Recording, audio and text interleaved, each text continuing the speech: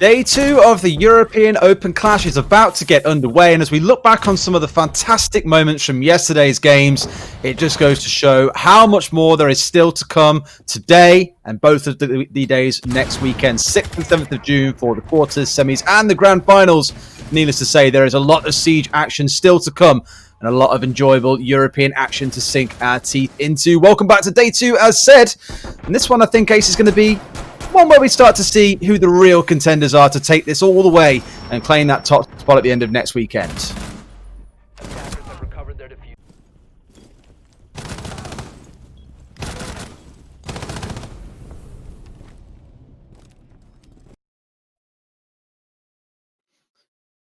I'm told that Ace says, I'm told that you might have no audio, mate. Is it another one of those? Is it another Ace day? Quite possibly, but either way, as he says, this is now Day 2, back for live things and good to go. My name is Desachu, joined by Ace of Pyro for the first games. We'll be joined later on by Hap and Fluke as well. If you're new to this and not quite sure exactly what's going on, we've had a bunch of games so far yesterday, of which we saw a good number of Pro League teams starting to steam their way through.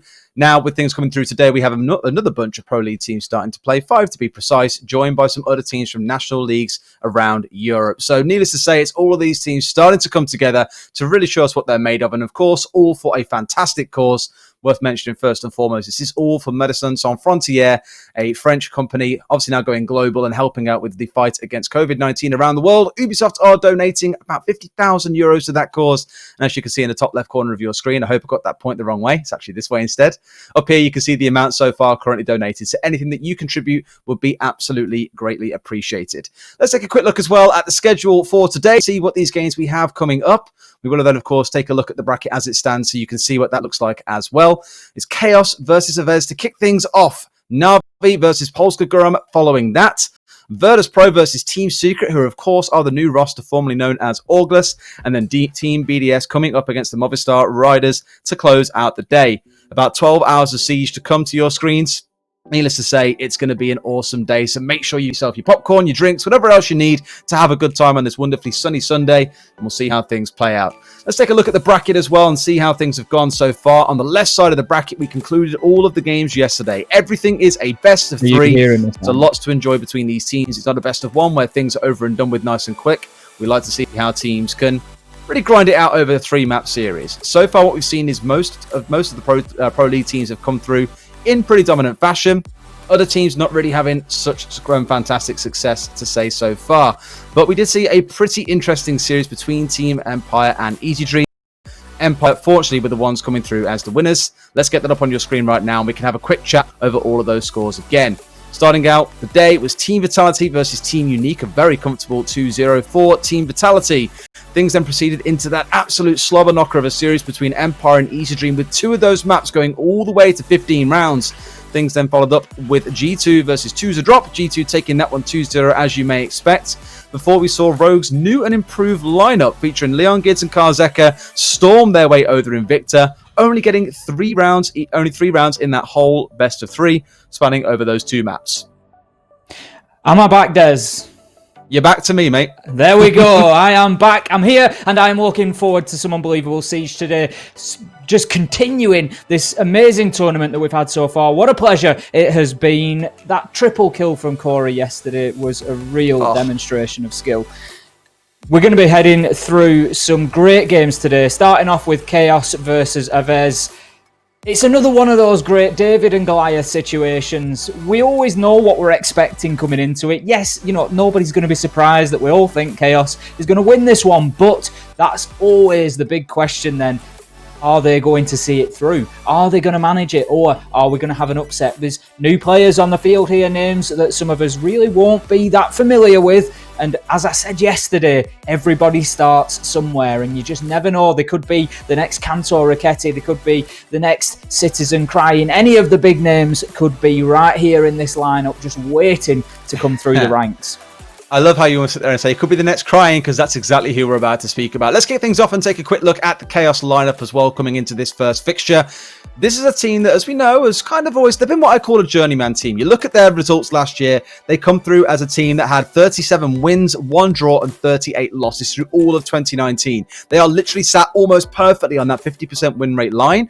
And this is the year where they know things have got to change. And they've now made a couple of changes. They've brought in Fresh, one of the analysts from the UK, who we know very well. And of course, Cryan has now stepped in place of Secretly. Now, Cryan, we remember from his time on G2, most recently with the Fuse Kids, where he had an excellent set of games, getting them all the way through to a nail-biting final game in Challenger League, where they very narrowly lost out to Team Auglis. But either way, seeing him come to this roster is going to freshen things up a little bit. And I, for one, I'm really excited to see what this new and revitalized Chaos might be able to bring to the field. Yeah, I'd agree with you, Des. I am very excited to see them play here with the sort of the new players and the new backroom staff, and just see exactly how it starts coming together. Looking at the Pro League season that we just finished last time around, they did finish 7th, so I think realistically some changes maybe were needed. I feel like some of the results they were a little bit unfortunate with. There were some very close games that they lost out on through that process. You know them very well from the Nordic leagues as well, of course, as they play there in the Nordic Championship, doing very well, although they have just recently suffered an upset, I believe. Ambush getting the win over them this week.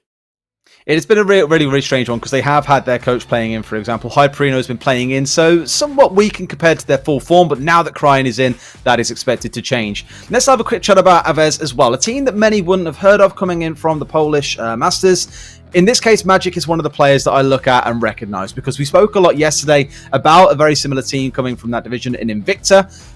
Magic was part of the same roster of Pact in Season 8 and Season 9 in the Challenger League, playing alongside Kendrew, Saves, as well as Deep and Darius, who we saw play yesterday. So definitely a small pocket forming in this region now, where we're seeing a number of these players. For the other four, though, I'll be completely honest, not a whole lot of history behind them, I don't think. So this could be a challenge, should we say, coming up against a team like Chaos. Could be a challenge, or it could be a surprise. It just depends which way you look at it, Des, and how the performances go, I suppose. But as you say, playing in the Polish Masters now, just to give a little bit of context, as much context as we can really, they played this week against Invicta, who we saw play yesterday against Rogue, and they did struggle a little bit, it's fair to say, against Rogue, but I think, to be honest, anybody would have struggled against Rogue yesterday. They were absolutely on fire.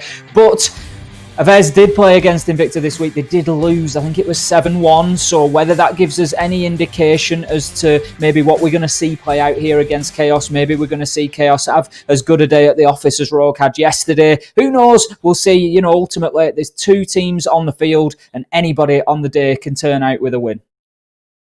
It can always be a surprise. Haven't seen many massive ones yesterday. You maybe argue with how close Empire versus Easy Dream went. It could have been a surprise to some, but I guess to us, having seen Easy Dream through all of Challenger League, maybe not so much the massive surprise we came or thought we were going to see.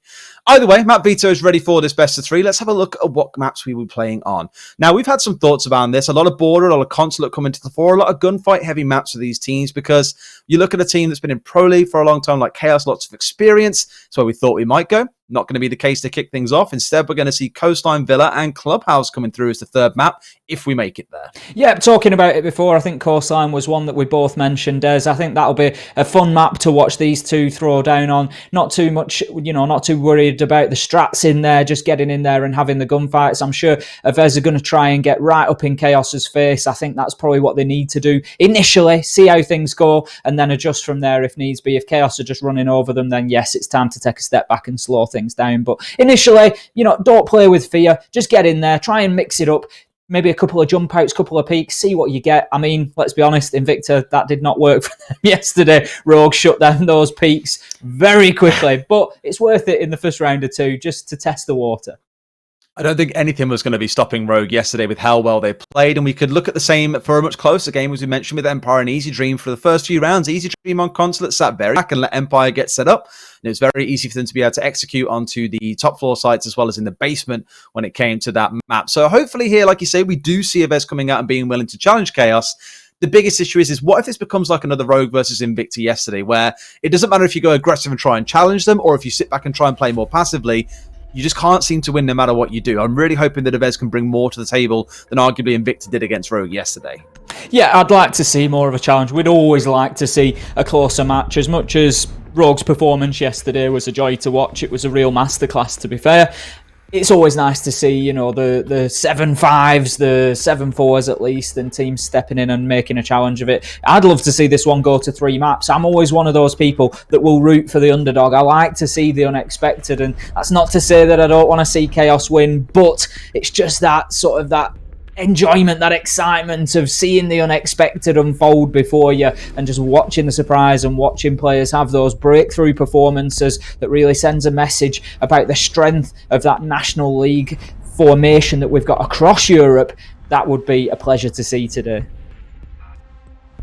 The band's rifling through pretty quick here as well, faster than we can catch up with them. Nomad, Capitao and Echo, the first ones taken away. That Nomad has become a very, very popular ban over the last 24 hours or so, I'd imagine, down to the fact that these teams don't really know each other. And arguably you might see the high level teams, the Pro League teams, thinking, well, we can be a bit cheeky here and get for some runouts and shut down attacks before they start. Equally, maybe these teams that aren't slightly as well known, looking for the same sort of thing, trying to surprise these Pro League teams. It removes that element of randomness from the round, I think, that should make either side feel a little bit more comfortable. Yep, no surprises to see the Valkyrie being brought along. She has been made, she's got through the bans, but will be traded out for the Legion before we even get to the 6-pick phase. Whether we'll see that traded back again or not, who knows? Maybe they're just trying to play a few little mind games there of Ez and just put the thought of a potential Valkyrie 6th pick switch into the minds of Chaos. I don't know, but they've got the IQ on board with Vital anyway, so they're not going to be too worried about that. With Valkyrie being available on Coastline, I'd suggest we're probably going to see a lot of IQ play today. There's some really dangerous outdoor cams, especially with the Nomad not available. So Avez not looking to take advantage of that situation just yet. I think VRS is going to be one to watch here in this round. He's taken the Vigil there, so he's going to have a very important task on his hands, and that's going to be slowing down and wasting as much time as he can for Chaos. If he can get a kill or two along the way, that'll be great.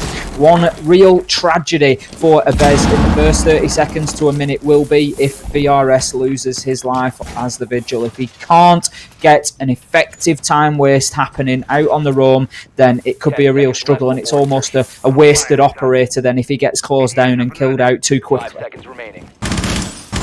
Come down to it, we see a lot of players like Citizen always springs to mind that love to play Vigil on this map and generally hang out towards the kitchen area and try and cause some trouble as they try and push in from the east side.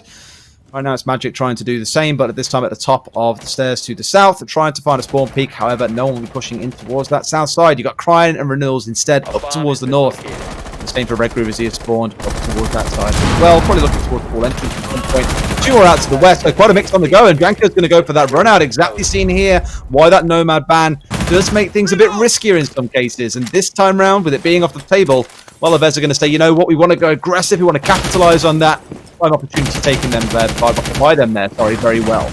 Great stuff from Janko there. That's what I suggested Avez might just need to bring to the table to put Chaos on the back foot and just let them know right from the off that they are in a game here, that they are not going to have the sort of day that Rogue had yesterday. And that's the message that sounds. Obviously, it went considerably differently when Invicta tried it yesterday, but success so far for Avez. I like to see that VRS is still alive. He is still out there fighting on the roam as well. He is now just over a minute, and he is slowing down this push, whether actively or not. Just his presence will make things difficult. Cryin taking some damage on the Ash there as well from Magic, just fighting all the way back from the top of the white stairs. He will be downed on his way to the bottom of those stairs though. Great timing there from Cryin to hit those shots, and Magic will be down but not out at this point in time. I'm sure it's only a matter of seconds before somebody goes in and finishes him off, and it looks like Reynolds is going over there at great speed to think about potentially doing just that. Still a good numbers advantage stacked up for them. Yes, he's injured, but definitely not out of the game just yet, and clearly a bit too risky to try and go over and recover him, as Chaos are slowly starting to get different areas of control. It's being supported by VRS, as you mentioned, hanging in towards the kitchen side of things, so as long as he wins this gunfight, they may have a chance of being able to retrieve Magic. It's got to be so careful of that main lobby though, otherwise it could be two of them going down here, rather than the one that they're currently seeing down. Janko just opening up a rotation there to give him a line of sight. It would appear that Chaos have got an angle opened up from VIP, which is something that we see quite commonly. Renewals here is just looking to push down. He will get the kill onto Magic now. If he keeps pushing, he might just find VRS as well. VRS seems to have moved away there, and Zapal will get a kill onto Cryin, so that levels as... No, it's actually advantage Avez at this point. They've only lost Magic, so they are 4 versus 3. 4 versus 2, as Tudix gets a kill onto Shate, and this is all all going in the favour of Aves at the minute. Very impressed with them. If we look across at the Chaos side and what's left, Ranuls is on low health, but Redgroove will get in and get a kill for himself. Ranuls taking even more damage there in the aquarium area. They've got one on either side of the site looking to try and pressure, but Janko will shut that down with the kill onto Ranuls, and Zappa will finish things off onto Redgroove, and that is round number 1 going to Aves. It's too early to say it yet, but Aves showing that they are no slouches here, and they are quite capable of playing at the level of Chaos, at least in round number 1. Surprising start, I gotta say. I thought maybe we'd see Chaos come out and just wipe the board with them there, but that was a very impressive, aggressive setup coming out of Aves there. You saw at the very start the spawn piece coming out of Magic. You saw Janko running out onto the hookah balcony and finding a kill for himself then as well, so they really are taking the fight to Chaos. And if I recall seeing Chaos play on this during the SI qualifiers against Crazy at the time, Crazy were equally quite aggressive and just really didn't give Chaos much room to breathe. Maybe that's the sort of game plan that Aves are going for here. Having seen that game back or seen how Chaos have played this recently, I think if I recall, Crazy took 6 rounds in a row against Chaos back then. It definitely wasn't a pretty affair at all. Heading into round number 2 then, Aves taking themselves a nice early advantage here on Coastline, but against a team like Chaos, let's not overplay that advantage. 1 round will not concern them too much, although Coastline, as the attackers, you don't want to let it get away from you too much. We would expect the attackers, generally speaking, to take more than they lose here on Coastline if it follows as we normally see it. We've got an interesting double rotation opened up there. I don't know whether that's one that's been opened up in the wrong spot, so the correct spot's been opened up, or whether they just want that level of visibility all the way through from main lobby. I imagine that will actually, yep, you can see it very nicely there. The single door has an angle all the way through to service door. Here goes Magic with some real aggression. He's got that ACOG out and he does make shots, but will not land them as Cryin shuts him down. Vito takes some damage in those exchanges, but it won't be enough, and I think maybe Aves just getting a little bit too carried away there. I know I suggested that we needed that early aggression, but round 1 was a perfect example of that. Janko taking a couple of steps outside of Hookah Door and getting himself a kill without putting himself at too much risk. Magic, that was a little bit more reckless, shall I say, just getting all the way out there, getting spotted as being outside as an attacker, and will be shut down. You're not going to get away with the extreme run-outs like that against a team like Chaos. Reckless, but 10 out of 10 for effort. I'll give them that much at the very least. He committed to it. There's no question. If that had worked, we'd be praising him for shutting them down once again and removing all the soft structure from the butt, making the a much harder job. Not going to stop Janko finding a kill onto Chate, though. That's the IQ down and out as well. So those Vault cameras, if not already found, are going to be a little bit tougher to remove from the map. It's going to be Tudix finding another onto Vito, and suddenly this attack is falling apart for the side of Chaos. Aves definitely giving it to them very early in the round. 60 seconds in and already 2 are dead. 2 dead, 3 dead as Tudix gets another. That's 2 on the round for him, and that will be Ranuls off the board. Zofia gone once again, so that now leaves us 4 versus 2. Cryin and Redgroove have got it all to do, and this is going to be the thing that faces Aves throughout this match, is even when you are down to 2 Chaos players, you look at them and you think these are players that are more than capable of this. Cryin getting himself a kill there, 1 versus 3, but will be shut down there within a matter of seconds by VRS. Once again, many fights being brought on the actual exterior of the map here. Aves not letting Chaos settle, and I think that is a really important thing for them to do. There's, as if at the minute that Chaos are walking on hot coals trying to get themselves into the building, because they know that they're being challenged constantly. There is nowhere safe for them. They're not being allowed to feel comfortable to grow into this match, and that is exactly what Aves need. They need to come out here with a strong start, take Coastline away, and then have that advantage going into the later maps.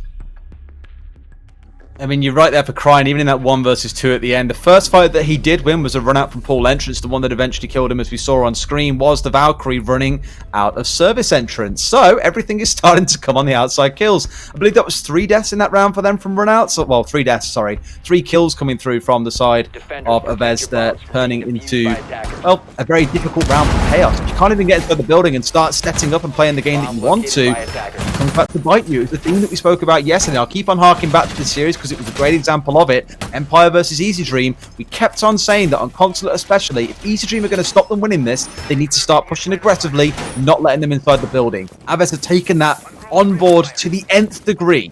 And Chaos in these first 2 rounds have barely let they've had a chance to breathe, let alone get a kill. Let's see if this round plays out any different. At least at the start of that last round, they did look a bit more patient in terms of how they started. They had 3 or 4 still ticking out in the east spawn, just waiting for someone to go for the run out. They saw it on the drone coming, didn't lose a man, so that was a good step there. It's then maybe trying to force more trades later on when the run outs do come through onto subsequent members, but maybe they've got to tighten things up a little bit there.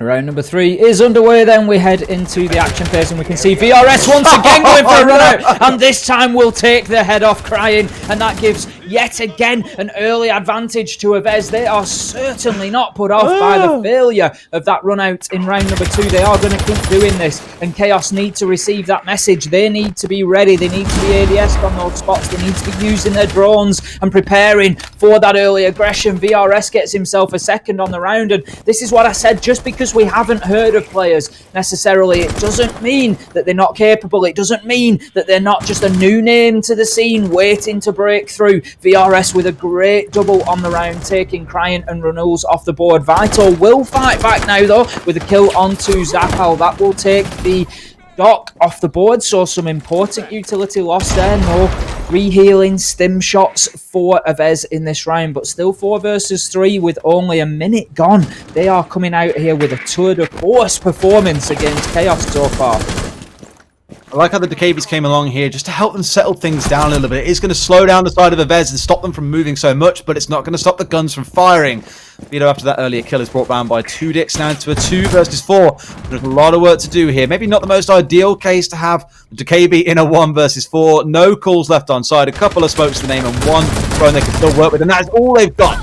He's going to find a kill at the very least, but immediately traded back out again as well. Another round going the way of Avez, and they are making this look easy right now. They really are. There's not much of a challenge to their defensive positions going on so far. They've rotated through 3 sites, and they have won 3 sites. There is absolutely no fear coming in from them whatsoever at the moment. They are happy to take the early engagements. They're happy to have those peaks, have those runouts. Right now, Chaos need to be settling down, and they need to be locking themselves in here and saying, right, we're droning the exterior of the building to make sure we're not getting run out on, to make sure we're not getting peeked onto. They need to start doing all the things that they would normally do in a professional match. They need to be taking this properly seriously, and because otherwise they're just going to keep getting slaughtered like that before they get anywhere near the building. Defenders, protect your bombs from being defused by attackers.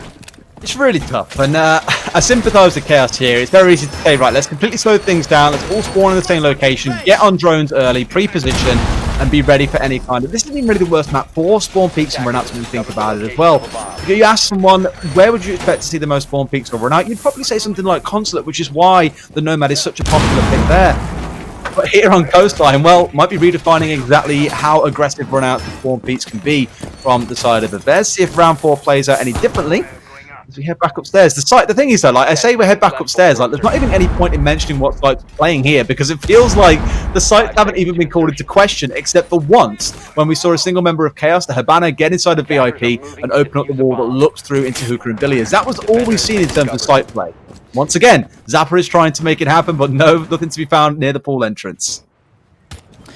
Into the action phase then, and once again, as you can see, ACOGs are just trained on every window, just looking for anything they can get. Avez obviously very aware that they need to take advantage wherever possible, and that early aggression is one thing that is really paying dividends for them at the minute. But this time Chaos have made it through the first 30 seconds without losing a member of the team, so that is a good start for them in terms of what we've seen so far. And these are the rounds that could be more dangerous for Avez, when Chaos manage to get themselves established and they're not losing men to those early gunfights, and they can start to use the attacking strategies that they are familiar with. Shatter getting himself a kill, Renewals doubling down on that, and that will now leave us 5 versus 3 very quickly. And this is exactly what Chaos needed to do. They needed to flick the switch, and they needed to say, right, enough's enough there. We're not going to keep losing men on our way to the building. We're going to get there. We're going to play our game. We're not going to play their game.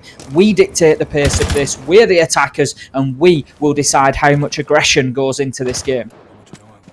It's like I've been saying quite a lot lately, is that defenders determine where the round takes place. It's attackers that determine the pace and the aggression at which it happens. It feels like that has been somewhat reversed here, or more like that the defenders are holding all of the chips until this round, where Chaos have slowed things down a little bit. They have been a bit more cautious. Finally, things are starting to work in their favor. BRS still going to find one from the downstairs with a great angle up to the roof, mind you, but the cross angles are coming through. Cryin is taking a bit of control in this round with a double kill, and leaves down just the one being left alive. It's BRS all by himself here, down towards the hallway on the south. He'll find one more for himself as they were looking towards the wrong direction. He'll find Shate, cannot find another, but at least the plant has gone down this time, so now the round is being controlled by the side of Chaos.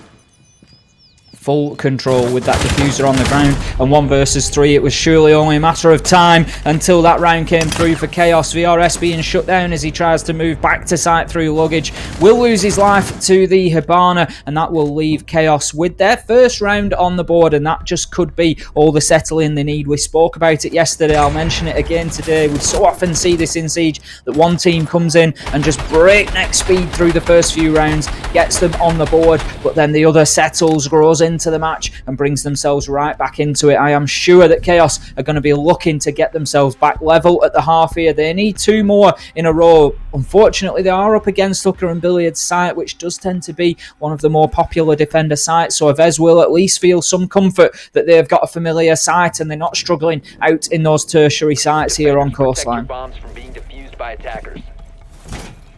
And all that you've just said there, I think, again, was given a wonderful example yesterday between Easy and Empire. First map, totally dominated by Empire, and as the series wore on, maps 2 and 3 both went to 15 rounds. It just took a team a couple of rounds to settle in some instances, and maybe that is the case here for Chaos, or maybe not entirely, maybe it's still Avez to take the next 2 rounds. It's the unpredictability that comes into it, the small mistakes that are made by Chaos at the start of the rounds in terms of positioning, where they're approaching from. If they're not playing as units, for example, is where you might start to see them get stung a little bit. A small change coming through for Avez, mind you, the mute being brought along by Magic. We've seen him more playing on these aggressive ACOG-based operators for the most part, a Rook a couple of rounds, for example. Coming through here on the mute, I think he's just going to try and slow things down a little bit. They're aware they maybe can't be as cheeky as they have been in previous rounds, and just want to say, well, how do we beat a team that's been in Pro League all this time, that relies a lot of information and strategy? Oh yeah, of course, we just take that information away from them. They've now got to deal with the fact there's a mute on the board with all those jammers down, and there is a vigil running around causing chaos too. So quite a few things to be worried about here once you actually get inside the building. We might yet see Avez take some advantage from. 30 seconds in then, and once again Chaos have managed to keep themselves alive here, and as you say, it's all about them getting into the building. But as I say that, Caster's Curse, Zap will strike Renewals down, and that will now find us 5 versus 4 in favour of Avez. Once again, they are winning these opening battles consistently, and that is important and something that Chaos needs to change quickly, because so far they haven't shown us the best performances when playing at a man disadvantage. Avez, once they get themselves on top, have managed to keep themselves on top, and if that continues, this game could quickly run away from Chaos. 1 or 2 more rounds on the defense for Avez, and you start really calling this a map that should go in their favor without a question. Run pushing now side of Aqua. No one is really around, but dealing with those jammers is going to be a key one if they want to be able to get these drones running through the map. Vito's down on the roof, thankfully, of course, and getting himself back up as he is on the Zofia. May wait for someone to come back up and get him. Nope, definitely going to get himself up. Otherwise, could have got up on a bit more HP, but never mind. At least he's back on his feet and able to gun another day. 4 inside the building, at least for Chaos, still down to a slight numbers disadvantage, and it's more the intel gathering right now that is on their side. So Ave's playing a different game here, where it's not about runouts and disruption early, it's disruption in the mid-round instead. Ryan's going to find a kill walking around that corner onto Tudix, mind you, and that should be the aggression coming in from luggage cleared that they were maybe worried about previously. You've still got to worry about VRS and where he's roaming though, because the number of times we've seen him get kills in this map from downstairs on towards the roof or the upstairs, it's quite a number now that he's sat at 6 kills. Coming into the last minute, and Chaos need to get something moving here. Not too much progress for them, as you can see. Vito has used that last stand ability to get himself back on his feet, but how about this, using that Hibana angle on the reverse just to get a look all the way through to VIP. Vito will take advantage though, a couple of kills onto Yanko and Magic, but then will be shut down by Zap, and that now leaves us in a 2 versus 3. Red Groove is getting that diffuser down and will be successful, and peeking around the corner here. VRS starts that retake with a kill onto Shate. 2 versus 2 now. now, but the advantage is in the hands of Chaos. With that diffuser active on the ground, they can retire now to the Aquarium balcony and look to hold those angles and just prevent the access to that diffuser. Hibana just behind the bar there, looking the wrong way. Zap will take full advantage. He's looking for a second. He wants to get in there and get both kills, and VRS will finish crying off, and that is going to be a successful retake for Aves. They are showing real capability here on Coastline, not afraid whatsoever to challenge the big boys of Chaos, and they will disable the diffuser, and another successful round for them. Round 5 going in favour of Aves. Wow. The fact that they can win a retake like that so confidently without losing a member as well is pretty ridiculous. And for Chaos, you have to question, why? Why watch luggage in that case? You cleared it out earlier on, and I completely understand it. There's no drone down there. Okay, you haven't got a flank drone set up. You need to be aware of a flank coming in from that angle. The biggest question then kind of sits in for me is, why wasn't there a flank drone watching luggage? Why isn't someone who's dead on your team sat watching that? Why aren't you training both of your guns to where you knew the last shot to come from, which was towards Hookah?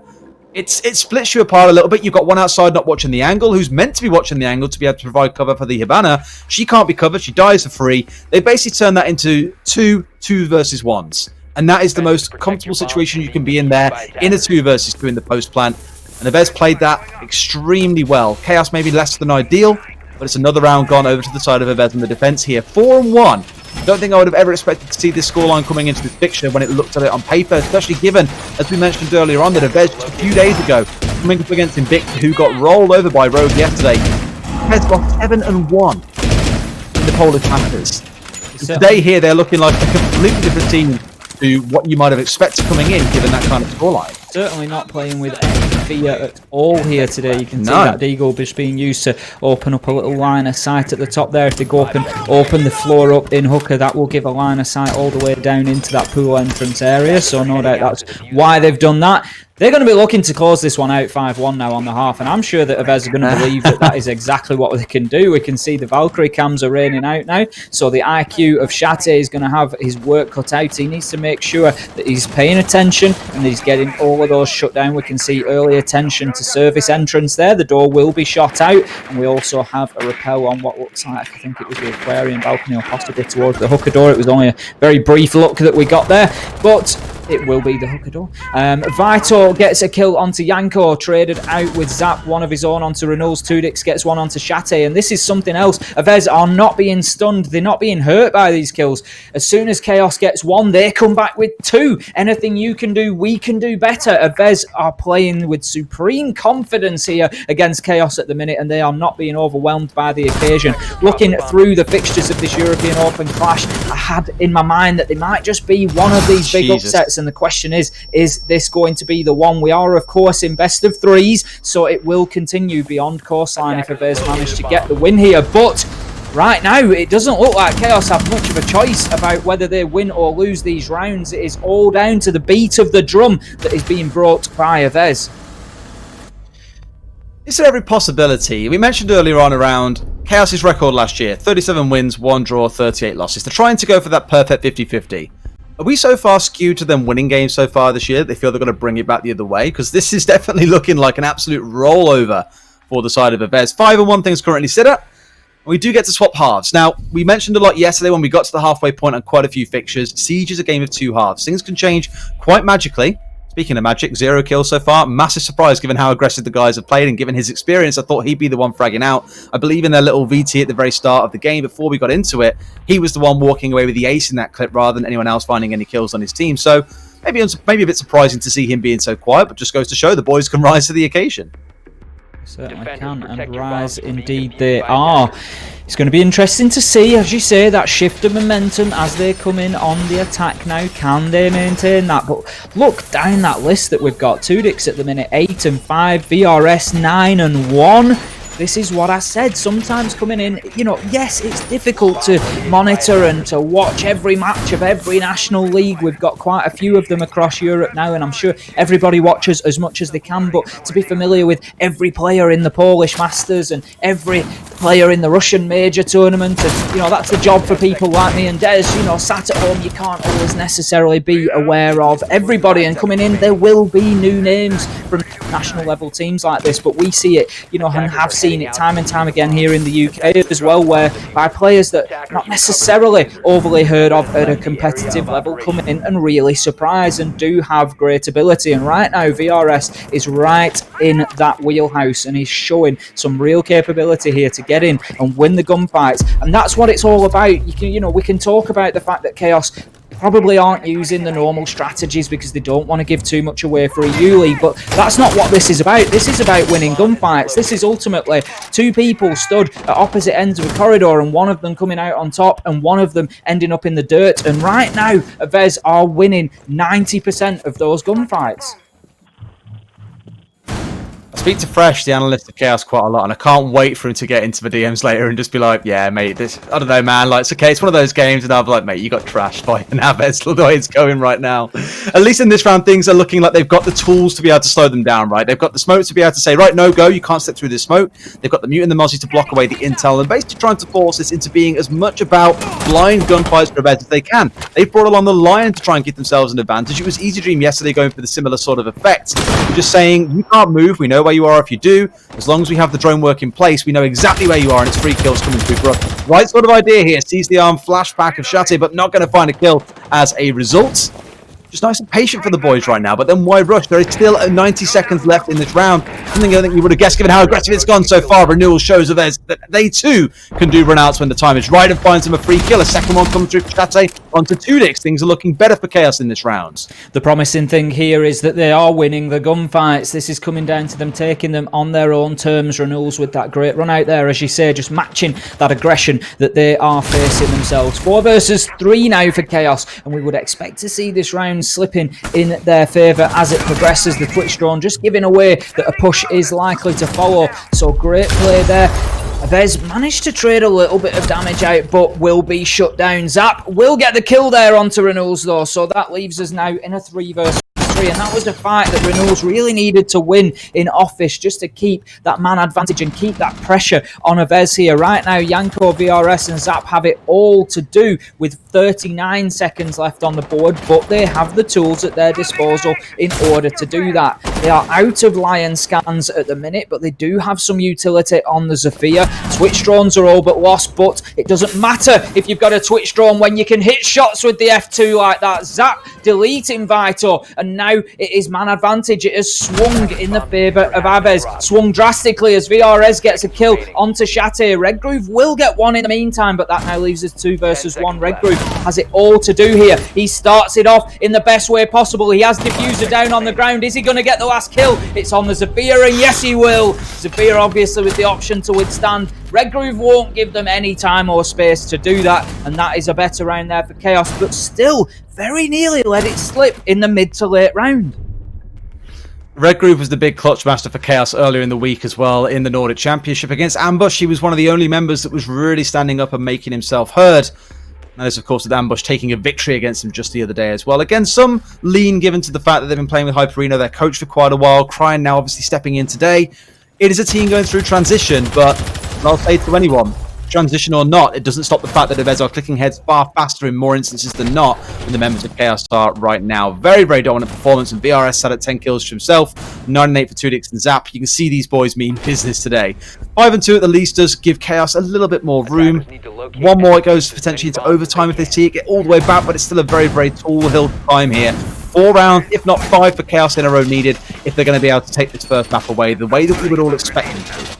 For me, Chaos need at least another 2 rounds here. They need to be getting at least 3 in a row. They need to get them back within touching distance before Avez get onto that match point opportunity. They need to get back to at least 5-4 here, so they only have to fight against that match point for 1 or 2 rounds at the most. They will still, I'm sure, in their minds be aiming for a straight win here. Chaos will be confident on defense that they can bring 6 right back in a row and go even better than Aves did on their defense. Now, if that happens, I think that's pretty damaging for Aves at that point. It won't come as a surprise, as I've said already. You know, the majority of people will expect Chaos to be victorious in this match, but if they bring it all the way back and they run them back in from 5-1, it's going to be very difficult heading into Villa for Aves then, because it gets to that point of like, you know, what can we do here? What do we do? We've just had a 5-1 lead and then had it just stripped away from us right out of our hands. So Aves will be keen to get another one on the board as soon as they can and give themselves maximum opportunity to close this out. Give themselves as many rounds as they can to get that match point and to take Coastline away from Chaos. And that Fuse coming along as well, just excellent for a number of reasons. You look at it and people think, oh, why bring a Fuse along in a competitive game? A number of reasons, really. One, it's fantastic at destroying a lot of utility. Can burn ADSs very, very quickly, as you may well know. Very good for creating space as well. If you pop one of those out, you're going to catch people out super easy. They're going to get melted as a result if they're in line of fire of those grenades. We'll see if it comes into much use in this round. It isn't always an opportune time to be using it. On the downstairs sites, definitely more so than the upstairs ones, though. And in being kitchen, well, if they can get control of the upstairs here inside of VIP and inside of Penthouse, perfect chance to make use of it. Crime finding the first kill onto Yanko. Starting to find the feet a little bit now, Chaos, and getting those early kills. What we need to see is them just cementing those leads and not allowing Aves back into it. They can't leave it down to 1v2 clutches every round, because right now they are 1 round away from facing match point. They can't keep rolling the dice. They can't keep having that gamble, that risk. VRS will catch Shate out drastically from behind there and get the kill there. Shate unaware of VRS's approach. That will be down but collected. Reynolds gets a kill onto Tudix meanwhile, so that now finds us 4 versus 3 with Zap on 20 health. So advantage Chaos once again. What I want to see them now is apply pressure. I want them to continue this, and I want them to take full advantage of that manpower that they've got and not allow Aves back into this. Reynolds doing exactly that with a kill onto Magic. Don't let this slip now, Chaos. Don't allow this to come down to a 1v1. Don't allow it to come back to a 2v2. Just play it sensible. Hold your angles. You've got the sight. You've got the control. Force Aves to play into you now. I mean, they have to, because the diffuser being upstairs, and they're going to find one angle there onto Zap. It's all down to VRS by himself. The top fragger left versus 4 members of Chaos. Quite an imposing feat for any player, no matter who you are, I think. All pushing in from the same angle as well, with no vertical control, is probably what's come back to bite them quite a bit here. They have struggled to get the control they need to be able to assault correctly. They're all trying to push in the same direction, and Chaos just sitting there holding the same angles all round long. Will do more than enough to take away round number 8. The big difference for Chaos now is that they're starting to win gunfights, and that was what I commented on a couple of rounds ago. Of course, we can look at it, and as I said, we can say that Chaos aren't going to be playing their normal game. You know, they want to focus on that EU League. They don't want to be giving too much away as part of a fun charity tournament, but ultimately, they are here to win, and you've got to win your gunfights, and that's what they're starting to do now, and you would still expect players of this sort of level to be doing that, of course. But as I mentioned, of course, we are here for a charity tournament, and it is all for fun. The real winners here being MSF, Medicine Sans Frontières, the charity being supported by Ubisoft. They will be donating 50,000 euros, and anything that you can donate will go towards helping that charity offer urgent and needed medical assistance around the world to health authorities, primarily at the moment focusing on that COVID-19 relief effort, but obviously other many great causes helped and covered by them as well when that is all said and done. So 95% of their running costs come from the generosity of the public, come from those donations. So if you can, exclamation mark in donate in the chat, will give you all the information that you need and help us get that total over, I think it was over 2,500 euros raised by the Siege community as of yesterday. So let's have another fantastic day and drive that right up, and let's do something that everybody can really be proud of.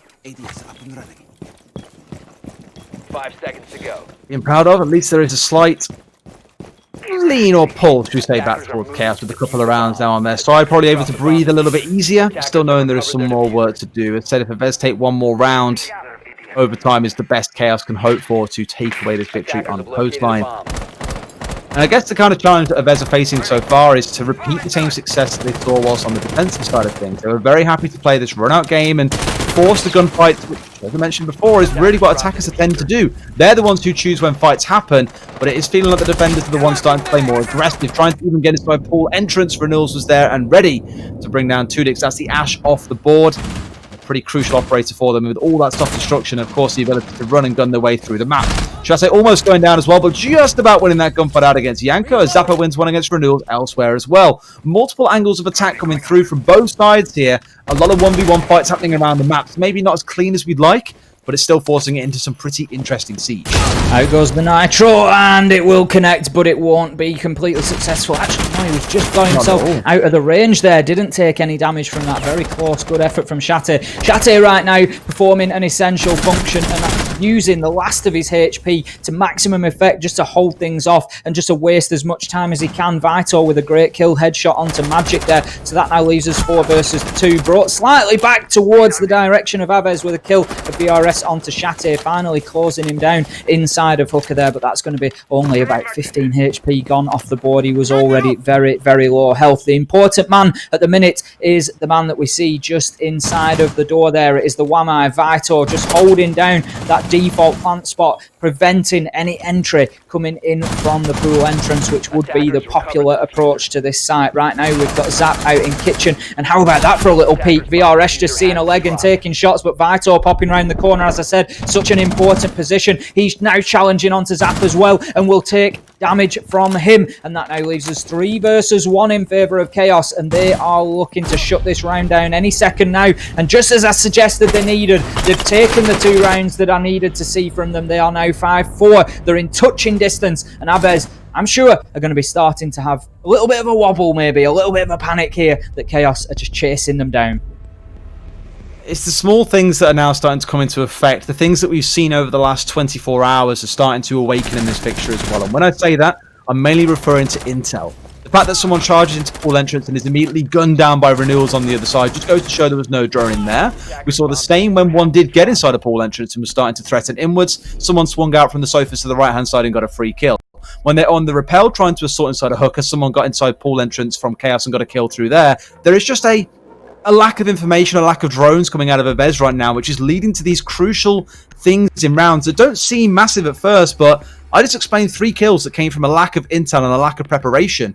If you're losing 3 members of your team to small basic things like that, chances are you're not going to go on to win the rest of the round in that weird 2 versus 5 or 2 versus 4 that you then find yourselves in. So some chaos is needed from Aves here. I want to see them slow things down on defense. Yes, they did a wonderful job of playing fast and aggressive and getting kills as a result. They cannot afford to take liberty here on the attacking side of things because Chaos are willing to bring the fight to them in equal measure. And that means they need to adapt how they're playing here. And this is where you're going to see the real maturity of this team is, can they adapt to a changing opponent?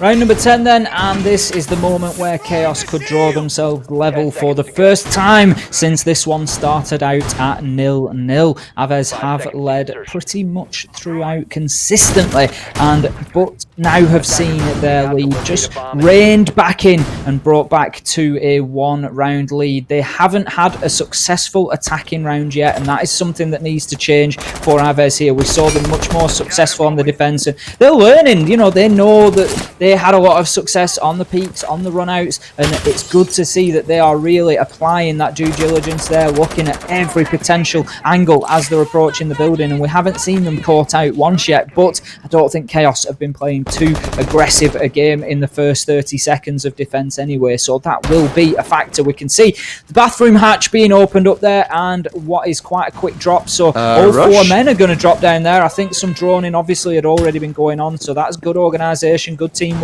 good feedback that it was safe to move in so quickly. That gives them control over the VIP area, and they can start to work into the map deeper from there.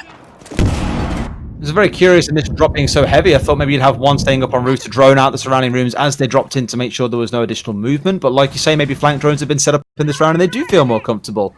With good cause as well. You can now see with this split from medics that they have half the map in their control. A couple of fights going on around the map as 2 drop, 1 from either side, 1 downstairs and 1 on the upstairs. Chaos right now trying to play quite aggressive on the downstairs side of things, which is a bit strange given the fact that the sites are on the upstairs right now. But Cryo's going to find himself yet another kill, 1 being challenged on towards service entrance. So Chaos playing the same game as Aves here and saying, you know what, we can play at windows and doorways too. Good luck getting inside the building without a challenge.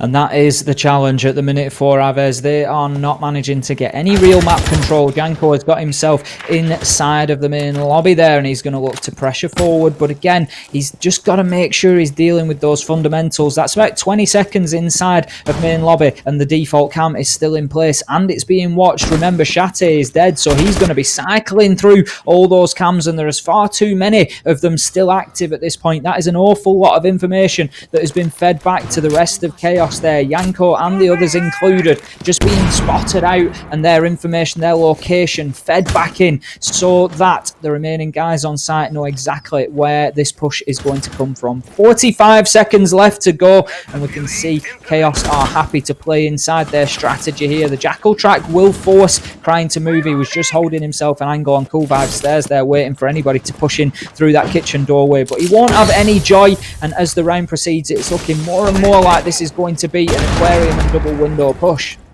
Might well need to be as well. They're out of drones here, so everything's coming in blind. It's why you're seeing the Zofia trying to use those lifelines to detect if an enemy is nearby. They are, of course, proximity based. One is still in behind the bar. The angles are being set up, but this is a good hold by Chaos. They haven't got to move anywhere right now. They're in the right locations. They challenge the window, though, nearly lose it out as well. Renewal's down to half HP. Magic's down to almost nothing as a double kill comes through, and Chaos hold firm and take yet another round, bringing us all square at 5-5. What we are seeing here is teams that are showing a lot more capability when the setup and the battleground, the situation goes in their favour. When they're on defence and they can say that this is how we're going to play, this is what you're going to have to play into. We are showing much more capability and winning the gunfights when we have that advantage. And at the minute, Chaos are taking full advantage of that, and they've got themselves 4 in a row now. They've got themselves back up to 5-all. If they can do 2 more, and there is nothing to suggest that they won't, they will take the first map here on Coastline 7-5, and I'd have to suggest that Villa is going to be an even tougher map for Aves to come up and get anything out of Chaos. I think it's really important for them, if they want any success in the first round here of the close bracket of the European Open Clash, that they manage to get this map from Chaos. We've got to say European Classic. I think I might have. Well, there's been a lot of siege in the last couple of weeks. Of course, the Classics are part of this whole series as well. All kinds of exciting siege stuff coming on ahead of the European League starting in just 3 weeks' time. And I mentioned yesterday before that we have a good number of national leagues tying up to a close as well. So no doubt some fantastic siege to keep you busy over the summer months as well. I know we're all very excited about the progress we're going to see over summer, and of course leading into SI 2021 as the majors start to unroll towards the latter end of this year. As I mentioned though, set at 5-5 for now. Chaos are looking far more in control, and I think a lot of that is coming down to the sort of things I touched on a couple of rounds ago. It was more down to the drone work then, but of course the larger scale macro picture, I suppose you could say, in attack. See now? The larger scale picture when it comes to attack is that generally there is more timing and communication and coordination needed for teams. On defense, you can afford to sit and hold angles and just go play for crossfires. You haven't got to worry too much about moving very much. On attack, your executes have got to be almost perfect. The way that you push together, take angles at the same time, the intel that you feed back and forth to one another, it's a much busier time on the attacking side of things than it is necessarily on the defense. That affords you certain privileges, might I say. Again, you get to lead the pace of a round because you get to choose when executes happen, who's going to happen, where from, things like that. Defensive side's a bit more passive, and does feel like Aves are struggling slightly with that side of the game right now. Not saying they're not communicating, because very clearly they are, but Chaos look a lot more comfortable, sat entrenched in certain angles and just waiting for Aves to come to them. And when they do, it's Chaos overwhelmingly winning out a good number of these fights. I say that as a trade comes through, Cryon finds Janko, but VRS, the top man for this team so far today, comes back through with another one and gets them more control of the VIP area of the map. At 13-5, it's fair to say that VRS is having a great match here on Coastline. But looking at the site in particular that we are aggressing onto, kitchen and service, usually the number one priority for teams is to get in above that site and just start opening the floor up. The large majority of the floor, apart from where VRS is right now, call that Hall of Fame, that grey floor, that can't be breached. But everywhere where in the left of that VIP and then to the sort of bottom right of that, the penthouse area, that can all be opened up and can give lines of sight down into the bomb site here. So they're trying to get control of that now. With Sledge off the board, that limits them a little bit. They've got the breaching charges of Ash. They don't have any actual secondary gadget. Oh no, sorry, Twitch does have the breaching charges in hand, so they can get in there and get that floor considerably opened up and try to just get a few picks in into sight and just force those defenders out of those comfortable positions and moving around. Zap will get a kill onto Reynolds, who was still lurking around upstairs, but will be shut down. Shate could be very important here. Let's just watch how this one plays out. He's moving through luggage. He's crouch walking to stay quiet. He's looking at a potential double here as he moves around. Fortunately for them, the Avez members had moved further round 90 corridor and have just kept themselves safe and will now drop. Tudix drops into the courtyard area. Redgroove gets one onto Zap, so that's going to shut the Twitch down, and the vertical angles are all but being wasted now and just ignored. Shate gets the kill onto Magic, and right now this is just all about patience from Chaos. They've not gone rushing headlong into these challenges, as we saw Shate moving slowly around the map on that rotation down through main lobby. Was more than happy to take his time and wait for him to get into a position to make a challenge. Now as it is, Tudix gets one down, so that leaves us effectively 1 versus 1, Shate versus Tudix at this point. Tudix does have the diffuser nearby, but with only 11 seconds left to go, he will leave it on the ground, so he is going for kills. This is all about this last duel. Who will come out on top? Does he know where the Valkyrie is? If he takes a shot through onto that common spot, he could get some joy, but no, Shate will do everything his team needs of him, and that is to stay hidden, stay protected, and win the round based on time. And for the first time here on Coastline, Chaos take the lead, and they are 1 round away from taking Coastline away from what will be a smarting Avez after they came away with a 5-1 lead after their defense. Another very sensible, calculated round from Chaos there. It felt like just sitting static again. No need to go super aggressive. Outside of 1 or 2 being picked up upstairs by themselves, and nothing else, that gives more of a lean towards the idea. Playing a bit more static and just letting Avez come to you. There is no shame, as well as we saw at the very end, from sitting and waiting and giving your team that round win. Otherwise, you're essentially seeing yourself go through to overtime. And who knows what kind of chaos might kick off, not quite literally, I guess, in some cases, if it came down to it, if it did go through into overtime. Attackers need to locate and defuse. So I think we're going to have a quick rehost here. So we're just going to get the players out of the lobby. You'll come back to our smiling faces for the time being as we just take a second to pause and reflect on what we've seen so far. So Avez, if you've joined us after the beginning of this match and you haven't seen anything, Avez came out with an absolute tour de force on defense. They were jumping out, they were peaking, they were really taking the fight to Chaos, and they were winning gunfight after gunfight, and confidence was high. But as we see so often, once those sides switched around and the momentum shifted a little bit, Chaos have got themselves right back into this, and they've run this one all the way back in. 5 consecutive winning rounds on defense, and they still have 1 more to go. They could win this here and now, 7-5, all the way back from a 5-1 deficit. I might have to get myself a tattoo just kind of reinforcing that statement I've said so many times, not just in the last 24 hours, but the last week, that Siege is a game of 2 halves. It's being proved literally every single map that I watch. Teams are coming in and having a wonderful time, as we saw from Avez in the first half. We switch over, and it's like Chaos weren't even the same team that we saw in the first half. Things are looking a lot more communicated. It's a lot more coordinated, rather than communicated. I don't know how something can look communicated, but it can definitely look coordinated. Things are looking just a lot more sensible for them. They're not worrying about trying to play aggressively like you said. They aren't having to deal with the mad aggression coming out of Avez, because aggression is kind of expected from the attackers. It's looking like a game of 2 halves, quite literally. And with how things have been going so far in the second half, Avez really unable to find anything for themselves. I think Chaos can carry on and take the next 2 rounds and force us to a 7-5. But everyone will be looking at this and thinking, it came pretty close. What else can they do on other maps? I think ultimately moving on to the defence has been exactly what Chaos needed. Dare I say, the first half looked a little chaotic, a little too chaotic even for Chaos. They were just not getting into the map. We saw them spinning round. I remember, I think it was Crying on round 2 when he was down to 1 versus 2, 1 versus 3. He was still outside of the map, and we saw him down at service entrance just spinning round because he was being challenged from every angle. And that is what Chaos were being forced into for the first few rounds particularly. They just didn't know whether they were coming or going, and Avez kept them really on top of hot coals and didn't let them settle into the game at all. But I think once defence came along, that can be the great leveller for teams. If you've struggled to get into the game on attack, defence can just be that stabilising force whereby you're setting things up, you can prepare for the push, and the game largely is dictated dictated by you, because the attackers always have to respond to what you're doing. The clock is in your favour. Many elements at that point are in your favour, and Chaos have taken full advantage of that, and I'm sure that the experience on their side will have been saying that all along. You know, if they want to play aggressively on defence, this is difficult for us to play against. Let's not worry about it. Let's just get ourselves onto defence, and I'm sure that they'll have had plenty of confidence that they had the ability to bring this one back, which is, at this moment in time, exactly what they've done. Absolutely that. And let's not forget as well, this is Chaos's map pick. They chose to came here and maybe started on a slightly weaker side, but that does mean going into Villa, that's Avez's map pick, so Chaos choose to starting side, of which I would fully expect things to go on to defense. Given how well they have played defense so far on this map, I can't really see Villa changing much more. I guarantee you they'll be feeling pretty comfortable going into that.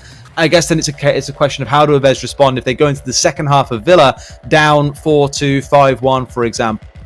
What's going to be the big shaker for them? How are they really going to bring themselves back into it on their own defensive side? Because I get the feeling that trying to play that aggressive on side of Villa, it's a little bit easy to deal with for the side of Chaos. You're not going to get spawn peep from 2 or 3 locations all at once. You can afford to breathe a little bit more, get your drones in the right places. I'm just concerned about what Aves can bring to the table on Villa that they've already brought to the table here on Chaos, because the map just doesn't enable the same sort of things. That's it. I think their opportunity to take a map and push it into the decider on Clubhouse was probably here on Coastline. I think Villa will be more of a struggle for them. I'd expect a better performance out of Chaos on there, and just a more sort of well-rounded attack and defence from them. I think it will be more of a struggle. I think looking here on Coastline, they did the right thing. I said it at the beginning. They needed to come out strong, and they needed to give Chaos a bloody nose early into that fight and just really put them on the back foot, and that's what they did. But unfortunately, you've got to remember, you know, this is a national team up against a professional team, and there is still a gulf there. But what I do like to see, and what is important to see, is these national teams coming in and giving these teams a challenge. They've shown that they are fit to be on the same map. They can win the same gunfights, and they can take the fight to these teams. And the fact that that is coming out of the national leagues is brilliant, especially when you consider the new process that we've got for national leagues heading into Challenger League, heading into Pro League, and having that grassroots mentality. It just shows the level of quality that is building throughout Europe, and that is only going to continue as time goes on.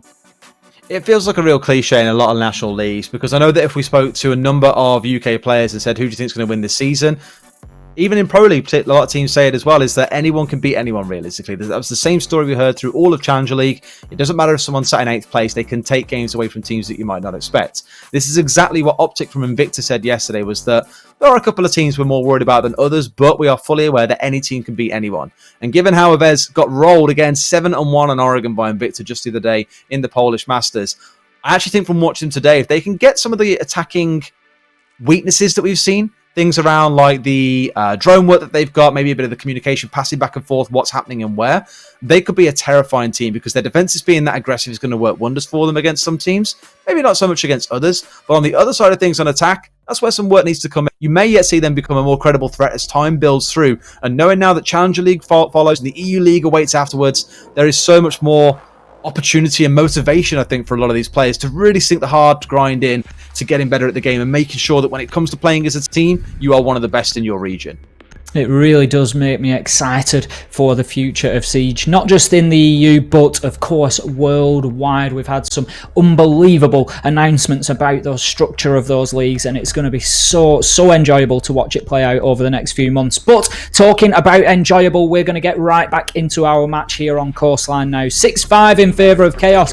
Don't look away, don't adjust your screens if you've just joined us. That is the correct score. Aves have put up a real fight. The team from the Polish Masters here went 5-1 on their defensive half, and then Chaos are running it all the way back in right now, and they are going to want to finish it here and now. They don't want to go to the risk of overtime. It's always a little bit of a roll of the dice when you get to that point, so I'm sure Chaos are going to be looking to shut it down. And to be fair, from what they've shown us so far, I would expect that they should do so. They showed us a great defense of this location. A couple of rounds ago, Vito was absolutely dominant in that default plant position there. They were just unable to move him as the Wamai. He just played in behind that deployable shield, got himself a couple of kills, and did absolutely everything that Chaos needed from him. This is a small side note, a bit of humour for you guys as well. The production detectives behind the scene were looking at exactly what Zapalnishka's name really meant. Zapalnishka Bic, that is. It means Bic lighter. You know the cheapo little 20p lighters you can get from down the local corner shop or something? Yeah, it's one of those. So, an interesting name coming in, to be fair, but it's still not stopping and bragging out as we've seen so far in this fixture. Of course, now due to the rehost, everyone is reset back to 0, but we did have 3 members of Avez either on, slightly above, or just below 10 frags. So a lot of very competent gunners on this team that really can't afford to be discounted just yet. What you say? We'll see how this round plays out. If Chaos win this one, then suddenly the horror story potentially for them of Avez taking this game away from them will be put to bed. We'll be going to Villa looking like it should be going towards a Chaos-sided lean. Tudit's going to start things off with a kill onto Red Groove. That's the mutes taken off board, and they now have control of VIP. Let's not forget, of course, that we are on the Sunrise and Blue Bar sites downstairs, so it's more about this vertical control they want to get themselves set up with first, before they start looking to make that push downstairs. Even brought that gridlock along as well, just to lock off some of those angles of those potential rotations, where you may yet see the defenders try and use later on to cause a bit of an upset. Very important first kill for Avez there. We've seen already a couple of rounds on the bounce where Chaos have hurt them because of roamers. We saw Shate moving around. I commented on it at the time, moving quietly around that top floor. Very nearly got himself a double into 90 corridor, but still moved himself back downstairs and still achieved kills from down there. So that is something that is important. The fact that they get complete top floor control, as you say, use that gridlock gadget just to close off any rotations, prevent Chaos moving players back upstairs. That's something that Chaos have shown us, that they are quite mobile. They're happy to move around the map. They're happy to adjust where they play and move up and downstairs. It doesn't concern them. So Avez need to get that top floor locked down, and they need to not suffer from any more roamers. And how's about that for a freebie for Zap there? He will light a fire under this attack as he takes Shate out of the site, and that will leave us now 5 versus 3. And could this one be another game for me and Dez heading into overtime? Very much so, could go that way, but Vito goes, no guys, let's stop it right here and right now. Magic being taken down by him, but it's still a 3 versus 5 with 2 members of Chaos just a bullet or 2 away from death.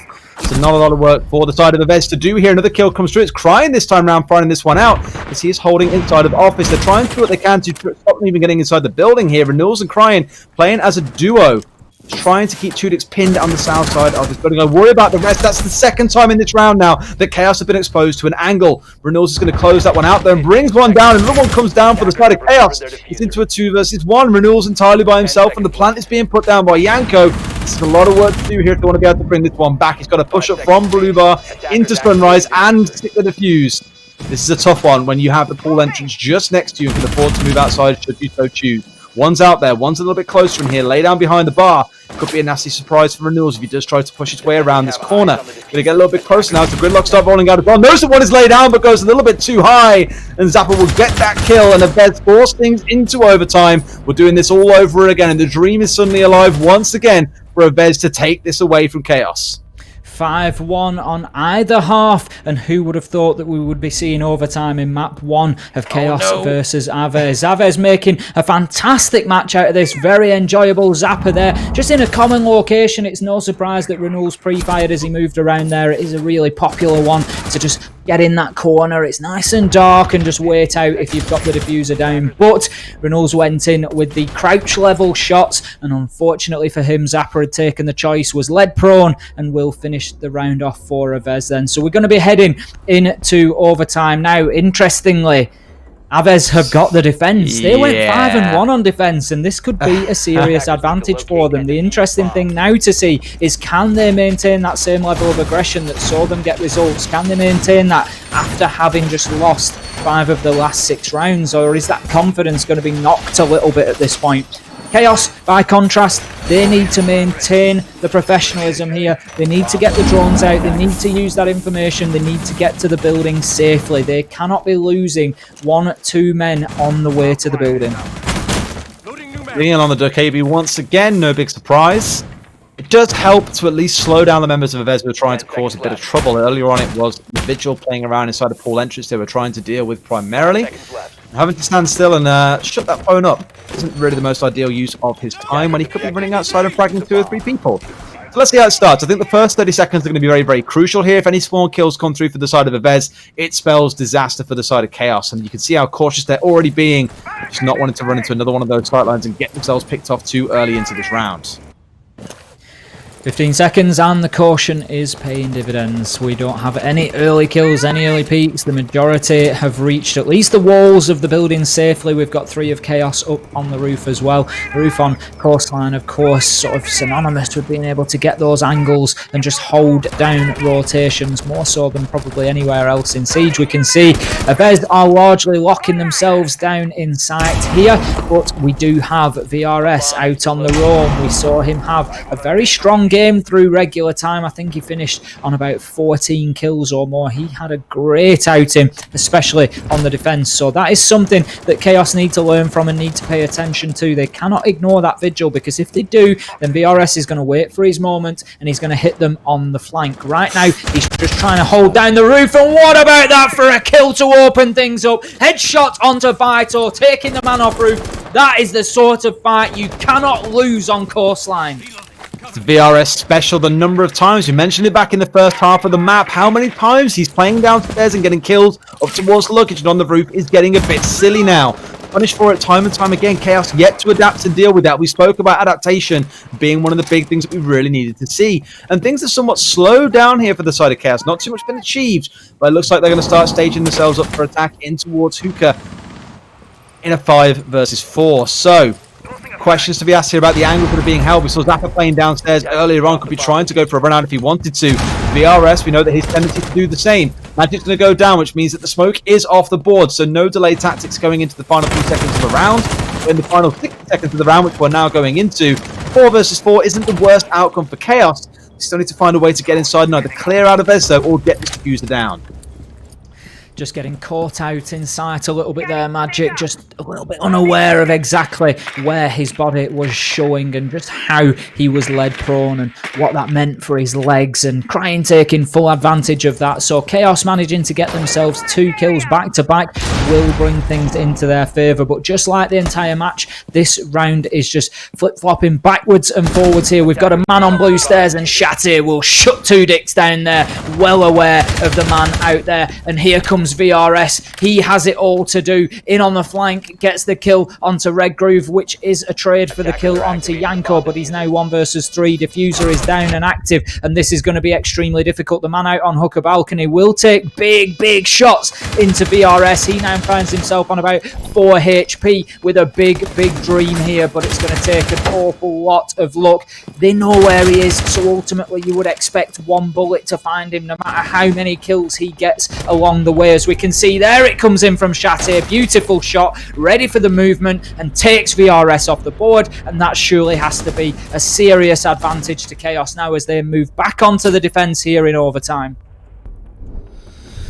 Ooh, well, Chaos have weathered the storm. They have defeated a defense from the side of Evez, and a lot of it came down to team play. All of them starting up on the roof pretty much. No one even bothering to look at playing underneath inside a pool entrance where Zappa was. Trying to minimize their exposure, I feel, to the rest of the map by playing on the roof for the most part, making sure they had drones in the right place, and then moving themselves down to play around Hookah. And that just meant there wasn't many angles for the side of Evez to be able to capitalize. We saw VRS, yes, he did get 1 kill when they're up on the roof. Okay, it's not ideal, but it's not the end of the world when you still got 4 left that can get everything set up around the Hookah balcony, and of course inside of Hookah itself. A nice plant going down inside of there, no angles for being killed from below, no chance of run out from pool entrance. Just played it by the book and played it very professionally was the word that you used in that round. I absolutely agree. Played it out the right way, and now they are in a fantastic position to be able to close this game out 8-6. Heading in to round number 14 then.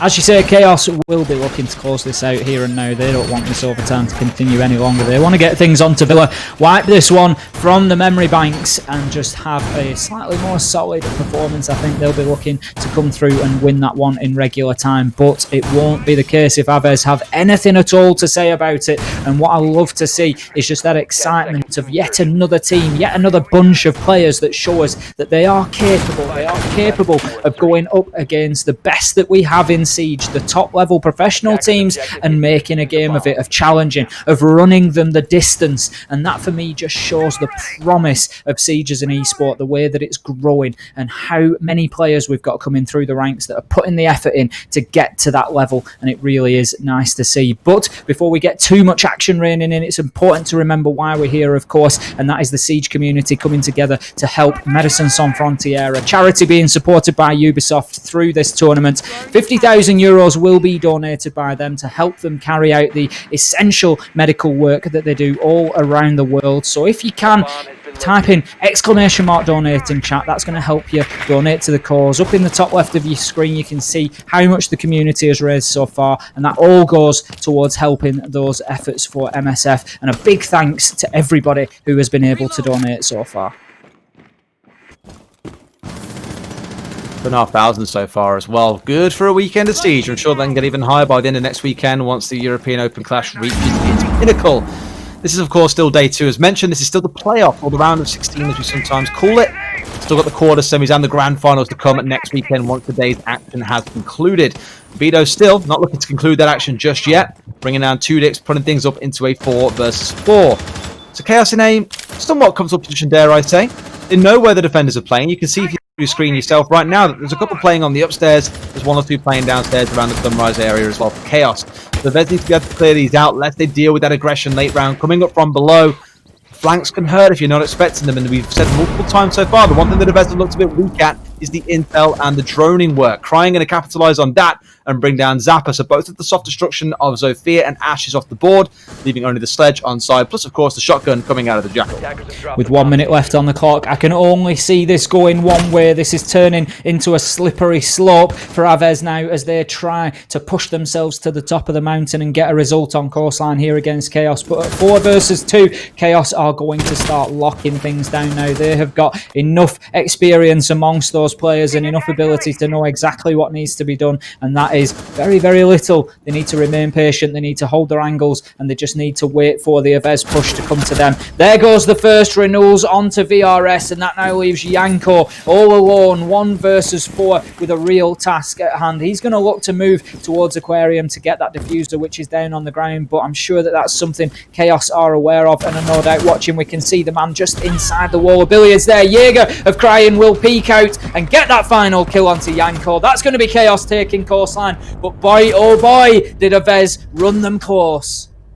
Yeah, I think it's always worth shouting out as well. You know, this is still a Pro League team versus a national team. Both teams playing really well in separate halves of that match. Chaos obviously coming out stronger towards the end than we saw from Avez. But I think on the Avez side, you've got to give a shout out to some of their players. The shots they were hitting, the aggression they were showing, winning them rounds literally down to 1 or 2 players. VRS, especially on the roam, the number of times that he caught Chaos out was ridiculous.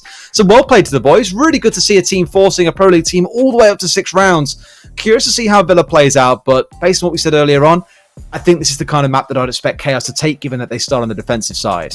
Yeah, I totally agree with you. I think the sort of increased complexity of Villa and the more strat-heavy play is going to play into the favour of Chaos. As we've said, they don't want to show too much. They don't want to give a lot away before that EU League kicks off on the 22nd of June. But that said, they are still going to have plenty of little pocket strats that they can use on the defence, particularly, that is going to give them, I would have thought, a significant advantage here. I think if Avez were ever going to take a map, that was their opportunity there on coastline. But they can go away with their heads held high. They're going to have plenty of moments here in these replays, as much as Chaos are, and we saw some great play from them.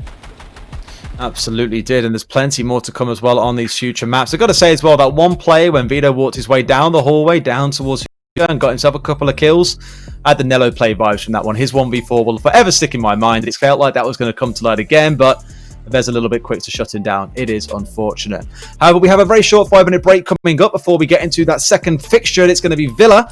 And of course, if it goes all the way through to map number 3, Clubhouse awaits for us. But Villa sounding like it's going to be a massive challenge for the side of Avez. We'll catch you guys in just a few minutes.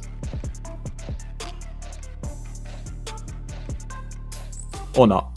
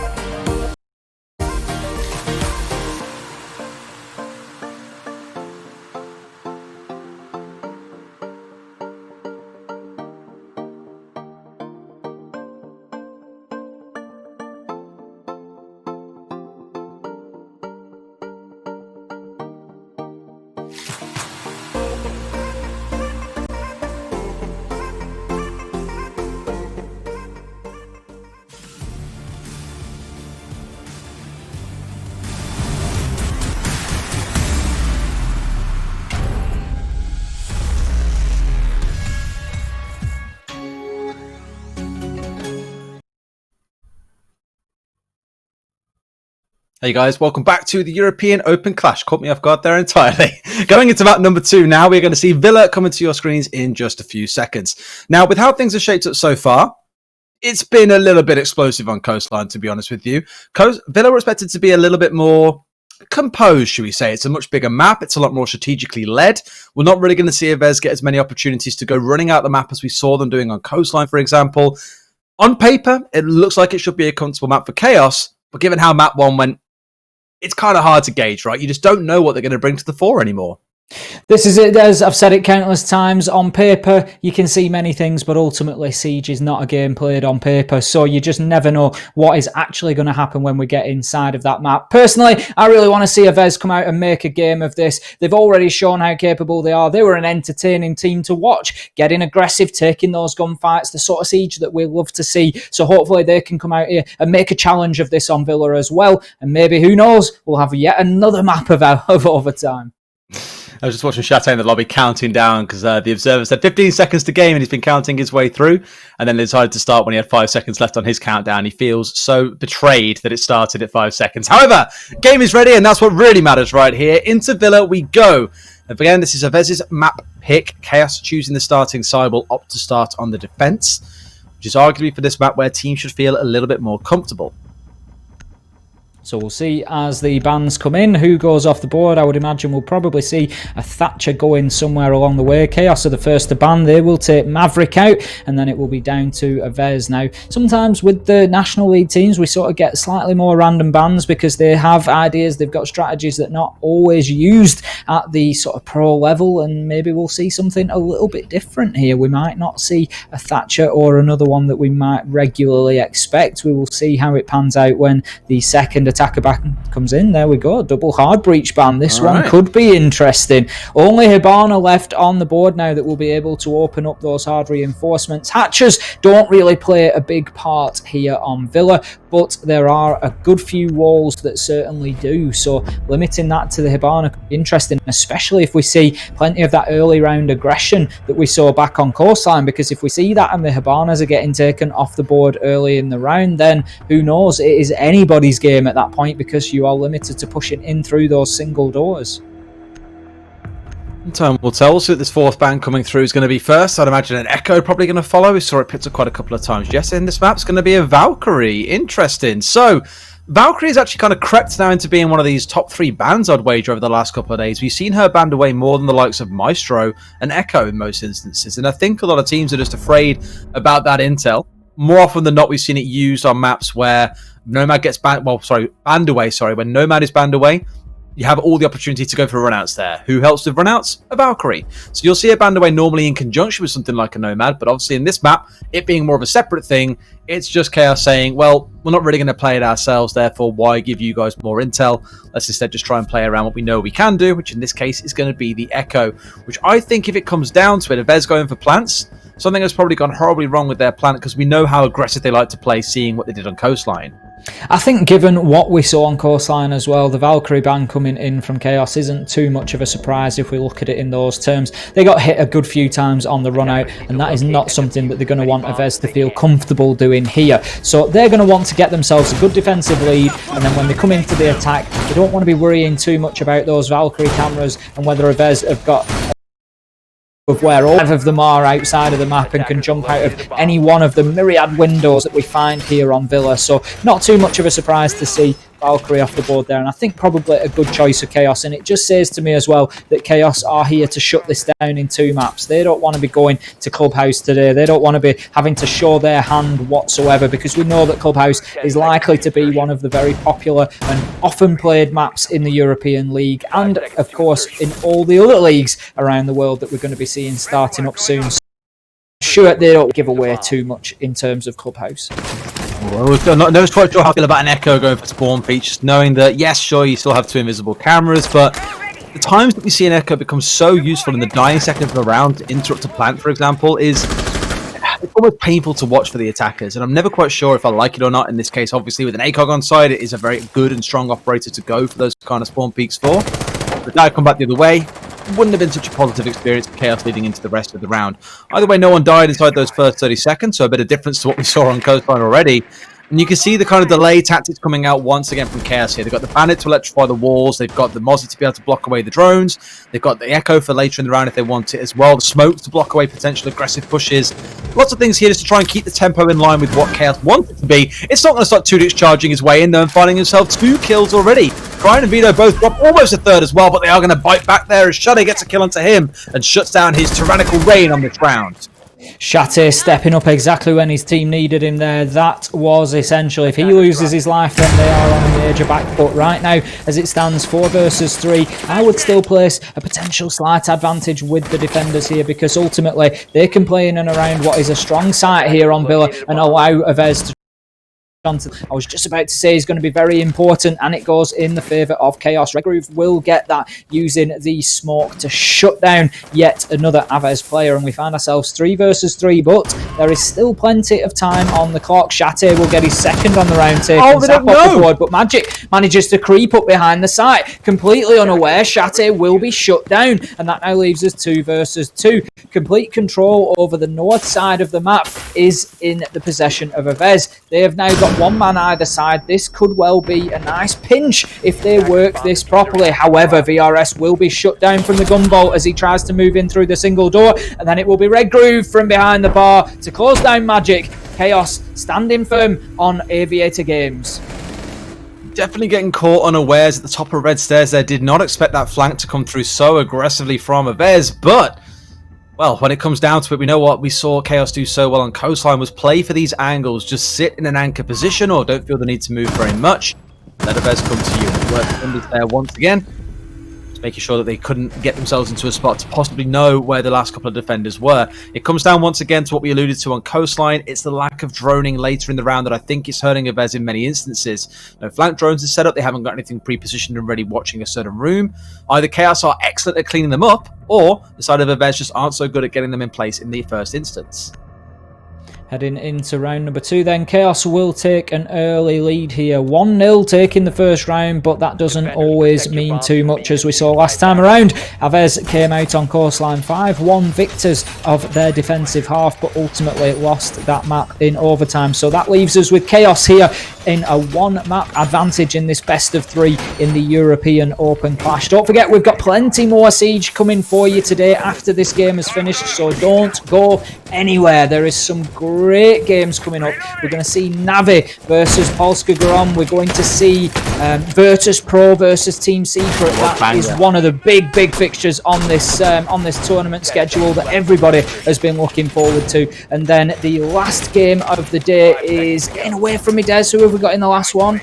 You're even trying to remind me now, mate. Versus Movistar. BDS versus Movistar Riders. So again, another great fixture and a Super Sunday of Siege for you. Super Siege Sunday feels like it should be a real good primetime TV program, doesn't it? Keep actually an eye on what's going on in all the games because there is an awful lot going on this weekend, and no doubt in future weeks even more going on. A respectable, nice shot coming out of Shade after he got brought down a second ago. The most ideal start to the round, but Cryine's going to even things back out now. A bit of revenge on 2Dix after he brought him down early in the last round. Yanko will bounce back up towards the north, and just like on Coastline, it doesn't matter what map you put these guys on, there are just fights going on all across the map at all times, it feels like. Cryin finding a second into the round, into a 3 versus 3, and Renewals still, I was going to say, trying to find something here on the Kavira, but nothing to be found onto Yanko as he is put to rest. Very nice and early. Zappa will find one up the red stairs, but not going to trade another one back immediately for the side of Chaos. Tries to go for the fight, run back across the gap, but nothing to be found as Cryin is able to bring him down before that is complete. Now we are down to Magic, who I know I didn't have the best coastline, didn't have the best time on Coastline. Didn't find too many kills for himself, now finds himself in a 1 versus 2. Ripping his way around inside Trophy. He is on side, of course, but can't try and stick a plant right now without first finding out where these members are. Doesn't check his right-hand side, and Redgroove picks up that final kill. Round number 2 going the way of Chaos. Very difficult situation for Magic there, especially if he doesn't have any drones available to him or information coming in from his teammates. The one point to his credit was he did have the diffuser in his possession, but moving through that doorway, unaware of what was on the opposite side, just left him absolutely wide open to the attack from the smoke, who had just held himself in a nice position there and got that final kill for Chaos. So that will put 2 rounds on the board, and the fear that I've got for Aves here is if they get further behind like Chaos did on Coastline. I just feel like Avez probably don't have what it takes to come back against a team like Chaos like it happened on Coastline. I just think if they're the ones that go behind, that's pretty much going to be their day done. So I think they need to be getting around on the board as soon as possible. Heading down to Dining and Kitchen, it's going to be the tertiary site here for Chaos, although as we've commented recently quite a few times, the downstairs site's becoming much more popular on Villa now. So this is a really viable competitive map at the moment. We have got 3 or even 4 very viable sites here, and teams are very comfortable defending on any of them. It is coming down to it. We are seeing some teams defending the library, for example. I know TSM, I always hark back to them in the last Pro League season. In one of their games, made good use of it and played a very aggressive roaming strategy all around the map that their opponents at the time just simply couldn't find their way around. It was quite impressive to watch, and I'm curious to see if more teams do try and pick it up. I don't expect so, because clearly there is still a very heavy lean to playing up towards the north side and, of course, the upstairs 2 sites. I know some teams in LATAM are starting to lean away from playing Trophy and Statuary as well. Not really considered one of the strongest sites anymore, so fair enough. Maybe there's some more changes to come for Villa in terms of what teams' preferences are in the future. Time will tell once those main leagues get underway. We are underway with round number 3, and already a little cheeky peek coming out there from inside the building from a member of Chaos. Dude, it's almost losing his life. He found 2 kills in the opening of round 1 and a first kill in the opening of the last one before Cryin shut him down. But he's always the one to watch in the early round to see what he can uncover. Shate opening things up with a kill onto Yanko then inside the first 30 seconds of the round. That's the IQ gone, and hopefully plenty of gadgets went along with her because her scanner will no longer be available. So those electronic contraptions on the side of Chaos that are going to help them win out this round will likely stay intact now. Shate gets himself a second on the round, and Shate is somebody that Avez need to pay close attention to here on Villa. He's really starting to get a bit ahead of himself now and starting to rein in those kills, and if a player like Shate gets comfortable, he could really do you some damage. Vito will step up to support him and gets a kill onto Zappa, so that now leaves us 2 versus 5, and it really is going to take a moment of magic here for this to happen for Avez, and that will be the first of many that are needed as Magic gets a kill onto Cryin, and that now leaves us 2 versus 4. 1 minute 40 left on the clock, so Avez certainly have time on their side if nothing else. Yeah, he's rotated downstairs into the basement while we've got BRS still sticking up on the ground floor. Right now, the one likely to try and pick up some kills in this 1vx will not find anything, though. So now another 1vx ensues. In this case, I would have said 2vx, but with how far away they were from each other, it's not like it's a very different situation. Magic now back up here inside of the pantry, still trying to find something out towards the east. They try and rush him in. Don't find one, almost finds a second, but not quite to be the case. Chaos taking defensive round number 3. So we'll no doubt reset and go back into Aviator Games in round number 4. A risky game from Shate there as he moves in, trying to get what I can only presume was a knife kill. He will lose his life for doing it, but he had a couple on the round and I'm sure felt justified in the attempt. 3-0 now for Chaos, and they are sitting pretty. This one, now that they've done a full rotation of all the sites, you have to start asking yourself, are we going to see a 6-0 half here? Hopefully not. As I said coming into this game, I want to see Avez make a game of this. I want to see them take them all the way. I never like to see a team get rolled over, but this isn't quite the same Avez that we saw on Coastline. Attacking wise, they did struggle on Coastline, but still they were hitting those shots, they were winning those gunfights. Whereas now, as you've said, there's a number of 1vx situations and they're really not fighting back very, very well. I'm wondering if this ends up closing out at 6-0 in the first half, and what Avez can do then on the second half of things to repeat a similar result and see us go through to overtime yet again. We had our reservations. So far, they have come to light. We didn't expect Avez to have a very comfortable time attacking onto Villa. It's a very different story to what you'd have on Coast. I know their attack then didn't go too well either, but hey, let's see how they can keep on transforming things around. Back down to the south in terms of lineup, seeing relatively similar setups coming in for Chaos here. They have dropped the Echo away this time round, have kept hold of the Bandit and the Smoke, mind you, who we saw being brought along to waste quite a bit of time for the side of Avez. And outside of a flank coming in from Red Stairs and a couple of kills being found from that angle, I don't think there was really anything massive that massively upset Chaos in that round. So as long as they're covering for those back angles, I think, and hopefully here the Maestro Evil Eyes will do some work towards that, it should be a, air quotes, comfortable round for Chaos. The Maestro Cam just being applied to 90 corridor there. It's a great location. It's a popular one that I tend to use in ranked, and I think probably many others do. It gives a great view of both angles of 90 corridor. If you just position it right, you can see both ends of it, and that will be put to maximum effect here. Chaos bringing a very, very strong intel game so far with the Maestro there, with Sin Mozzie already being used so far, and they really are putting it to great use. They have every advantage in the gunfight they're coming into at the moment. 5 versus 4 they find themselves, as Zappa was taken off the board early in this round. And it looks like the confidence is going through the roof now as Cryan pushes that double door, quite happy to take that challenge on, and will take VRS off the board. And another round that looks like it's going to be a tough struggle for Avez. We've got Yanko on low health, actually downed. Tudix will get one, but that will be traded out by Cryan, and that leaves us effectively 1 versus 4 again for Magic, and that will be end of the round. That one was over awfully quickly, with Chaos shutting down every avenue, every angle that Avez tried to push them from. It's interesting how it was VRS trying to push him from the southeast there, whereas normally it's Tudix trying to do so. Clearly had a bit of a change of plan in how they wanted to approach that, but you saw at the very end one of those closing kills coming in from a Maestro Cam. Intel definitely doing them a few favours more towards the end. It helped them respond to what was coming out of the other side, and that was a much more decisive round coming out of Chaos. As you said, this one yet could prove to be even more decisive, as we're also seeing a clash being brought along. Why not double down on that intel a little bit more and bring along a mobile shield for all intents and purposes? Going to be a 6 pick away. Ace, just so you know, mate, there's potentially a frost in this game. I wondered why I'd started sweating, Des. For those who don't know, Ace has horrific history when we play ranked together of walking into frost mats. So we always have to warn him. If we see a frost mat, make sure you tell him.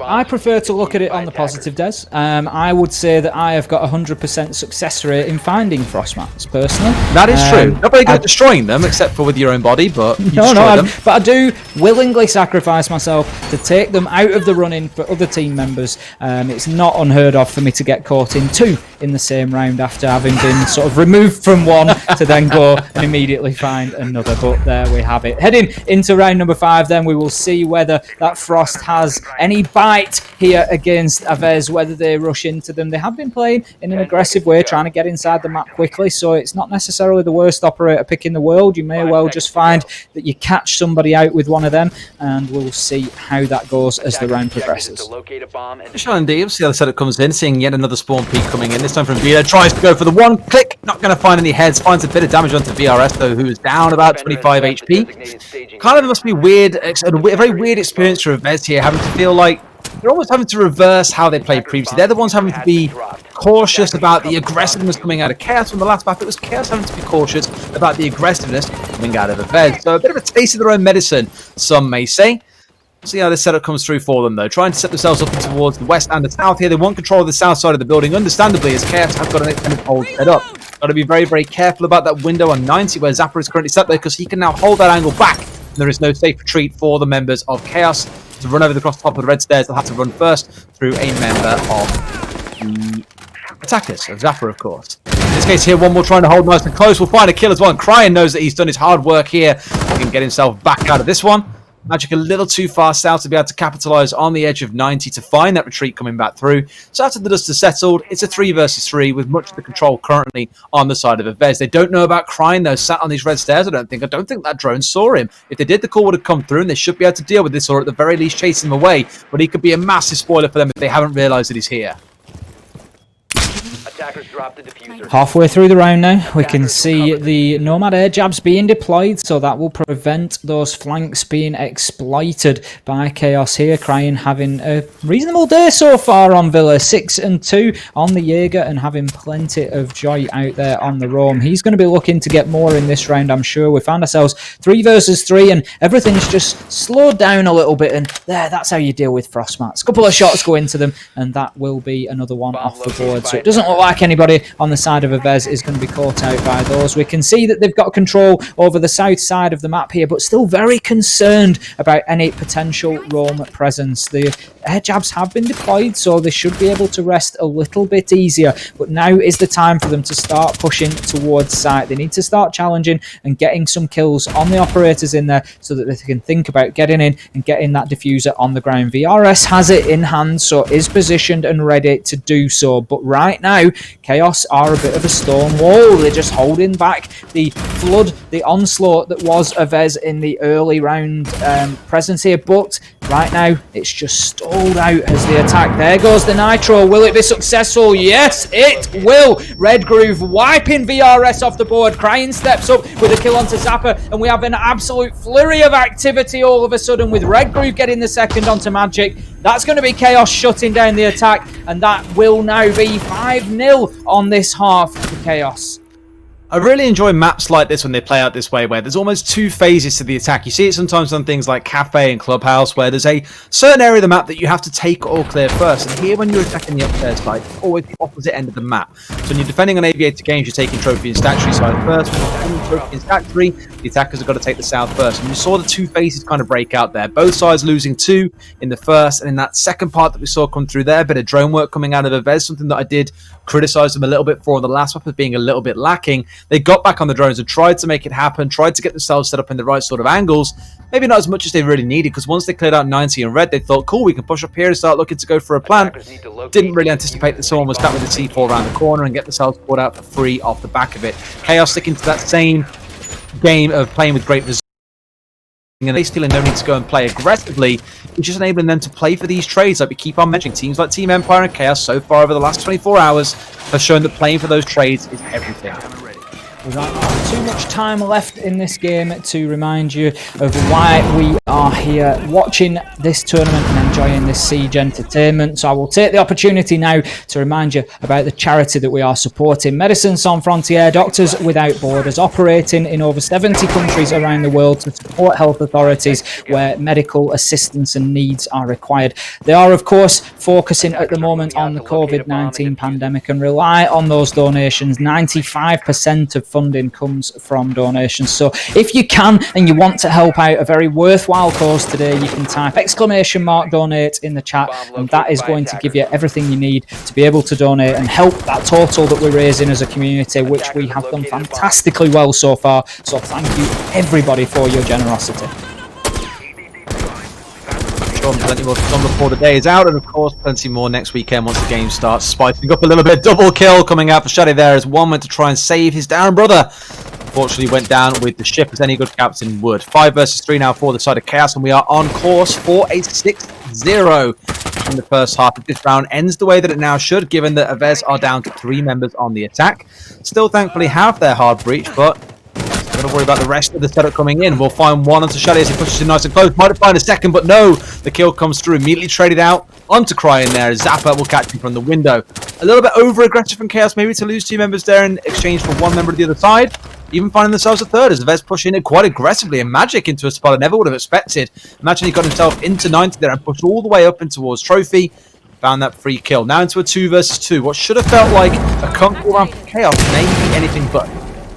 I think the problem for Avez here is that the cost of getting that top floor control has been too high. They now only have 2 left. And yes, they've got themselves a couple of kills, but in a way that almost works against them to a degree, because now they're trying to use vertical angles to find only 2 people in sight. If you're looking down into a site that's got 3, 4, 5 people in there, then you are much more likely to find somebody. But the vertical angles that they've given 3 men to achieve, to gain control of, are going to be sort of less than useless at the minute, because it's going to be easy for those 2 remaining Chaos operators to just keep themselves out of the way of the line of fire, and it's going to be very difficult. It's almost like a needle in a haystack at that point, trying to find those operators through those angles that you've fought so hard to gain. And right now, Vito and Redgroove are just holding themselves locked into sight. They've got the positions. However, they will be caught out as Zappa moves around the corner. Vito completely unaware of his exposed flank there, and Zappa will take advantage of it. Can Redgroove win this out? No! He will be shut down with a second kill from Zappa there, going in,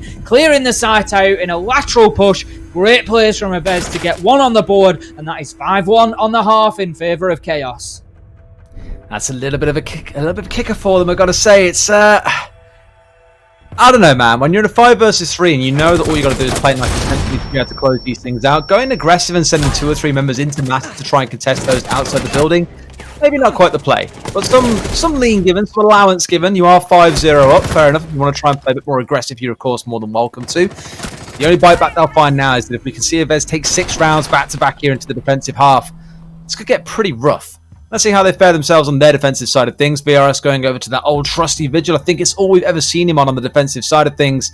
Pulse being brought along by Magic for some of that intel feeding alongside the Echo, and Zappa onto his old trusty favourite as well. Doc being brought along on Villa alongside Coastline. Rough would be a very fair description if Avez were to run 6-5 all the way in now and take this one 7-5. I'm not sure that it's something we're going to see. I've just noticed, I've been watching the Avez players over the last couple of rounds, and really the shots aren't landing quite the same as they were on Coastline, and that's not sort of getting on the back. We know they have the capability, they've already shown us that, but I think just the pressure of the game and the pressure that they're being put under by Chaos is just starting to take its toll now, and we just see a couple of those shots starting to miss, and really Chaos has won a couple of fights there that maybe they shouldn't have done. Crying in particular benefited from that last round, and I think really that is going to cause a big problem for Avez going forward now. They're going to have to take every opportunity they get, and those opportunities and those windows are going to be very, very small. So they need to be able to step through those doors and windows when they are ajar, and I'm not sure that they just have the fortitude at the minute in it to enable them to do that. See what kind of trouble they can cause later on. You can see actually quite a few members, I believe 4 was my count then looking through the map, downstairs right now. 1, 2, so there's a couple downstairs as well. Tudix is down there too. Okay, make it 3. Either way, there's quite a few of them trying to play this vertical game right now, while there's only 1 or 2 playing on the top floor. So, a bit of trouble maybe to come up with these stairs as this round progresses. Of course, no anti-roam, I guess you could call it here, in the form of a Nomad or a Gridlock coming through for the attackers. Not that they need one, because Crying is your anti-roam. Finds a kill onto the Doc there with that ACOG, as Shani finds another one onto Tudix, so that's 2 down and out the way. The Jaeger's gone, make that a 3rd as he hits a fantastic second headshot there onto Yanko. That's the Echo off the board, so now we're down to VRS on the roam by himself. But if there's no one to hold down the actual castle itself, what's the point in being outside of it? V's now dead as well to Crying. It's a 5 versus 1. It's an almost flawless round, but Magic, he is woken up on this map and is trying to work some for himself in a 4 versus 1, though it's a lot of work to do. And that's going to be Chaos taking round number 7. They are 1 round away from finishing this series 2-1. 2-0, sorry. Not going to end up seeing ourselves going to Clubhouse if this continues.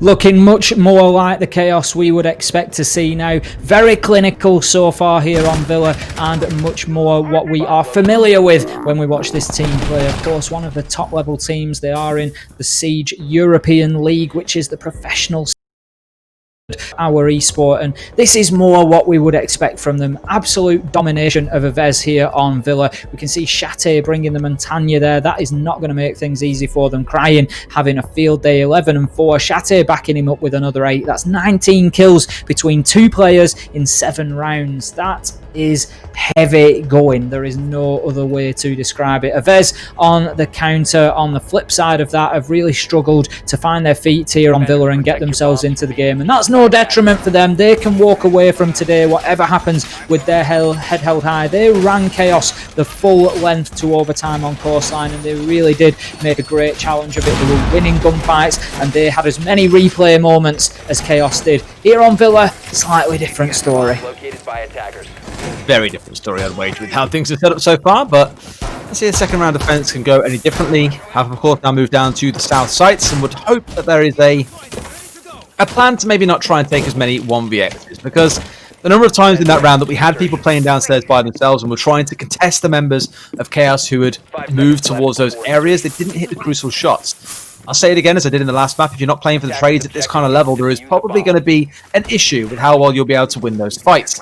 You got Yanko trying once again for a spawn peek, but that head runs just past the gap, she'll not be able to find anything right now, and I don't know if anyone else is coming. With plays coming through to try and break out this door, not going to be able to find his head in response either, as you'd expect. He's being nice and safe about it. Just to kind of finish off that earlier point, I do want to see them playing more together in this round, rather than going for these 1vx's all the time, which, as we've seen previously, hasn't worked out so well for them.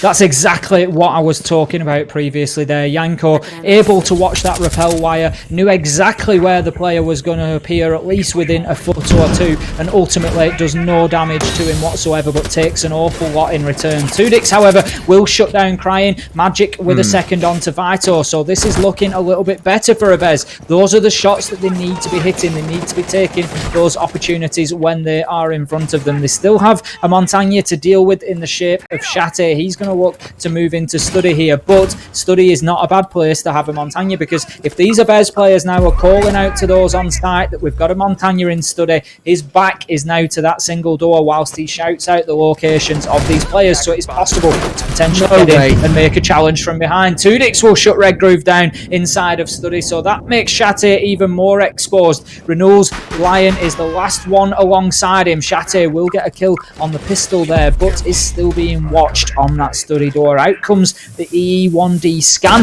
That's just going to lock those defenders in place for the time being. Renewal's taking advantage of that as he gets himself into a power position on the stairs there. 3 versus 2 now, and surely Chate and Renewal's can't run this one back in from 2 versus 5, can they? I'd be very surprised here. One of them is a Monty on side. Of course, if Renewals goes down, the round is done.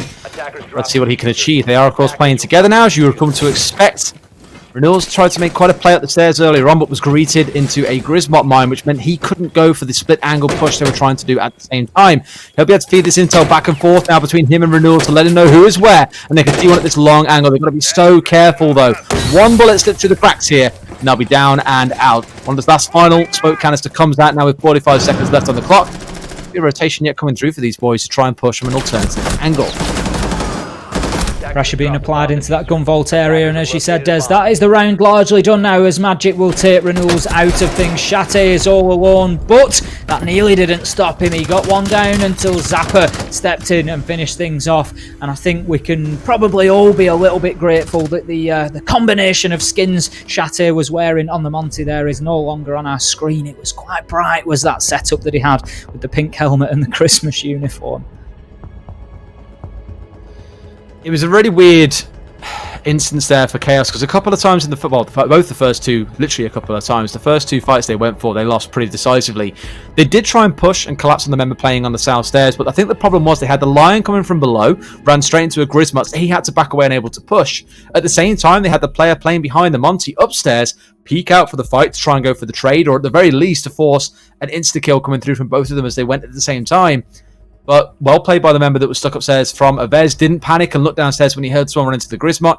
Sat on that one and just very easily won the fight behind the Monty. Not an ideal play coming out of Chaos. Forced him into that weird 2vx that we saw coming through. At least we've seen that Avez can defend. When they play together, which is what they were doing, they had 2 or 3 players playing around downstairs. When things come together for them, it looks fantastic. I'd hate to see them now lose this by going back and starting to play separately once again and being caught out as a result.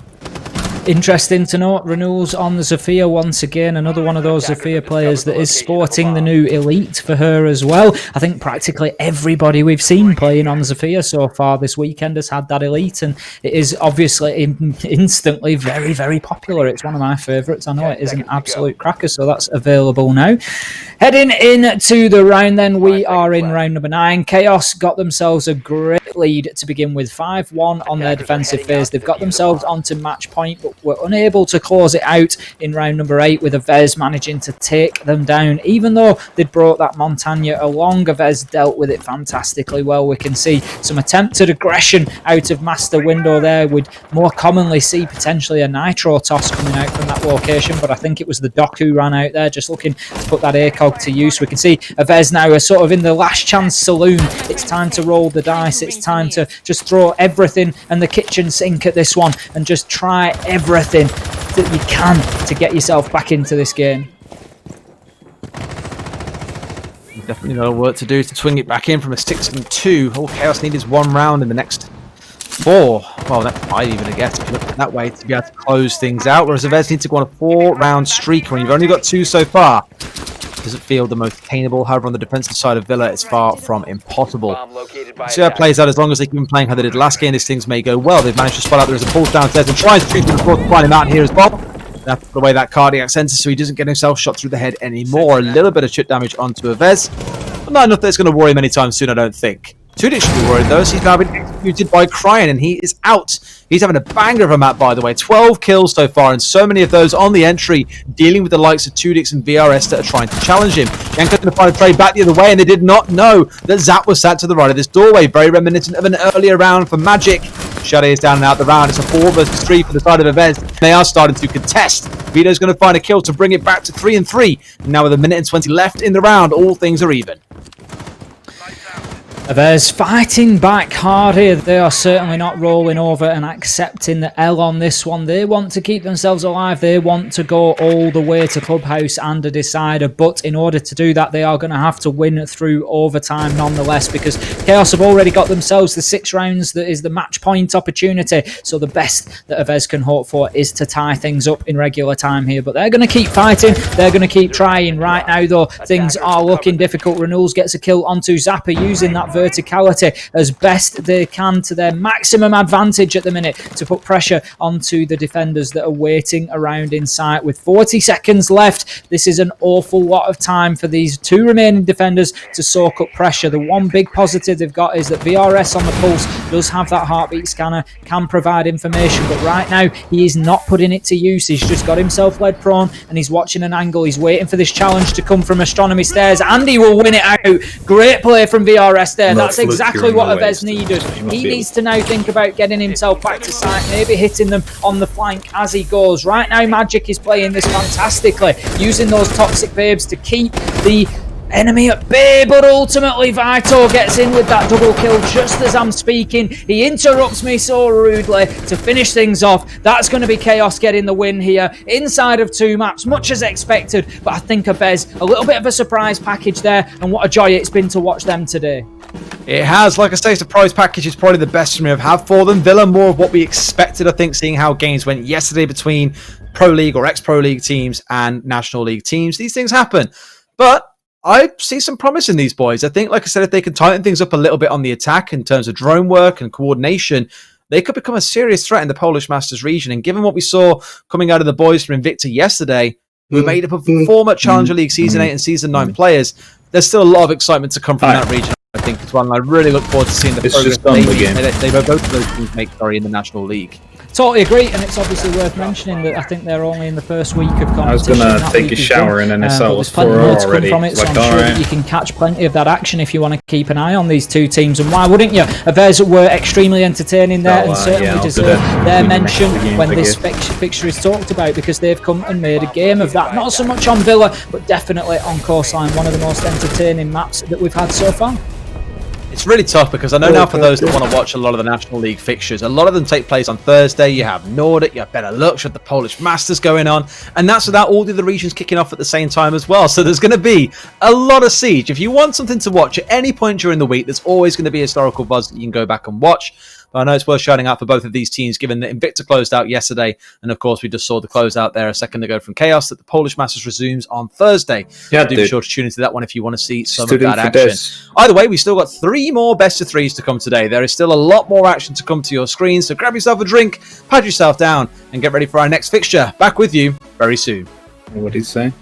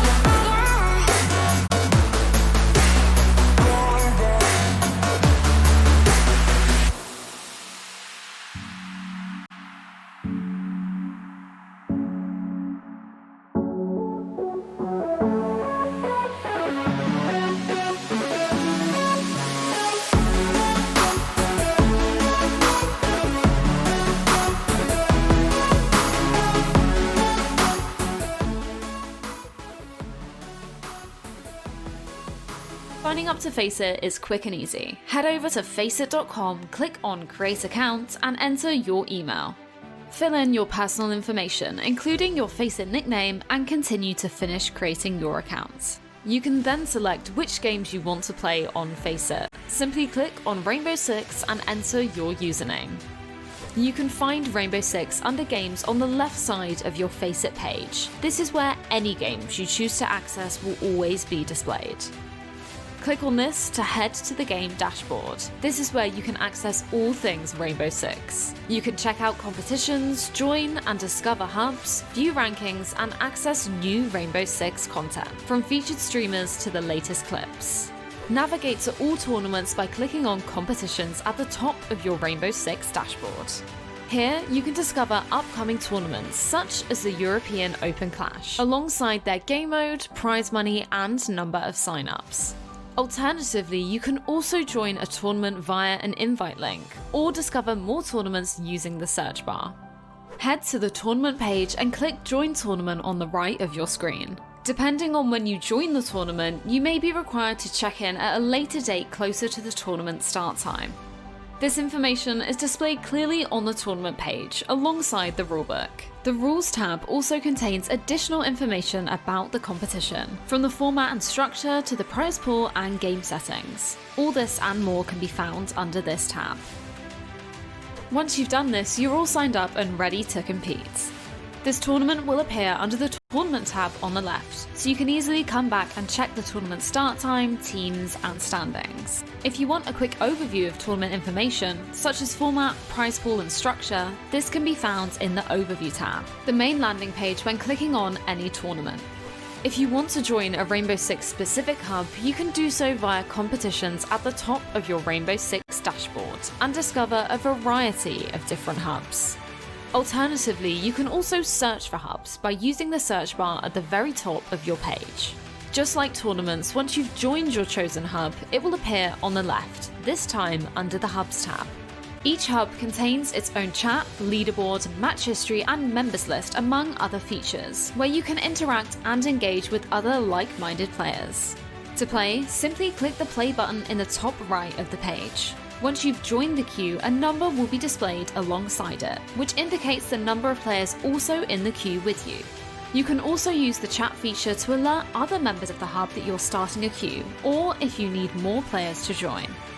You can easily create your own hubs to bring together a group of players with the same shared interest, whether that be a group of friends, players from your city, country, or region, or competitors from your school or workplace. You can configure your hub to suit your preferred settings and invite other FACEIT players to join. Get started and sign up now at FACEIT.com.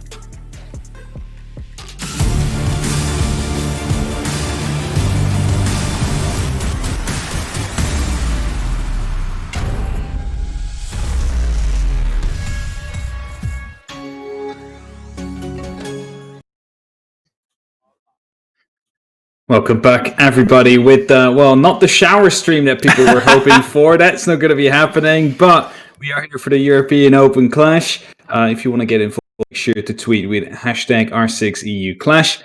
And, let us know. What do you think? Who's going to be winning? Who do you think takes the entire thing? How many shower cams should we install? And all those kind of things. Yeah, as you can see, it was a little bit rushed. Obviously, the game that we saw, the first map went all the way, and the second was probably a little bit more of the story everyone expected to see, as Chaos could kind of step up and kind of take the ground that people thought they could.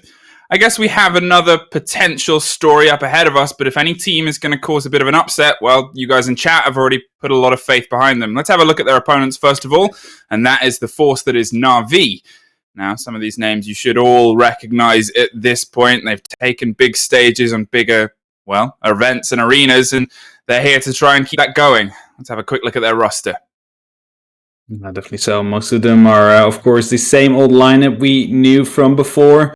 The newest addition to them being Panix. Also, Doki returned from his ban halfway last season, so they're still getting settled, I must say. It's not like the same Na'Vi as we've seen before that, won Pro League back then.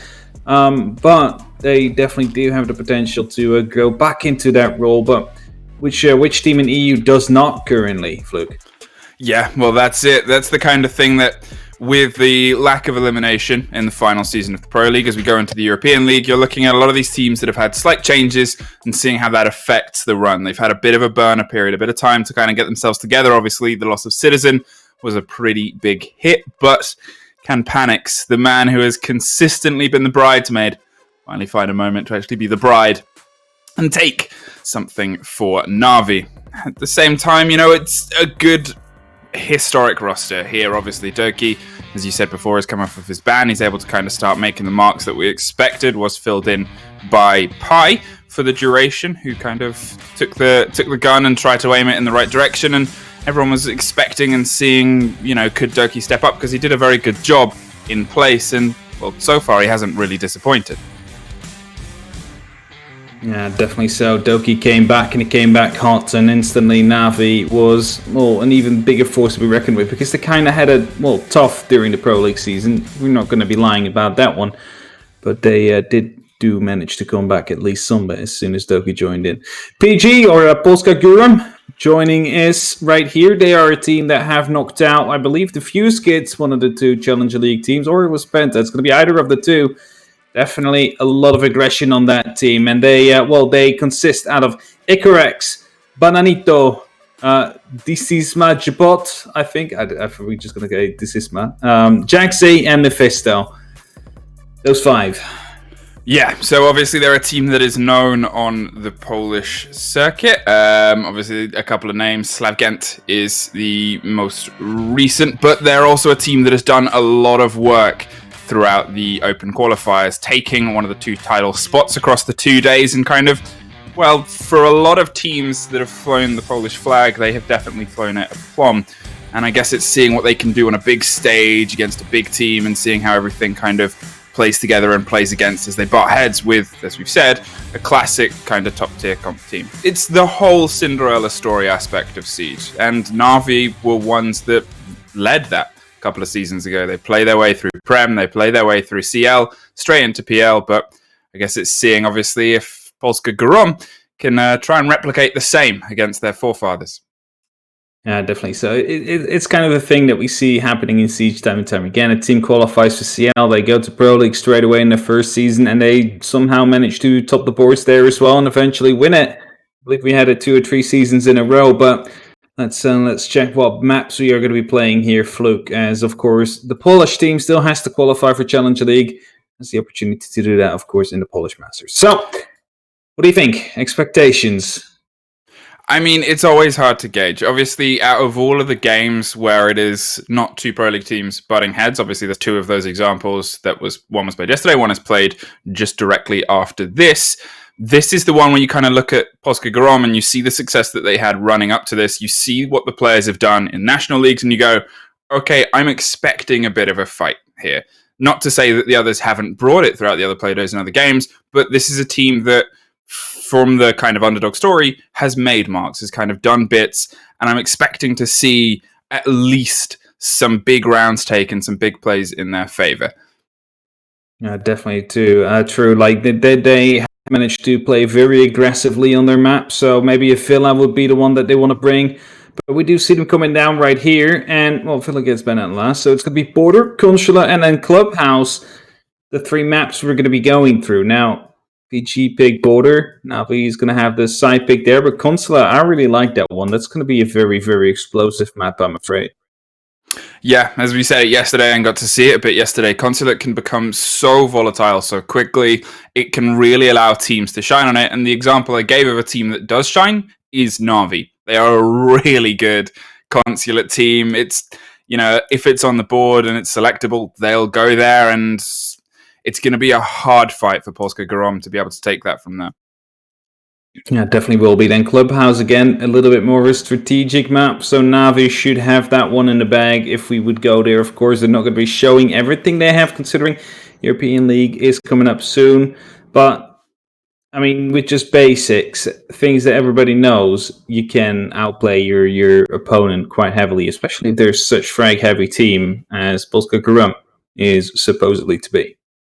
Yeah, I mean, obviously you're playing tactics, you play around them. It's the thing that we've kind of quoted a few times is the idea of, you know, well, people are hiding strategies. Okay, that's fair. But at the same time, you're running against these teams where you're expecting what they're playing. The strategy is what can separate you from the pack, but you've still got gun skill, you've still got mechanics, you've still got running as a 5 and adapting and changing.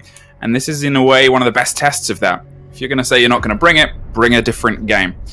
Bans come through. First of all, Na'Vi are leading on their attacks here, and, well, unfortunately, we might have to potentially already do a rehost. I guess we'll see if they can rejoin in time for us to go round. Either way, Nomad is the first off the table.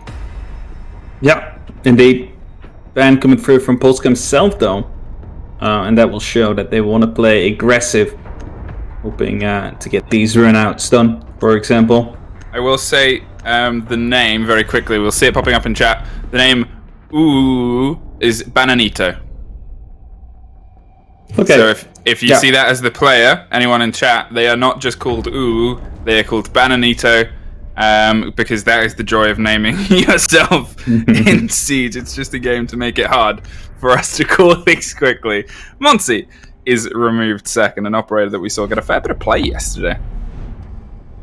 Definitely so. Monty every now and then coming out. You saw it in the previous map as well. Monty being played. Valkyrie now being banned as well. That is going to be countering off, or basically be in tandem with that Nomad ban, just to make sure that the defenders, which are in this case Polska Grom, do not have that much information to rely on when they want to go for these jump outs. So they should be able to, well, tone down the aggression just a small bit. Rejoin is also into place, and that means we are not going to our first rehost straight away on our side of things. Yesterday we had like 4 or 5, I believe. So I mean, it's a good start already.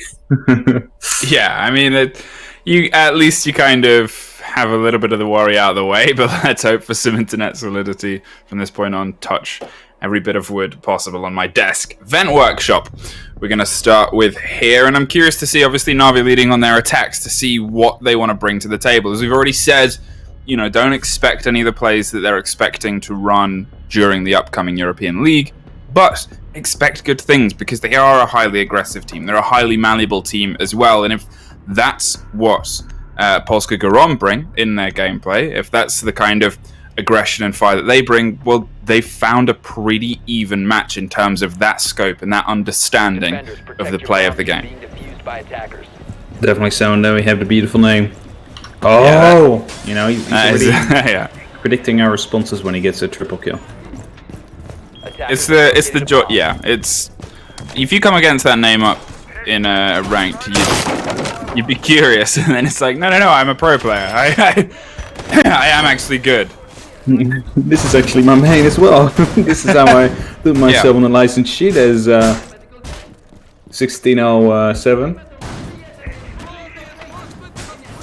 Kapkan instantly on the board as well. Sorry, every time, since we've obviously talked about Kapkan quite a lot, and your love of him, starts standing out, doesn't it? Yeah, you bring him on the kind of opening go. I'm seeing if this is, again, because there's always the question there. The question of, is this a one play? Is this to try and catch them or trip them up? Or is this something where it's going to be part of the developed idea of how they want to do this whole thing? We'll have to wait and see, as we are downstairs, of course. Saves just holding a tight angle right here. Spots a player, actually. Does a lot of damage to Bananito, who well, wanted to get safe. Now is going to be a bit scared for the rest of his life. He cannot do that much anymore against these players of Navi. Mephisto right here below is going to be trying to scan out. As soon as you shoot this, Mephisto, you're going to be giving away your position. It's going to get the kill to Nello, though. Goes for a little bit of a pre-fire, making sure he wouldn't be chased up. Whatever, I don't know that name. Everything just goes apart right here for Navi. It's going to be Bananito with yet another one, and leaves it all up to Panix. As needs to find the 4 right now, of 5 actually, of Polska Garum if he wants to win this one. Makes it into 4, but gets C4 from below. It's a very explosive first round right here. Polska Garum able to make quick work out of it. C4 just ended all.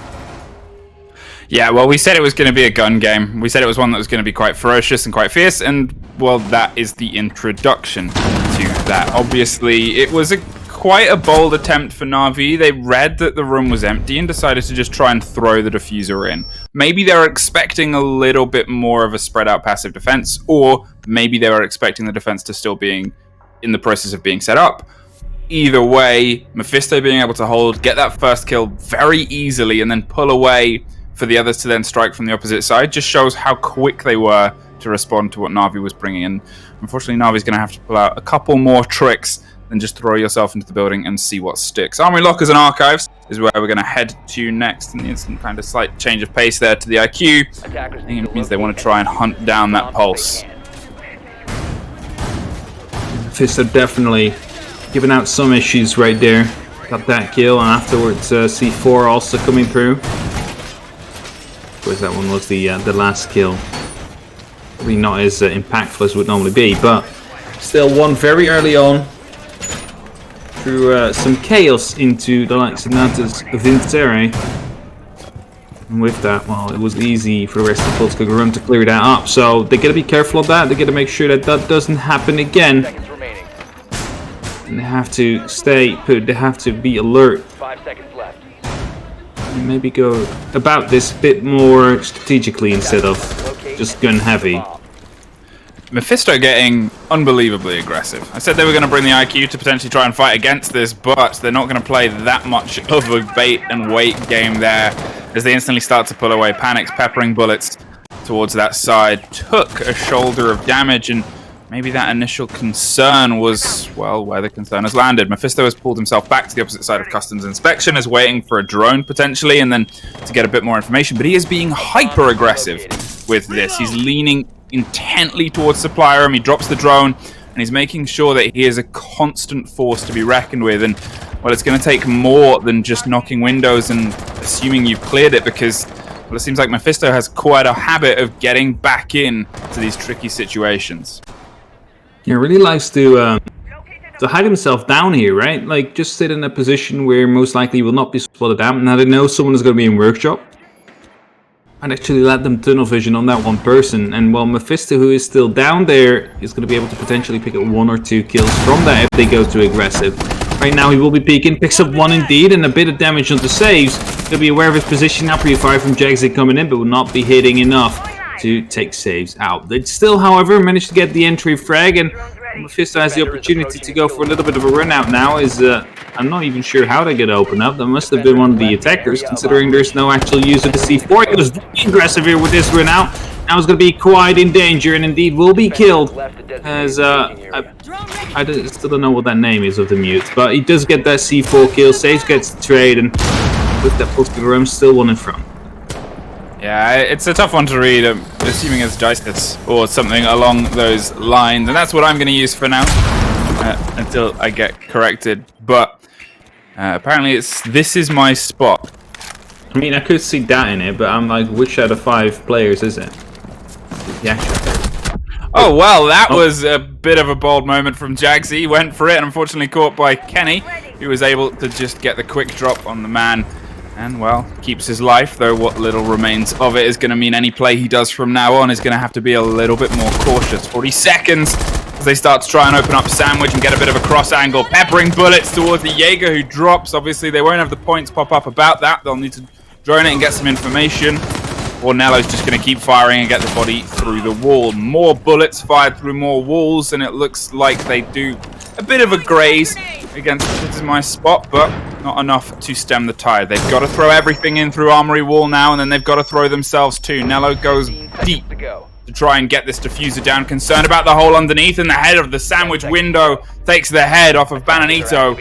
And in the post-plant 3 versus 1, you would expect this to fall in the favor of Na'Vi, but I guess you expected the whole game to go that way. A great first take is quickly picked back up by Nello, and Na'Vi find themselves back on level pegging. And the refrag was there, Nello just waiting for the actual peak to come down. Instantly swings in, gets that kill. With that, we are drawn up on 1-1. As quickly looking at that kill, that like first of all, that shouldn't happen. And this is way too aggressive. This, if you do this in Challenger League, you're gonna lose a lot of rounds due to it. Considering it's just gonna be punished as soon as people realize the way you play. But for now, of course, they still have that surprise factor that they can use against Na'Vi.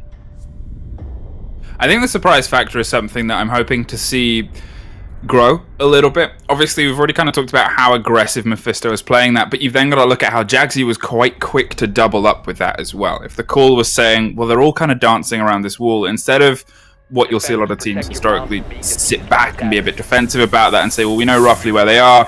Jagsy kind of went, well, I'm going to peek onto the door if you're peeking onto this. We'll get a grab, we'll break up what they're trying to do before they can even really do it. And then obviously from then on, it was a little bit of cross the wires. If the Jagsy kill against Kendra had gone the other way, for example, it could have been a very different face of a round. You know, it's what ifs at that moment. And I guess those are the risks that you run when you play hyper aggressive. If unfortunately you can kind of overstep, overstretch, over-rotate and overcompensate. Doubling down onto Armory Lockers, there's a slight change on the board. Mozzie is gone, as is Pulse, but so is IQ. So they're playing a slightly, theoretically more reserved game, I say. But there is a big kind of asterisk on that because, well, what we've already seen from them, now Jagsy's playing a dock. I think it's just a slightly different style of this aggression. Yeah, almost must be. It's quickly going to be pointing out Icarex has that Pro League charm, so he has been watching the classics. There we go. Also, this guy. No, wait, that wasn't Toki, of course. He wasn't Tokonami, so you should have it. But no, Icarex has it as well, so he's been watching the classics, because of course there's drops for those who watch. Also, we are doing this all for charity.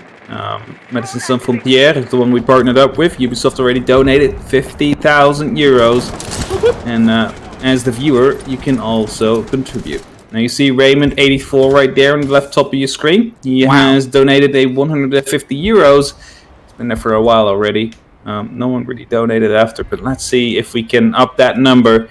If you want to donate, and if you can donate, ! donate, and if you want to learn more about Medicine Sans Frontières, you type ! MSF.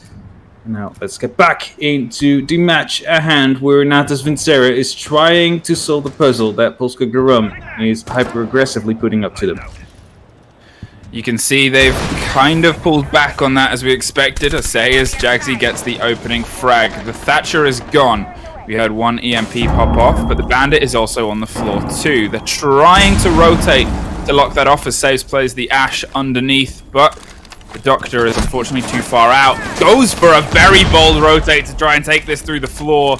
Doesn't want to drop down, so we have to force the rotate. The grenade comes through and unfortunately placed and timed, but a fantastic throw. And it's just enough to force them not to be able to get up Bananito. The diffuser goes down. A really brilliant play of utility there from Na'Vi to force the action slightly further away and now force Polska Garum on the back foot. They shouldn't have went for that revive there. Either you should have jumped down for that one, or you should have just not trying to go for it, because that wasted so much time right here. And there we go, people just running in. Oh, they didn't see the actual defuse. Icarex is going to be able to get it. Smoke! Went for the ninja defuse, smoked himself, and oh, they ran in, got one kill. They see it. They didn't actually spot out the second player right here, and it's of course the Smoke who can defuse in the smoke himself. It's a really big brain play right there. Yeah, that was a very well responded use of utility to complement Na'Vi is to instantly complement Polska Garom. How they were able to hide inside the smoke canister, get themselves down on that, keep their eyes on it, and make sure that they could get that all off without much aplomb. We actually saw, similar audio covers of diffusers and planters yesterday on border, and hiding in and amongst your smoke is the classic smokes maneuver, because you don't really want to know what's in the canister, and sometimes you definitely don't want to try and find out with your lungs. No, definitely not. It's kind of selfish though that he keeps the recipe to himself, not gives it to his his brother-in-arms mute of the SAS, make him immune to the smoke canisters too. I mean, he's wearing a gas mask as well. But obviously not the right filter in it. No, it's whatever he's made. Don't think about it. Let's not think. You don't want to think about it. Just let him do his gas canisters. Polska Garom, they find themselves heading back down to Ven after a successful armory hold, and obviously this was successful last time, but I would put a lot of the blame onto how Na'Vi decided to throw themselves in. We've already talked about how Polska Garom, as you've said, throughout the qualifiers and throughout their playdays, they're an aggressive team. And they responded with a great flurry of aggression, which kind of almost made, whatever Na'Vi was going to attempt not quite pop off, and you have a bit of a worry that maybe they underestimated what Polska Garom could bring, and I guess we'll see if they can, on their second attempt round on this site, bring something a little bit more controlled. It's going to be the thing. Can they keep it controlled right here? And what can Na'Vi do? Are they going to be able to put it down this time and actually get that diffuser down and not let the ninja diffuse happen? That will happen for the second time, actually. But, you never know. There's Icarex right there. Was it Icarex? I think it was Icarex, yeah. Just he didn't get a single kill yet in these 3 rounds. He just got on diffuser and diffused, won the round because of it. So it does show kills do not always mean something. Support players. That's all you need to do. Just show up when you're needed, and otherwise sit back, relax, and enjoy what else is going on around you.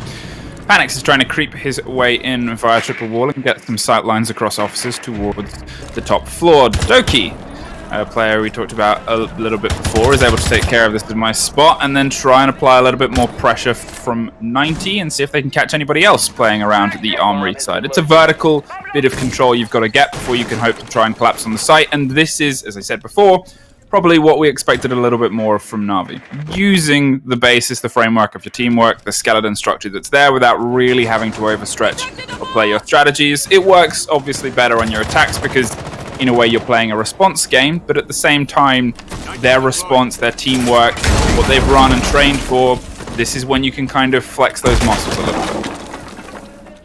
Yeah, definitely so. This is where you can show that your experience is the superior one, but of course I do not really want to show that completely due to the upcoming European League. I believe that all the X-Carros deployed by Nello got counted off by either a bandit wire or by a grenade tossed through the drone hole right there, and that means that there's no way they're going to be opening up this wall. They have to go from different avenues now. One of them will be this little rotation hole right here. Saves wanted to create one himself, but gets taken down by Jaxi, who was aggressive on the rotate he made himself. Somehow not hurt by Saves, apparently. Now Nello trying to move in right here. He's trying to make a mark, trying to push something back in favor of Na'Vi. Kendry will do so instead. Gets 2 kills, 2 huge kills. Panix then falls. It's going to be up to Icarex and Bananito now in the 2-on-3 situation that they need to clutch out for them to retain the lead. Otherwise, it goes to a draw. Icarex starts this off with a 2-on-2. Gets the kill to Kendry. However, the diffuser now going down. Nello soon to be putting up 45 seconds left on the clock. They seem to be getting these plans down time and time again. They do have these crossfires. Nello picked up the first one. Doki then holding off long here, but he's going to be picked up by Bananito.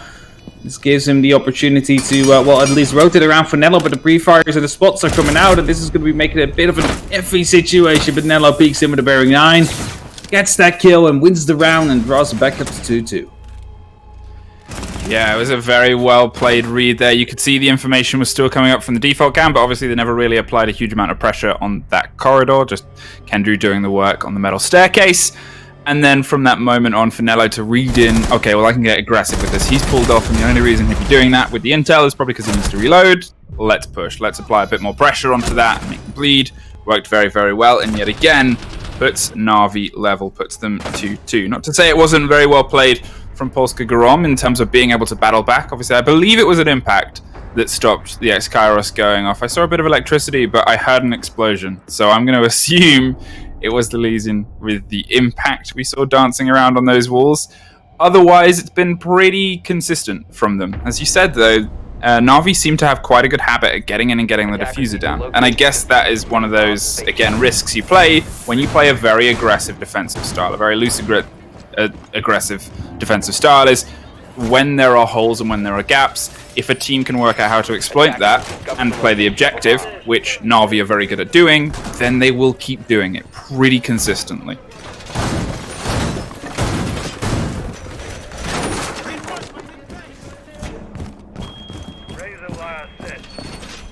Moving forward now and hopping over the central stairs, I'm curious to see if the hold here changes up a little as well. Obviously, it's one of those kind of breakdowns and one of those moments where you live, you learn, you grow, and you see where you can kind of go from this. And you know, I hasten to say, obviously, and keep kind of highlighting the aggression, but they are a team that I've already said, Polska Grom, that responds quite well to information. They're very, very quick off the mark. There's very little hesitation. And when you have that as your mid-round adaptations, when you have that going forward in the in-game kind of sphere without kind of taking your headset off and taking a moment to sit back and talk about it, well, that is, you know, that is the moment that you can kind of shine, or is unfortunately the possibility of losing your head. Definitely so. But the overconfidence that they show could always also be their downfall, right? If you do not show hesitation, I mean, that's good, because if you're afraid you die, you probably will die. But I think you can take on the world. You know, you might be a little bit out of your league in that case, especially against Na'Vi, and all fall short more often than not. Of course, it's still 2-2. Even split right here. We saw in the previous game as well, Polish team going up against Chaos. That was an 8-6 on the first map. Second map, they could completely obliterate it. So, even though if Polska Grom puts up a really good fight here, it's no guarantee it will stay like that for the second map as well. Yeah, and I think it's also fair to say, because we've already said, Na'Vi is a very good map. Consulate is a very good map for Na'Vi. Na'Vi is not the map, they are a team. And they are very good on Consulate. So if Polska Grom want to take this, they have to take this border. Because if they find themselves going one map down to Consulate, not to say they can't take it, obviously they're still working very, very well. They're an underdog team. But it is going to be a much harder fight. C4 takes Panics off. They've been pretty consistently successful with those, but saves, gets Bananito as an instant bit of revenge. This time Doki wasn't the C4 magnet he claimed to be, and is in fact able to avoid one as he drops Icarex. Now with vertical control slightly under their grasp, they're able to try and collapse from the sides as well at the 3 remaining bodies. A bomb has been located. Saves right here. Trying to go to me, throwing into my range, it's my spot right here.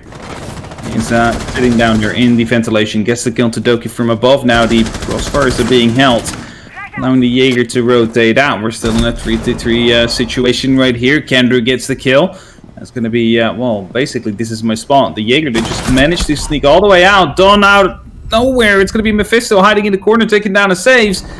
We're in a 2-2 situation yet again. Nello hoping to be able to move in from the front door. It's going to be Kendra that falls to Jaxi. It's going to be leaving him in a, well, 1v2 situation. Now, we've seen him make crazier plays, especially in Coastline, as said before. But he needs to get it here as well. Swaps to the Bearing 9, gets the first one, but doesn't manage to connect to Jaxi. And that means Polska Grom will win round number 5 and be the first one to hit 3. Well, step for step and blow for blow, these two teams, they're not quite finding the gap in each other's armor just yet. This is the chance for Polska Grom to try and pull themselves a little bit further ahead before the split and give themselves a 2-round buffer on their attacks. Otherwise, Na'Vi, they might be looking at a little bit of a tight situation. The 3-3 onto their defense will definitely be a big swing potentially in their favor, because it will start to really test the attacks of what has been a very aggressive defense from Polska Grom, and in a way I'm quite curious to see how that formulates onto the attack, how that formulates when they are the ones that are being pressed to try and take advantage of ground or take advantage of real estate, because the information game has been pretty consistent. The utility has been utilized a couple times very, very well. We've seen that, but definitely their number one, I would say, has been their aggression and their guns. Also the C4 is just the early frag on. Yeah. Oh, yeah. Well, that's it. That's, again, like, where they've been implementing the utility, hiding in the smoke. We saw the huge amount of intel ops that they were bringing early on, and they opted for different style intel ops. Like, they're a team that has obviously run and developed a lot of different ways to bring utility to their firefight, which is why I'm really curious to see how that is on their attacks. What kind of moments of their build and their defenses translate to their attacks. That's definitely true. It would be interesting to see how, well, the current state that they can, like the way they can play, how that is going to be coming up to attack. But you also have to be aware of the fact that it's... Okay, so we're talking about Na'Vi right now, right? They are probably not showing everything considering the UPL, and that shows better on attack due to the fact that people will just play more disorganized than on defense. Like, defense is overall easier, especially if you're unorganized, right? For an attack, everything needs to go perfect. It needs to be a clockwork. Everything needs to work. For defense, you can easier pick up on the mistakes that you make or your fellow teammates make. So, like, I'm still a bit afraid of Polska Grom that as soon as they start to go over to the attack, that Na'Vi is just going to be ending it right there. Of course, we don't know until we see, and that will be after this round.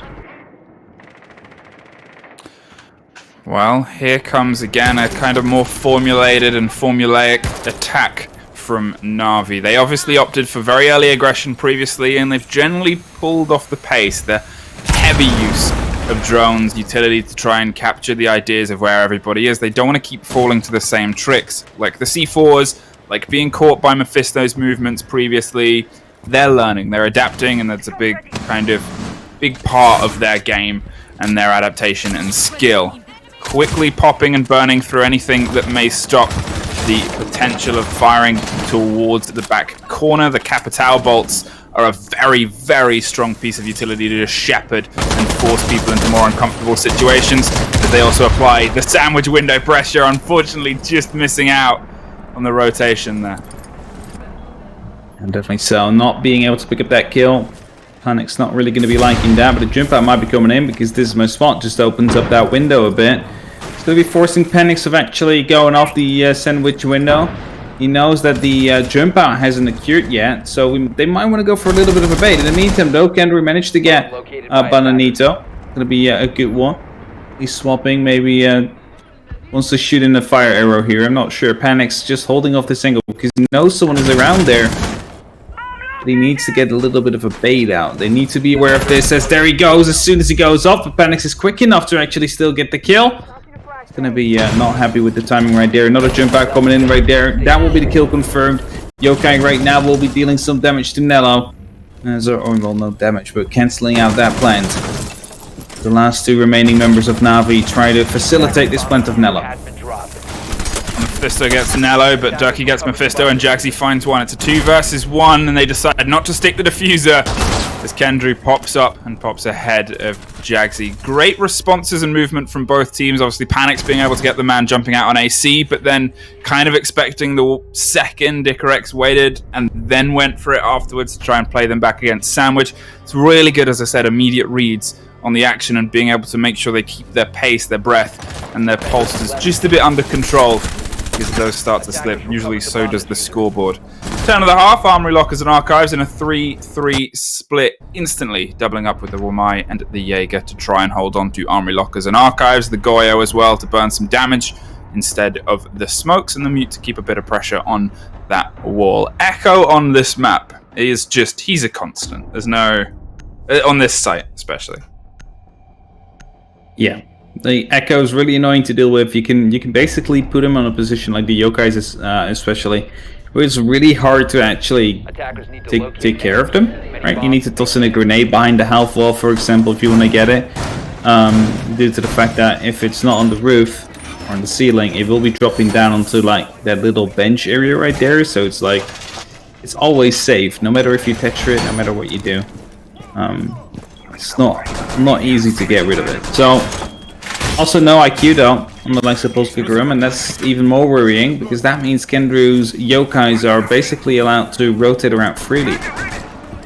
Yeah, it gives them such a presence. I mean, I'm sure everybody remembers the reciprocity moment. Everybody kind of knows the plays that X-Secret did with Echo up in the corner. The kind of, and you know, it's those moments where you think, okay, if they get away with this, you expect the IQ to be seen on the second time round. They've brought the gridlock to try and control the staircases and control a bit of the rotation. It looks like they want to find themselves in front of themselves into a bit of a pocket of space, and then from that point onwards can then try and take more and more land. And well, it's a very, very good idea in terms of the play. They're being quite slow and steady and almost caught the man instantly as he's playing a very aggressive game there and saves, gets away with a scrape, but there was a little bit more of the tight guns and tight coordination that we saw from Polska Grom before. That could have very easily been the end of him.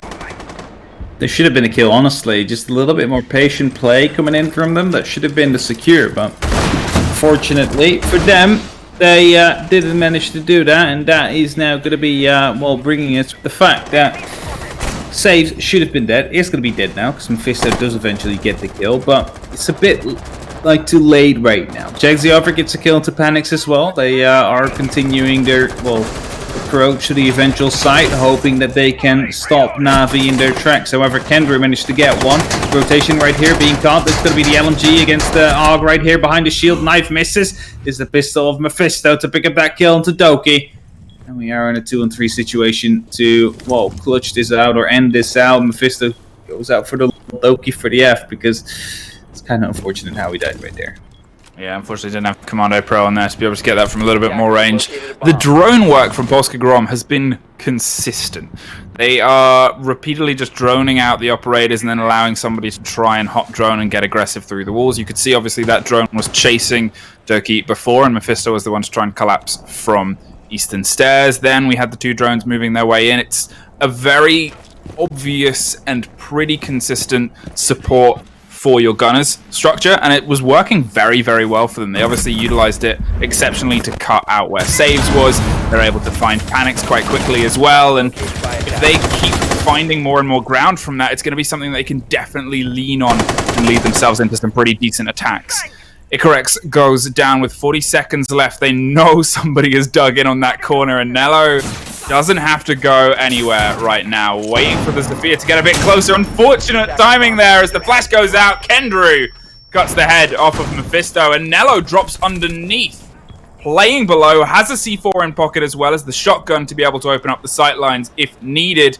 And with the diffuser cold and only 15 seconds on, they are so concerned about the long angles. 10 seconds You can spot the lag right there. The lag was right there from Kenru. They should have been aware of the fact that he's right here. Yet again gets missed. And that means that as the diffuser now gets recovered, he will be able to pick up one more as he falls. While Nello is downstairs. He's safe. And with that, Natus Vincera picks up the first round as soon as they go over to the defense. Not by killing everybody, but just playing the time. That's your biggest friend as a defender. Oh yeah. The attackers are working against two enemies. Physical enemies and then the clock itself always. That was always the moment. Went and lunged. Credit to him, but unfortunately a sentence that I'll never say. Doki was just a little bit too short. Never been said before. Ventilation Workshop we will head to next. For the first time, Na'Vi have found themselves a foot ahead in this race. Kendru, 11-6. He's doing a good game so far. He's having it. As a player, he is so consistently one that just refuses to let games slip through the team's fingers. There's so many moments, obviously, you talk about the Na'Vi structure, obviously it's slightly changed with the introduction of Panics and Doki kind of coming back into the fray, but it was always, you know, you'd have these kind of pairs of fraggers go off and do work and kind of pick up bodies, and you know, Nello would usually be playing support roles, a little bit more passive roles, and in these moments where if he's in the last alive, it's still kind of, you can do bits like when he was playing his Gridlock. But Kendru seems to have this consistent fire where if things aren't going well, he seems to just grab all of the team by the scruff and say, no, we're gonna keep playing this game. Like, we are still in this game. 10 seconds to insertion. We are winning this. Don't you dare letting down right now. For all these fans we have. How dare you? You need someone like that. Every team needs that talisman player. You need vocally. Obviously, the mental game of Siege, the mental game of any kind of comp sport or esport is one where you need to have a consistently good mental attitude, because you can tell a team when they lose that everything slipped through. My gun is bugged. What does he mean with it? Like, does it just not shoot, or is it like overlay? I'm not sure. I guess we'll find out, potentially.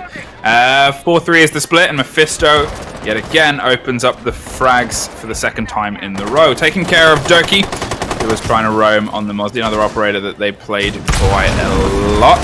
They were early adopters of the Mozzie and the Gridlock Na'Vi, and it kind of showed in how they like to play quite aggressive, quite loose, with a pretty solid grasp of information. There goes the fuse. I was just about to say I'm curious to see where those get run. I was hoping that it would actually detonate, but well, that's not going to be happening. As Phoenix quickly ended that dream. We see a Bananito right now trying to peek through the hatch, but doesn't know someone is still below it. Will, however, decide to go off it. And Saves is challenging this actively, hoping that someone will be peeking it, so he can put some rounds into them. And that could have been a very lucky headshot kill, as we saw the person right there underneath just move through that barrage of 9mm bullets that went through. Yeah, Panix is on such a low amount of health. They obviously got the idea and the intel that he was attempting a run out there, and again, it is a very good, quick, aggressive response from the players of Polska Grom, which is, as I've said many times, been such a big part of their play and a very successful part of their play. Kendrew has taken up around towards the eastern staircase to try and offer a bit of support. The camera's going to give away what Mephisto's doing, and he instantly expects them to swing on them. But Kendrew did not wake up yesterday, so he's not going to fall for that just yet. A minute on the board, plenty of time for Polska Grom to try and utilize something out of the control that they've got. But they're still trying to pincer all of the defenders. There's one. Can you find the shots on his body? Peppered through the wall. Nello actually caught out by somebody covering the crossfire, but Kendrew is there again, still striking from the side. The bodies of Na'Vi are still free to roam. Attackers have located a bomb. Zykerix right there trying to quickly move through the main door, but got himself stuck in a needle. And well, right now Kendrew got himself a way more aggressive position that they might have been, thinking that was safe before, and right there gets the spot, misses the shots though. That's going to be quite unlucky. Icarix, however, still dies. Kendrew gets that kill. Drop now coming through from Bananito will not help, will not be enough, and Mephisto will be killed from Panix from the cross. And with that, Natus Vincera also been round number 8. They show that defense is their strong point. Yeah, again, the space that they had and the control that they had has lent very, very well. We're going to have a quick rehost, I believe, just for the sound bug that's going to get sorted. And this is a moment as well for Polska Grom to kind of get their heads back together, talk about where they think things are going wrong, and kind of say, okay, well, you know, we were level pegging, we've come into our attacks, and things have unfortunately just slipped a little bit further away. It definitely has slipped a little bit away, and it's I mean, they did well the first half, and then afterwards they completely started shutting down, so to say, because Na'Vi on their defense just really, really strong. Yeah, and I think it's fair to say that the first round of their attack was closer to the wire. That second one, they had nowhere near the level of control over the operators, the positioning. There was some good moments in rotation from the Na'Vi players in the first round, sure, but there was almost instantly a drone from Polska Grom, quickly followed up by a gun. Here, there seemed to be a little bit of that at the beginning, and then from that point onwards, Na'Vi just disappeared through their fingers, and they were unable to try and get a little bit more of a solid grasp on the roaming players, as we saw from Kendrew being able to strike a couple of times from the side. And you know, that's the kind of moment, and this is for them, I guess, the break to go, okay, we need to get ourselves back to closer to where we were in the round before, because if we go further and further down this, well, it's going to be another 2 rounds in Na'Vi's favor. Definitely so. Just quickly, like get yourself back in there. Just quickly talk about it. Get yourselves calm. go for a little bit of a mental reset, see what you can do, see how that will be working out. So that's what they want to be doing right now. Na'Vi, on the other hand, they're probably just going to be as calm as ever.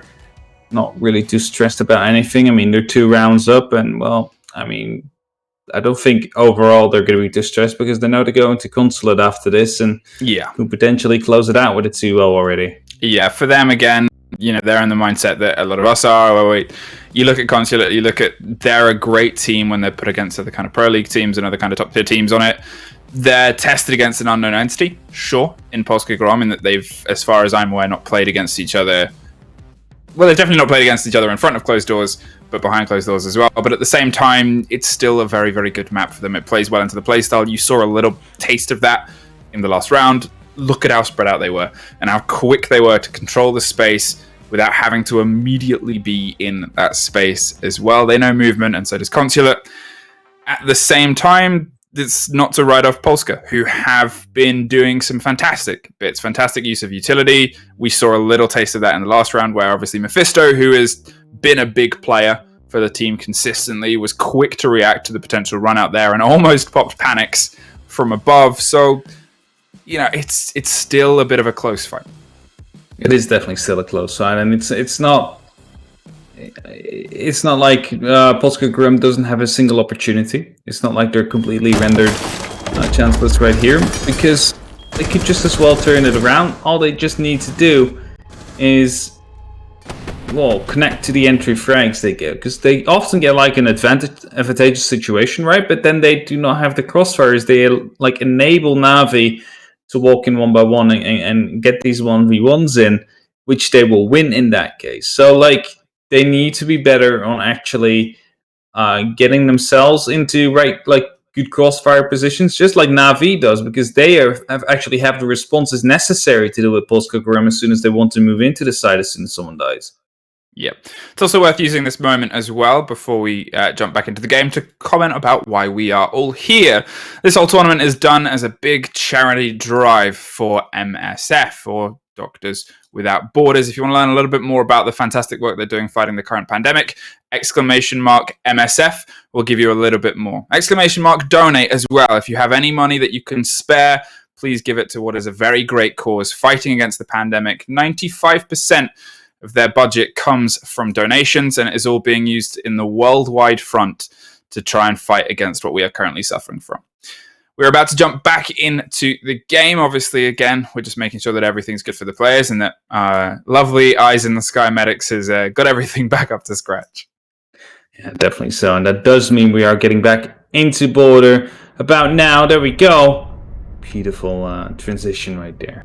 Let's see how this will be working out. Who got the better hand out of the other team during this break?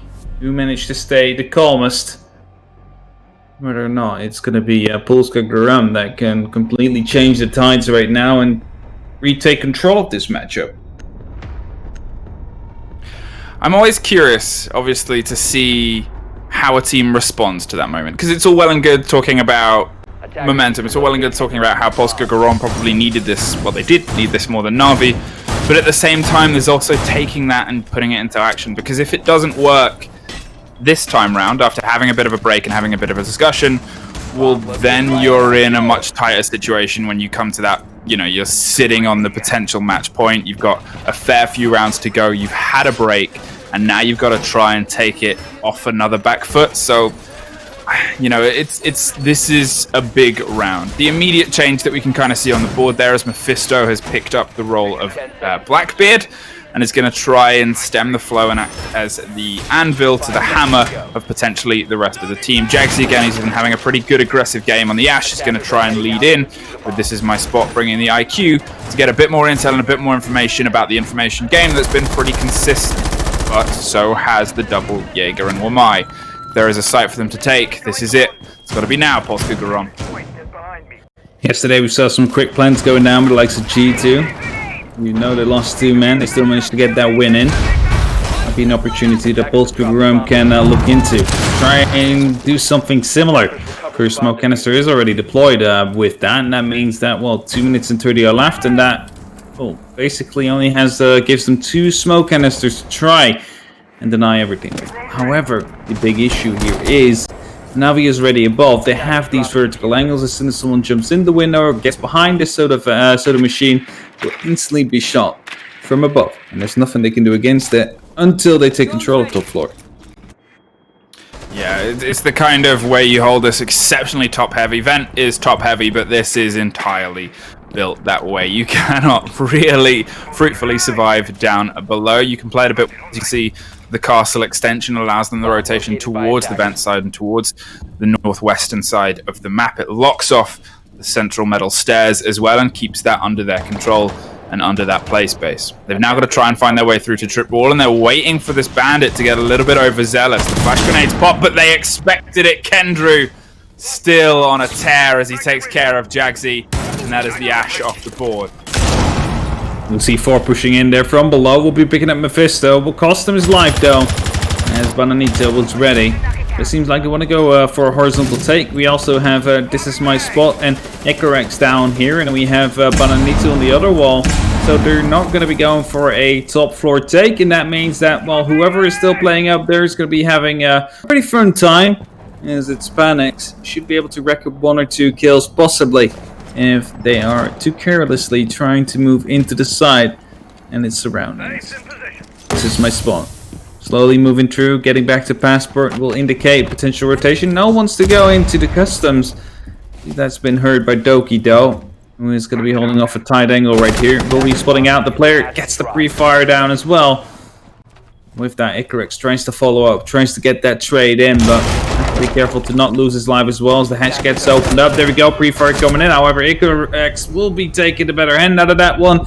Saves will finish it off though, and that means Natas Vincere right now onto 6-3, and showing that indeed, like, the attack is way harder if you're not playing super serious than the defense, considering, well, first of all, your opponent's attack needs to be perfect, and you can make some more mistakes as a defender. So Navi really using that to their advantage right now. Oh yeah, it's, you know, everything is kind of falling into their favor here. They're still quite relaxed about their play, but they're also in the situation where, as you said, on your defense, you're being tested. You have the time to set up, you have the time to prep, and this is, you know, you're the one kind of putting this forward and say, okay, come and get us. On your attack, there's that pressure of time that we talked about before, which if you're kind of playing a little bit more relaxed, you're not trying to hit everything to that pinpoint level, those mistakes are much more obvious because, you know, you don't just have to get through utility, you've got to get through the man itself.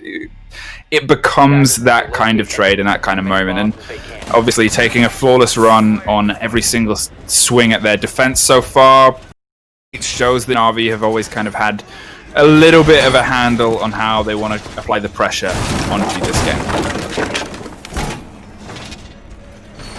Alright, one more round potentially for Na'Vi to get this first one on the board. Supposed to run, definitely doesn't want to let it die yet. They want to hold on to it. They know they need to win this one because well, they will not expect themselves to win Consulate, one of the better maps that Na'Vi have available to them. You can stop worrying about grenades now. So for them, it's absolutely important to make sure that they get this back to overtime and retake control whilst they can. Blackbeard's back on the board and is holding the diffuser this time around. Mephisto's playing a slower, steadier, again anvil-based game here, and I guess hoping that Jagsy can get off the board a little quicker than unfortunately dispatched previously. A very quick swing of pressure from the man, almost catches the rotation there from Panics, living up to his name as he backpedals and fires towards the AC window and just keeps his head for now. In the meantime, they're able to start opening up some pressure towards the armory side, and Bandit is going to try and do all the tricks he can to buy as much time as possible. There is also the pressure coming from underneath. Zafir is popping where she believes somebody is, but Nello has already rotated, and Doki has dropped Mephisto. It's going to be the Blackbeard going, and with that also the diffuser dropped.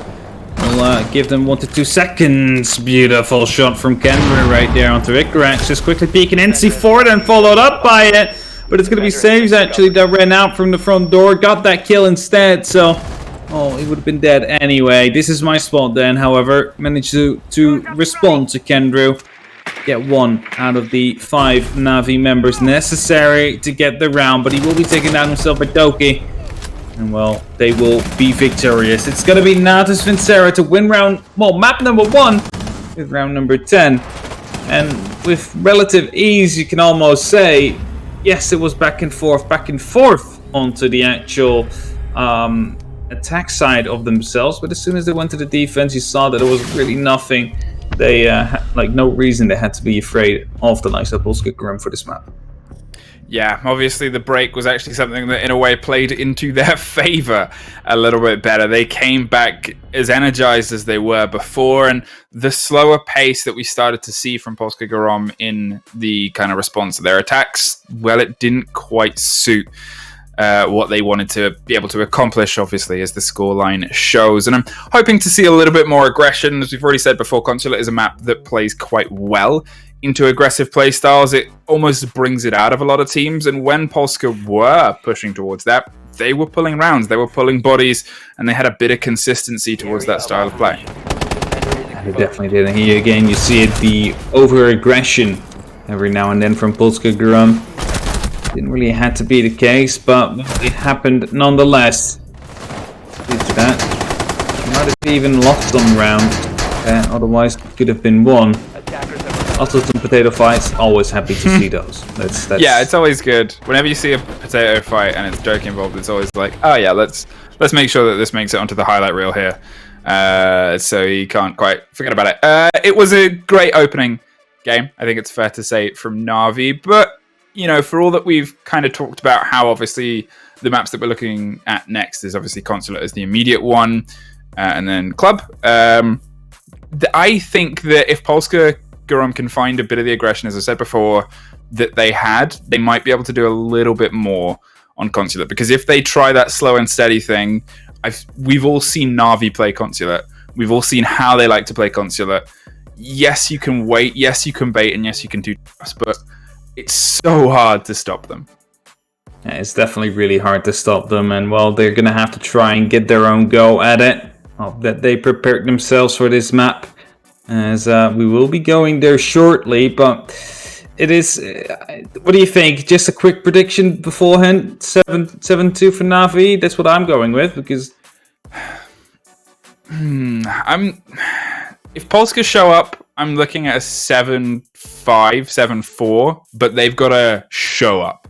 And I guess, unfortunately, we're going to have to wait until after a very quick break to see whether they do. We'll throw some adverts on and we'll see you back very shortly.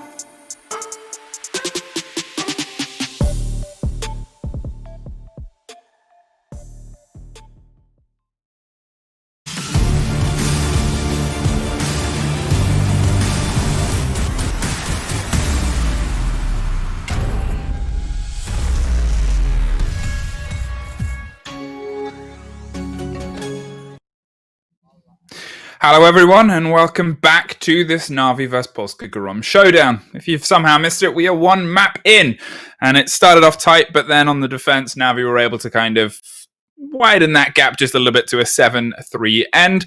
The second on our board is Consulate. Yeah, and well, historically seen, that's a very good map for Na'Vi.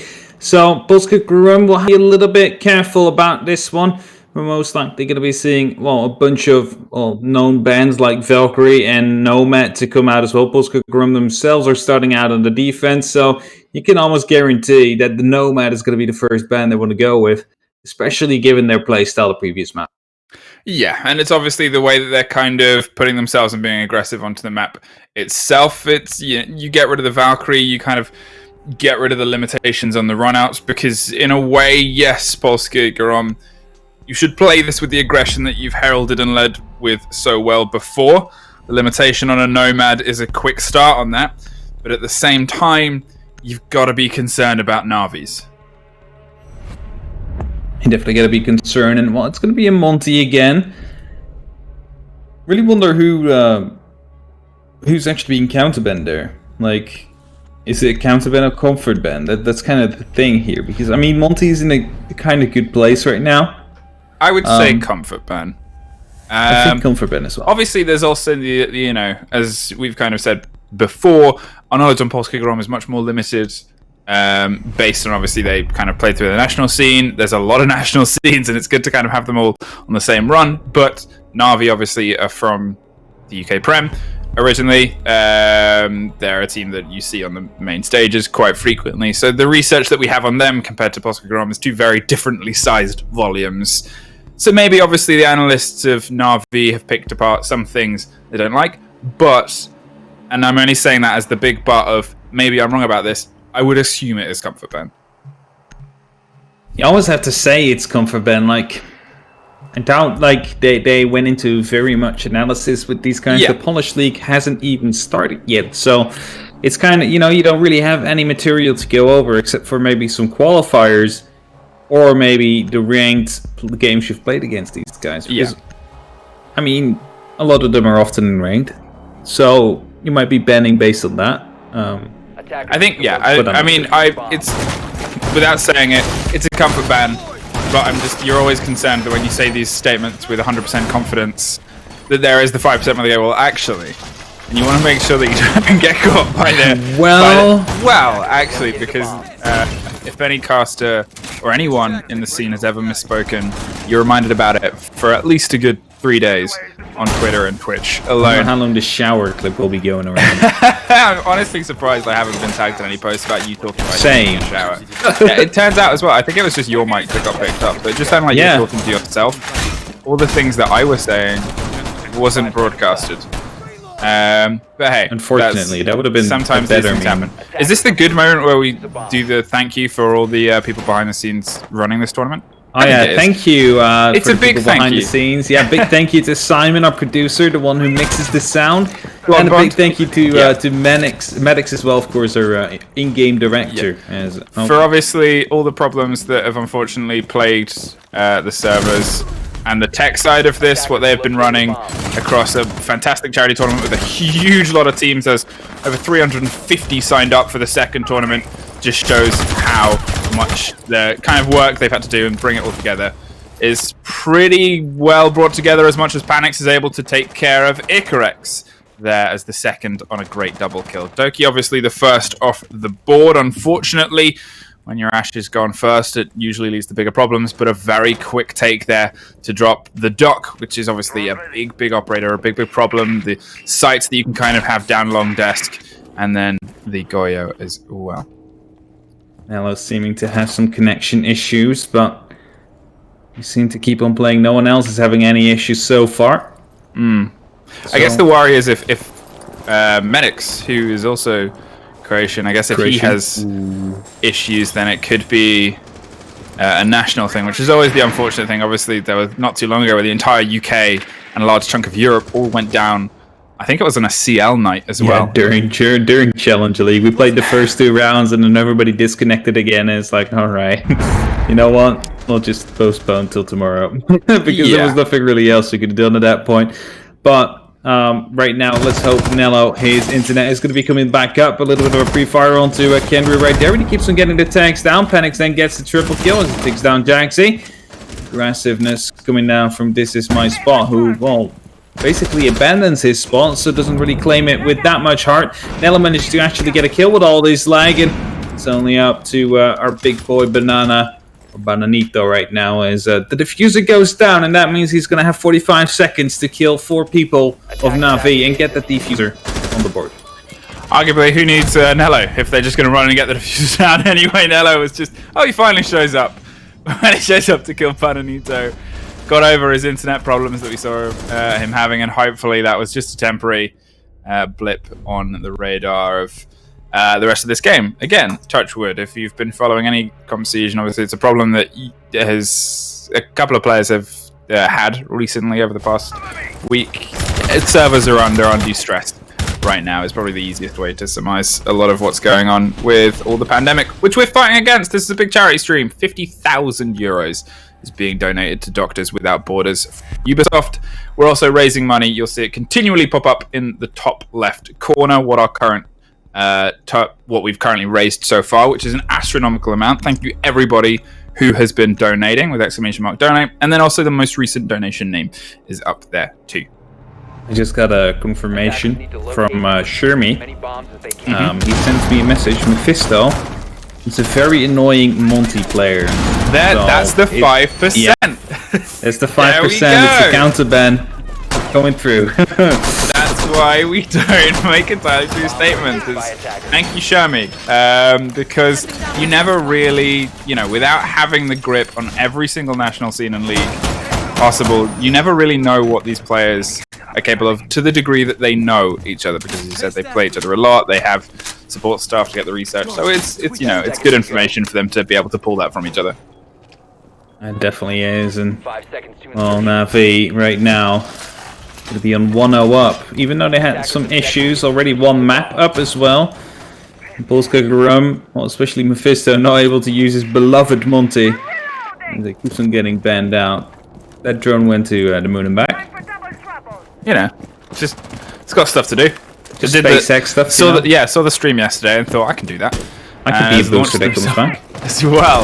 Concerned about the windows here, and I guess they're worried about potentially just obviously getting jumped out on. Doki's still on the board and not quite dropped as of yet. They have a very long angle, but 2 go straight past Kendrew, who doesn't want to give the game away of what he's holding there, and well, I guess you'll hope that decision doesn't come back to haunt him, as he's actually able to take care of Bananito, who got exceptionally aggressive.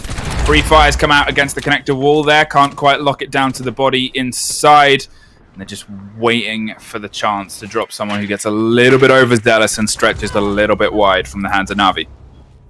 That's going to be the other way around, though. This Is My Spot will be taking down saves. Doki, however, managed to get himself a little bit of a refrag, bit of a teabag with it, just to say, hey, Maddox, who are you watching? Well, he was watching afterwards, so the teabag got caught, not the kill, unfortunately. For Doki, though. Echo Drone picking up as much information as it can, and the huge angles are being covered by Icarex, but Mephisto is the one that is toe-to-toe on that doorway to see if they can do anything to stop the flow of Na'Vi across this top floor. Again, it's very deep holds combined with very close holds, and it's sometimes a bit of a risk that you don't bounce into each other's fire, but Mephisto's able to use that opportunity of a run out to get Doki. Nello is there on the quick pickup trade. They know somebody was downstairs. Na'Vi have that information, and you can see they're rotating underneath to see if they can get some control from lobby, at least. In the time it's taken, though, they have both rotated back upstairs. They're applying the pressure from yellow and from the only cornerstone that they have on this hold, and well, let's see if they can make something from this final pairing. That's going to be the question they will have. Na'Vi is trying to put themselves into these pincer positions. One on copy, one on long desk, trying to spot out the yokai. Eventually we'll find it. It will make it harder for them right now to get the actual information in. Someone on the balcony as well. All angles should be watched, but Still, they have no clue where these defenders currently find themselves and what angles are they holding. Nella picks up one, but that will be meaning as well that Icarex has to give his position away to get that kill. Some stuns are coming in right now. Panics will be going for the plant in the meantime, knowing that Kendra will be holding the cross. 10 seconds There's remaining. nothing that he can do right now as he will be peeking past. It's going to be the spiral stairs that he wants to challenge first, but he's not going to be able to pick up a single kill as of yet. Pre-fire is coming down left and right of the bomb chassis. Picks up the kill onto Panics. It's going to be a huge one. And right now wants to go for the actual defuse and will do so. Icarex is going to be able to potentially get this round in. Kendra is running for it. Has to go for the pre-fire. Will be getting it! Headshot through the table. Enough to win that round, but just with a couple of seconds left. You've got to give credit for him trying to stick the defuse. Obviously, we've seen them do sneaky defuses before, and unfortunately that time round wasn't quite able to pop it off. But a sliver of a second was all that separated them there from being able to pull that together and pull themselves back on to level pegging. Cafe Garage, they're not going to try the top floor again. They're instead going to swing their way down to the basement and see if they can make something work here instead. It allows themselves a bit of solidity, but also you look at Bananito and you look at Mephisto and you think, well, those two are probably going to be making a bit of a roam on what is a very good roam map. Definitely too. True. God damn, English is hard today. It's okay. It's a very warm been- day. Yes. Yesterday I was the one that was suffering, and today it's... Have like little sleep due to it as well. So, you know, and then everything piles up together. But hey, we are still going strong here. 2-0 for Na'Vi. And well, they are on the attack. And, well, Consulate is more of a 50-50 map, right? It's not really defense or attack sided. It really depends on what kind of a team you are. Yeah. Or what kind of teams you are. Like, one team really favors the attack right here. One team really favors the defense right here. So it doesn't really necessarily have to mean something. Yeah, So- it's the way you kind of look at... You can throw every stat about a map forward, but there's also the stats about the teams and the stats about, as you said, whether they like to prefer the attack or prefer the defense. Durkee, that is the second time he has been the first body off the board, and it's the revenge of the person who was otherwise the first body. Bananito is able to take care of the Ash from range. The Amaru looks for quick revenge, but she's facing the wrong way. Jaxi was there, and almost with no understanding and expectation just went, oh, hey, and then blew the head off. I don't know if he was thinking, should I go for like a knife kill or not? Because he was looking at it for like confusion, just pure confusion. Like, what are you doing? You're not even watching me. Why do you decide to run in from there? But well, we saw the Amaru in play, and we also saw what she's known for, becoming a 4v5 situation. Now in this case, someone already died, but it's often known as the first death if you just repel in like that. But Kendra now, last man standing, 1v4. How much can he do? Is he going to be able to get all four? That would be a huge round from him if he does so, but I doubt he'll be able to do it. I think Polska Garum, he's more than happy to take this round right now. Imagine if they were facing it. Oh, it's the sad face. Aww. Oh, he's all alone in this war right now. Imagine if Polska Garum, if Jaxi had been on the other side though. Because obviously he froze up and was potentially thinking about doing the knife. There's another sad face. He's very sad now because he's been shot a little bit. Gets Puts it down bullets, though. gets the down on Jaxi, avoids the C4, and this is their weight of anger that we can see them running. There's at least one, obviously, trying to finish the other that he got down. You don't expect all of them to throw themselves one at a time. Yeah, you can still see bodies holding down the fort, but that's if this was ranked, that's what my team would be doing. They'd be throwing themselves at him one after the other. I mean, that's what rank's for, right? Like, Yeah. if you're not playing a 5-stack, then this happens all the time. Oh well. It's a 2v1 situation, as Jaxi is slowly bleeding out. Suddenly it's doable again, especially with the 44 seconds left on the clock. He just decides to go for the Axel. Oh no! Alright, can go back down again. No need to actually go to secure that kill. Kendra not having to pad his stats to actually commit fully. being done for him as he bled out, and now he's going to be coming in from the back. The call will be coming as the camera spotted him out. That's going to be forcing some rotations to come through as well. Is Kendra going to be able to hit the shots of his life? No, he'll not be able to. It's Ikarax that takes him out, and well, it's going to be Polska that pick up their first round. Try to fight back against Na'Vi. Yeah, I mean, obviously you've got to give credit for Kendra to being able to find something from that round, if it was kind of handed to him from the first 2 dropouts. The Amaru, if only she was looking the other way. Imagine. She would have been dead instantly, probably.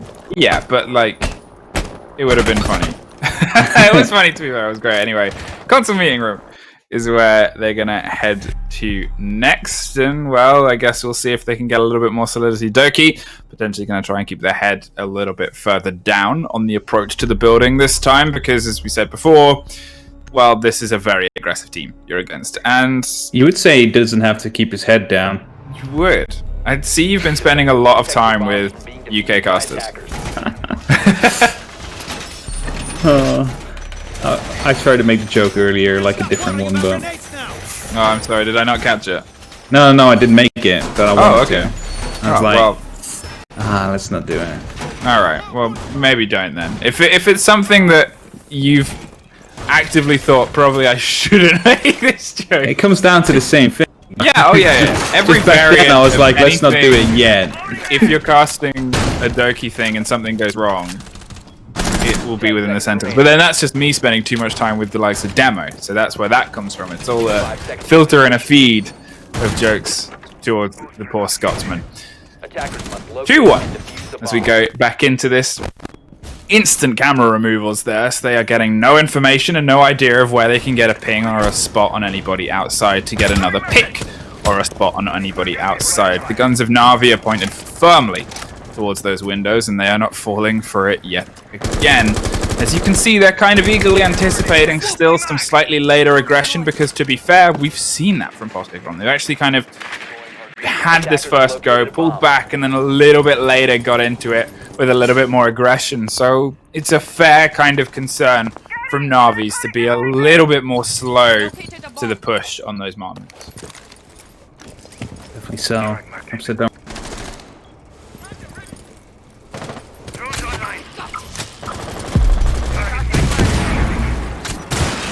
Here comes the swing in now, and there goes the diffuser. Getting the plant down almost instantly as they make sure that they keep a lockdown on any of the control and the information that needs to be done. Defender exposed.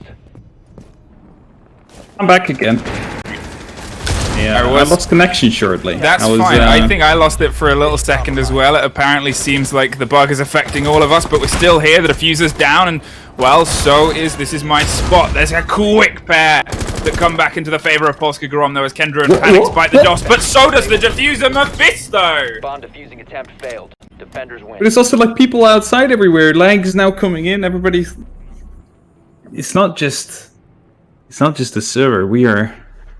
We're having the issues too.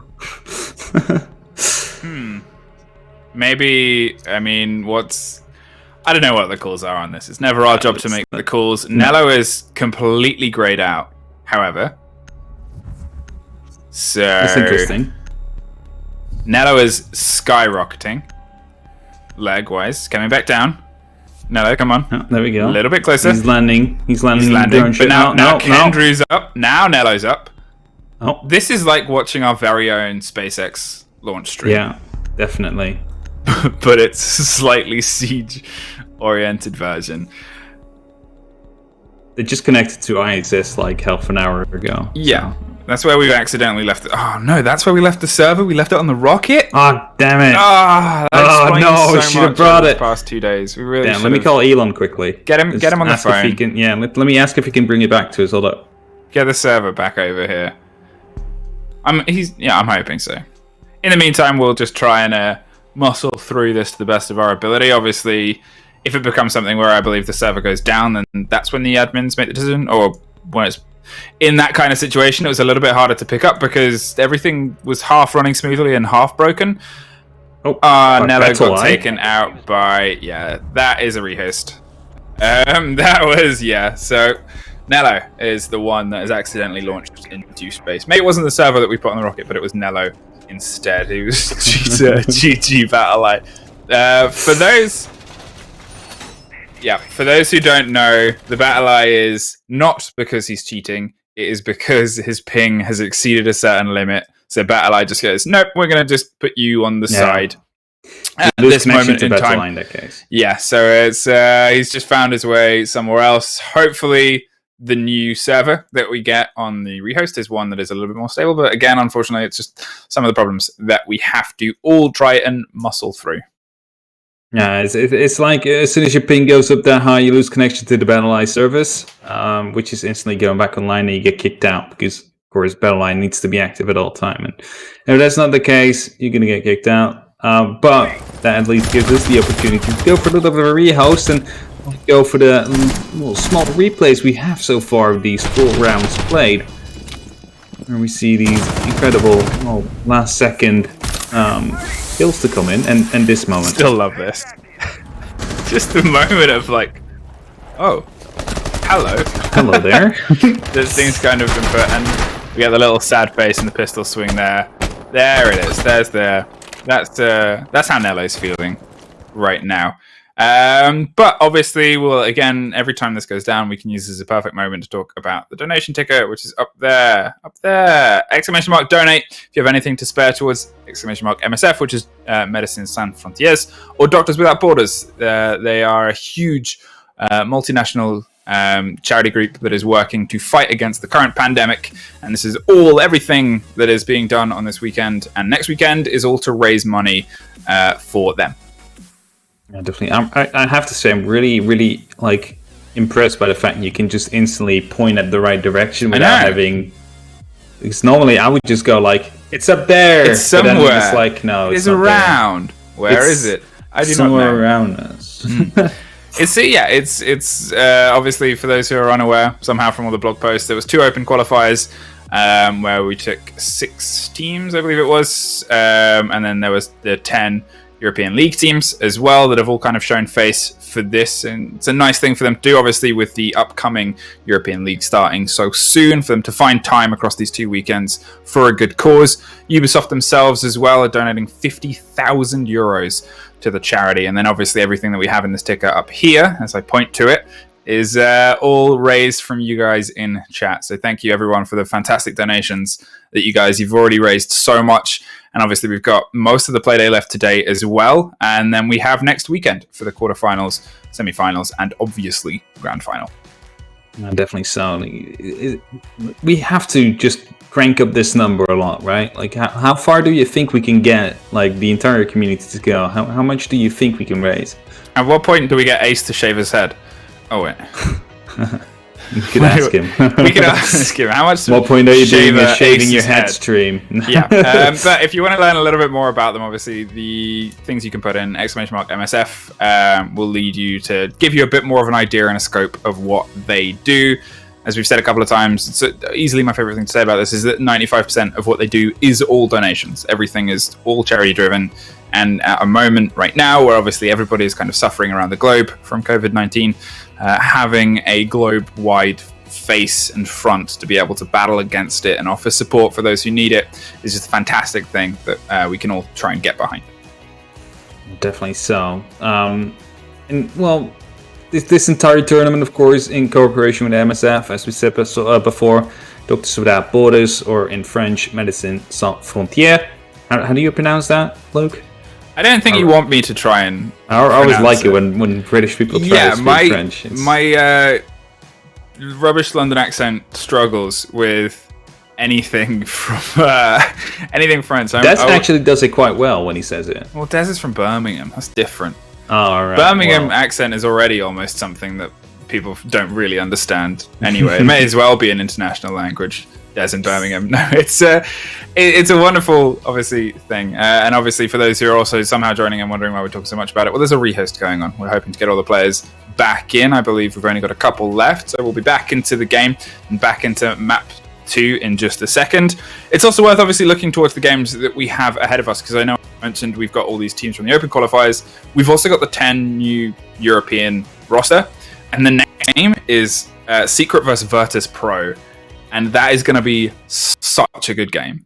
That is going to be the game to watch. And well, Ace and Dez are again going to get that treat. They had Easy Dream versus Empire. They're also going to be getting that one. Really new. They really have the bangers. But that's to be fair with Ace and Dez, they either get stomps or they get max OT length games. Yes. Like there's never a middle ground in the games that they're casting, and I feel like they are going to have a fantastic max OT on their hands. Oh yeah, definitely like 3 times OT, and then we have to go right after, go up to 3 a.m. Yeah, well, Yeah, and we get it next week as well. So it's that's the how long we're joy. streaming. Yeah, it's the way everything kind of runs. Lobby press room. We head down to 2-2 is the split. There's a couple of worrying hourglasses currently across the top of the board, but hopefully that is just first load shivers, and then that eases as time goes on. It's often like that, right? Just the first time loading in is like if it happens, it's mostly the first time loading in, and after that it should be fixed. And there we go, we're getting into the next loading screen. Attackers need to locate And there we go, we're finally in the match. So indeed, it's just the first loading shivers as you said before. We're back into Consulate now, and Na'Vi will have to try and finish this out. I don't want to be going in the 2-0 fashion. They don't seem to be enjoying it on the laggy servers for them, especially Nello. So, why not just close it out then? He's not had a great time, Nello, so far on this map, and I guess now is the moment for him to kind of say it was just lag, those were just the problems, and now I can kind of show up as we go in. 2-2 is the split. Obviously it started as a 2-0 spread, and well, I guess we'll see if that is something that can kind of continue and start to deepen and get a little bit further into this game. Attackers must locate and defuse Opening the windows there just for some extra sound it corrects. Playing the game of the true roamer. Making sure he gets all the information as quickly and as clearly as possible. Now it seems to be going for a quick camera take there from the garage, and decides to go in right afterwards. Needs to clear from below, spots out a reinforced hatch. Gonna be checking if anybody is left around here. Attackers recovered the bomb Possibly diffuser. picking up a kill on the way, but doubt that anybody is actually currently on the bottom floor, because they all seem to be upstairs or on the first floor. That's going to be a Claymore. That's very risky as there comes the pre-fire. Will not be able to hit anybody as of yet. Nello, though, managed to get Jagsy. Saves is down. Are they going to be aware, though? There is going to be a ping coming through, so they are definitely aware that Saves is in this position, and as Mephisto is going for it now, there's going to be the pre-fire to come through, but it's not being hit. Not a single shot. He saves his life. Will be saved. And now it's just a matter of trying to see if they can capitalize on having the man advantage. Unfortunately, it very quickly disappears, as so does Nello, and so does Doki even, and so does Bananito. Nello is actually still going, he's still standing. I just expected him to die there. I don't even know why, I just kind of expected it as they try and get a little bit more pressure. Mephisto finds Saves with a bit of a wide swing there towards the top of the circular stairs. It falls down to the 3 versus 3 again as they're trying to keep an eye on everything that might be happening and breaking apart, but there is another one for Mephisto. Great rotation, great movement, and another kill on another staircase. And now Na'Vi, yet again, at the disadvantage for this bomb site. Nello and Kenru still left standing. Of course, they are very capable at getting this clutch in. Nello moving up from the yellow stairs right here. Could potentially catch up. This is my spot, but as it takes down on the, barbed wire on that position, it's going to be aware of it. It's going to be alarmed, and with that, look at that angle. Mephisto just holding it from above. Question is if someone is going to be able to get the information out on that, whether or not they're going to be aware of it, because he has to pass that position, whether he likes it or not. Well, there comes a drone. Doesn't go up quite enough, and this will allow Mephisto to hold this angle and miss the shots eventually. His position is known now, though. Will definitely be hunted by both Kendrew and by Nello. Kill comes through with instant refrag from Icorax as well. Drops a diffuser. Leaves Nello in a 1-on-2 situation where he's basically in between both operators. This guy to just go for a different kind of approach by maybe just dropping down on the Spiral. No, on the Hedge right here. Will be shot from the back from Spiral. Actually gets that kill. It's gonna be. Oh, he gets that as well. How do you do that? I didn't even see him.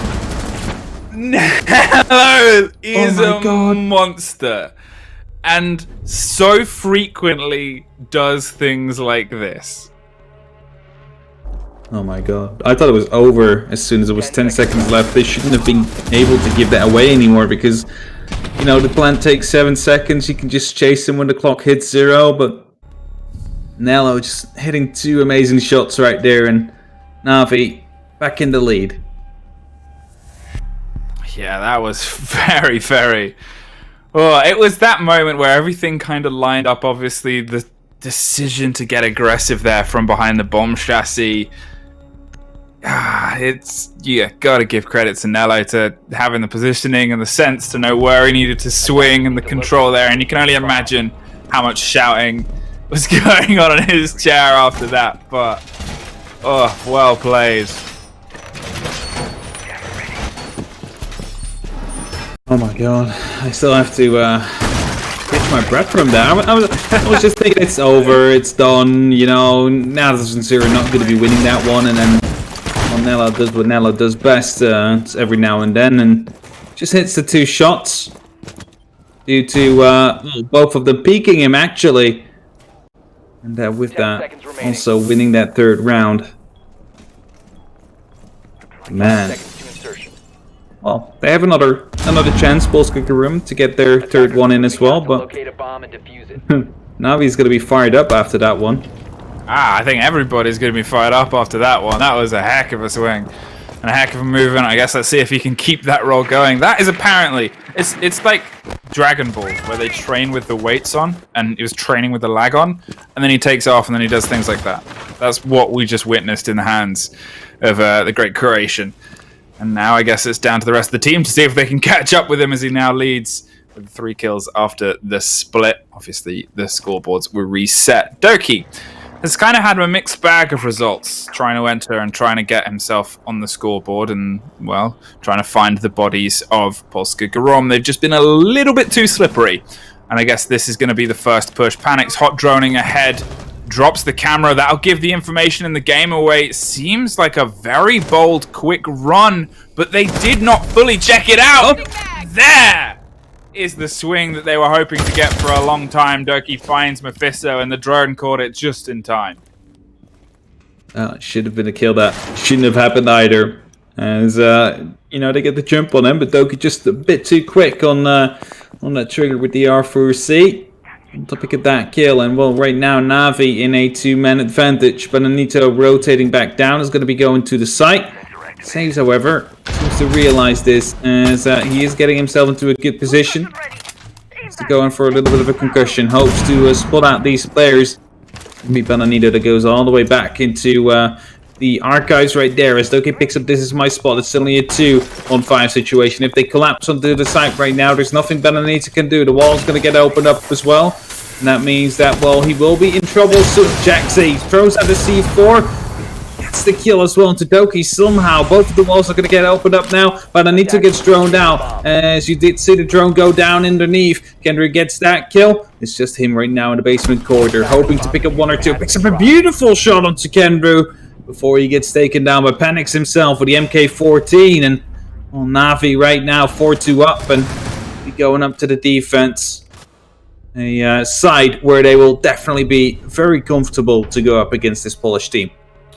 Yeah, well, Doki did say it was a C4 magnet, and I guess that has continued at least over from border. Cafe Garage is where they're going to open their defense after being able to take it pretty well in that previous round. Obviously, they collapsed across all of the Rome game and the take against Mephisto upstairs in the bathroom, from then to be able to just flat push. At the same time, I believe it was Panix also got the opener on Icarex whilst that was going on too. So the Jaeger to suffer very quickly was, you know, it's the kind of lead in aggression that I think Na'Vi have missed from time to time and haven't quite previously been able to get a grip onto what was being put forward. Saying that, now they're on the defense, and not having a grip on a Na'Vi defense was kind of the final nail in the coffin for Polska Garom on border. Alright. I went for a 7-2. Not sure if it will be happening. I mean, well, last time though, it was Na'Vi that won 4 rounds in a row when they got onto the defense, so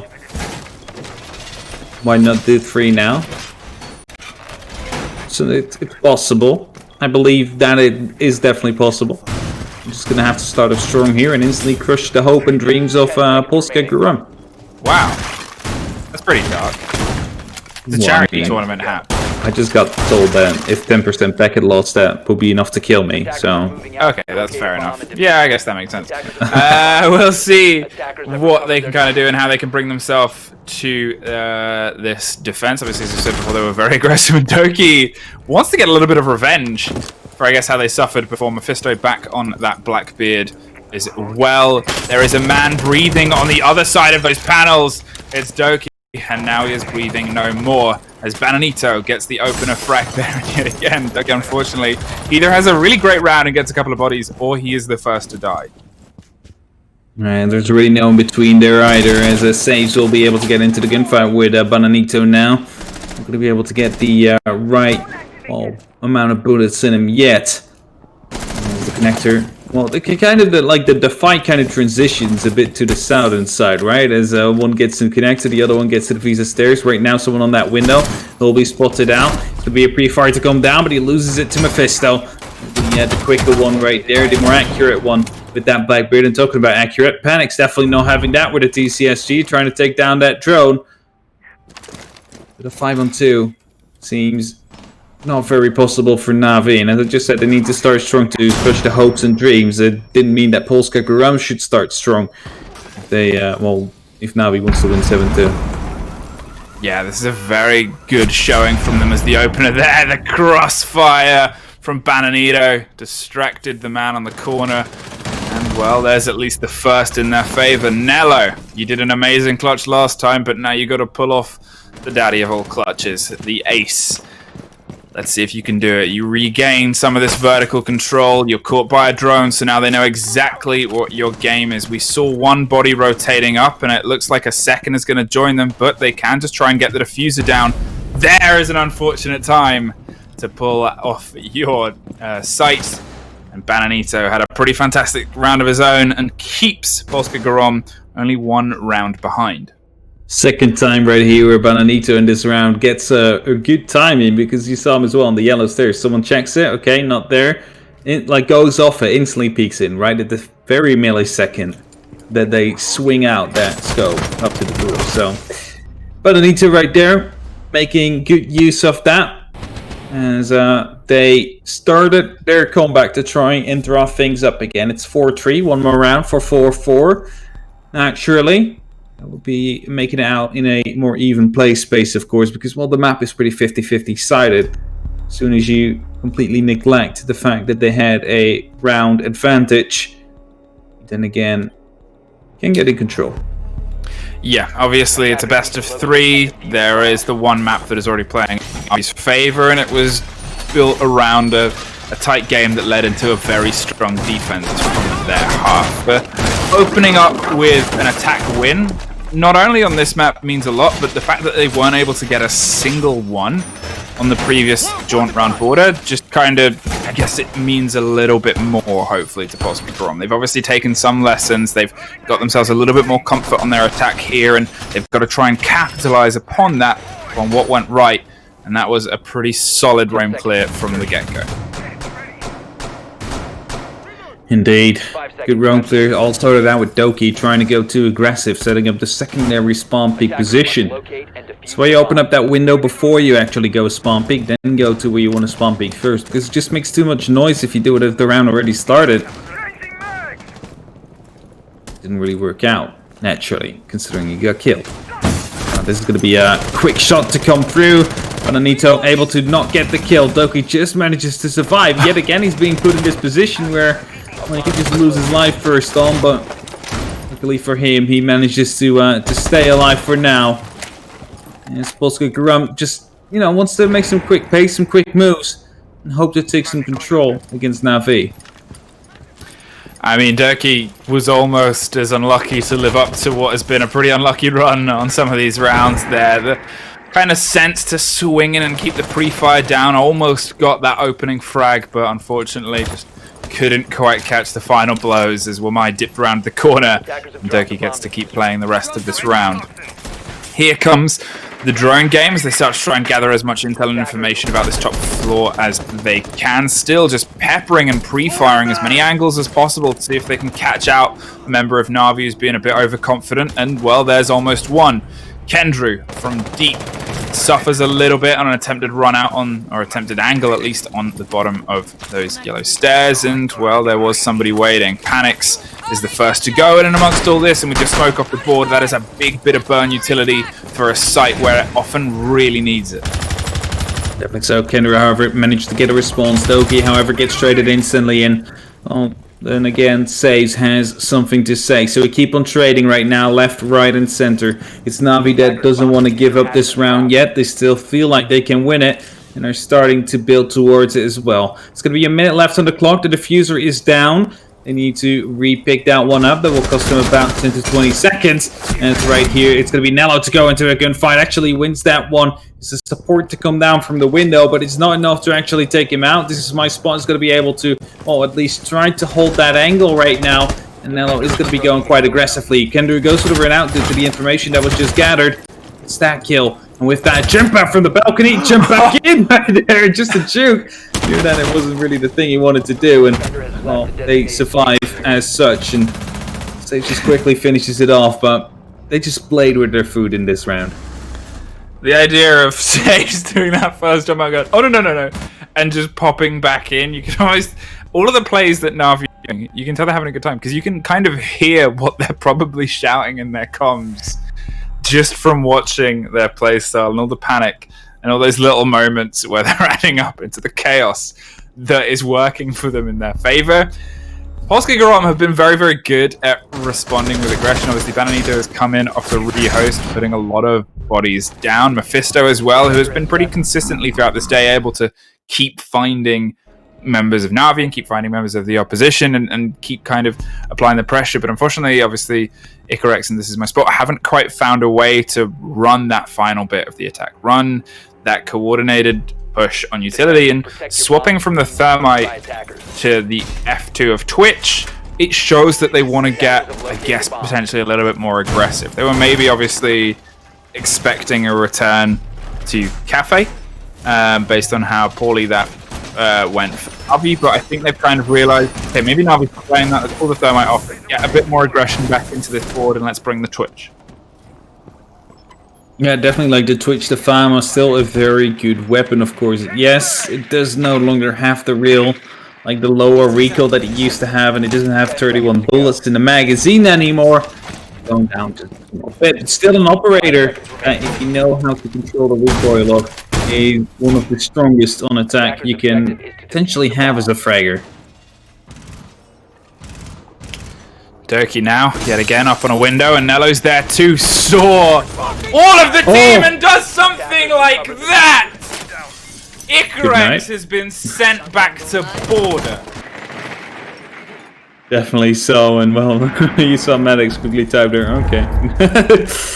Didn't know what was happening down there, as quickly taking care of the glass, allowing Jaxi to, well, he wanted to put down the impact right there, but actually hit himself with that one. Almost gets the lucky wallbang onto Doki again. Like, the man is so unlucky. He just keeps on getting wallbanged and sprayed in every single random location he finds himself at. This time, however, he will stay alive, as wasn't the actual kill from Jaxi to come through. There's still one man down, also a minute down, and they don't really have any control as of yet. Maybe the battle eye ban on Nello was actually because he's hacking. He's pulling off shots like that. Maybe investigate that. They're looking now. Doki has been put back up to a little bit more health. The pepper bullets are going towards the top of yellow stairs. There's a body either side. They need a little bit of support, and that is coming from This Is My Spot, who offers a bit of a crossfire from Shower to try and limit what is being done from the long desk side and from the opposite admin side. Now it is just Nello slightly cut off from the rest of the pack, and they're going to try and capitalize on that, but they can't get too wide because, well, there's Panics with a big gun and the big possibility at just cutting anything you try and do off. Here comes the yokai. using it as an actual drone right now. Now I check out the bathroom. With that, some information being lost right here by the likes of Panics, because I believe there's a player in there that is about to peek together with Bananito. We'll be aware now due to, well, the shots, the pre-fires coming through. Nello will be overhealing himself as a reinforced wall next to him. Doesn't have to be afraid of the push from bathroom or yellow stairs to come in. Kendrick gets the first kill to Jaxi. It's going to be the crossfire right there. Doki just a small tad too late to save his buddy Nello on that angle. Gets a double kill though, and with that it's going to be only up to Mephisto. He doesn't have his beloved Monty, would otherwise love to play with right now, but jump out of Doki comes in. He's done with being killed every single time, and he puts the 3K on the board. And with that also brings them to map and match point. 6-3. Well, it's not over yet, but again, that's 2 rounds in a row on defensive that have looked increasingly confident from the hands of Na'Vi. Man, that kill was just... it was so... It's like... I know you said Doki has had no luck. We know where that has been funneled. Yeah, it definitely has been. He needed to let it all out, and he went for it. He went for the jump out. He went for the kills. He went for the aggressive swings, and worked all out in the end. As we're going back to Cafeteria Garage right now, we're seeing a Clash in a Warden coming into play. Yeah, I mean, obviously, you kind of look at the setup there and how they've been playing. I guess I'm curious to see what the response was, because this was very much, obviously, a Polska Grom round. It was a 5-1 situation. They managed to get themselves through with very clever play, good timing there on their pinches and their pincers on what Na'Vi were trying to do. So with the pickup there of the Warden, of the Clash, you're expecting a more reserved defense, I say, as they start opening up the garage wall in its entirety. 10 seconds to insertion. I mean, renovating. Maybe they want to get the fan out, right? Kendra is now the wall.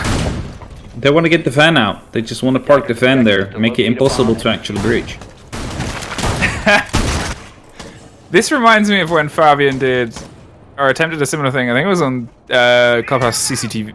CCTV balcony. They removed the wall and they put Fabian in. Historically, it didn't work.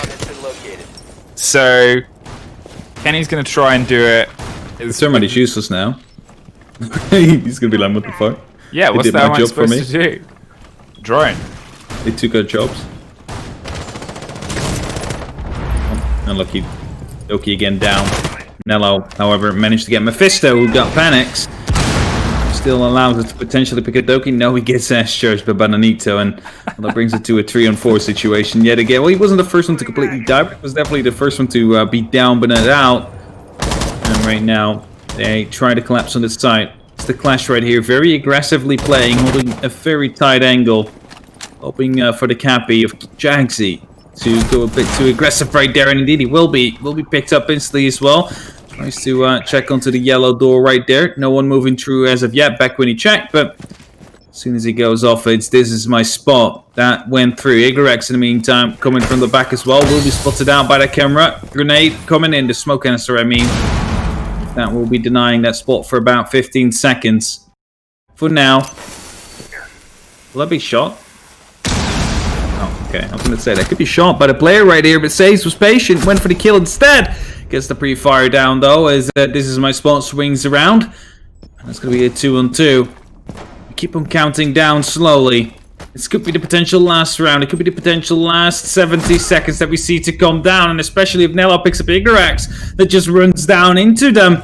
It's going to be a 1-on-2 now. And well, you still have a shield against you. And that's really not something you'd like to have, as this is just free information to come through. There comes the spots as well. There's going to be stuns as well coming in soon. And it's just going to be enabling Nello right now to get into a flanking position.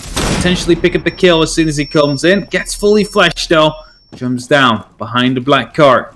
Wants to go for the skill, but he's still worried about the fact that someone could be coming in the side, and that's indeed what happens. Nello picks in and gets that last kill. With that, Na'Vi win this one 2-0. And we'll be proceeding to next weekend in the quarterfinals. Yeah, it was a very, very fun game. Obviously, Na'Vi there with Nello leading the charge after the Riho's sick and tired of slow in. And well, he apparently, unfortunately for Polska Grom, took out the frustrations on them with some pretty creative plays and some pretty big, bold maneuvers. They move forward with a 2-0 and will be finding themselves obviously rejoining us next weekend to play the Chaos, I believe is the way the Bracket Chaos won their game earlier today. You've got to obviously give credit to Polska Grom, who had a fantastic run throughout the qualifiers and then were able to put up a pretty good fight on their defenses. They're able to find some blood and find some rounds, but unfortunately their attacks couldn't quite find the same weight and wind that they managed before. Has there even been a team yet that went through the open qualifiers that have qualified? No, right? Like the last one standing is Movistar Rider. That will be the last matchup of today. Yeah. They have the entire open qualifiers on their shoulders now. Yeah, they've got the weight of all of the defeated teams, unfortunately, before them. But at the same time, you know, it's open qualifiers. They've already done huge bits, and they're up against European League teams. They're up against the kind of top tier. They've historically been the top tier as well. There's a load of big names, and they're also up against them at a time where they're kind of, you know, they're 2 weeks away from the start of the fresh season. They're getting warmed up. They're coming off their breaks and getting themselves set up and ready and prepped for what is going to be the new face, the new time, and the new line of Siege. So they've kind of come at a moment where they are also fresh and ready for the court. Definitely so, and well, Polska Grom then might have actually rather wanted to meet Natus Vincere like a bit earlier, like a week or two ago, or right before the actual season starts, because then they really can't show anything. But well, it's Na'Vi that managed to get that win down in the end with a 2-0 fashion. It was quite a quick one as well. I believe it was 7-3, 7-3 twice, wasn't it?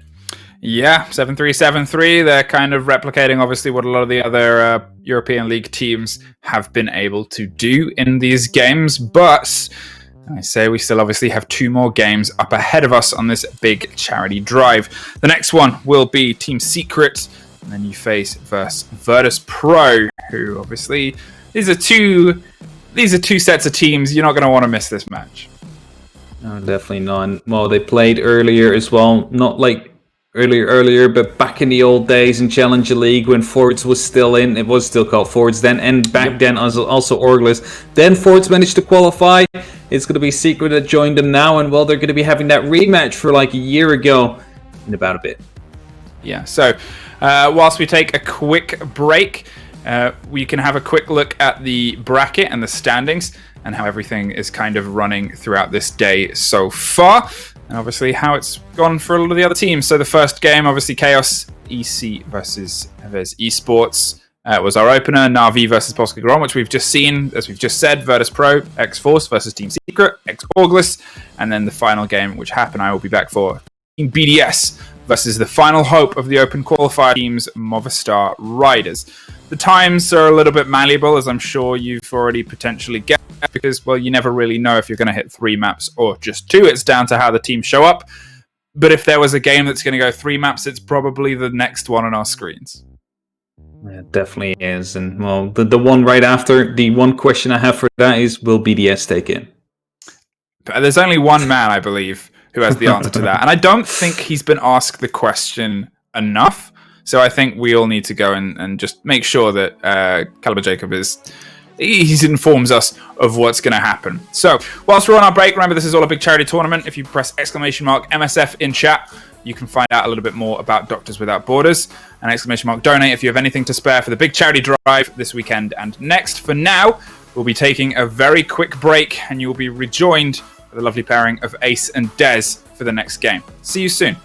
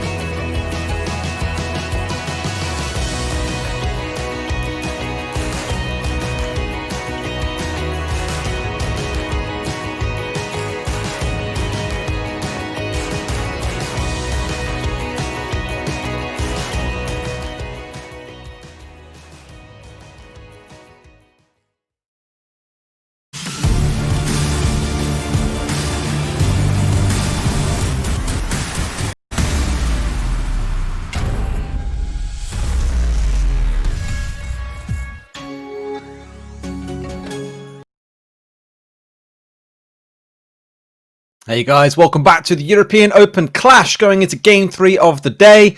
And I think in many people's minds, this is one of the games to be watching. It's two Pro League teams, of course, one being a little bit newer than the other. Virtus Pro versus Team Secret. This is going to be a very, very interesting showdown to watch, I think it's best to say. And I think we were talking in the break a little bit, Ace. It's difficult to call which way this one's going to go because Virtus Pro, or formerly of Force as we know them, pretty good team. Equally August, or formerly of August, now of course Team Secret, coming out of Challenge League as a second place team. We've seen them growing and seen some real superstars starting to appear on that team. Absolutely, it's going to be a tough one to call, as you say. Really, at the minute, Virtus Pro, they seem like the form team to me. Coming into EU League, I'm sure they're going to be mounting a big challenge for those top spots. We've just seen them win the Russian Major as well, beating out Empire in the final 3-0, absolutely dominating them. And coming in here, it is going to be no easy task for Team Secret. For anybody not aware, it's worth probably pointing out, as it was a recent change, Team Secret obviously changed rosters off the back of Challenger League. They did move away from the old roster that they'd supported for a couple of seasons of Challenger League, but then picked up the August at the time roster, who qualified in second place. They are now Team Secret. So it's all quite new for them and the organisation. They're obviously doing a lot of work building towards the EU League now. Personally, if you back to the wall, I have to make a prediction. I'd say I'd expect Virtus Pro to probably come out on top here just because of that longevity that they've got at the minute. We've already seen how much Chaos struggled, at least earlier on in their first game, so who knows what to expect. But let's take a look at Virtus Pro's lineup. As mentioned, this is the old Force roster, so no doubt you'll be familiar with many of the names in this lineup. Seeing them go down there. Shockwave, of course, being the name that you look at and say, well, he kind of formed out of the back of Empire, as we all know. Things were very much so an Empire-only sort of region for a long time in the Russian Major League, and then now these guys have stepped up and made themselves a very much so well-respected and well-known team, of course, now under the Virtus Pro banner. I think we're seeing a lot of interesting clashes between them and Empire in the Russian Major League, and no doubt as time progresses, also onto the international stage. Yeah, I think you're right. It's fantastic. It's worth mentioning as well. Great to see an organisation like Virtus Pro coming into the Siege scene. Obviously, all them big organisations that join are great for the scene as a whole. As it is, this roster, Shockwave, as you say, a central figure in this roster. He has been around Siege for a long, long time. He's been to the Invitational 2018 with Room Factory, and then he moved on to Empire with not Kazeka at the time, with Joystick and with Shepard, and then he's come through and moved to Force himself, who now have been picked up by Virtus Pro, and they just seem to be going from strength to strength. They're an aggressive team. They will get in there and they'll get kills. They will mix things up, and they are also very, very organised. These are becoming one of those teams that it looks very difficult to pin down a way to really beat them. Absolutely is. Now, of course, Team Secret on your screen. Not quite the one of old that you'll all remember with the likes of Meepy and Leon Gidzar. No, this is August from the EU Challenger League, finishing in second place. And what an absolute belter of a final game it was for them against the Fuse Kids to win this spot. No doubt KSB, a name that many of you will recognise, has a lot of history in the game and a few nerve faces on side as well. I have to draw myself towards Prano, though, who I believe had the best KD in all of Challenger League. This guy is an out-and-out gunner.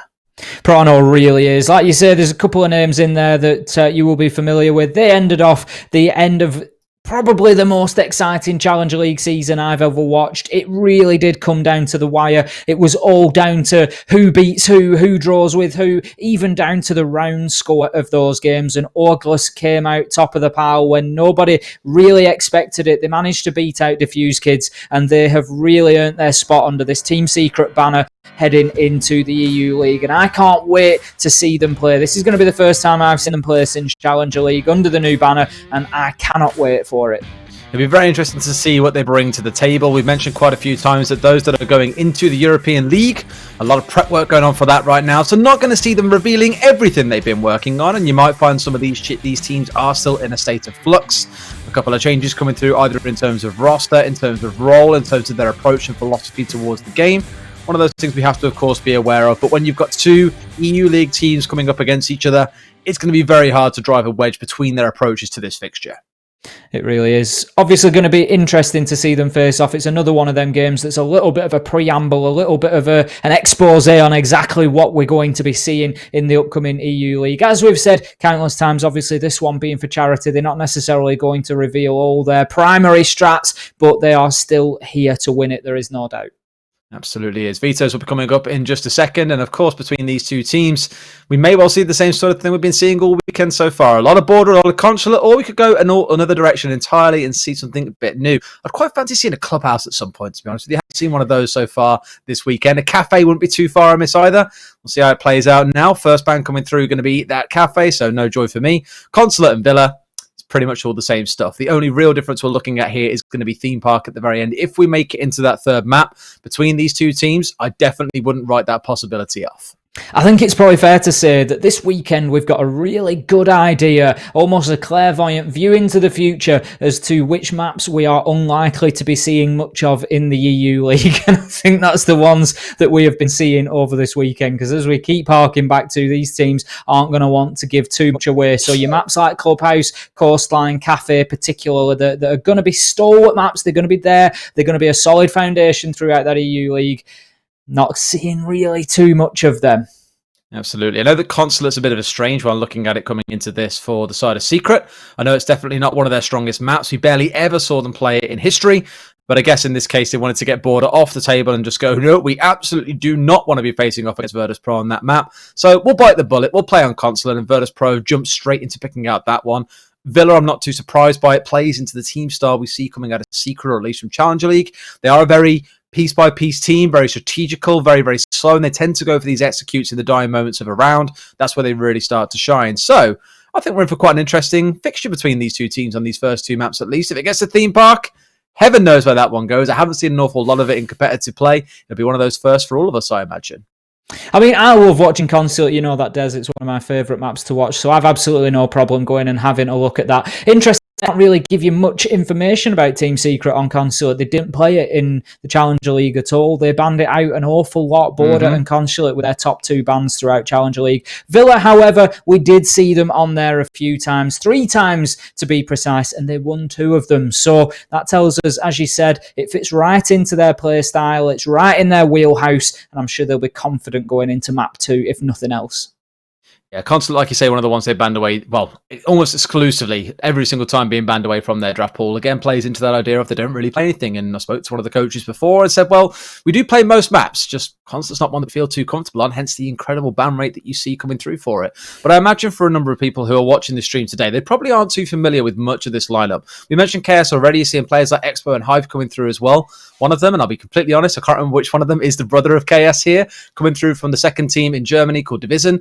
He'll be playing on this team as well after such a brilliant run through Challenger League. Prano, as we've already mentioned, Zofia Fiend is what I think I like to call him. The guy is a monster inside CL. He had one of the best KDs in the entire league. And Draven, one of those players that can just work magic with frag grenades if you give him the right opportunity. Sad times, because he absolutely loved playing Buck historically, but recently, of course, with the changes coming in that he no longer has frags, has been seeing him on Sledge an awful lot more. I mean, looking across those top 3, Prano, Draven and Chaos, 126, 121 and 115 kills respectively through that Challenger League season. They were all unbelievable, all above a 1.2 KD consistently throughout that season. Keep your eyes on those guys. If you haven't watched this team play before, if these guys are new to you, keep your eyes on Prano, Draven and KS. See if they can deliver. First band coming through then. Going to be Thatcher as the first one. No big surprises there. Consulate being a very long and thin map. If you have things like a Mutant and Motti setup, really good way of denying any kind of drone work going on upstairs. Makes it very, very tough for you to push around corners blind. As we've seen players like P4 from Easy Dreams sit inside a meeting and just catch people out with shotguns as they walk around the corner. Also makes it quite hard to get that breach open on the downstairs. You have to first take control of Piano before you can even look to get inside the building and go for a plant. Nomad will be the next one following through. Not uncommon on this map at all. We spoke earlier on in the fixture that we cast between Chaos and Neves that runouts are pretty crazy. You have to be dealing with those. The Nomad's definitely going to help in keeping people inside because you can have all those air jabs down on windows and doorways, have someone else sit a bit further back, normally your main support, and watch another window, and it is very, very difficult for the defenders to find a way to cause you any upsets on the outside of the building. Valkyrie comes as a nice pairing with the Nomad, but the Nomad being taken away, jump outs are a lot easier. So here with the Valkyrie banned away too, just stops that being excessively easy. And Maestro going to follow through as the last intel ban. So Mirror and Echo still on the table. May see them used in a couple of sites here, but as we saw yesterday, some teams, even when the Mirror is available, won't even bother leaning towards her. As we see this operator pool develop further, obviously more and more operators get their time to shine. They don't get those constant bans, as you say. Now on a map like Consulate, we're up to 4 defenders at least that you really want to take off the board. Valkyrie and Maestro we've seen gone, Mirror and Echo also popular choices, so unfortunately now you're choosing to pick to play with at least 2 of them. As it is, Echo and Mirror come through as the least threatening options, at least in the minds of the 2 teams that are going to be meeting. That is Virtus.pro and Team Secret as we head into round number 1 here in the European Open Clash. This is the opening round of the closed bracket, the playoffs if you will, and this is for a place in the quarterfinal. I would argue this is one of the biggest, if not the biggest fixture that we have had on the list, and I think it's the one that everybody's been looking towards. I'm excited to get into it. I'm sure that you're excited to get into it, so let's all go and enjoy some amazing Siege. I'm really excited to see how Secret play it, because they were one of the teams that I followed the most closely. One of the teams that I made a couple of videos on as well, purely because the way they set up to attack some sites was so interesting to watch. It was very strategical. You could see the step-by-step checklist in their minds they were going through as they were executing a lot of these strategies. And their game against Crazy on Cafe was one of the best games I think I've ever seen. It was so back and forth. It was so intense. There were not any clear mistakes being made by either side. They're the kind of games that I love to see. And so for Secret being one of the teams that pioneer that style of play, it makes their games incredibly enjoyable. Looking at the setup coming in here with the Jaeger and the Wamai on side, you're going to see a lot of that stacked, I'd imagine, in towards Yellow Stairs. And that's where Virtus.pro is starting things off right now. So by trying to deny them taking over Yellow Stairs with all this anti-throwable, they're obviously aiming to try and slow the round down, leave Virtus.pro to have to rotate around to admin, or brute force their way through Yellow and force them to make some mistakes. Yellow Stairs could turn into a real war zone as this round progresses. We'll see how that one pans out. Prano just keeping himself a tight angle up towards the skylight there, but he needs to be careful. Very easy to lose your life from that yellow window, whether it be to a nade that's well placed once those ADS devices have been cleared, or whether it is to a man up on the skylight. Personally, I always like to see a little bit of, even if it's just token attention, I like to see some attention paid out towards the admin side as well. Don't let the defenders get too comfortable. If they're happy that there's absolutely no pressure coming from that side, they're just going to sit out there. We can see, how about that for being dealt with? WTG shutting Prano down on the Yellow Stairs there, using those Capitao firebolts just to move him out of his position. There was an attempt by Hive to juice him up with that stim pistol shot, but it just wasn't enough. Rask shutting down Expo as well, so we find ourselves quickly in a 5 versus 3. In comes the drones now, and that is going to force Hive away from the bathroom there. He's going to stim pistol himself and just bring his HP back up, but Wow. in a matter of moments, Pasha and Rask moving from the round Stairs side and just clear that out there. Clean house, and that is why I say I like to see pressure applied from both sides. As it was, they timed it perfectly. It just didn't feel like Team Secret had allowed the thought to enter their mind that after the pressure applied to Yellow that there could be anybody coming from the opposite side. It's very curious when Expo dies on the pulse downstairs because someone has pushed beyond Yellow Stairs and actually started working their way towards Spiral Staircase, that you wouldn't have that notification coming through to guys, just, be aware someone's just taking me out here. Chances are they're pushing out towards Spiral. Before you know it, up the back of those stairs, and 2 kills coming into the backs of members of Secret who weren't even looking in the right direction. Very, very good first round executed by VP. A little bit of slack being given maybe there to Secret in the first round. We've said multiple times over that teams need to warm into it a little bit. But hopefully having 3 players, actually looking at where the bullets are coming from would be a good start. We're going to be heading down to Garage then. Team Secret choosing to mix things up here. They don't want to labour that top floor site too much. As we've said, a lot of these teams will be taking it as an opportunity to get some competitive play, maybe on maps that wouldn't be in their normal map pool. We've seen Team Secret ban this one out quite a lot, so why not rotate around the sites and take the opportunity just to see what works in different areas and what doesn't. And also, the loss up there on top floor was, I'd say, relatively comprehensive. So not always the best idea to head straight back in that direction unless you've got a new idea of how you're going to deal with that. So this time we will see them try to deal with the Garage sites. We've got Echo and Smoke remaining on site. That will be Draven and Chaos respectively. And right now I feel like Team Secret, what they need to do is they need to get players like Prano, particularly, he's on the Jaeger. They need to get him off site. They need to get him into the map, which is exactly what he's trying to do here. And they need to get him that freedom to get those frags that we know that he can do, and they just need to keep him alive for as long as possible and let him just hassle the flanks of Virtus.pro. A bit of attentiveness being shown by WTG here as well, ensuring that windows are being watched in case there was any kind of jump out. And Prana was half poisoned for one, so I don't blame them for being as attentive as they were. Now, it's been a while since I've seen this brought along to this map, actually. The Maverick being brought in place of something like a Habana or a Thermite here. In case you watched any kind of Clubhouse recently, you'll have seen this is the now standard way to open up walls because it simply cannot be stopped by electronics. So very, very shortly, you'll see it fall apart once this bottom side has been dealt with. They've already removed all of the soft breach on the side of it. So the wall should quite simply fall away, and that is their breach then open inside about 70 seconds or so, which really isn't bad timing. There we go. I'm going to go for a double open up here as well. You have to be so careful that you don't get shot as a Maverick when you're trying to open this up, but it looks like they'll get away with that just fine. Now all the angles they need are open, and Shockwave's going to find the head of KS very, very comfortably. Now Prana, who is on the roam, I believe they've got a couple of members playing off site here to try and keep control of Piano. It's exactly what you're seeing Expo over on this side of the map as well. I spotted out when he shot a couple of shotgun holes through the ceiling earlier on that may have been the play they're going for. It seems to be the case, but now you've got to deal with a very well-armed 4 versus 3 VP side charging in towards you. And I imagine that you're going to find Piano slowly going their way before you know it. The second one does come through. In fact, no, they've chosen to push downstairs here, and they're being picked up. They completely ignored the fact that there are shotgun holes in the ceiling above them. They're being shot from all angles, but 2 kills still rain through. And that'll be 1 going down, a second one going down. It's basically a 1 versus 1 at this point. See if Hype will be able to win this one out against Amizian, who's sat inside a cafeteria right now. They know where he is. He finds the angle. He hits the shot. And that'll be as simple as that. Good round by Virtus Pro, but maybe a little bit too close by ignoring Piano. Totally agree with you. I think Hive had a great game there and just got himself the kills that he needed. It was always going to be difficult to push back in from yellow stairs. You'd have to ask the question, was it possible for him to rotate and return to site via an alternative method just to mix things up? Always difficult, and it's easy to make the call sat on this side of the desk. Amizian there was ready to potentially get that diffuser down. I'm just aware that Expo had already used one of the hatches. I think it was the hatch in the little closet near around desk. He'd used that to drop back to, and that's only a 4 or 5 second run from those yellow stairs. So potentially, if Hive had made the rotation over there, he would have potentially been spotted out. But it's always good to try and keep your enemies guessing in that sense. If they know where you're coming from, that is half the battle. And as we saw, Amizian was ready to challenge those yellow stairs. He'd had the call out, he'd had the information. So maybe just mixing that up would have just created that little bit of doubt in his mind. But on the flip side, well possible that he would have got the diffuser down and just retired outside of the map. And this is a very difficult site to retake, so completely appreciate Hive's approach there. And like I say, I'm not really criticising, just highlighting a potential alternative.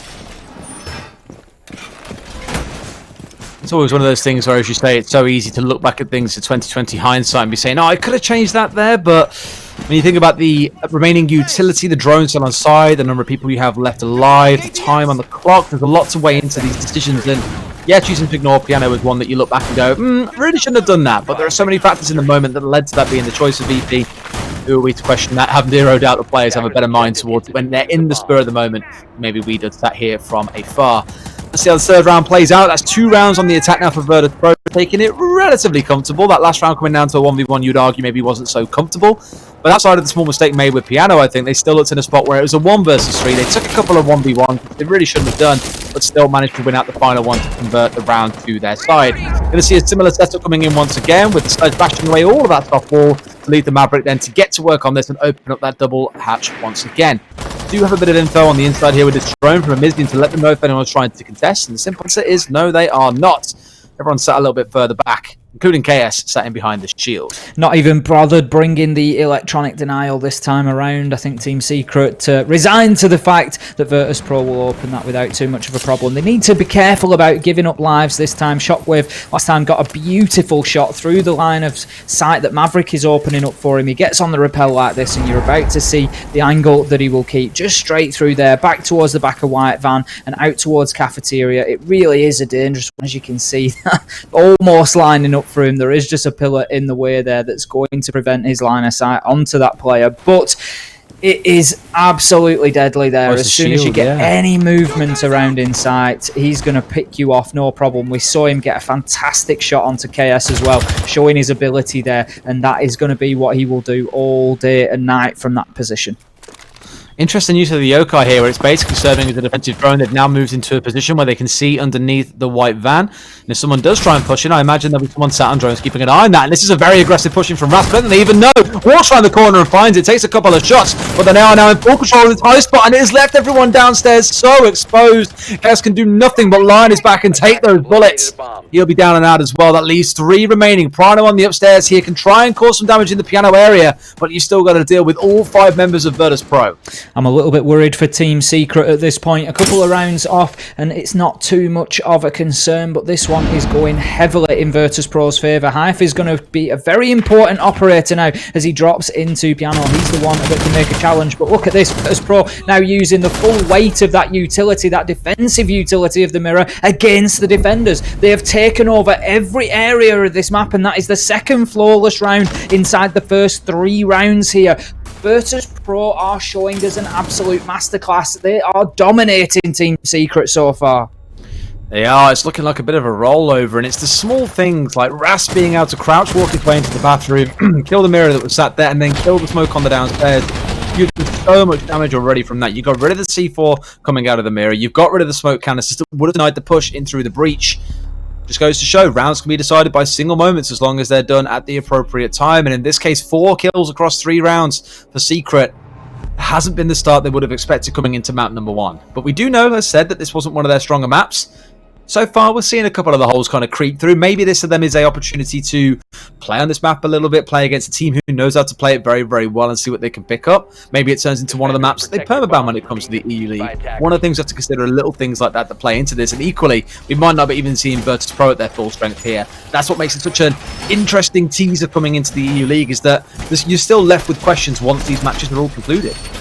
Yeah, I mean, looking at the map bans that Team Secret usually play with, I can tell you through Challenger League, Consulate was their first ban 5 times. It was their second choice ban 6 times. So in 11 weeks, they took Consulate out within the first 2 map bans that they had to pick from. So that to me says they don't want to play this map. We're not likely to be seeing Team Secret's map inside of EU League, and I think it is part of that process of just covering things up a bit. As you say, maybe take the opportunity to have some good competitive opposition on here and get a feel for it, but ultimately I think this is more about covering up the maps that they do want to play. Right now they are certainly paying the price for that though, because Virtus Pro are running rampant. Going to be a similar round to the first one I would expect coming in here. I've played on the downstairs in the last 2. This first one, if you remember, was when Expo and a couple of other members on the side of Secret got caught with their backs turned, and it was 3 kills for the attacking members of Virtus Pro. So a bit more attentiveness this time round to the roams coming in, or the aggressive pushes, I should say, more out of the attackers rather than roams would be nice. Expo's even backed himself away straight upstairs immediately, rather than hanging around downstairs and trying to roam across that ground floor before being greeted by Virtus Pro. He's going to remove any opportunity for that to even happen. 1 man off the board. Hive will open things up with a headshot onto Shockwave, and that is exactly what Team Secret need here. They need those early kills. They need to be getting that man advantage just to help them muscle through the early stages of the rounds, because getting towards mid and late round, they are so often finding themselves behind. But on the flip side, this is not going to concern Virtus Pro too much whatsoever. They will just continue on with what they do. In come the Capitão fire arrows, and they will start burning out Prano on the little stairs. But we see he's managed to just get himself into a little bit of a blind spot there, and he's kept himself safe. I bet he dared not even touch his keyboard at that point, because one fraction of movement in either direction would have seen him taking damage. However, in comes the repel, very aggressive from Ras. 1 kill. Pasha gets 1 onto Hive, and then all of a sudden that manpower advantage has swung away from the Team Secret there, and it just shows how fickle Siege can be at times, how quickly things change. Rask onto Expo, and right now Virtus Pro are in the driving seat, but Draven doing some work there with a kill and a down. We now find ourselves 2 versus 2 as KS will finish Rask off with one of those smoke grenades. WTG onto KS though. WTG onto Draven, all from the repel, finishes it off. Rose, WTG there from the window, not really being paid enough attention to, and is only too happy to take away those final 2 lives and close that round out for Virtus Pro 2. Going into round number 5, 4-0 on the board for them now. This is the kind of game they would have envisioned for themselves. Secret maybe a little less so.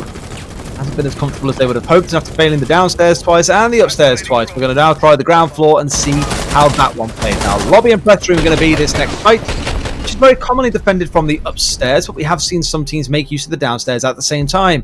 Especially with things like a Pulse here, who you have Expo on, you might stick him downstairs at the bottom of yellow stairs in the basement and use his cardiac sensor to detect when a push is coming from that direction and use that to respond in kind. It's a very, very sneaky way, I guess, of moving your members between either ends of the map if you so choose to. Or in some cases, you tend to stick on the upstairs and just say, nope, not letting it go, it's all ours, please, no, thank you very much. I believe yesterday when we were on this map, actually, I can't recall exactly which round or which game it was. I remember one of the teams managing to get away with a very sneaky plant inside of the lobby area while the members upstairs were distracted in gunfights, kind of playing into the effect that if you spend a bit too much time and too much attention trying to hold the top floor, some teams will just catch you out. Pulse, as you say, great for feeding that information back in, but once again, you know, looking historically, it is not an operator that is used an awful lot by this roster. They do have some familiarity with it, but once again, it's maybe just putting one of their players, Expo, there on the back foot a little bit. He's not too familiar with the gun, and it's not the best gun in the game, as we all know, and so it's all about the information for him. Once he starts getting into those challenge situations, you know, all the little factors play into it. If you play Pulse a lot, you're going to be very familiar with all those vertical nitro spots. You're going to be familiar with where you can hit, where you can't hit, where generally the default areas are for players to be going in. We can see Pasha moving in with some real aggression here. So it's going to be a top floor take from Pasha. He's going to move across. And what is going on here? Virtus Pro are already inside. Pasha shuts down any potential attempts at stopping that diffuser going down on the ground. Echo will come in to try and deny it, but not successfully. The diffuser goes down on the ground. Pasha with a second kill. He's just walked through the top floor completely on his own and taken two with him. We've got trades going in either direction. That now leaves us 4 versus 2, but 4 versus 1. Prano has it all on his shoulders as Imogen takes another one downstairs. He tries to knock out the window, gives away his location. Rask is ready for it, and what a round from Virtus Pro. That I can't describe that as anything other than a walk in the park. Brilliant use of the Amara as well, who, as we all know at the minute, looking at a couple of changes for, could find a use in that kind of context where when you know it's safe to get inside the building incredibly quickly, you can catch the enemy team by surprise. If they're expecting a more slow, controlled, droned out style of play, and then you have someone just charge inside 20 seconds, it can catch you off guard, exactly as it did there. And that was one of those rush rounds that I was alluding to, where things aren't taken really slow, and it's a painful war of attrition as to who can get themselves inside of the lobby door or who can keep the other out. That was just a straight out and out, get upstairs, clear them out, get inside and plant, and then get back outside the building. Very clean and clinical from Virtus Pro. And with 5-0 down on the scoreboard for Secret, I don't know. I don't see these next 2 rounds going particularly favourable for them, because it just looks like this is Virtus Pro's home. You can see why they picked this map. It's looking incredibly comfortable right now. Well, this is it. You look at Team Secret now, and we always try to look at it from a point of view of what could they do differently here. They're obviously struggling, but what could they change? How could they impact on the game more than they are so far? And I really don't have any answers for you, and I've watched an awful lot of Siege. Right now, it's just completely out of their hands. Virtus Pro are washing over them like an angry tide, and there is nothing that they can do to stop it. They are literally stuck between the tide and the cliff, and they are being crushed at this point. I think Team Secret will be more than happy to get themselves away from Consulate and move off and get onto Villa with the hope of knowing the map better, really just having the strats in place and being able to be a little bit more competitive. Defender is approaching a kill zone. And trying to make something happen with a bit of a jump out there. Seeing Expo playing on these more aggressive roles, to be fair, historically I think I recall him seeing being a bit more passive in most cases and leaving a lot of the roaming down to someone like Prano. Once again, seeing this play coming onto the top 4, fairly so. Our sight is of course back upstairs, but with admin being clear can make this happen, so it's not even going to see an assault in towards the yellow stairs as we've seen previously. Different tack being taken by Virtus Pro here to keep Secret guessing. Virtus Pro just mixing it up every round, showing how many options they've got on this map. Pasha will open things up with a kill onto Prano, but traded out immediately by Hive. Shockwave will, however, shut him down, and then again second onto Expo, so that now leaves us very quickly once again 4v2 with inside the first minute. I can't even finish saying that before Virtus Pro have got the final 2 kills. That closes out the round, 6-0 half. There is nothing more to do here than get this game finished and for Team Secret to get themselves onto Villa. Well, that was a round that lasted all of about 30 seconds. I thought we had a very, very quick game yesterday when Rogue played against Invicta and things opened out pretty fast. But how this one has played out, might be over sooner rather than later. Consulate especially could turn into the first absolute domination of a map that we've seen so far in the European Open Clash. It's only a handful of kills across six rounds. 10 kills in total for the side of Secret. Almost as many as the number of rounds that we've seen. It has been a very, very dry game for them in the kills department, that's for sure.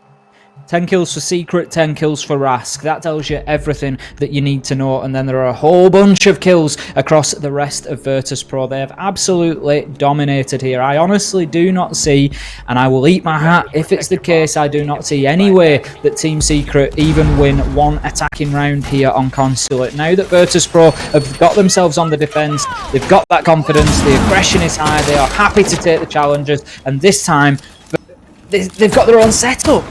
Team Secret are having to now play into what Virtus.pro want to do rather than them having to react. This is going to be over for me, probably in the next 2 to 3 minutes. Oh, don't hold your breath. 2 to 3 minutes might be a bit ambitious to think here. Tim, I think it could be a lot quicker if it carries on the same way that it has done previously. You might yet find Virtus.pro being the ones trying to play aggressive here and shutting Secret down before they even manage to get themselves inside the building. We've seen some teams do as much. The one thing I will say is, let's not forget again, this is Virtus.pro's map pick. Villa could play out very, very differently. We'll see how that one plays out once it comes round to it.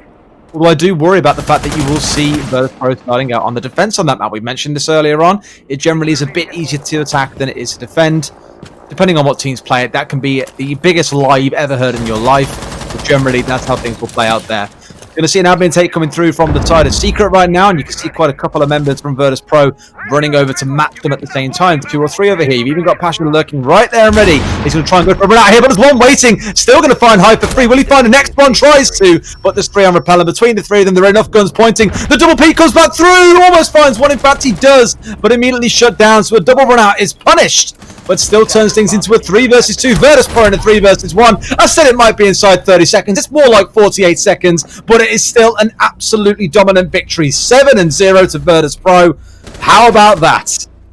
I'm absolutely stunned. I did give the edge to Virtus.pro. I did expect them to come out and maybe look like the stronger team overall, and I don't mean that as any sort of negative to Team Secret. But they're the ones moving into Pro League. Virtus.pro already established, playing very well recently, dominating Empire in the Russian Major Final. They are currently rolling. They have the momentum in Siege terms. That said, I did not expect that sort of just run over. That is the only way that you can describe that. I just want to come back for 1 second. I don't want it to go unmentioned. Pasha on that round, before he died on that run out, was unbelievable. He hit above the door with the impact nade and he flicked round. He did not expect to have a man in his face. And the replay of that will be unreal. He hits the man with a headshot and then drops, and I'm pretty certain takes out a claymore that has been placed at the bottom of the door, and that is all before he gets dealt with on the run out. And it is absolutely unbelievable reflexes. I cannot shout about that enough. I'm glad you spotted the claymore, because I absolutely did not. We'll see, of course, the replay comes through now on your screen. I mean, all you're going to see here is kill after kill after kill for Virtus.pro. It was absolute domination for them from Rask early on in the first few rounds, just tearing through the side of Secret, to these later rounds, like you mentioned, just tearing everything apart. There was no response coming out of Secret. The number of times they died with their backs turned or just not expecting that kind of rushing from Virtus.pro. It's hard to forget that these are 2 Pro League teams, or EU League teams in this case. They are looking absolutely phenomenal. And I'm really excited to see not only how next weekend goes, but how the first few weeks of the European League go too. Absolutely terrifying from Virtus.pro. As I say, that is not about the result, because Team Secret, as we say, don't play Consulate, and it's not a real surprise to see Virtus.pro come out and dominate like that on that map. To do it in 7-0 fashion, you wouldn't necessarily expect, but the reason that I say Virtus.pro are absolutely terrifying there are moments like that one from Pasha that we just saw a fantastic replay of. Just, they are so deadly. Their skill and aim is so high that every Siege team around the world must be looking at that and just hoping that they don't have to play them. Well, some teams are definitely going to have to play them next weekend, that is for sure. But Secret might be in for a second round hiding here. We'll find out after a 5-minute break. We'll be going to Villa. Let's see if they can fight their way back into the series, or if Virtus.pro take the 2-0.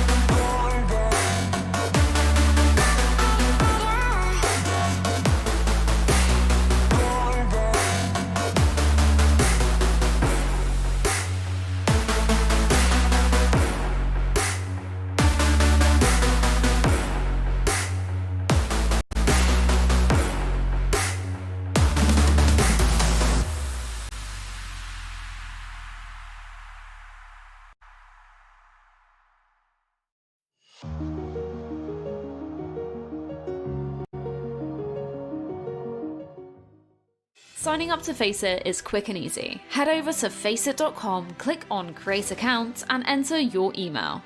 Fill in your personal information, including your FACEIT nickname, and continue to finish creating your account. You can then select which games you want to play on FACEIT. Simply click on Rainbow Six and enter your username. You can find Rainbow Six under Games on the left side of your FACEIT page. This is where any games you choose to access will always be displayed. Click on this to head to the game dashboard. This is where you can access all things Rainbow Six. You can check out competitions, join and discover hubs, view rankings, and access new Rainbow Six content, from featured streamers to the latest clips. Navigate to all tournaments by clicking on competitions at the top of your Rainbow Six dashboard. Here, you can discover upcoming tournaments such as the European Open Clash, alongside their game mode, prize money, and number of sign-ups. Alternatively, you can also join a tournament via an invite link, or discover more tournaments using the search bar. Head to the tournament page and click Join Tournament on the right of your screen. Depending on when you join the tournament, you may be required to check in at a later date closer to the tournament start time. This information is displayed clearly on the tournament page, alongside the rulebook. The Rules tab also contains additional information about the competition, from the format and structure to the prize pool and game settings. All this and more can be found under this tab. Once you've done this, you're all signed up and ready to compete. This tournament will appear under the Tournament tab on the left, so you can easily come back and check the tournament start time, teams, and standings. If you want a quick overview of tournament information, such as format, prize pool, and structure, this can be found in the Overview tab, the main landing page when clicking on any tournament. If you want to join a Rainbow Six specific hub, you can do so via competitions at the top of your Rainbow Six dashboard and discover a variety of different hubs. Alternatively, you can also search for hubs by using the search bar at the very top of your page. Just like tournaments, once you've joined your chosen hub, it will appear on the left, this time under the Hubs tab. Each hub contains its own chat, leaderboard, match history, and members list, among other features, where you can interact and engage with other like-minded players. To play, simply click the play button in the top right of the page. Once you've joined the queue, a number will be displayed alongside it, which indicates the number of players also in the queue with you. You can also use the chat feature to alert other members of the hub that you're starting a queue, or if you need more players to join. You can easily create your own hubs to bring together a group of players with the same shared interest, whether that be a group of friends, players from your city, country, or region, or competitors from your school or workplace. You can configure your hub to suit your preferred settings and invite other FACEIT players to join. Get started and sign up now at faceit.com.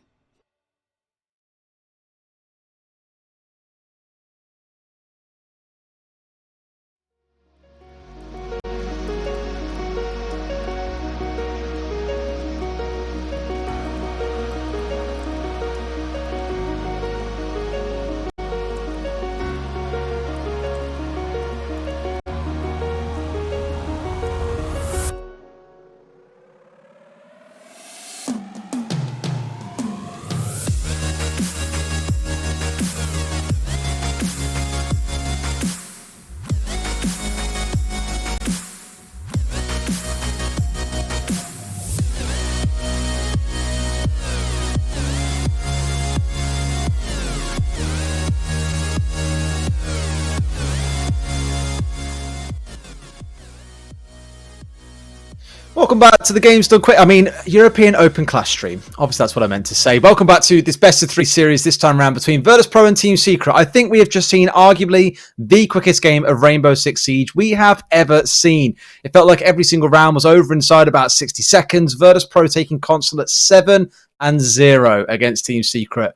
Some incredible Siege to watch back in case you are curious at any point, but don't blink or you might end up missing the next map. We're going to Villa as map number 2. This one being Team Secret's pick might not be the end of the world for them. They might have a good chance here to fight back. The biggest problem for them they face right now is that Virtus Pro start off on the defense, and given how aggressively they played defense in that last game, I don't know, man. This could be rough. Brace yourselves. It's going to be rough. There is no question of that.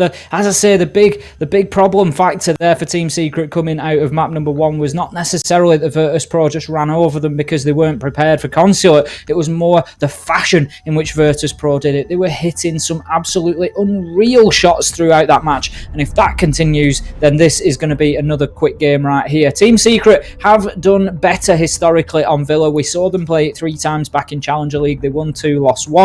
So we would expect to see a little bit more out of them. Looking on the defensive side, which is where they will start, they have a particularly good 100% win record on Trophy Statuary, so I would expect them to have a great defence there. But Aviator Games and Dining Kitchen do let them down a little bit. 57% loss rate and 100% loss rate on those 2 respectively.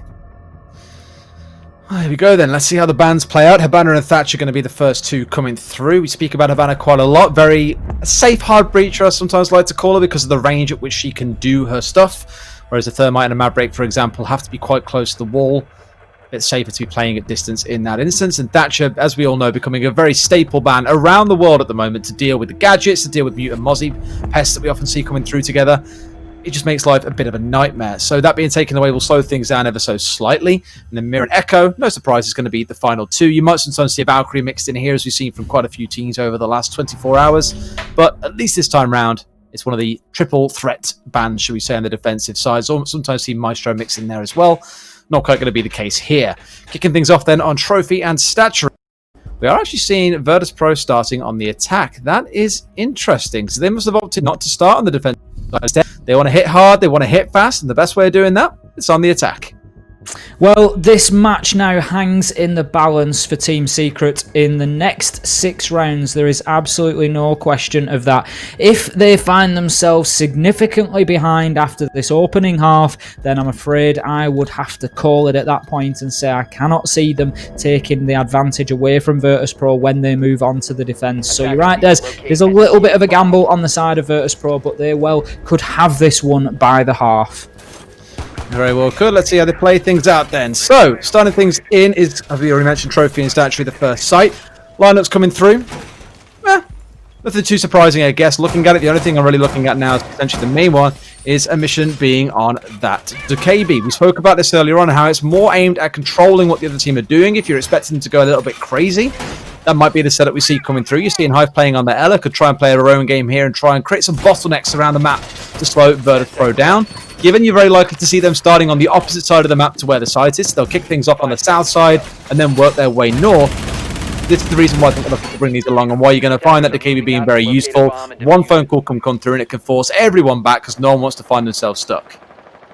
That first map was so quick that we forgot, of course, the reason that we're here today is to support the charity Medicine Sans Frontier. They are, of course, carrying out vital work throughout the world to help medically assist health organisations where needed to make sure that people are getting the care that they need. That's what this tournament is all about. 50,000 euros have been donated from Ubisoft, and if you can manage to donate at all, !donate in the chat will take you through the process, and that would be a huge help to that organisation who are carrying out absolutely essential life-saving work around the world in over 70 countries, and we are very grateful for every single person who can help. We are indeed. We joked about Games Done Quick being all for charity. As Ace says, this is all for it as well. So, hey, sponsor the speedrun of Virtus.pro. Why not? As things starting out, then we know that the Dokkaebi has been removed from the field. We mentioned earlier on that I thought they'd be using that to try and clear out the south and force the defensive team more back towards the site. A bit harder when they've been small though, essentially. So at least Expo doing some good work there to change things around. And things have slowed down for Virtus.pro, so not quite at the breakneck speed that we were used to seeing on Consulate. Kind of to be expected, again, with this being Team Secret's map pick. Taking their time in this one, so they can really sniff out what they're expecting to get brought along to the fore. I also don't believe this is one of Virtus.pro's most popular maps. They'll play it, but it's definitely not the ones that they'll pick if they have the choice of another. No, generally speaking, we don't tend to see. I think you can look at Empire as well. The Russian teams just don't seem to favour Villa too much for whatever reason. But Virtus.pro, I'm sure, will be capable of putting up a fight here. It's going to be really interesting to see how this first 6 rounds go. As you say, Team Secret already slowing them down drastically compared to what we have seen previously. And I think, really, at this stage, at least within the next few rounds, we can start to at least write off that previous result and put it down to the fact that it's not a map that Team Secret are overly common with. And now that they've got themselves back onto their own pick, they are certainly performing a lot better. Trophy Statuary, a site that we've seen them perform very well on, and with only 45 seconds to go, that does continue. However, Draven will be downed on Maestro. Expo will shut Pasha down though, and that will now leave us 4 versus 3 effectively. 4 versus 2 as Prano will get the kill onto the WTG. Rask managed to get a kill onto KS. Draven is down still. So right now it's 3 guns versus 2. 25 seconds to go.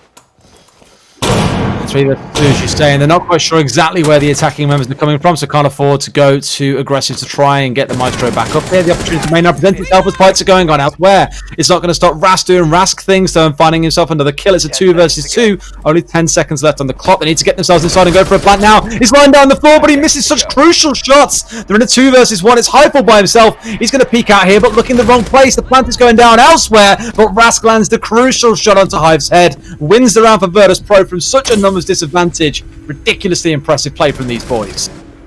Who had Virtus Pro down for winning that round? Because I'll hold my hands up and say I wasn't one of them. I really thought that was going in the direction of Team Secret. Great start for them, picking up a couple of kills and getting themselves that advantage, but they were just unable to keep themselves on top of Virtus Pro there. What do they have to do? That must be the question that they're asking themselves right now. What do we have to do to take a round off these guys? Right now, it is effectively 8-0 in this series. Team Secret yet to win a single round, and they won't be thinking it just yet, but within a couple of rounds' time, if they keep going in the direction of Virtus Pro, Team Secret will, in their heads, start to worry about the possibility of that 14-0. I didn't want to say it just yet. I didn't want to curse things, but it does start to become a factor. It is something that will concern them. 100% win rate in Challenger League on Trophy Statuary has just gone out of the window with a man advantage. That is going to be tough to take.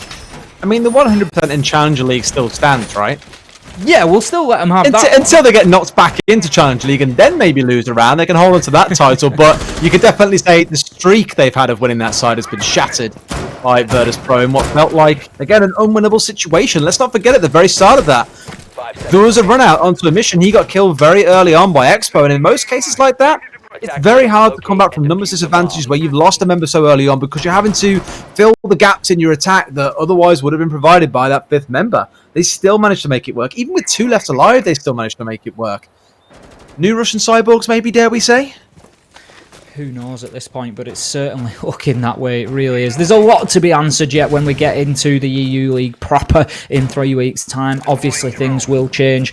You know, the level of play from all the teams, Team Secret included in that, absolutely. You know, it's going to go through the roof. Of that, I am sure. They are going to get themselves right in there, get in the mix. They're going to raise to the challenge, and they're going to be a great team along with everybody else. But right now, Virtus Pro just look head and shoulders above, and I can't wait to see them play some of those other teams. Prano will shut Packer down, but WTG will fire around that corner and hit shots into Prano to shut him down in return. And that is part of the problem that Team Secret have had here. The comms have just been so good from Virtus Pro. Every time a kill goes down, that person is then immediately being hounded by more Virtus Pro players. They are not allowed to get away with the kill and their life. Oh, he nearly saw him as well. Literally a couple of milliseconds sooner or later would have led to a very different outcome there, but it's Expo that walks away with that kill. WTG even doing the hard yards downstairs now, removing these gadgets from below so those on the upstairs can move forward with a little bit more comfort. Down to a minute and 30 in the round. It's a 3 versus 4, make it a 3 versus 3 as WTG returns to that former spot. But this time around, he will find Hype and bring him down rather than it working vice versa. 3 versus 3. 1 minute 20 left on the clock and plenty of siege yet to be played in this round. We can feel the pressure mounting from Virtus Pro here. They've managed to keep themselves in things. 3 versus 3. We are on the Trophy Statuary side, so they need to start thinking about what access they have to site. We can see Shockwave here just looking to push into Astronomy. He has another with him, so 2 are mounting a push from there. It looks like they are going to be joined potentially by a third as well. So now it is all going to mount from this side. They need to get themselves some kills. However, KS will step in. He will shut things down. Great double kill from behind the bomb. He will be shut down by Shockwave, but 1 versus 2. Finally, Team Secret, they get themselves into the match. First round on the board here on Villa, and that KS shutting down a quick 2 kills that really fired them over the line. A big sigh of relief can be felt across the land. Secret have won a round. It did take quite a few. They managed to get there after 9 of them. So 8-1 technically the score across both maps. We never normally do this, but it is still quite a damning thing to remember there were 7 rounds back-to-back, of course, on Consulate. The big thing for me there, at least with the setup coming in out of the side of Virtus Pro, was how much work was being done by the IQ from below, removing all of those metal pancakes coming out of the Wamai, removing the ADSs, all the gadgets that have been positioned upstairs to make that area of astronomy and the bathroom very, very difficult to take, were very quickly removed from below. So doing the right sort of setup, but making sure they're taking the right amount of time. There's going to be these instances where Chaos wins a double kill there with no initial response or no immediate response coming out. You can sometimes lose rounds at the back of those. And that's exactly what happened. With the conclusion of that site, though, we now go down to Aviator and Games on the bottom side of the map. I would expect to see Virtus Pro starting out on the north, akin to how we saw in that last round, to be fair. But obviously, with more of a push coming in down towards the south. Key thing to what observe for here is a mission going across onto playing on that Kali. This is a site that we've seen Team Secret struggle to defend more than Trophy and Statuary. They do tend to lose more than they win on here. So if Virtus Pro can get in and apply that pressure, they may well just be able to find those cracks, force those mistakes, and get themselves round at number 3 on the board. But right now, Team Secret have got to be playing a little bit differently, I would imagine. That surely is going to act as a bit of a pressure valve, just getting that first round on the board. And mentally, it's just going to remove that block and hopefully just let them play with a little bit more freedom. These guys are a country mile better than this result is currently suggesting. We know how capable this team is, and what I want now is for them to come out and show us that. I really want to see this made into a contest. I want to see more overtime from this weekend. I want to see more close battles. I want to see Team Secret really dig their heels in here and fight their way back into this match. I'm not at all trying to discard Virtus Pro by saying this either, but let's not remember that the Challenger League only ended about a month ago or so. In fact, more likely about 3 or 4 weeks, 3.5 weeks potentially. And for Team Secret during that time, they've gone through being signed to a new org. They've had to get themselves ready for playing in a national league. They're also prepping for the EU League. There is a lot going on, whereas Virtus Pro, their focus outside of the Russian Major League has been prepping entirely for the EU League. They have a lot of time to see what Team Secret have been up to when they were playing as August in there. So again, not to discard the efforts from Virtus Pro, they are playing phenomenally, and I dare say they are looking like one of the hottest teams we've seen so far this weekend. But Secret have got a lot going on in terms of their prep ahead of the EU League getting underway. Not going to stop Ras taking the first kill in this round, mind you. Garner being removed from the board has had a very quiet couple of games so far in the kills department.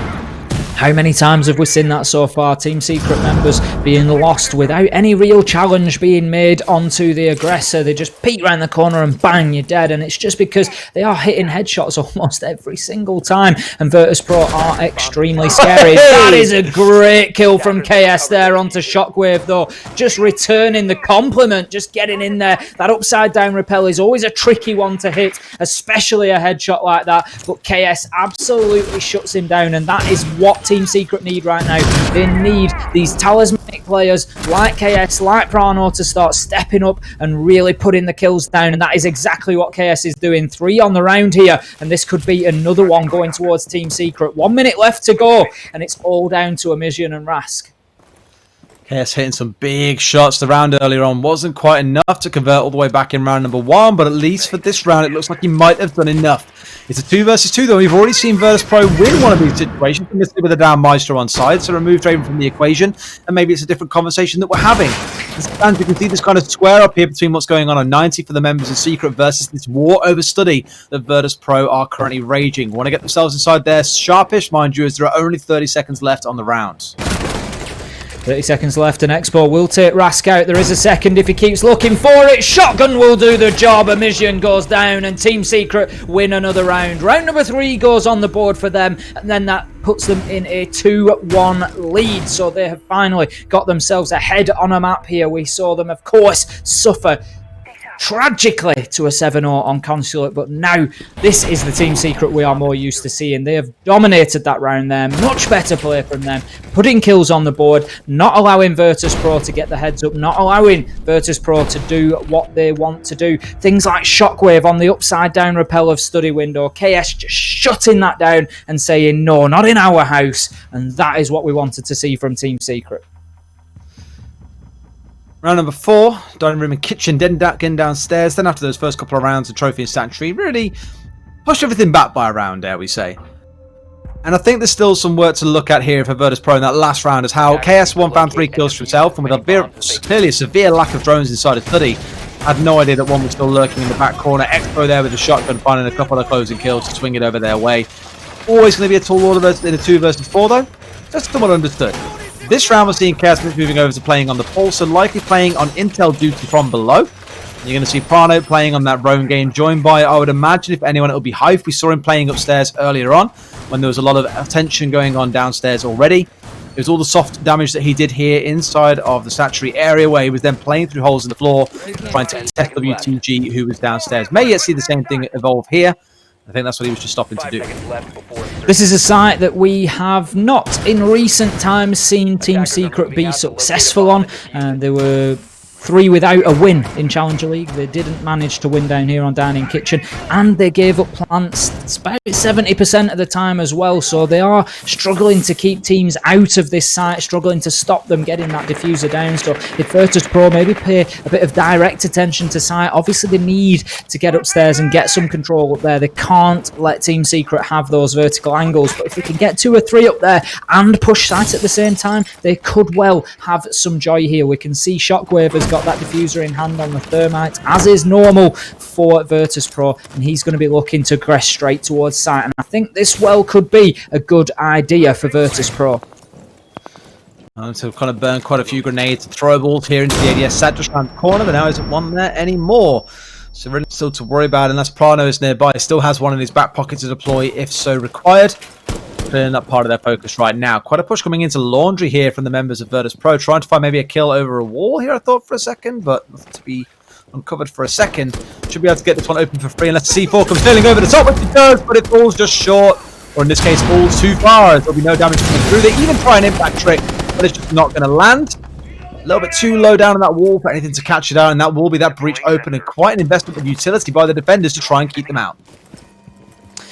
As you say, Shockwave just managing to pin himself against that wall and keep himself safe, and that just shows a good level of game sense. He knew that there was a chance for Nitro sailing over that wall. He will have heard the little rip sound and just got himself flat against it and hoped for the best, and the best is what he got. Wall open and access to site gains. So now Team Secret have got an awfully long time to try and keep Virtus Pro out of here, but kills like that onto Shockwave is exactly what they need. That will be diffuser down for the time being. It will need recovering. Out goes the Toxic Babe just to push the Ash away. Rask will be downed and in fact killed as he tries to get away from that toxic gas, but Emission will trade out with one onto KS. We've got kills raining in either direction here, and we now find ourselves in a 3 versus 2. Team Secret still have the advantage, and Virtus Pro now have a mountain to climb. Pasha is on low health. 2 bullets, I would argue, away, and he just missed the head there. I think we saw it, but it is difficult. We don't always know the aspect ratio these players are on, and sometimes their scope will cover things that we can see, but the quick movement as well will have played a big part in that. We can see the diffuser is still down, and Pasha is going to go down with it along with Emission, and that will be another round for Team Secret. Round 4 goes in their favour, and they are now 3-1 and starting to find their feet in this one. Much more comfortable round for Secret, as you say. It took more than just a couple of rounds like we see for some teams. It took a whole map in this case for the boys to wake up, but on this map at least things are looking a little better. Virtus Pro, I think, struggling a little bit in terms of what to do next in some cases. They're pushing towards Laundry there. I knew the intent was, of course, to get the breach open, but the initial kind of struggle to get inside there and feel like they were in control of that area was a bit tough. They had to burn quite a bit of utility to get rid of the ADSs on the other side. Stuck 2 of them on that side, sent 3 on the upstairs at least initially. Eventually managed to get themselves some kind of angle play set up, but sadly, Secret is a little too responsive there and started pushing out themselves, going on the roam, starting getting themselves some kills, and the round falling by their side. 3-1 now, the scoreline, and things looking much better, as you say. Trophy and Statuary is now where we shall return. So I'm sure Team Secret will be hoping to have a better outing than they did here in round number 1, where Virtus Pro really did shut them down, but they're obviously confident on this site. They went back there and they won it, and that's what we like to see. Now, we talk about Trophy Statuary, we look at the attacks that maybe we will see coming out here. We always like to give you an idea of what to watch out for or what you might be seeing, especially for those who maybe don't catch as much competitive Siege as the rest of us. Generally speaking, you're going to have one of two attacks. You've got an attack that comes through Master Bedroom, the room off on the right-hand side. Thank you very much, Medics. And he's going to shoot down to the south side because he knows exactly what I'm going to say next, and that is that the alternative attack is to push from the side of the map here. Now, I favour the south side, and so do a lot of teams recently. It just gives you a bit more space to operate. When you get into Master Bedroom, you can see it's quite a small space there. You get 2 or 3 guns in there, and there's only so many angles you can watch. You don't need 3 guns in there. If anything, you're a hindrance. You start tripping over each other. So it can be useful to put 1 or 2 in there at the most, and then push the rest from that south side, clear out any roamers, lock down the staircases, prevent those flanks, and then put pressure onto site from both sides. I would say in Siege, generally speaking, you will always have more success if you can put the defenders in a pinch, if you can get yourself on either side of them, because then that's when you start seeing them wheeling round on the spot because they just don't know where is safe. They don't know which angles they need to cover because they're being pressured from everywhere.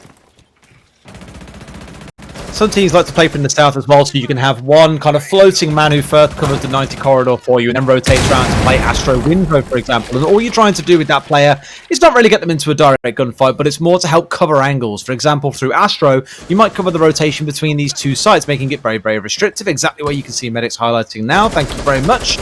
It just means that you're slowly starting to constrict the defenders, and they're forced into fights that maybe they aren't quite ready to take or aren't quite optimally set up to be taking in some instances.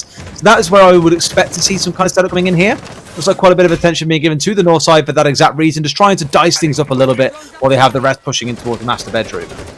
1 minute 30 left on the clock. Then we can see that control of Master Bedroom is theirs. That is done, as is pressure being applied to Astronomy now. So this is the push that we saw last time out from Virtus Pro, and basically KS just played himself in behind the bomb and just held a line of sight all the way through to Astronomy. Got himself a great couple of kills, and I'm sure he's going to be looking for similar again. Prano is looking to keep himself hidden away in the basement there now. Taking a quick look at his stats, he's 4-3, which maybe he would hope to be a little better than at this stage, but Expo getting himself another 8-1. Prano, however, could have a huge impact on this round if he can shut down that downstairs roam that we've got coming in from Virtus Pro and give his team a man advantage. That could be massive here. He could also then push his way up Astronomy stairs. This is where the challenge will come, but no, he will lose it to WTG.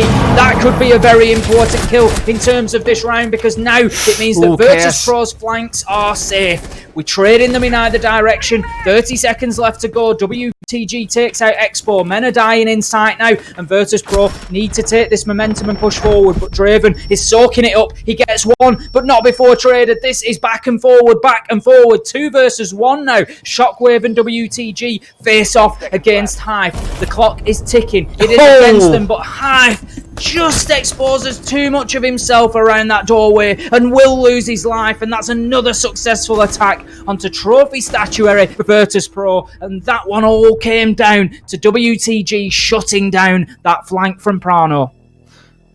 That was one of the big moments, and also picking up KS, who last time around on the site found 2 kills from that angle. Uncontested for a few seconds until the trade eventually did come back through. Well controlled by Virtus Pro, looking very, very solid there on the north. And you mentioned earlier on about the push from the south often being because some teams want more space. Some would rather group together and play for trades, as we saw Virtus Pro doing just then. It is a stylistic choice. It's also down to you wanting to sometimes mix things up in exactly the same way that back on Consulate we saw Virtus Pro changing between attacking the yellow stairs and taking over admin when assaulting onto the upstairs. Things change round to round in this game, and again is one of the many reasons why so many people love it. There's a lot of diversity in how things can play, and no 2 rounds ever play out the same. Into round number 6, then the last one of the half for Team Secret. If this ends at 3-3, I'd be quite worried about them going into the next half. If they can take this one, you're sleeping a little bit easier. Things aren't suddenly feeling so grim. Let's see if this plays out that way or not. Keen to see if we see Virtus Pro do the same attack as last time, where they start out to the south and try to study, or if instead they base themselves in the north and then look to move themselves down. We did have Secret playing a couple of members on the roam, so may well choose to do the same here, or they can choose to play and hold around 90 and inside of study quite aggressively to deny Virtus Pro even getting inside of the building if that's where they choose to push from. 5 seconds. Let's take a second before the action phase to remember why we are here as well, why this tournament has been so generously put on by Ubisoft and Face It. Ubisoft are donating €50,000 to a great cause, Médecins Sans Frontières, Doctors Without Borders, to help provide medical care around the world to those who need it most. And they help those health authorities who just need bolstering, particularly at busy times at the minute like the pandemic that we're currently seeing. A lot of their work going towards helping that response. So if you can assist that, if you can donate, please type !MSF or !donate in the chat for all the information you need. Appreciate every donation, no matter how big or small. It's going towards a great cause, and we get to enjoy some Siege along the way as well. So everyone's a winner. Everyone wins in the end. In this case, Rask wins that gunfight, and Prano is the only loser present. Unfortunately for him. Again, been another quiet game for him so far, sat on 4 kills on this map, and as one of the primary fraggers for this team, playing on Jaeger a lot. Probably would be expecting to see a couple more of those entry frags won, but overwhelmingly has lost them out so far. Things don't slow in the first minute or so. You do tend to expect this on a map like Villa. It is absolutely massive. There are a lot of rooms and corners and hidey holes to check before you go storming your way into the building, unless you find yourself getting caught out as those sort of things progress. WTG on the downstairs, on the IQ as we have seen previously, not yet being contested. Of course, with Prano now dead, it is very safe for him to get below the sites and start using that electronic scanner once more to remove anything like the ADS is out of the way, to get rid of those metal pancakes, to try and identify where the evil eyes might be if they haven't already spotted them, all that kind of good stuff. Villa is, for some reason, we're seeing a good demonstration of it there. You might look at that and think, well, why are they not shooting the ADS out there? Villa is a very difficult map to actually play through those metal joists that you get running through the floors. It's very, very tricky. They always seem to run in unusual directions and in unusual places, especially when you're looking at lines of a wall like that where you've got the ADS mounted on the wall. Very, very tricky. So it's not always as easy as see and shoot. But coming into the last minute here, Virtus.pro do have the advantage, but they don't have too much control at this point. We can see underneath Asher just looking to open the floor up there, and he was more closer to damaging one of his own players than he was one of the opposition. But right now the challenge is going to need to come to stairs because KS is holding this down. We saw him get a triple kill from here last time. No way! Yes, he will! Big plays from KS. Rask along the way got one, but it pales in comparison to KS's contribution to the defence there. The mission will get in and close him down, but that was a big loss for Virtus.pro there. 2 on the stairs. KS has been playing very, very solidly from that position on the south stairs. Right now, though, Virtus.pro do come out when it all shakes down with a man advantage and pressure is mounting on site. Shockwave onto Expo leaves us now 1 versus 3 for Draven. No way! To do. He gets 1 with an incredible flick from Gunvolt. Does he get 2? Yes, he does. And Draven wins it out. The third man was down. Unbelievable plays. Watch for that one in the replay package without a doubt. Whenever I think of Draven as more of a grenade player, I'm used to seeing him land those mega frags just across the map and finding them where no one else should be able to. But today it's a Maestro day. It's 1 versus 3 in the bitter end of it. And what a fantastic win for him. Flicking back and forth between either side of the vault there. You can see why that is such a powerful location that defenders love to play in. Very easy access to both sides. Your biggest weakness there, arguably, is the fact that you are boxed into a tiny little hole. A grenade can come flying through, or as soon as you fire a single shot, attackers will know where you are and can just watch either doorway, and you have no way of getting out.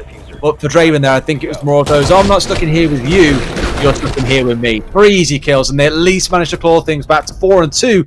Not a bad result for the defensive half of Villa. Now we'll see how Virtus.pro fare on their defensive side of this map. That was special from Draven. Very. There's no other way that I can put it. These players of Virtus.pro have been hitting shots all day long. That has not been achieved against an easy team. That has not been achieved against a team that is taking this match anything less than completely and utterly seriously. And they have gone in there, and Draven has absolutely dominated them. He has put them in his pocket. He barely moved his feet in Gunvolt then. He had the perfect weapon for it. We talk about the Alder being the clutch machine, and you've just seen exactly why. Hold mouse 1 and just hit your shots, and that's exactly what he did there. That was beautiful to see. What an example, what an advertisement for this tournament. That doesn't get the heartbeat racing as well. On such a warm, sunny day here in the UK, just to make it even harder for us to endure sitting in our lovely warm rooms right now, I'm sure. Well, The boys don't want to give us anything easy to make this cast easy for us, dare I say. Let's say this attack starts out from Secret, then south by the main point of focus. You've got Prano hanging off towards the east spawn as well to try and find an alternative angle in towards the building. He's now ran his way around to join them all down to the south, abandoning entirely any kind of presence up towards the north and instead opting for this one. Got Chaos, quite rightly so, watching the double door below them all, lest there be a run out and potentially 3 easy kills waiting for someone. Attackers have located a They all bomb. sit onto the rappel. A lot of the focus going on taking study, it seems by the looks of it. Maybe 1 or 2 looking to get upon that window off towards the east of study as well to give them another cross angle, as we saw Virtus Pro do so many times on the upside down rappel to contest whoever is playing at the top of these south stairs. Your shield already being cleared out, but 3 ADSs still in place in and around south stairs. So generally when we talk about attacking onto Aviator games, a lot of teams want to get behind the bar to get the diffuser down. So to get in behind that bar, what you need to be doing is making sure that that south corridor and the 90 corridor area are clear so that you're not challenged off a rotation, and also so that the study is generally clear as well because you have control of that whole south area. So that's why we see so much utility dominating this area and trying to keep it locked down. As we can see, Shockwave's got himself wedged right in there to the stairs. He's practically turned into a liquid there to get himself right into the corner. I don't think he could get any further back. Right now he's half health and he's going to hold on for as long as he can. 1 minute 18 left. The grenades from underneath will not have too much effect as it stands at the minute. All 5 of Virtus Pro still on their feet and ready to challenge, but Draven will shut Pasha down. He continues after that fantastic round we just saw from him in round 6. Expo joins the party as well with a kill. Mission will trade 1 out, and that is what Virtus Pro need right now. However, No way! Shockwave, huge plays from him. Double kill on the Ela while stunned out. That does not make a difference to him. He's going to go and shut down 2 of them. Unbelievable. Expo finds one from inside study. Those 2 things are balanced out at 2 and 2. However, Draven is very low. You've already seen the kind of grenades that he can land today, as well as the vertical play that he's been going through. Feeling very in his element on this sledge. It's a 1 versus 2 as Shockwave has been down. I think he can get him up from behind here if he chooses to, as he's going to crawl in towards WTG. But they see the angle there. Expo gets the shutdown. 3 kills for him. Secret will take this first attacking round in their half of Villa. Well played, Team Secret. A lesson certainly to be learnt there. I think it's something that we have all done at one stage or another, and that was the 2 men stacking up at the bottom of those south stairs and just enabling Shockwave to get in there, and it was a very quick double kill for him because they just lined up, and that's something you've always got to be aware of. Not only your own movement, but the movement of your teammates. How do we appear to the enemy? How do we appear compared to that line of sight? And you've always got to keep yourself with a little bit of separation at least to try and avoid that sort of situation where somebody like Shockwave can just flick around and gun both of you at once. Even when stunned, it didn't make a difference to him and he hit the shots. But not to take anything away from Secret, it didn't rattle them. They kept the nerve, and Expo managed to shut things down for them at the end there. Good round from them, and that was the round that they really needed. They'd gone 4-2 on their defense, and right now all they need is 3 attacking rounds to win this out. So getting the first of 6 is a great start for them.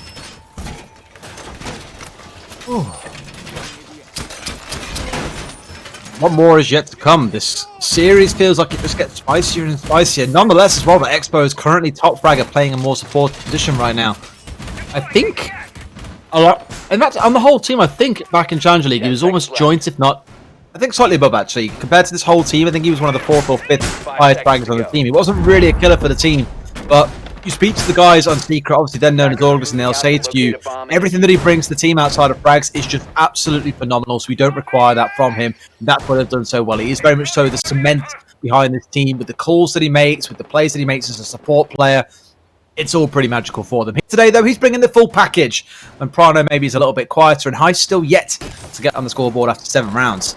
Let's see how this attack starting in Master Bedroom is going to kick off though for Secret. They are starting on the north side and pushing their way down towards the south. So a little bit different to what we saw in the last round. It's not going to be about taking over Study. It instead is going to be requiring to take over the north side, cover up all your flanks, and then look to go for the setup. And you can hear a couple of members of Virtus Pro there changing where shields are positioned, moving around their utility, as they know now that this is where the attack is coming from. You can see there Prano pushing in immediately with the Zephyr. He's going to deploy his Claymore there so that they are ready for any potential flanks. And as you say, this round now particularly important. This puts them onto match point, and has been very quick.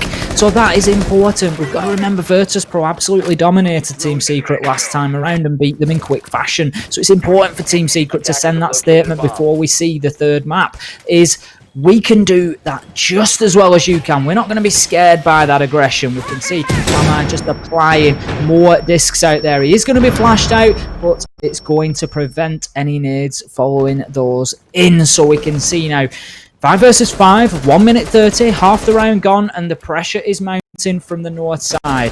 Team Secret have complete control over that north side now. With a combination of claymores and air jabs, they will not be able to be flanked. We can see very clever placement of the thermite charge there to prevent it being impact tricked. And what will have happened is it should have opened up the bottom. No, it hasn't been successful in opening up the bottom of Gunvolt. It's always a risk that you run. Obviously, placing the charge on the wall will open it wide open. If you can open up the bottom, you get a little sort of 2 feet where you just see through to the attacker's legs, and that just prevents, the defender's legs, it just prevents them from sitting in Gunvolt like that. And we saw how important that location can be when Draven really shut down Virtus.pro from there. Look how many drones have already been gone here for Secret, that they only have 2 left on the field right now, so they are going in blind for much of this. They have no idea where most of these members of Virtus.pro are going to be. Imagine there are a couple playing around Vault or around sites, a couple playing up south around 90, but that's about as far as their information goes. Expo open things up with the kill onto a mission, finding 1, making that his 14th kill here. 2 kills per round this guy is currently sat on, but can he convert it into any more? Shockwave on the road up behind them. I wonder if they know that he's coming. Have they got a flank drone set up? Are they aware that he's about to put behind them? This could be incredibly painful. Should be able to find himself 1, almost loses that fight, finds the second as well, and Shockwave has just put a massive dent in this round. Pasha gets another one. It's all falling apart for Secret. What an incredible flank coming out of Shockwave. Huge plays from him, stepped up exactly when his team needed it with 3 kills on the round. And what about that patience? Didn't shoot at the Ash immediately, just waited for the perfect moment, and that split second extra just meant that he could line both up. And it's not to say he wouldn't have got both of them anyway, but you just don't know when that timing is that little bit different. He absolutely nailed it then. He didn't panic, he got both of them down, and that allowed Virtus.pro to get the successful defense out of Aviator Game Room. They're going to be moving now into Trophy Statuary for round number 9. We are still 5-3 in favour of Team Secret, but if we can get Virtus.pro now just chaining a couple of rounds together successfully on the defense, this one could look like a completely different landscape in a few rounds' time. Attackers need to locate and defuse bombs. There have been some really spicy rounds on this map so far, with the team winning it not necessarily being the one that you would have anticipated. And I understand the patience coming out of Shockwave there. Patience of a saint, because the Ash turned around and spotted him, and I thought there's no way that he loses this now. He should absolutely be able to net that kill. Trying to bait out where the second, maybe the third member was going to be, so he can convert that into even more kills himself on the attack. This goes to show, without flank drones on the go, without the dead members of your team being able to watch those, it is going to come back and bite you at points, and my god, this Shockwave bites. 2 more rounds for Team Secret still to be able to close this one out. Virtus.pro starting on that fight back a little bit here. That's a bit of a hill to climb, I feel, if we're going to see this go through to overtime or potentially a map win for them. At this point, I think it'd be very, very tough for Virtus.pro to be able to prevent Secret from winning at least 1 round. I think the best they can hope for here is going to be overtime. Like you say, they've still got sort of off sites. We know that Villa is getting the 3rd site. It's a lot more popular now, so they are certainly less so off sites, but still, it's not the sites that they are used to playing. So I think when they go down to Dining Kitchen, potentially, like you say, it's going to be a possibility there for Team Secret to pick up that round and get themselves onto match point at least, if not at least guaranteeing overtime, if not getting them over the line if they can grab another one. But right now we are in round number 9, 5-3 in favour of Team Secret. Virtus.pro really need the wins here. For me, they need to get the next 2 rounds. They need to chain a few back to back here, get themselves back level. 5 of coming into the last few. At that point, then you might start asking the questions of whether Team Secret can finish it off. But kills like that from KS onto a mission, starting things off, is exactly what Team Secret need. If they can get this round here, it is a huge blow to Virtus.pro, and I honestly think they go on to win it within the next 1 or 2. Managing to catch that corner one out there. Well placed impact nade coming out of WTG to cancel that one off. That means they only have the one left here, and so much rides on them being able to get this wall open. They're in a spot of bother. They can't deal with moving him away from the other side of the court, stopping this coming through. More and more grenades are going to sail through, and I imagine we'll see a bombardment start to come in here, so they're going to try the other side instead. Let's see if they can make it work. We're going to see Draven try and get a frag kill in from the other side as well. It's not going to connect right about. But Expo did manage to quite successfully bait this one out. They even put an air jump in here to make this one work, but it will do the trick. Wall is now open, and they can proceed after about 1 minute and 40 seconds of warring their way around this triple wall. Damage does start to rain in a little bit onto Team Secret there. Expo finding himself on low health, but right now they have all the tools at their disposal that they need to mount this push in from Master Bedroom. They've got the wall open. They can start to look to take some control over Astronomy and just shut down any potential flank coming in from Bathroom. Right now, the Wamar here in the corner of Pasha is going to prove them a problem. 1-7 on the game so far, so maybe not hitting his shots. Maybe it's time to get in there and challenge him for Team Secret. Expo will shut down Shockwave there, so that leaves us 45 seconds. We do have WTG on a late flank in Astronomy here. This is all going to be down to timing, and how about that timing as he gets in, kills Draven, and then right out of there again. He's going to just pop up from a different location now, and that is what a good roamer does. Gets in, gets the kill. Look how much attention, look how much time is being wasted now. Team Secret are scared of those Astronomy stairs, and they needn't be, because WTG has moved away, and Expo knows that because he's just shut him right down with a beautiful shot across the sights. 13 seconds left to go. Team Secret need to get moving. Hive gets a kill onto Rask. 1 versus 4. Expo has the diffuser in hand and will be planting it. This is all down to Pasha. He's not having the best game here. He was never going to be the man this time around to close things down for Virtus Pro, and that will be round Team Secret. Better. Execution starting to look a little bit cleaner, and alright, still taking a bit of time to get the triple wall open, but once that has been opened up, they know exactly where they're going from there. The couple of kills coming through they had in the mid-round were entirely from pre-fires as well, just the knowledge of where these members of Virtus Pro will be playing and making sure they won out those gunfights. It does feel like when Secret have a grasp on the potential roams coming out of the other side of Virtus Pro that they are very comfortable in these rounds. Only in the last round when we saw, well, the round before last, we saw that roam come out from Shockwave without any bank drones on the go. They look a little bit surprised, otherwise things have looked very comfortable. And if Expo carries on, if it goes all the way in the distance, you might yet see Expo setting a pretty interesting record for himself in terms of number of kills that he's netted on a single map. Tell you what, I'm looking forward towards that potential third map on Theme Park. It is going to be an absolute brawl between these two, because I feel it's like one of those maps that it's relatively new to the competitive scene, so neither of them have probably got this sort of grasp that they have over Consulate or Villa. We've seen them both in their own ways display a mastery on these two maps, but going into Theme Park, I feel like it could just be a bit more of a level playing field for them, and it's all going to come down to those duels, those battles, and I think we are in for an absolute war on there. Theme Park could be. I haven't seen in too much Theme Park either. I've only seen a couple of times. Very curious to see how both teams choose to approach it, given of course it will be one of the maps in rotation for the EU League. It's going to be a interesting sparring match between these two, should we say. No doubt some things that both will want to try and conceal away from one another, and of course all the viewing eyes in the chat right now, all the other teams that are just gearing up to face off against them, no doubt in the first few weeks of the European League. Time will tell. Going to be another Master Bedroom takeover here then for Team Secret, smashing their way through the same site once again. I imagine you'll see this play out much the same way as we did previously. A big focus from Team Secret on getting that wall open inside the first few minutes. All leads to being able to get drone work in, go for those pre-fires and find themselves some comfortable kills.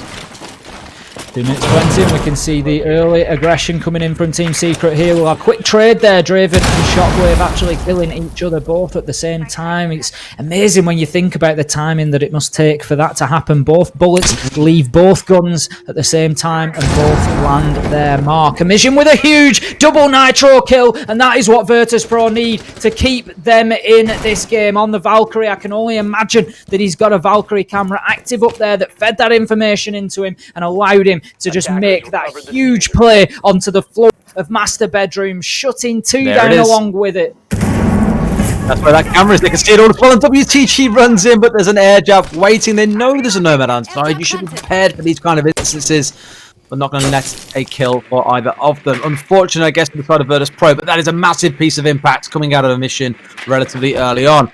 2 versus 3, and they're pretty much running into resistance at all sides now. Even through the breach, if it even existed, they'll be running into a couple of members of Virtus Pro who've got this cross angle currently set up. All they can do is hope. I think they can push through and find themselves a couple of early kills, going in blind here as well, as there is only one drone left on the field for Prano. Cross angles are set up between Pasha and Emission, as you can see here, even a shield to help one of them out at the same time. Walton walks around, finds himself down already. Another one comes through at the back of that as Emission finds his third kill of the round. Virtus Pro take round number 10. I think taking the Valkyrie cam out after that double kill was somewhat of a definition of closing the stable door after the horse has bolted. Really was. That camera had given out all the information that it needed to. Emission able to hit a fantastic double nitro kill onto Master Bedroom. That really won the round for Virtus Pro there. He just then moved himself back upstairs, got himself back into that angle behind the deployable shield. As you say, that crossfire becoming very, very popular makes it difficult to push it through the single door. Obviously, if the Master Wall is successfully opened up, it does change things a little bit because it forces the second man away back in towards Astronomy. But that wasn't the case this time around. And funneling in like that was never going to be a success for Team Secret. So heading into round number 11, Virtus Pro hang on by the tips of their fingers here as Team Secret try to rampage their way towards the win on Villa. But right now, we will have another round at least where Virtus Pro will try to fight back. They'll try to bring this back to within one. They've got their eyes on overtime, and we're heading to Aviator Games to see if they can get themselves there. This is going to be the first step, and then they'll need one more after this. Goes to overtime. It could be a 2-0, it could be a 2-1, of course. It depends entirely on which side either team starts when the switch comes through. I think quite scattered as well in terms of which way results have gone. We saw it being 4-2 at the half of Team Secret on their defensive side. Virtus Pro needing a repeat of that scoreline. We're going to see things balance out and go all the way through into overtime. Again, let's not forget, this is indeed Team Secret's map. The final one waiting for us in map number 3, if it goes the distance, is going to be Theme Park. Both of these teams, probably not a whole lot they want to reveal too much now. We'll see that probably played quite a few times in the opening weeks of the European League. But I, for one, am quite interested to see what at least either side can bring to that. Just how spicy this series can really get. This is one of only 2 fixtures where we've seen 2 EU League teams playing. With almost yesterday between Empire and Eterdream. That ended in an 8-7, 8-7 on the final 2 maps. I think one was 8-6 potentially. The second one, the last one, was definitely went the full distance to 15 rounds. Just goes to show how close that competition could turn out to be this year if things continue in that general direction. I absolutely cannot wait for next weekend as well. Obviously, we've got more Siege to come after this match here as well. We do have the BDS and Movie Star games, so don't go anywhere when we finish. We've got more great Siege for you. I will fortunately be able to slump into my armchair and watch that one, and Fluke will bring you all the action in fantastic fashion. I have absolutely no doubt. I think we all know, Des, that I am a senior. A senior? That's a new one. Boomer was normally the term we go for. Senior is a different one, but we'll go with it. Let's roll with that. Attack coming in from the south, and it looks like so far from Team Secret. A bit of vertical set to worry about on the other side. Virtus Pro have got themselves all up above, but no real control downstairs. Often not the case that it's required. Just about holding these stairs, holding at the top as you're seeing now, with a couple of shields being set up on it as well. He's going to find the opening kill onto WTG. And that should be some pressure now starting to be exerted downwards as we see the members of Team Secret with a slight advantage at the start of this round. That is exactly the start that Team Secret needed. They are in the hunt for this match point here, and they do not want to let a team like Virtus Pro get back within touching distance, because then the mental creep starts. It starts burrowing into your brain as to whether this one is going to be brought all the way back. But right now, they have a slight advantage. KS getting in there and getting a kill. Draven is on low health though. Challenge is going to be made off the side stairs, but with no joy. Rask will get a kill onto Hive. Pasha steps up at the right time with a headshot onto Prano. KS with a huge double, meaning a triple overall for him, and that now leaves us back with Team Secret in the ascendancy. 2 versus 2 though, as Pasha shuts down KS. He has been quiet so far, but stepping up exactly when Virtus Pro needs him and doing some real work from behind that deployable shield. 2 versus 2, Virtus Pro with a small advantage in terms of hit points here. Draven is a little bit low, and Pasha is just going to dip his way back into sight. There's only 25 seconds left to go here, so they are trying to force Team Secret now to play into their lines of sight. We can see Team Secret are there. They do have the diffuser in hand. They are ready to push towards sight, but they don't have much time. Emission just swings round from Gunvolt and gets a beautiful kill onto Expo. That puts the diffuser on the ground, and right now Virtus Pro are just going to keep themselves out of sight, out of mind, and they're just going to hunker down and let that clock do the business. Round 11 to Virtus Pro, 6-5 now. We could be going to overtime. Oh, it's coming down to it now, isn't it? After a 7-0 total rollover on Consulate, seeing this one going potentially the full distance feels like not so much a total turnaround, but definitely going pretty close. Imagine if we go to overtime and we see this end just ever so slightly in Secret's favour. They take it 8-7. We go into Theme Park and see another full-length sprint. It's going to feel awfully reminiscent of that Empire versus Easy Dream fixture from yesterday. KS now starting to play his part in the frags big time as well. We've seen him have some incredible rounds on defense and on attack, where he's finding himself 2 or 3 kills. Sadly, in that round, met his demise at a very similar to experience that he dealt over to players pushing, I believe it was WTG, pushing on towards the study window by playing around the slats in the shield. Of course, you can make use of those shields still with very, very thin lines of glass in them. You can see what's on the other side. It's a simple case of stepping up from your crouch, spraying the location where you notice one is, and it can be as simple as that to net yourself a kill. Let's see how this round plays out. We are starting up on the downstairs. Hive going over to play on the Ying is something we haven't seen all that much of. I don't know about you, but my heart is absolutely thumping with this match. It is so back and forth. It is so aggressive. These teams really just going head to head and absolutely wailing on each other at the minute. 6-5 now, and we get the joy of seeing all 12 rounds, and we might just get to see a few more before we are done. We are on a reasonably strong bomb site. Dining Kitchen has been a lot more popular recently. Virtus Pro choose that as their last stand. This is where they need to win. This is where they need to deliver and do the business to keep themselves in this one here in the European Open clash against Team Secret. They want to take this inside 2 maps. They want to lay down a marker. They want to send a statement of how dominant they expect to be in the European scene, and this would be a great first moment for them to do that. It's the time with 2.5 minutes on the clock. A couple of drones being picked up by the members of Virtus Pro, unfortunately, finally for Secret. They have been losing quite a lot of drones. By get to about the 60 seconds mark left alive, there's only 1 or 2 on the field, and of course, as members slip away, so too do the available drones. Grenade starting to sell their way through, not quite going to catch that one the way he won. It's not the same as we saw yesterday from Empire. No one's going to forget that one anytime soon. At the very least, they managed to get themselves inside, and WTG hugging very close. They didn't see him from that drone, I don't think. They don't even know it's close right now. They know that drone has been shot out, but not necessarily where from. Now they'll definitely know they're going to have to back himself away, and for now, we'll keep himself alive. As the onslaught begins to come in from the side of Secret, they do have this push under wraps.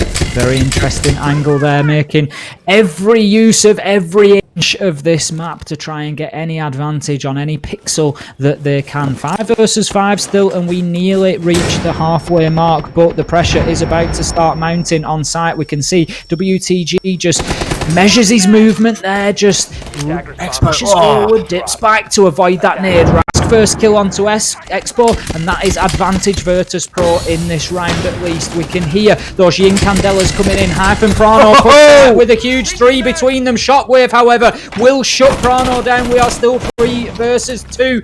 2 versus 2 as Shockwave jump gets out. Draven. This is going from one side to the other. Hive gets the advantage back in the favour of Team Secret. 2 versus 1 here. Hive has diffuser in hand and will start the plant. Shockwave is in sight. We know how good his decision making is, but he will not be able to challenge what is now a successful diffuser plant. However, Hive is going to have to commit the cardinal sin and just stay stood on top of that diffuser. It is always dangerous, but he's got KS covering him from the pantry stairs. The wall is wide open. Shockwave has no choice. Is he going to pre-fire? Yes, what a headshot! Does he know that the Ying is down? Oh, no. He gets in and gets the disable. Unbelievable plays from Shockwave. That headshot onto KS, that is one of the best clutches I have seen in a long time coming out of Virtus Pro there. Unbelievable round 12. I wanted overtime. You wanted overtime. We all wanted overtime. And that's where this is going.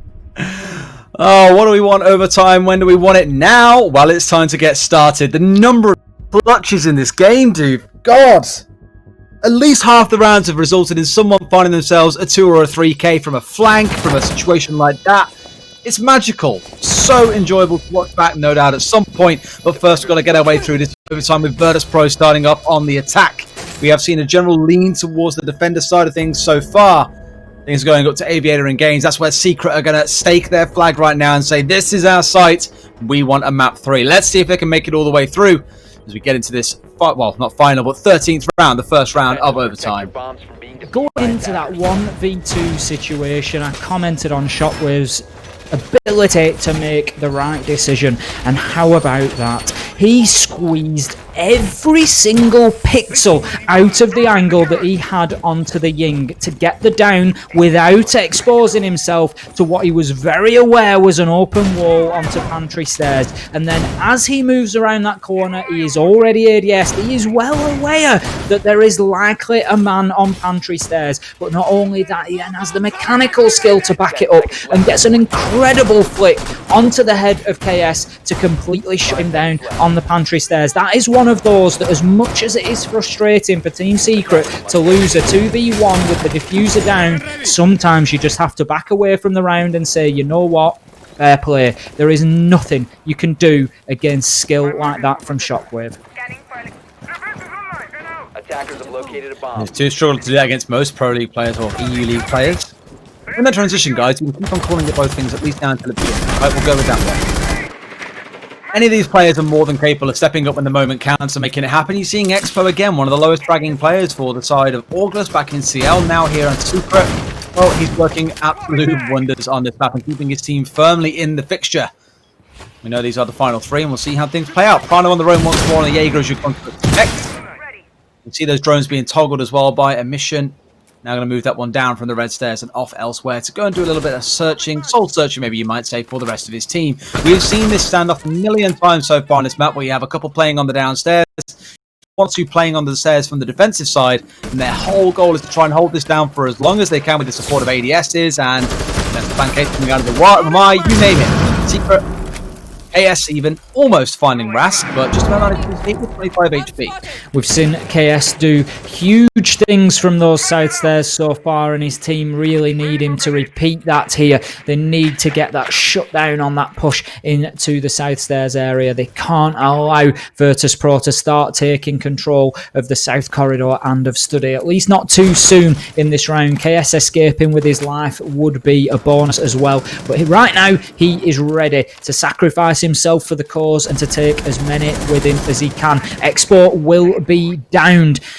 Hive will manoeuvre in. That is in sight, so he should be able to safely recover him. We can see Expo is back up onto 20 health. KS is just forced back with some shots there, and there comes the pressure. WTG and Pasha simultaneously getting kills. One nade, one headshot. That now leaves us 5 versus 3. Virtus Pro are fighting back from the brink here. Let's not forget this was 5-2 in favour of Team Secret. That must be a big mental blow for them to see it go to overtime. They really must have thought that they would be able to clutch this map out. However, Virtus Pro have just fought tooth and nail to keep themselves in this one. They have just clawed their way up that cliff face and brought themselves back into it. Shockwave with a kill onto Hive now, and this one is a slippery slope. Asher gets his second on the round. 5 versus 1, flawless round. How many of those have we seen from Virtus Pro today?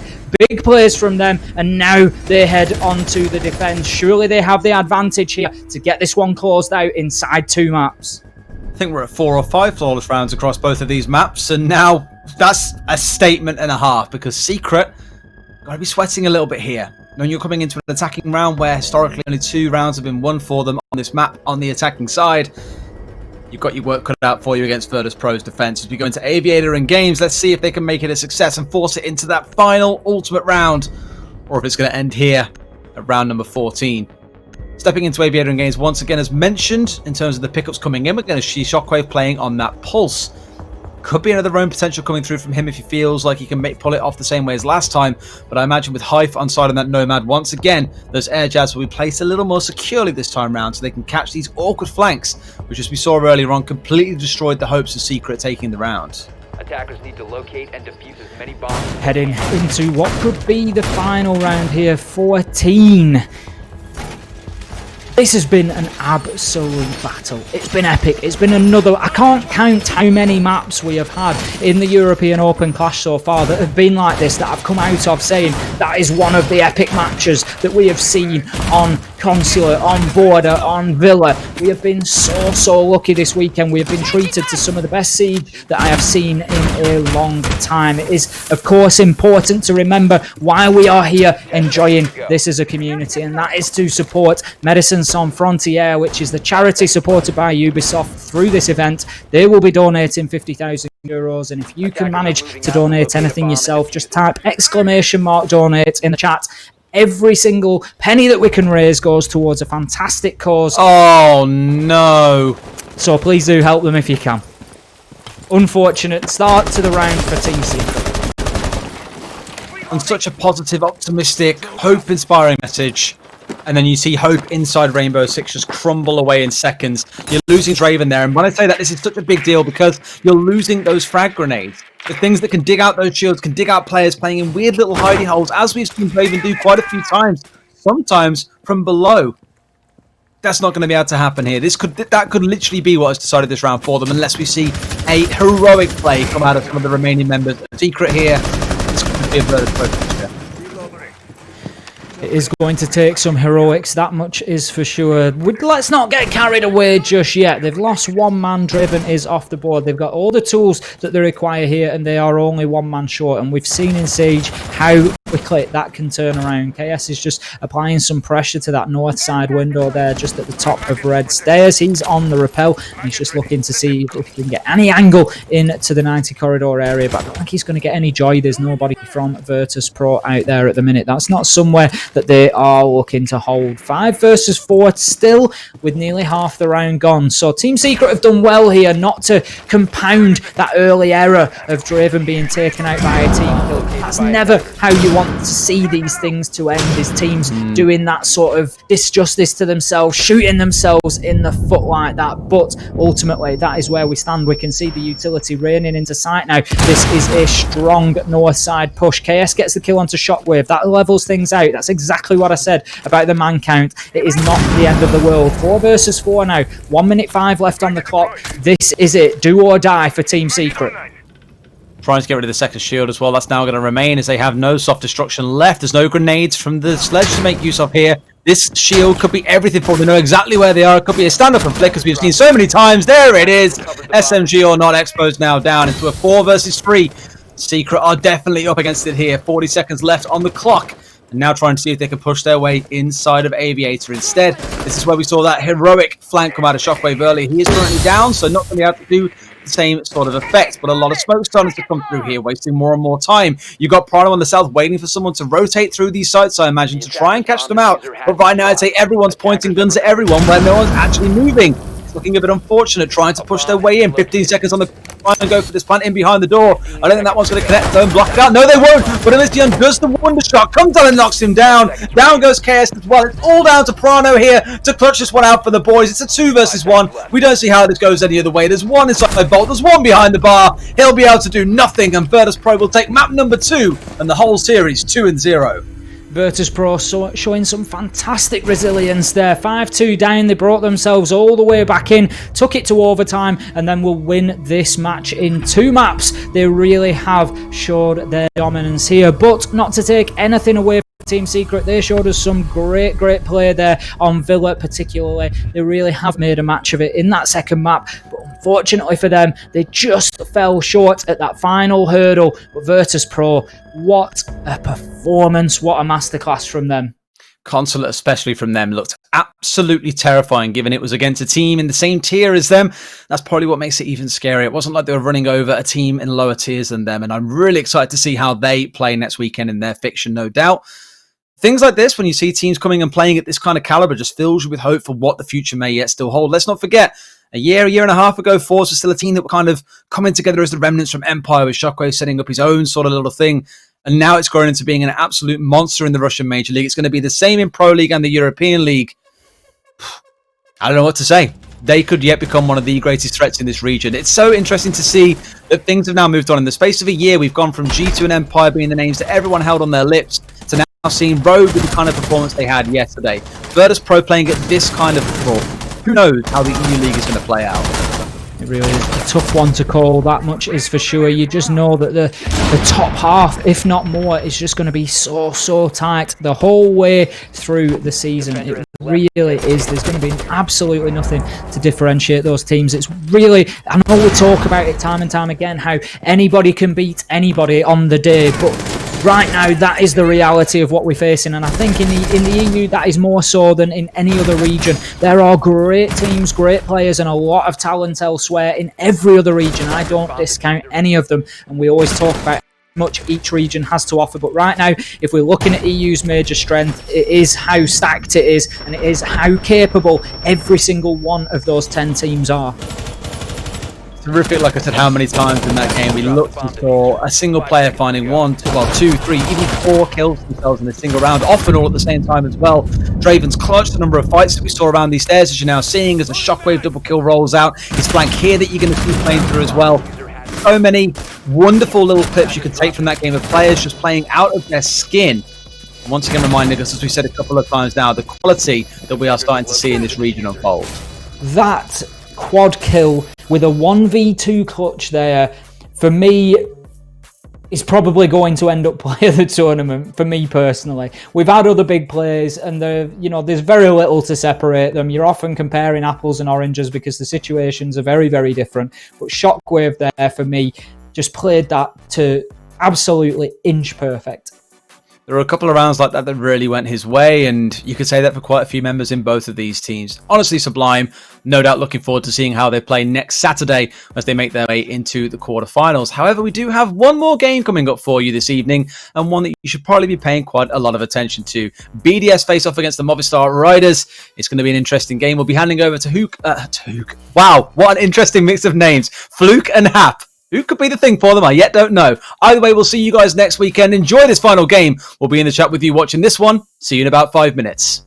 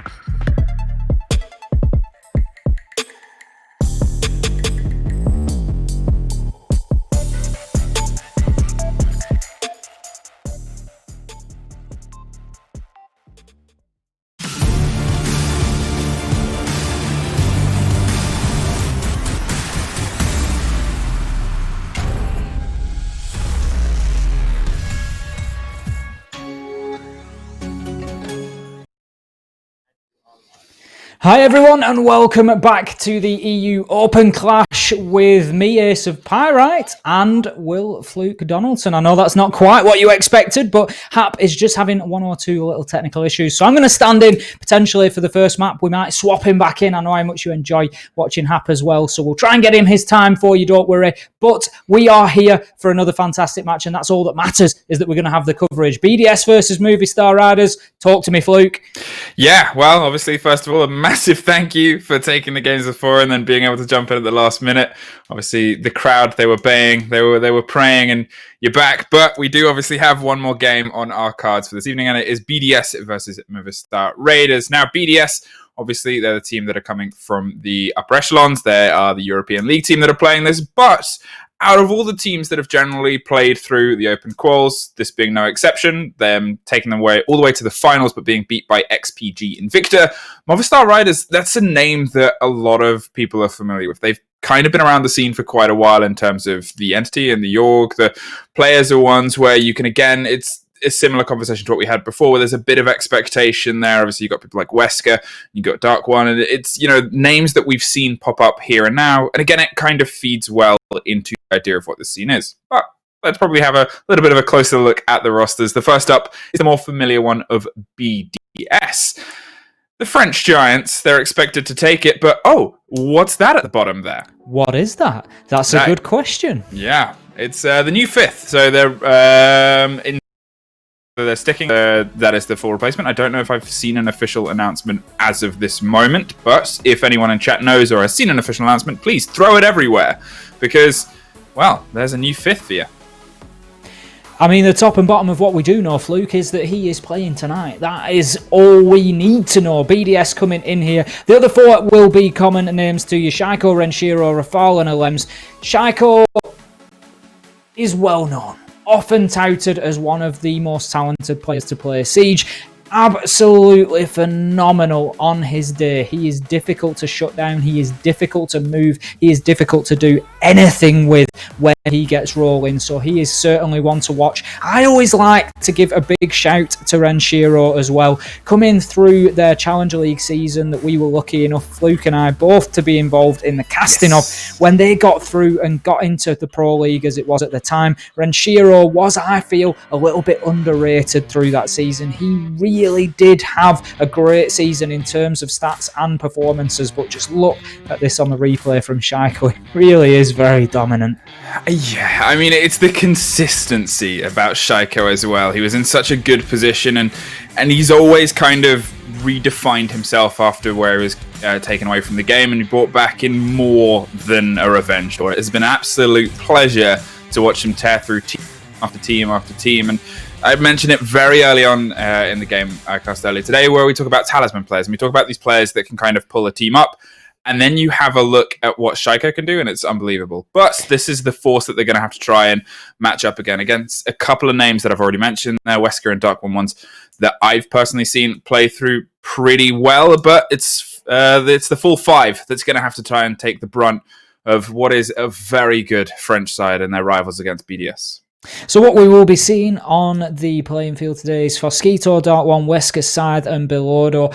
And as you said, they are a Spanish team, and they always sort of feel, when I look through the results, it's sort of nearly but not quite. They're always there or thereabouts. They're always involved in the big qualifiers, and they never go out too early, but at the same time, they just never quite seem to get themselves over the line. But they have made it through here, and they have done it through the qualifiers. So maybe that just signals that changes are afoot, and they are going to start seeing a little bit more success. They've got themselves through. They are in the closed bracket. They've not drawn probably the easiest match that they could have done, to be fair, but BDS are a team of mixed fortune. Let's not forget, this one is here to be won for them. BDS came into the Pro League with an absolute storm through Challenger League, but then they didn't really perform up to expectation that everybody really thought that they would see out of them. You and I cast at OGA Pit as well, Fluke, and we saw BDS there go out in the first round and again just really struggle in that environment. So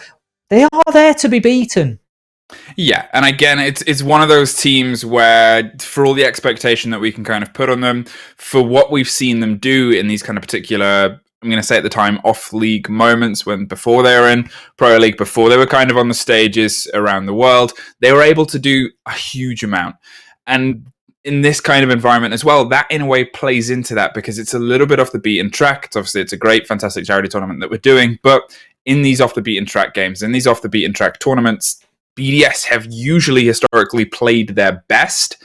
So I guess for them, it's a good environment to kind of give the run to their new potential fifth or give the run to a slight roster change and see if they can make something come through with it. Obviously, for Movistar, as you said, they're a team that historically as well, they've been on the cusp of so many of these moments and so many of these qualifiers where they're kind of knocking on the door of potential success and then someone just at the very last minute seems to have a habit of slipping in front of them. They are the only open qualifier team left. It is the final game before one of these open qualifier teams can progress. And we all know that Siege as an esport adores and thrives on Cinderella stories. So this is the time for them to write theirs and every other in the open. I've been calling it coming into every single match. I'm sure you've probably heard me. Every single time I've been like, this is a team that can win. This is the team that can do it. And I'm always excited to see that underdog win. I always love to build them up and give them the hope and give everybody at home watching that excitement that they might just go and do it. And maybe, just maybe, this will be the one. I'd love to have one of those open qualifier teams going through into the next round. I think we're just about ready to have a look at the map bans if we're having a look at the fixture that we've got at hand, which is BDS versus Movistar Riders.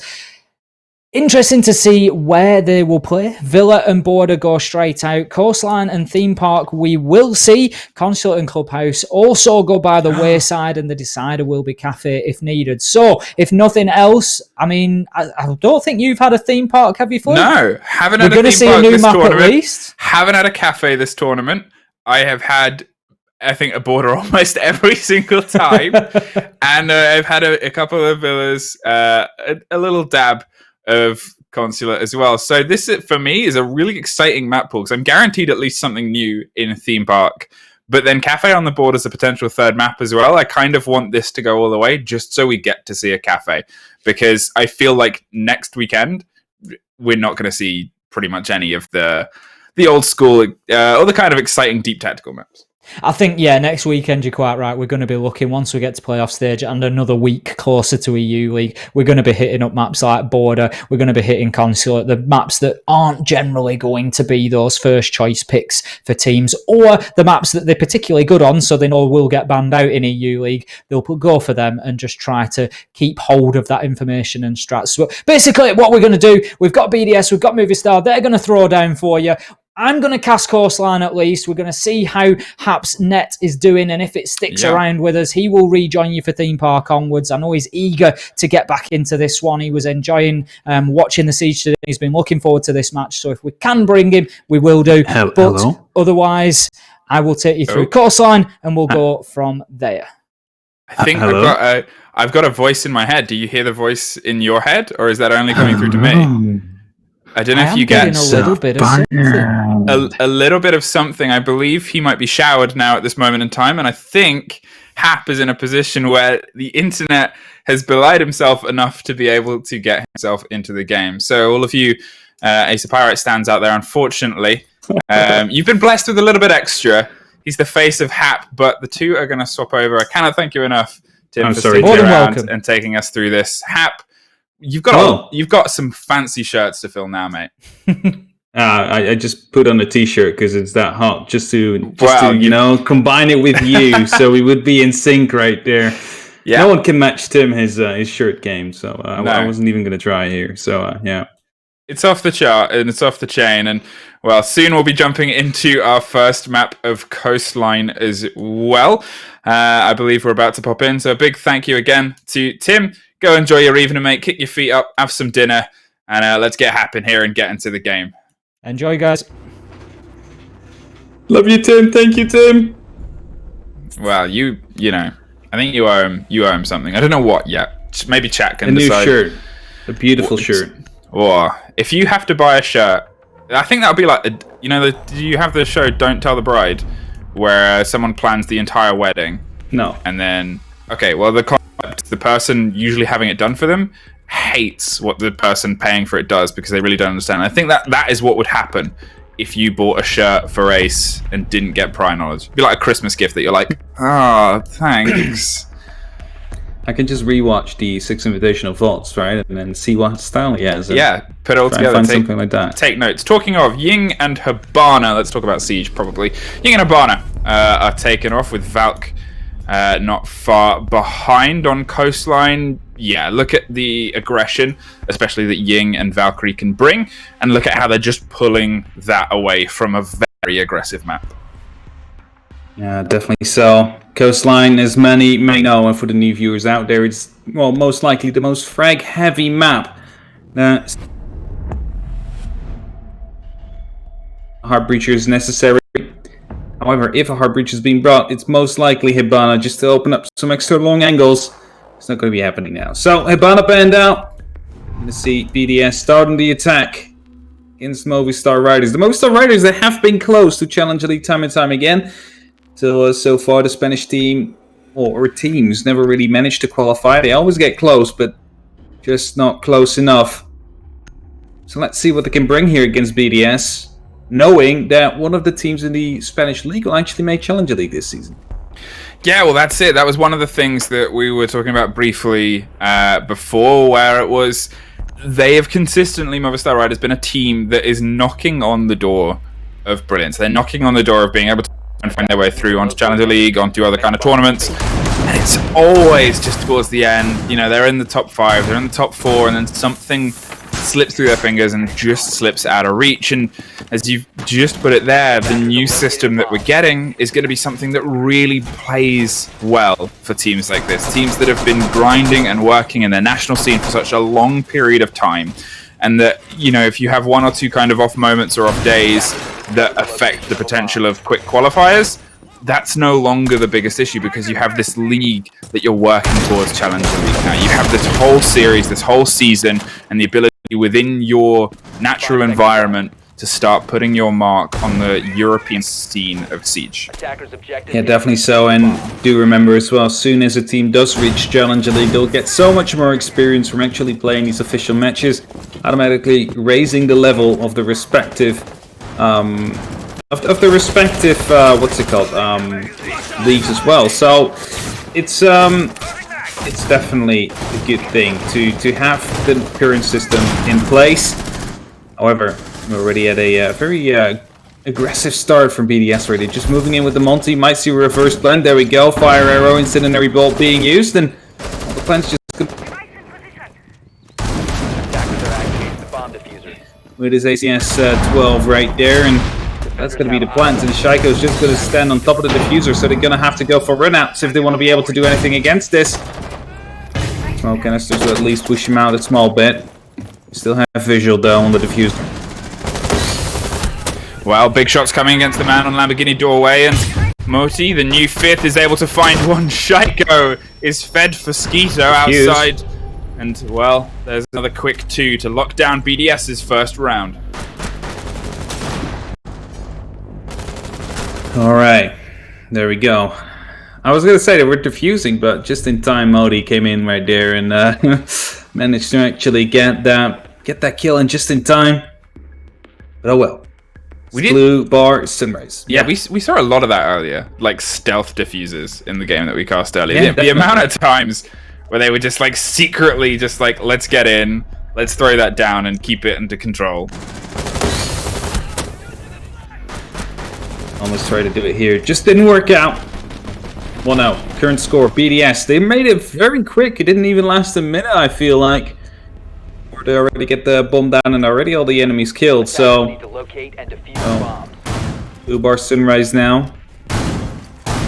Let's see whether or not going to be able to make such a quick push from this one as well. If they're just going to be able to just walk into B, get the diffuser down behind the bomb chassis, for example. Now that everything has kind of hit a bit of stability, now that we know you're sticking around, and we know how this game is going to go, touch wood. Again, every single time I've talked about connection, I've got to do it. How often do you ever see... it was BDS that banned Hibana. 10 seconds remaining. Well, if you want to ban a Heartbreach on this map, it is Hibana. You're not going to be banning a Maverick, you're not going to be banning a Termite, really. Attackers are moving to defuse a bomb. I see it a lot in Benelux, but then again, it might not be the best reference for Well, this it's kind of level of more play. it's more the team.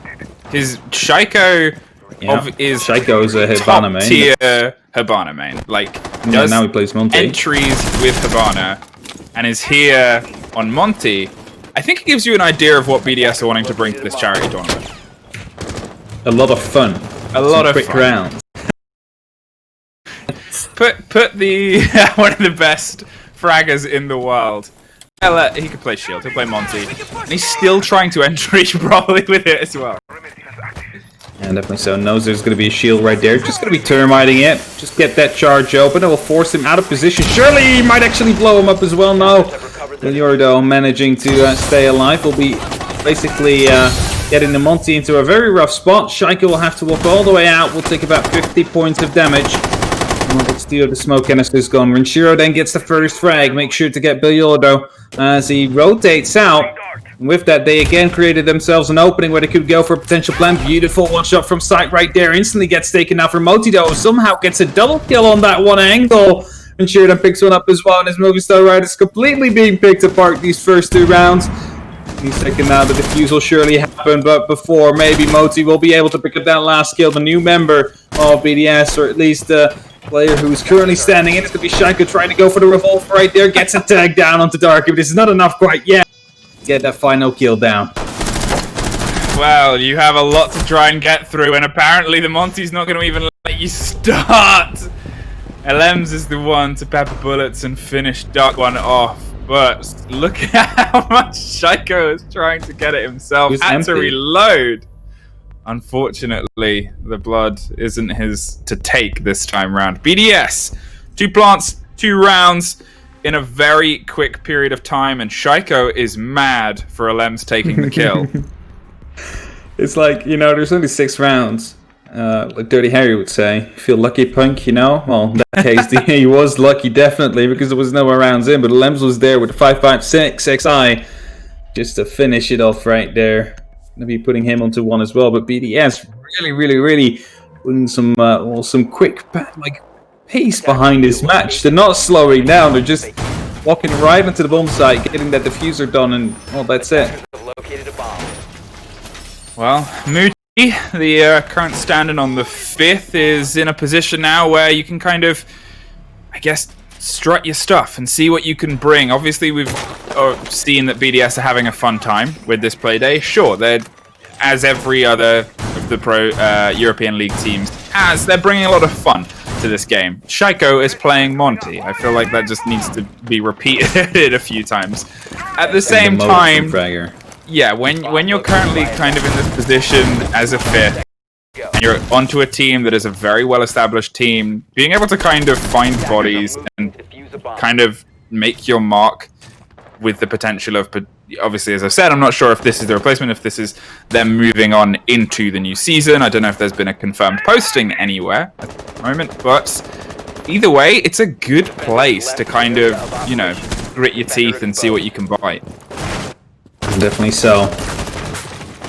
Especially if you just show off this huge already. Yes, it's a charity match. They're probably not playing as super serious, but most are rather still a very high tier 3/national league team.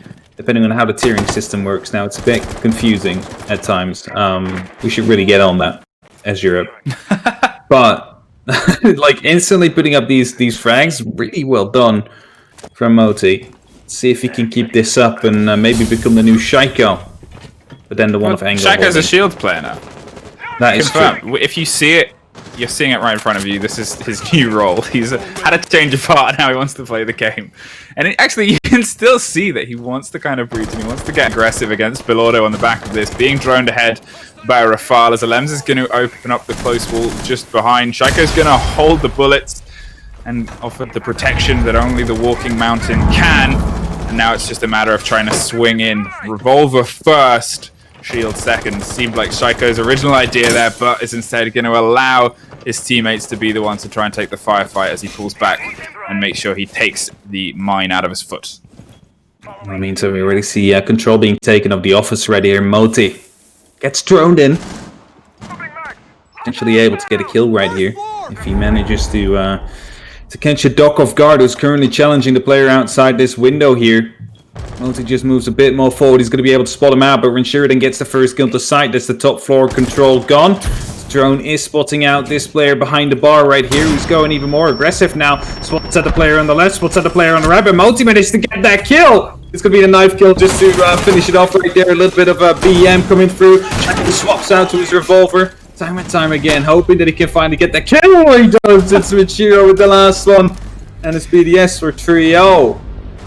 They're not slowing down. No, I do like that. Obviously, Shaiko's picked up the shield. He's holding the wall. He's allowing the bodies behind him to be doing work. But at the same time, Renshiro twice in a row has got the opening frag. Renshiro was just going off somewhere else on the map and picking someone off. Every single time he's just kind of gone, right, you guys are doing that. I'm going to go over here. I'm going to go on a little bit of a roam play by myself and pull someone apart. You know, those two leading the kind of scoreboard at the top there. One of them, Muti, is generally in the core of what's going on. Renshiro is off doing Renshiro things. And it's working very well. Now, the Spanish league is still on. But I don't think Movistar Riders is currently saving strats. Attackers need to locate and defuse I mean, many bombs in it's all fair of us. Obviously, we kind of point these fingers and say, look, they're doing this stuff that BDS don't usually do because, as we've said a few times, all of the European league teams, all of these tier 1 teams that we're familiar with, we know how to play. We generally know the systems that they've developed. Yes, there's a change in 5th for BDS, but we still know BDS historically. We don't know as much with Movistar, but every team has come into this to play some good fun Siege. Like, there's a great mix of intensity, there's still firefights coming together, and I still expect Movistar will be able to kind of kick things into a certain gear. It's a very aggressive favored map, this as well, and you're against BDS, who are a great aggressive team, even if they've put their fantastically famous aggressive player on shield. You can actually see as well how badly he just wants to run, and he doesn't want to be the wall that walks in front of the mountain. He just wants to go and have fun, but he's being put in the Monty role by his team. No fun. Do we know historic? If we could get a chart and like a map of like the last time Shaiko played like a 1 speed up or a 2 speed up, and then just compare that to like, I bet everything feels slow motion for him right now, especially when compared you to look at what the he's shield. usually used to. Yeah. Normally just shift W, running into the side and just getting the gun up at the right time. That's what he does. He doesn't walk around with a shield. I like how he's gone to generally clear now by himself. He's completely taken over the top side. You can see Renshiro is offering a little bit of a pinch on the opposite on Hookah Balcony. It looks like they're trying to apply the pressure, yeah, generally against the window now. And, you know, just to kind of throw themselves around so spread out here and not really be immediately challenged on any of the faces, that to get away with both of those, well, they at least killed Shaiko. Yeah, but this wall completely opened up and there's no one to actually try and counter this. So now it comes in, actually. One in kitchen. Bilyodo managed to get the triple kill, I believe. There's Lems and both Rafal all down now. It's going to be putting up to Renshiro and Moti now, but this round, I have no clue what's going on here. It's absolutely amazing. Just random stuff happening time and time again. Sight now picks up Moti. It's a new guy gone off the board. Only up to Renshiro now, the established player managed to get the first headshot to get things underway before being tossed in on his left. It's going to be from below. Probably Sight who did that. Going to continue his hunt right now as Sight rotates back up. All 4 members right now are going to be on site. It's going to be a very, very hard job right here for Renshiro to try get these kills in. So he decides to just actually go from the cool vibe stairs. Feels a bit more comfortable doing that. Might be able to get a grenade up on the right place to start things off. There we go. It's being cooked. It's going to be tossed right on the back. It's not going to be hitting anybody. Darky, however, really low on HP. Not the kill. Seems like they have a cam right there because he followed up with the pre-fires. 360 is not hitting. And Fosquito will win Movistar Riders in their first round. Yeah, try to hit him with the 360. Unfortunately, couldn't quite land it. I don't think Alem's expected to survive as long as he did, putting those breach charges, putting the exothermics onto the quad wall. I think maybe he was like, I can get one off, and then moved straight onto the second, and you could see he was a little bit like, okay, now I'm still hanging here. Like, what do I have to do at this point? Shaiko's gone on the top corridor. The kill came from the bottom corridor, so I don't believe there was anyone watching the flank at that moment in time. Or if they did, they slipped up. Either way, the first is on the board now for Movistar, and well, they're going to try and opt for Kitchen, which, to be fair, as you pointed out, they almost managed to get the diffuser after it was planted and get that taken off, but it was from a little bit of aggression back in the hands of BDS to go, oh no, and actually stop it being pulled apart. Attackers have discovered the location of a bomb. BDS, what are we going to be doing now? We're going back to Kitchen. Still a Monty out there. I think we could see a pretty similar way of this round developing as it did in the first time. Because, well, we all knew how that went. Within 20 seconds, they got themselves in. Asphyxiated the areas where the smoke could be coming from, so no canisters could be thrown. Now, however, they decided to make some vertical holes to get themselves some entry into that pantry service door, allowing them to potentially, well, counter off this defuse, the early defuse they wanted to go for. At least I assume so, but well, the entire spawn is coming from Sunrise, so it's a completely different strategy coming down. Maybe kitchen window jumping? Potentially. Obviously, they've generally set with the same set of utility that they've run every single round. They kind of have the idea that they want to bring, and I guess they're going to see if they can continually make it work from different angles and different sides. Sunrise completely in the hands of Shaiko, but he did notice the hatch on the roof that's open, so that's going to be a bit of real estate that they're going to have to lock down, because if someone does find a rotation there, well, that happens. Scythe takes care of the air jabs, takes care of the Nomad, and almost takes care of the second on Hookah as the firefight starts to spray. A very good grenade is actually going to be the bait and play as Renshiro drops Wamai from above. And well, now they have a little bit of solidity in their hold towards Sunrise. Alright. Well, there we go. It's going to be a one-on-one trade so far. Modi out of the plate. Sight as well. I mean, Sight one-tapped me dirty on ranked, so I'm not nice to him anymore. He, I was throwing out a grenade and he just one-taps me with a pistol.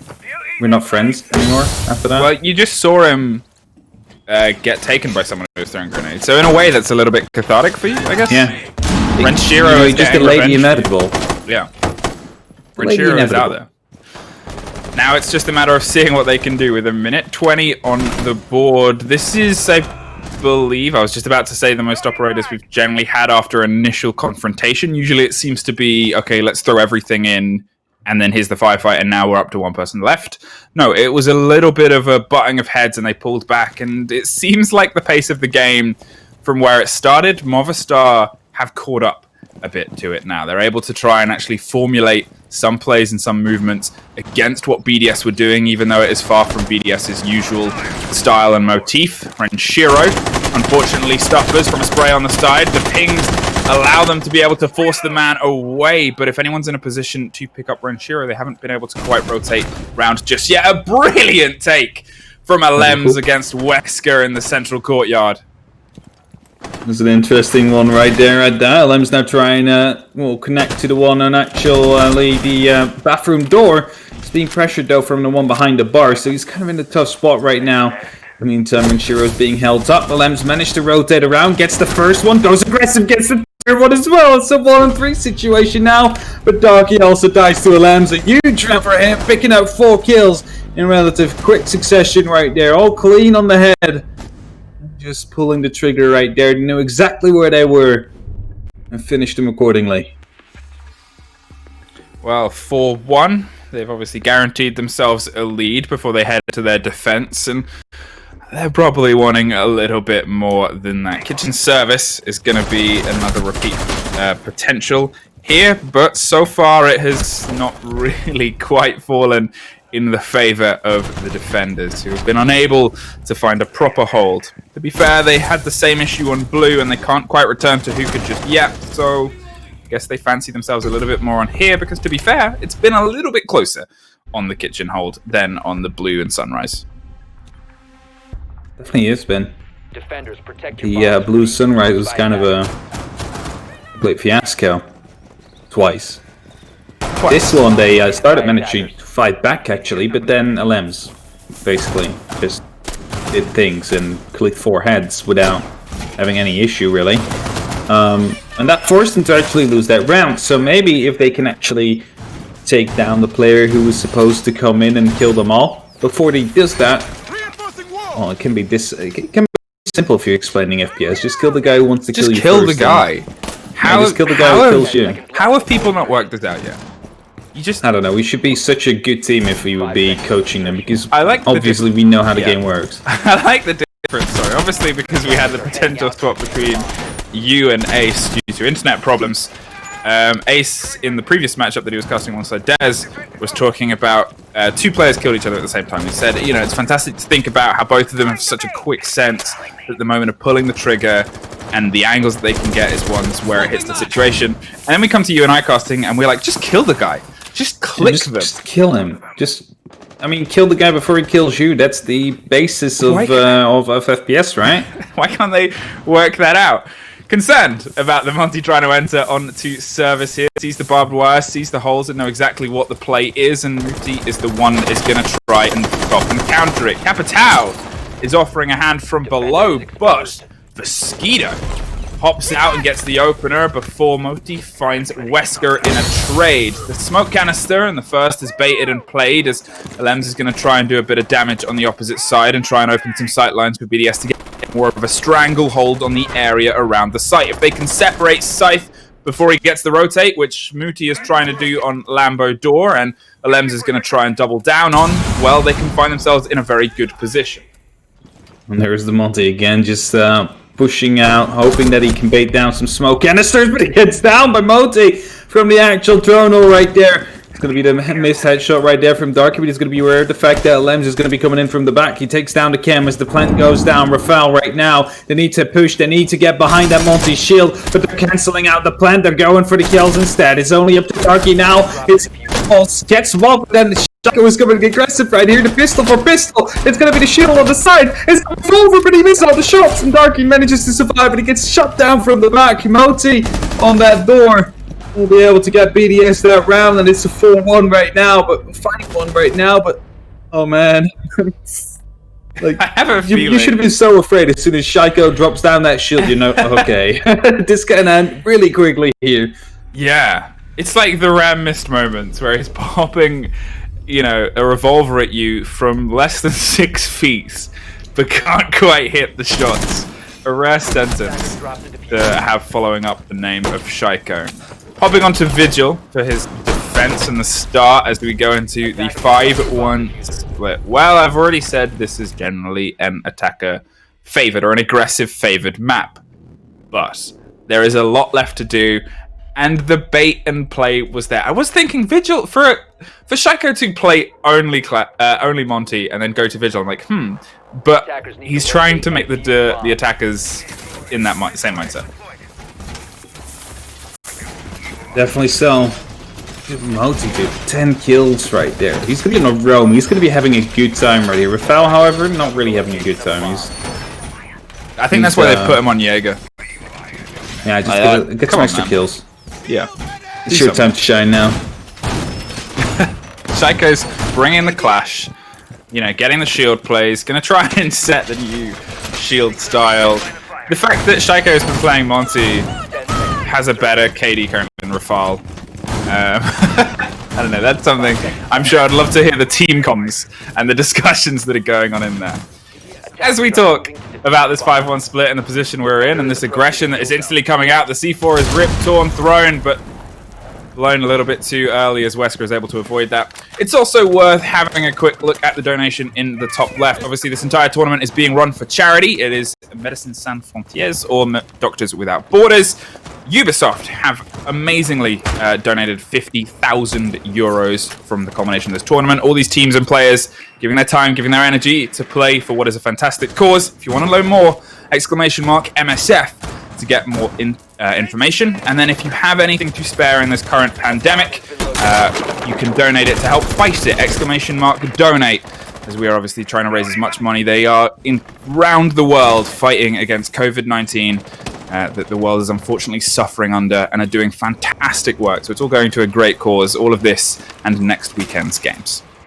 And definitely so. And let's just set a goal and try to get to 3,000 this day. Let's see if we can top it off at least. It's only 117 euros left, guys. Come on, we can do it together as a community.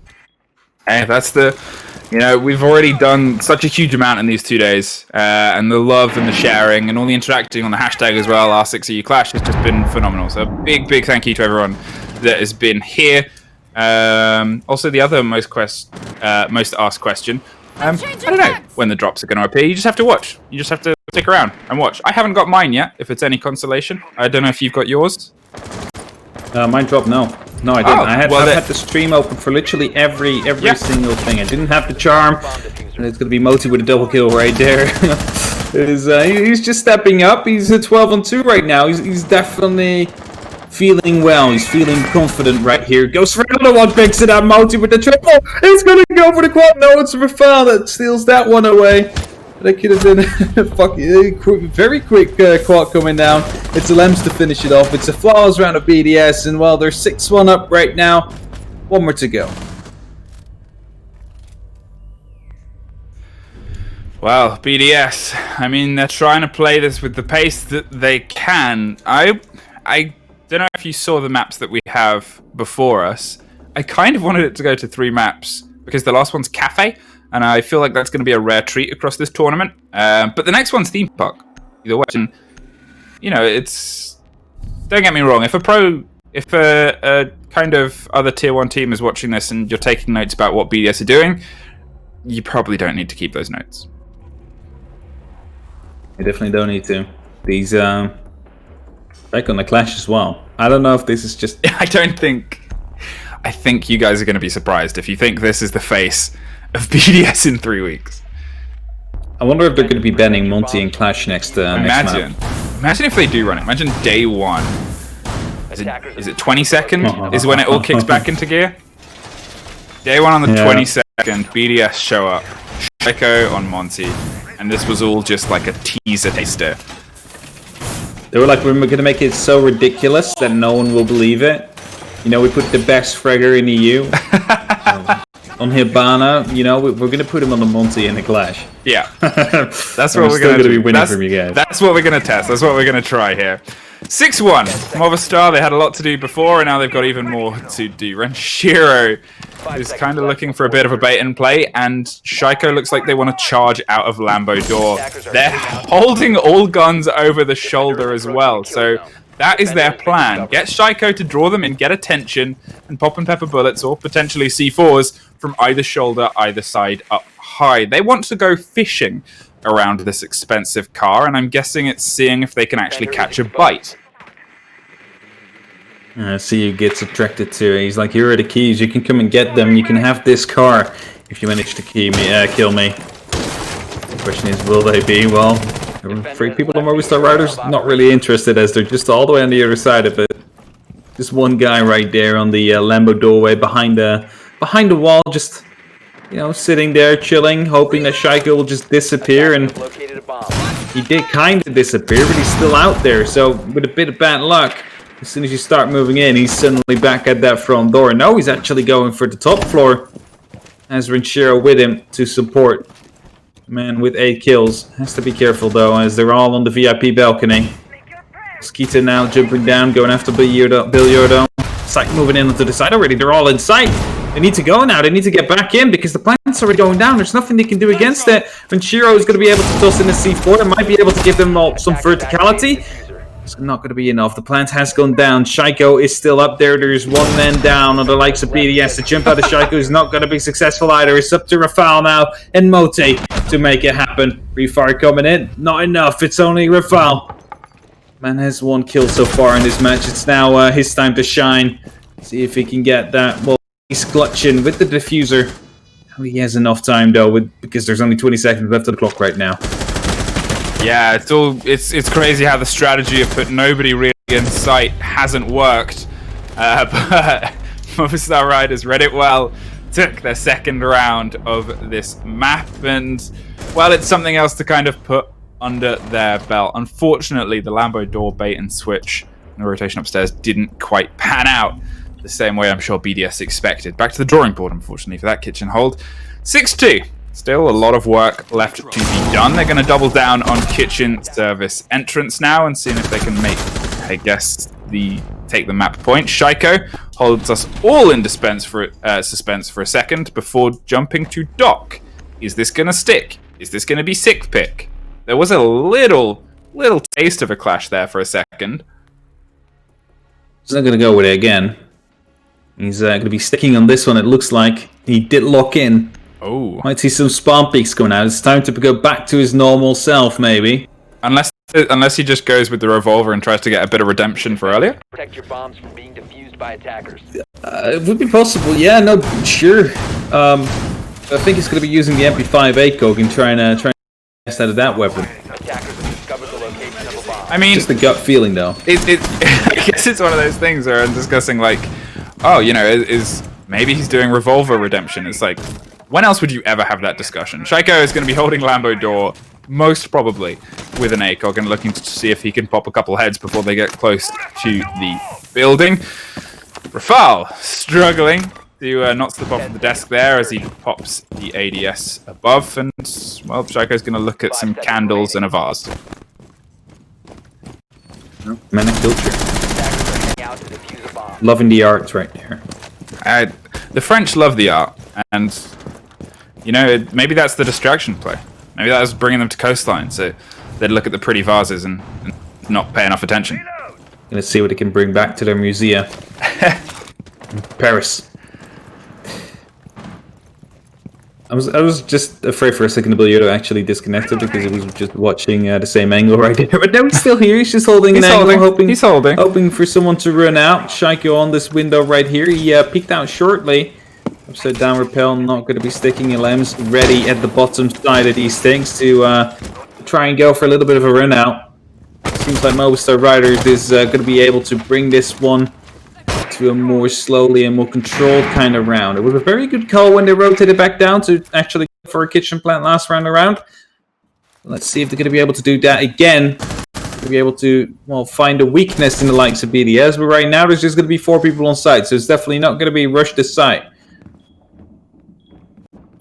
Well, holding the angle and a bit of pace, but the bullets are coming through the floor. It's not the most safe ground, and Shaiko's going to make sure neither is outside. But Bilordo actually comes away from that interaction slightly better for a second. And then you remember, oh, Shaiko's a doctor. He's just going to use a stim pistol, get himself back up to full health, and go right back to that doorway and look for the firefight yet again. Rafal is under a little bit of pressure behind as the buck is starting to open up above. They have all the vertical they need. Now it's just a matter of seeing if they can shepherd something out of it. But Alems is in fact going to find one himself, and Renshiro and Shaiko find one apiece too.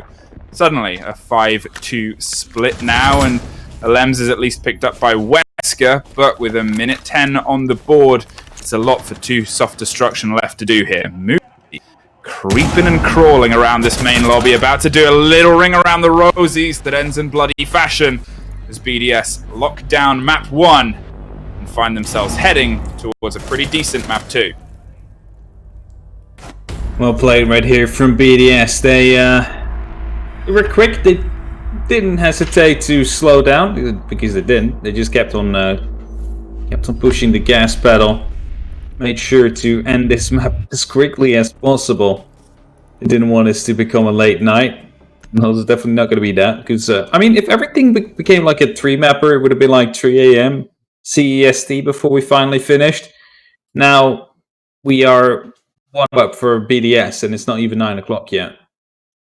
It does set us up, obviously, potentially for next weekend. Because if there's all these potential 2-0s happening this weekend, it means a close match next week. It means it's going to be close matches next weekend, and obviously we can, theorize and strategize and look towards the brackets and how it's shaped up over this. That was such a good take. How it's shaped up over this tournament so far, and you guys can as well. As I said before, there's a hashtag R6EU Clash to get a better idea and who you guys think is going to take it in the semi-finals, quarterfinals, grand finals, yada yada next weekend. But obviously we've still got 1 more map ahead of us. It would be Herculean effort, I think, from Movistar to shake what is a BDS that is just, they're playing around. Yeah, it's definitely going to be hard for them to get back into this, I guess, when you're basically 7-2 shut down like this, and they're not even playing their best game of Siege yet. They're just holding off angles, they're forcing you out with the Monty, and there's nothing really you can do against that. So, well, the attack is kind of out of question there. Now, the clash didn't really work out that well on the defense, so they just swap it out to a Duck, go aggressive, get an MP5 and an ACOG in Shaiko's hands, and we'll be killing with that. So, overall, BDS super over aggressive because they weren't over aggressing anything. They were just pushing them out. But most are rather just not able to respond to whatever they brought. Yeah. Well, we're going to have a very quick break before we're finding ourselves back on map 2. Potentially the last map of the day. If not, we'll be finding ourselves going for a full stretch of 3. Will BDS take it? I don't know. I've got a tweet about that. We'll see you after the break.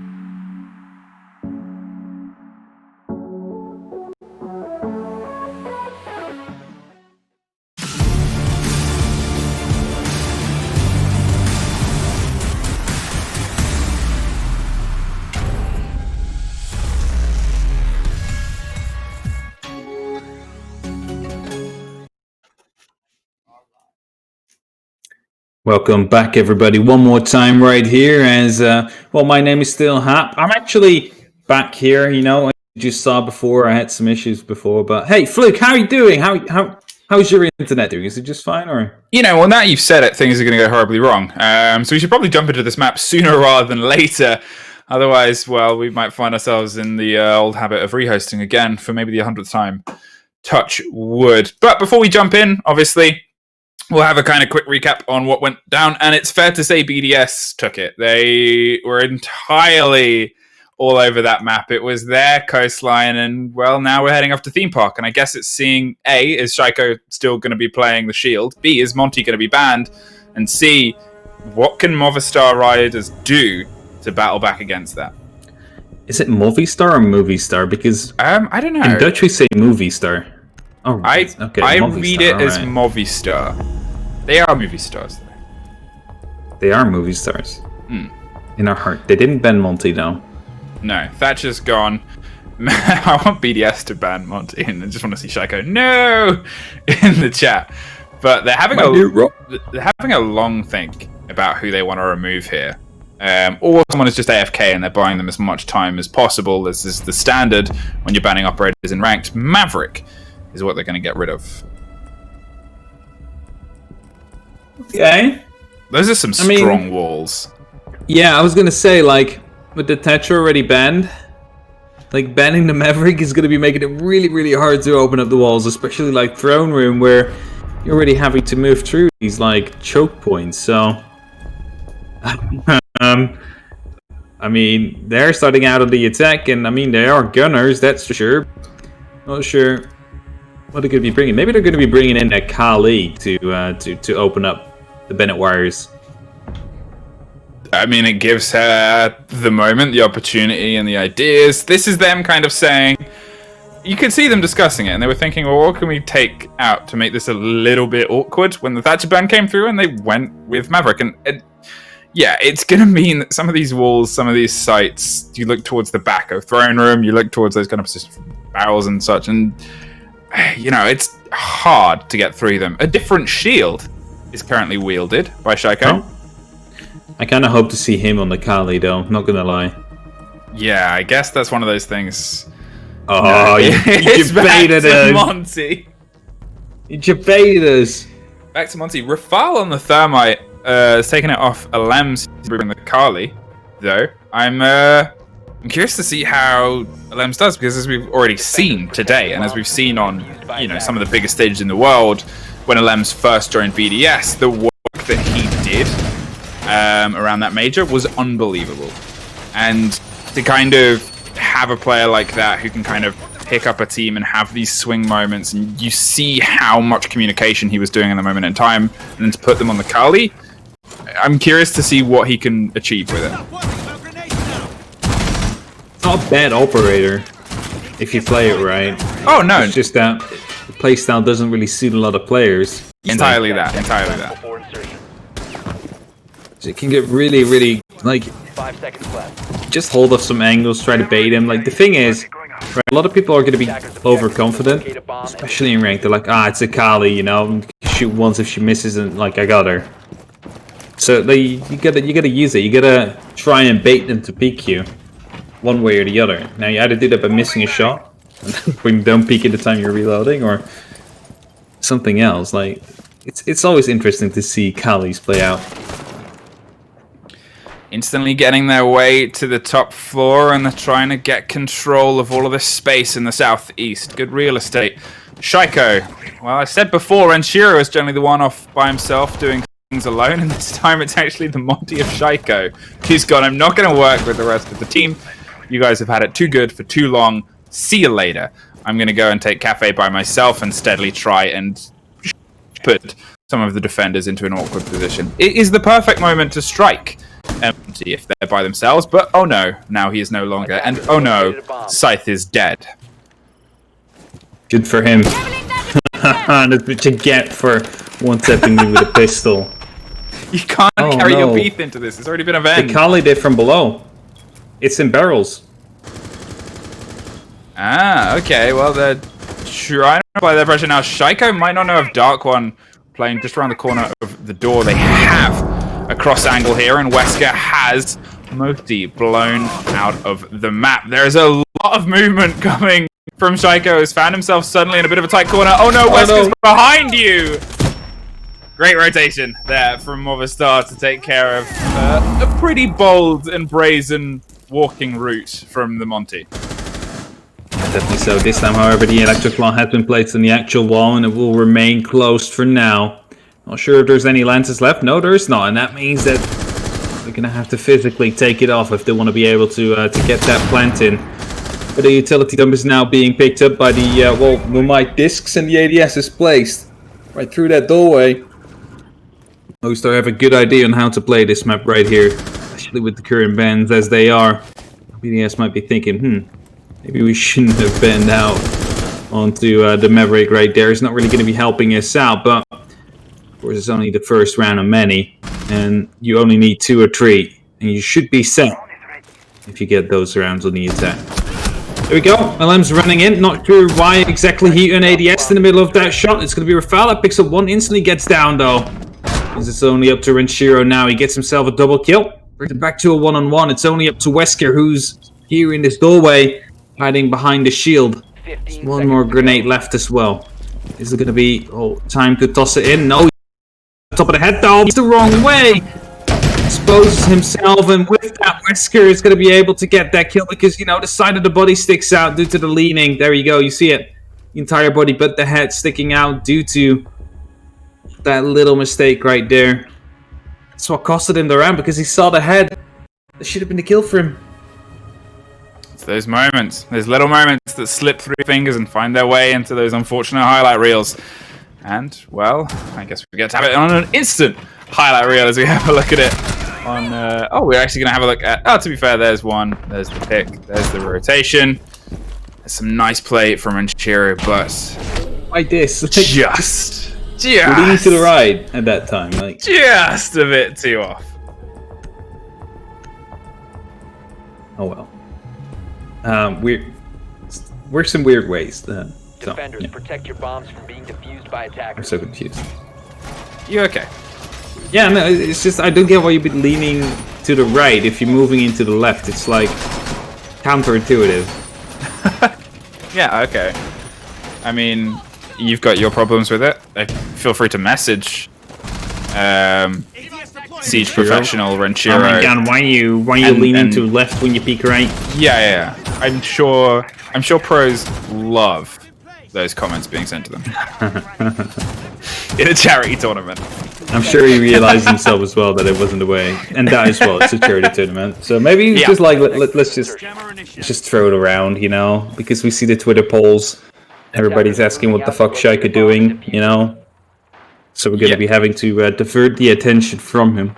Yeah, there's a danger in diverting attention. Well, let's divert all the attention towards the charity cause that we are doing this for in the top left of the screen. Wow, you can see that this is all a big charity fundraiser tournament. ! Don't you have anything to spare to go towards ! MSF, Medicine Sans Frontiers.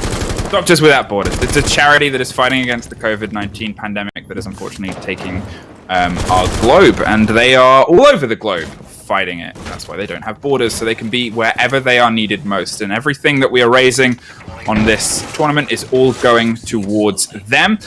95% of their operating budget is from donations, and Ubisoft themselves, 50,000 euros they've put on the table for this to go towards charity. So a huge effort from them, from all the production behind the scenes, the guys at FACEIT, and obviously all the teams and players that have shown up, got involved, all the ones that were in the qualifiers, all the European League teams that have dedicated some time 3 weeks before the Pro League, European League kicks back in.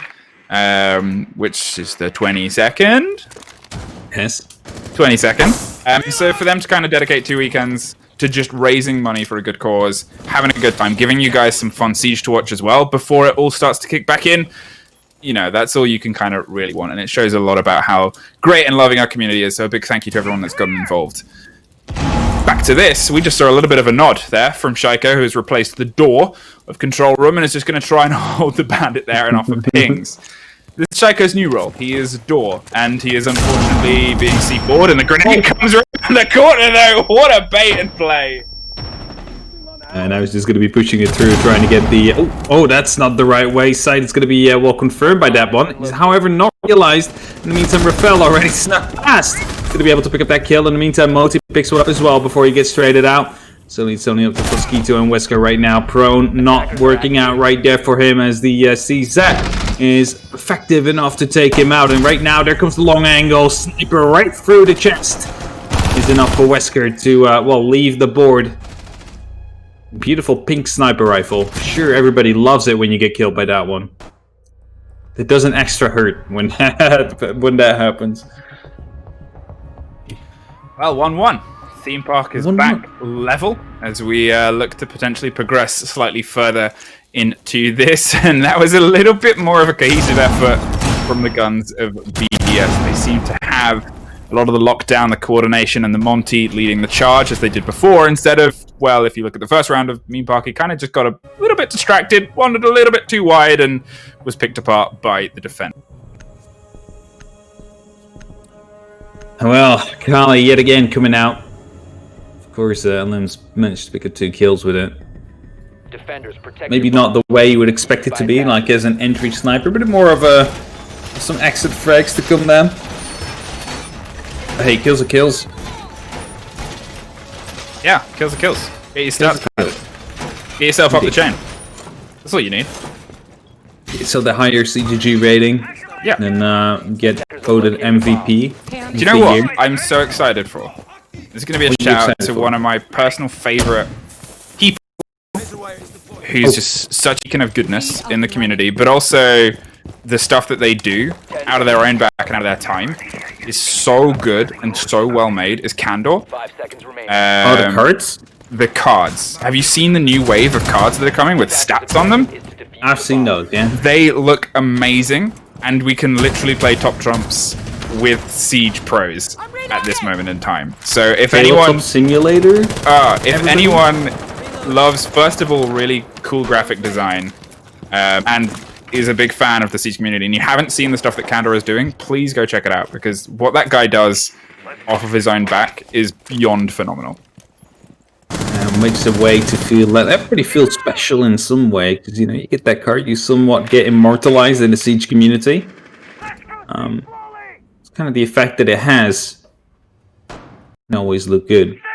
But like I saw he was making like a military kind of Hearthstone in Tabletop Simulator. You know, what about we do that with Rainbow Six cards, Candor? I mean, you. Okay, see, I was just giving him a shout, but now you're requesting things. I'm just You're giving a him an idea. monster. I'm giving him an idea. I'm not telling him he has to. Playing the reverse hatch firefight there as they see if they can get anyone that is on the floor above, but unfortunately no bites. So Lems is at least picked back up. Sidhakali is back on the board, but there is most of her blood all on the floor. She probably needs that and is going to have to be a little bit more hesitant as she approaches the next firefights that may be before her. They see the shield, they see what was otherwise a pretty great door for a Monty, and he doesn't quite have the same way through. Lems was a bit close to the wire there with that Kali shot. Loading map. So he could have almost taken out Shaika there if he just moved in a little bit further. It's just, of course, meant to open up the hatch with the angle right there. Shield's not going to be blocking out Shaika. That was going to be moved through nonetheless. Doesn't really want to have any of it. Flashbang's now being tossed in to try and, well, waste the ADSs and the discs that are available to the team. Shaika now wants to move in. Realizes, okay, the shield needs to be taken care of, otherwise it's not going to be happening. New magnets being deployed. However, if a grenade comes through there, it's just going to be delaying the inevitable. The shield is still going to be falling. That allows Shaika to now move in. Spots one on this raid. No, he does. It's sight that gets him from the corner because it didn't really spot that out. Didn't just quickly face check that first, and well, we'll pay for it with his life. Peppering bullets around the corner to see if they can make anything stick, but the C4 is what's going to stick instead. Ranjiro tries to just collapse forward. Somehow survived. Didn't quite get the full connection there that they expected, and well, Scythe and Mosquito find one apiece, and Movistar Raiders find themselves back in the lead with a flawless round. Beautifully played by Movistar Riders. I'm just confused how the Kali didn't know one-shot sight when he peeked. Because it hit. You saw the blood coming off. Must have been like the armor or something. Maybe that doesn't count as a one-shot. I mean, no, it's, Kali's. If you're playing Kali, the shots aren't connecting properly. If you're playing against Kali, the shots are connecting too properly. I think it's one of those things. Is what it always. It's a situation where you kind of try and break apart what didn't quite hit there. It looked like a hit, but how many times in online Siege has that been a? Well, it's whatever really. 1-2 currently, and BDS probably not going to be too annoyed by the fact they're currently 1 round behind. Yes, it's not really the way that they started off the last time around, but there's still going to be plenty of rounds left. And don't forget, it's a very, very defense-sided map right now with the current bans in place. I have that, 1 round already in for BDS. If they can manage to expand that to 2, maybe 3, they're definitely going to be in a very, very good situation here. Yeah, obviously you want to try and make the most of what has been a bit of a blessing in terms of the bans. Is for those that are a bit unaware, the big swing is obviously both the Maverick and the Thatcher off the board. So you don't have the Thatcher to get rid of the electronics, but then you also don't have the Maverick to burn through the walls and find different situations. Kali was a consistency up until this round, because I'm guessing they haven't quite been able to land the hits as much as they wanted to, or land the motions that they did. So instead they're going to pull back to what was generally a similar setup to what they had on their attacks on Coastline, just with slightly different operators and slightly different seats. I have you covered! Sure, Echo again, moving in with the shield right here. I like the revolver skin actually,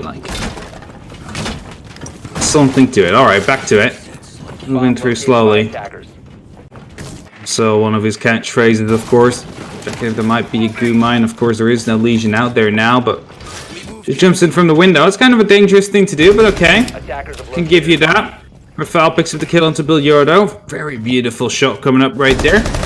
The shot coming through, actually.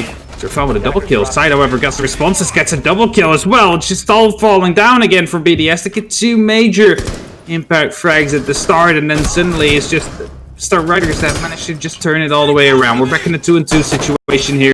Gonna be Shaika with the revolver.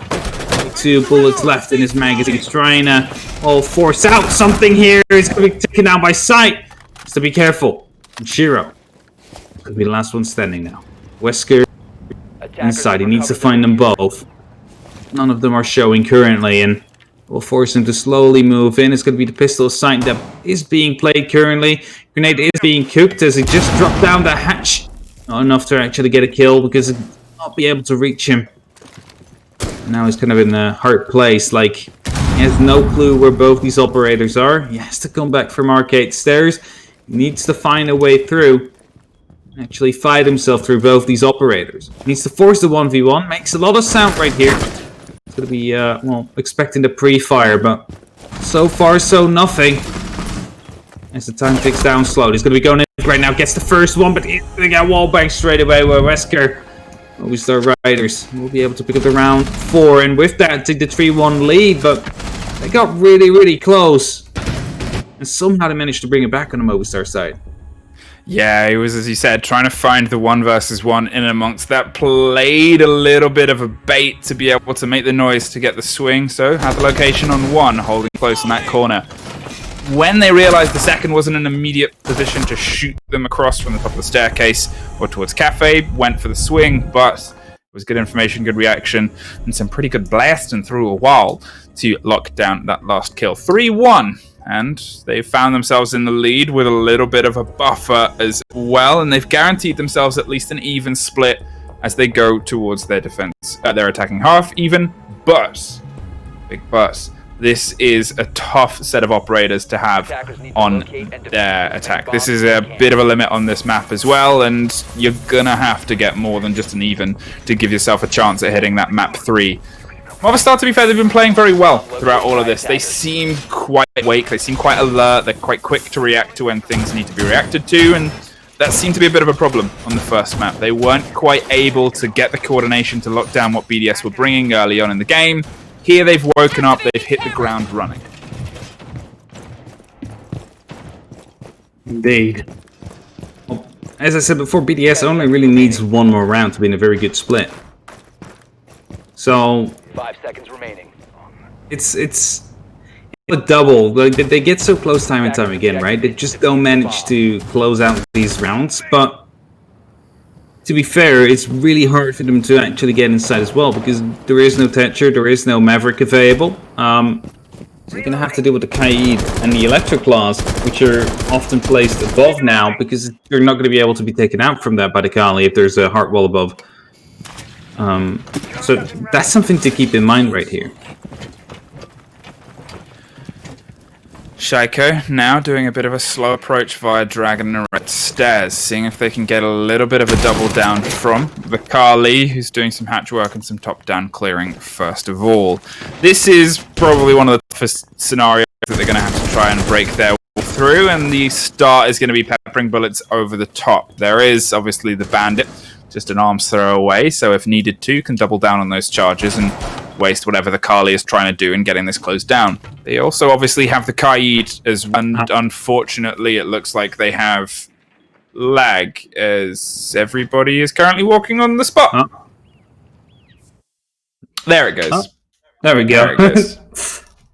The question is, was it medics? Like the observer losing the connection, or was it the entire server gone? Like maybe you can reconnect, I'm not sure. We're going to find out sooner rather than later, I assume. I can only imagine the things that Medics is saying to himself as he tries to get himself back in. But either way, you know, it's an online tournament. These are the kind of problems that we have to fight against. It's unfortunate, but the fact that we've been able to kind of put on a huge tournament with loads of multinational teams and qualifiers that ranged up to and over 350 teams signing up shows that at least we've been able to get, you know, it's unfortunate, but we've still been able to get a lot of this done. Definitely. It's unfortunate these issues persist. And I mean, they're not only sometimes at the servers, sometimes they also hit me. Yeah. It's right before cast. But hey, oh, we got a giant donation. Do you see that? BDS Latour, 1,500 euros. Yo!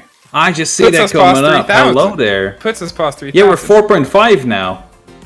We already passed 3,000. Yeah, I guess I'm looking at the stream rather than that. Yes, thank you so much, BDS Latour, for putting us past that. I'm assuming, I'm going to have a quick guess, you're here with one of these teams supporting them. I get that feeling, but thank you very much. For those who are unaware, everything we are doing here is all for charity. We're raising money for the fantastic cause. And I apologize because if you are related to BDS, I'm about to butcher French because I'm so bad at it. Médecins Sans Frontières. Doctors Without Borders, ! MSF will give you a little bit more information about the fantastic work they're doing around the globe. These teams, these players, everybody here that is in these games is all running for charity. So a big thank you to everybody that is able to donate, get involved, and contribute to just some good weekends of Siege. I think Fabian just lost his top dono spot right here. I know.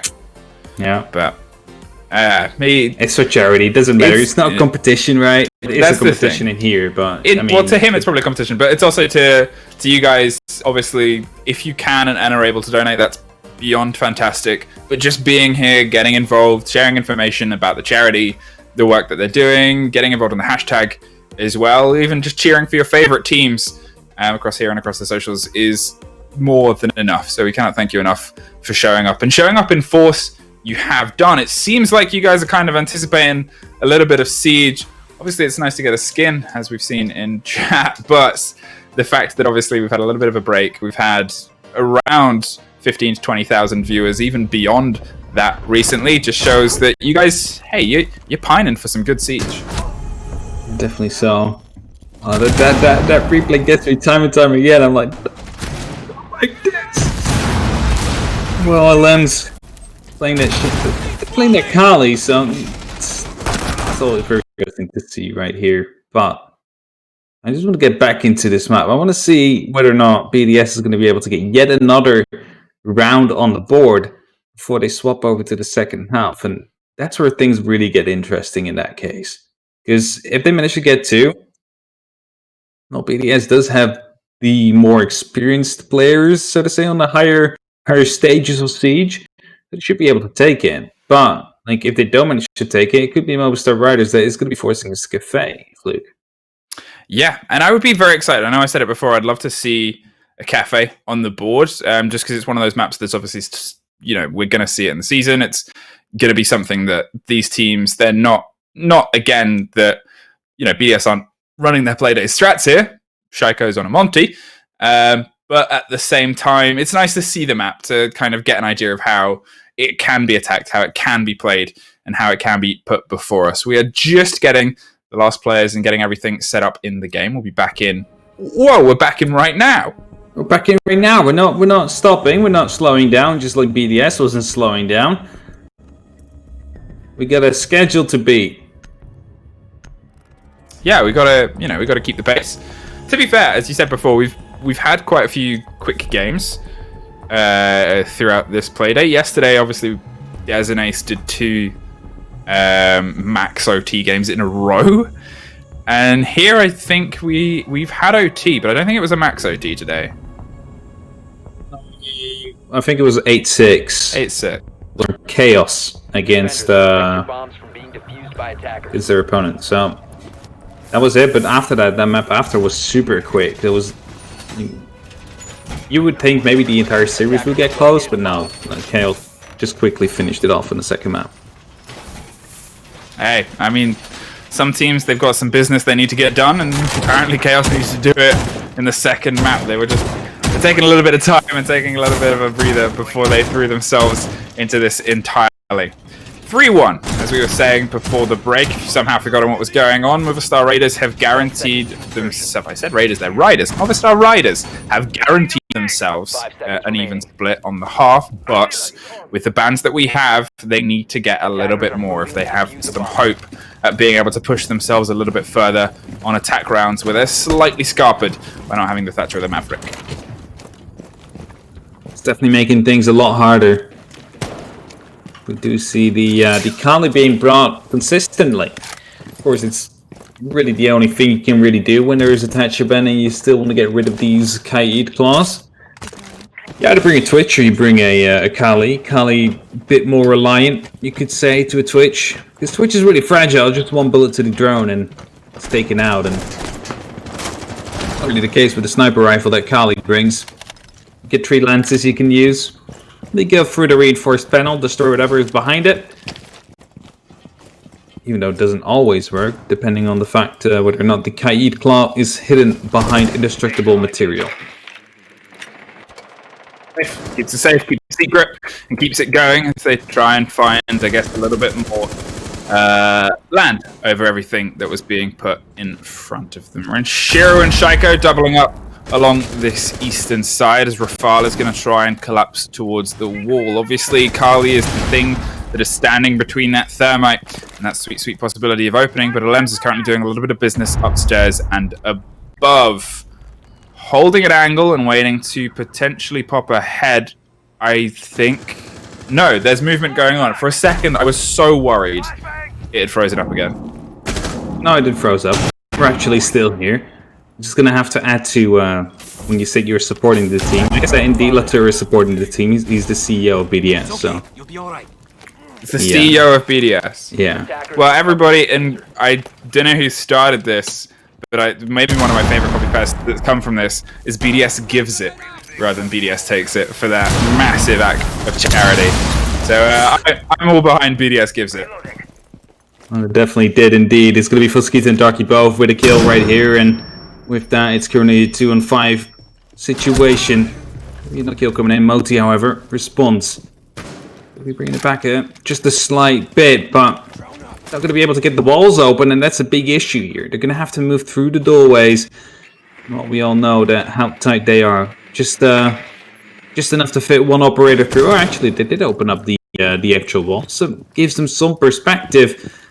But still, they're going to have to find 4 operators who are all hidden inside the bomb site right there. So it's something to keep in mind. Like, Moti needs to pick up 1 or 2 great kills right here to put Rafal into a position where he can also go for a little bit of a peek. There's only 10 seconds left. They need to hurry now. There's no time to waste. It's going to be Rafal to get dropped though. Moti picks up one. This is his double kill. Gets shot from the back though. And that makes Movistar pick up round number 4 for them. Bring it to a 1-on-4 scoreline. And that means BDS really needs to get this round now. Otherwise, it's going to be very hard battle for them to come back into. Yeah, you said this, we needed to kind of be the schedule, and well, apparently they want to beat the schedule.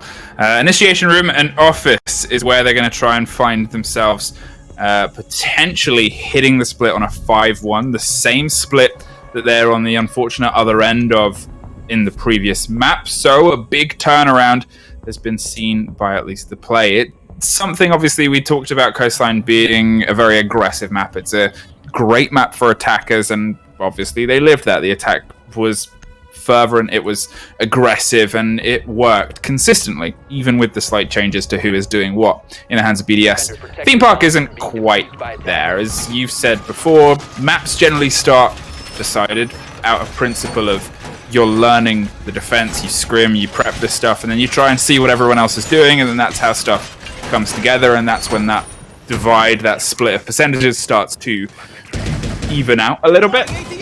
This is still, it's obviously, it's not the most recent addition when we come into the new season, but at the same time, it is still fresh blood.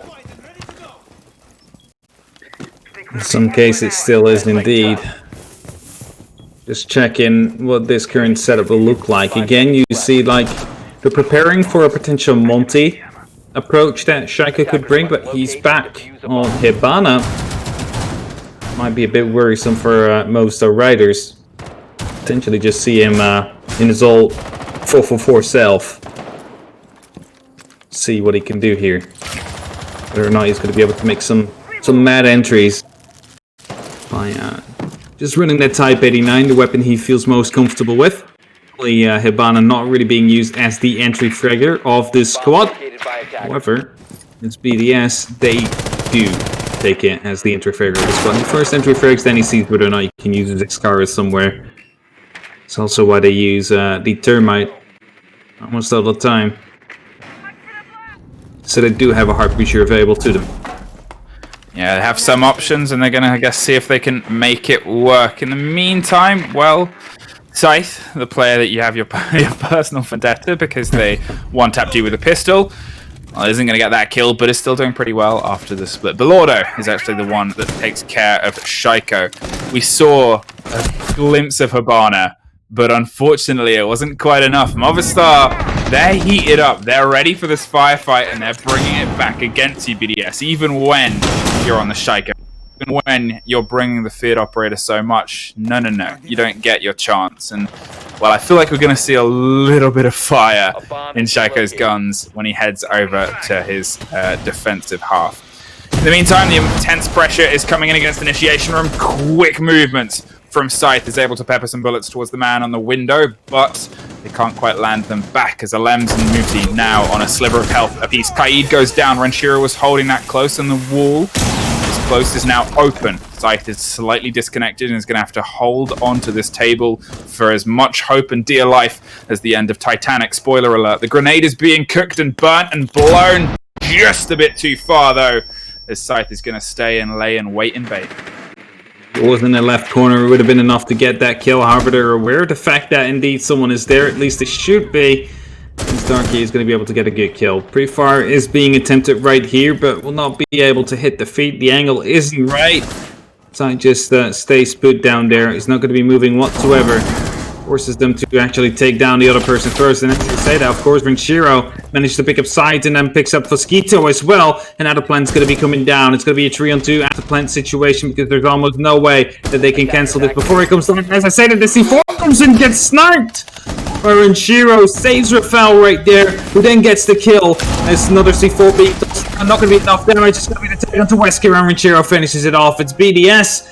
Somehow to still bring it back to a 4-2, even though they were in a very early disadvantage. And the C4 being Sniper and Shiro, absolutely key right there. 4-2, and you talk about moments like in Titanic saving them from that C4. That was pretty movie Like, that was a fantastic little swing there and a good attention to what is going on. And, well, you got something of steel in the hands of the planter there to keep it steady, keep it going, even when they heard the rip and the tear and the swing over the top. Now it is their turn to try and lead on their defense. And Shaiko isn't going to play too many games as he jumps instantly onto the Jaeger and wants to try and leave his mark that we know he can leave so well. Locate and defuse as many bombs as they can. It's back when they were in Challenger League, right? Season 10, I believe that was. Yes. I was like, it was like either Shaiko went off or they played 4v5. It's how BDS played back then, and that was kind of like the biggest point of critique I had. That Yeah, I mean, it's a common critique of BDS in that it's fantastic to have this player who can do so much, but if they're not there, then things get a little bit more kind of, well, things go wrong. I would say, however, since the introduction of Alem to the roster, that's It's generally, toned down. yeah, it like having a little bit more of a core, having a little bit more solidity. The same way that kind of Alems used to bring that towards, obviously, when they had the secret roster, though not as strictly, but you had Leon and, you know, you kind of had what he could kind of do when he was having a great game. It was unbelievable, and then there were times where it would slightly fall off the gas just a little bit. In the same vein, Shaiko has become a lot less of, we need him to show up for this to go our way. definitely so. Like back in the day, it was like he just did his own thing, and the rest of BDS just did their own thing as well. It's like two teams playing in one, and it's like the more experience they have together, the more into a unity it becomes, especially since the Lems has joined. So like I'm interested to see how that will be if Muti, for example, would be the one that joins the lineup, definitely for the European League. How that's going to be working. I just think you have like so many players that can just go out of rank if they want to. Not just Shaiko in that case. Located a bomb. Open the floor to see if they can shepherd the defenders to a slightly more uncomfortable position. C4 doesn't quite catch the buck, and Dark One is free to keep doing what he needs to do, opening up the entirety of that room and making sure that no one is able to play towards the northern side of the site. In the meantime, the slow rotation back towards a more viable position by the Roamers shows that, well, they're well aware of the 1:20 on the board, and if they can draw a little bit of attention slightly further away from the site, they can really start to scarper what Movistar are trying to attempt on their attack here. The hatch gets known as it is caught by a claw in the nick of time. It's going to be opened up now, though. The second lens came in and destroyed the second electro claw. Rafael has none left now. That means that if they wanted, they can use another set of extra arrows to open up, but they're not doing that. It seems like Bilyurdo is just going to be going for this this wall on yellow right here. And I'm wondering why you even bother to use your lens for that one if you're not going to be opening it up anyway. 3 people right now in this little blue hallway right here. A little bit of a cluster. Is just one grenade could potentially clear out 2 of them. It's going to be the long angles being watched right here. Wesker trying to scope in, managed to get the kill. The one tap onto Shaiko. Scopes through. It's going to be spilling another player out there, but has to be moving out. Rafael picks up Bilyurdo. Going to be the down coming out though from the CRX sniper rifle. That's on Kali. He's going to get out sniped though by Renshiro. It's a 2-on-2 situation now. Moti coming in from the flank right here. Has the diffuser down, but he's the last man remaining of his team. Like Movistar Riders is unaware of the fact where he currently is located at, and if Moti plays this well, should be able to win this. We'll be able to take down Darky, and now all he has to do is be patient, be careful, because there's not enough time left, and that was aware. Well, they were aware of that fact as well, but the likes of Movistar Riders, and well, they just gave up at that fact. BDS manages to take that round and start the the way back to equal numbers. Well, yeah, 1 round away from being able to put it back to level pegging, and hey, to be fair, that came down to a fair bit of the wire, really. Obviously, you expect, as we've kind of said a few times, the defense to be in a much better situation, being able to kind of lock down what they need to, but credit where credit is due. Movistar Riders were able to take advantage of all the space. They were able to play a very, very good attacking game, and I think it shows how much more they've bought into this second map, how much more aggression they're kind of bringing with them, and how it's translating to, well, close rounds, and, well, they're not being completely swept aside as they were on Coastline. They're still just out of reach of being able to obviously take this and push us onto map 3, but if they do, the momentum that they will be carrying is definitely going to have to potentially either wake the sleeping dragon of BDS or cut off its tail and take it back as a trophy. Definitely so. Just quickly checking at the setup here, nothing really out of the ordinary as of yet. It's likely going to be putting down the mute jammers to make sure that no direct opening will be made. Force them to use... Well, the thing is, right, okay, so I'm thinking about it like this right now. Okay, so if you just look at it and you don't see the electrified wall, you're just going to be like, alright, let's put the Habana pellets on, right? Oh, goodbye, Shaiko. I mean... I guess if you kill Shaiko in that situation, yeah, he was detected. Yeah, he was doing a wide run out. But we talk about waking the dragon. Bilordo might have accidentally just done that. It's like when you open up the text box against some American teams, and then that just kind of turns them round. Bilordo is now begging for his life, and I think that is the response that you've got to do. Yeah, I think that's just. You might just see Shaiko turn on, so to say, right now. He still has 0 kills, so it's about time he starts to put himself on the board right there. But I was just saying, like, they might be able to get the X-Kairos already deployed on the wall because of the mute jammers located behind them. And if they want to get rid of the mute jammers right there, they needed to use a lance, but that's not going to be happening anymore. Sight gets taken down, but Yorda now as well, and Movistar Riders and BDS both get some kills on board. Muti is down, but it's going to be a choke to come down. Chipping the kill onto Rafael. He manages to survive though, trying to go and help up his buddy. Being completely flanked by every single corner. Knows what it's going to be up there as well. Almost gets it. One shot into the hip right there, but it's going to be the Movistar Riders that win that round, and with that get a little bit closer to pushes to Cafe.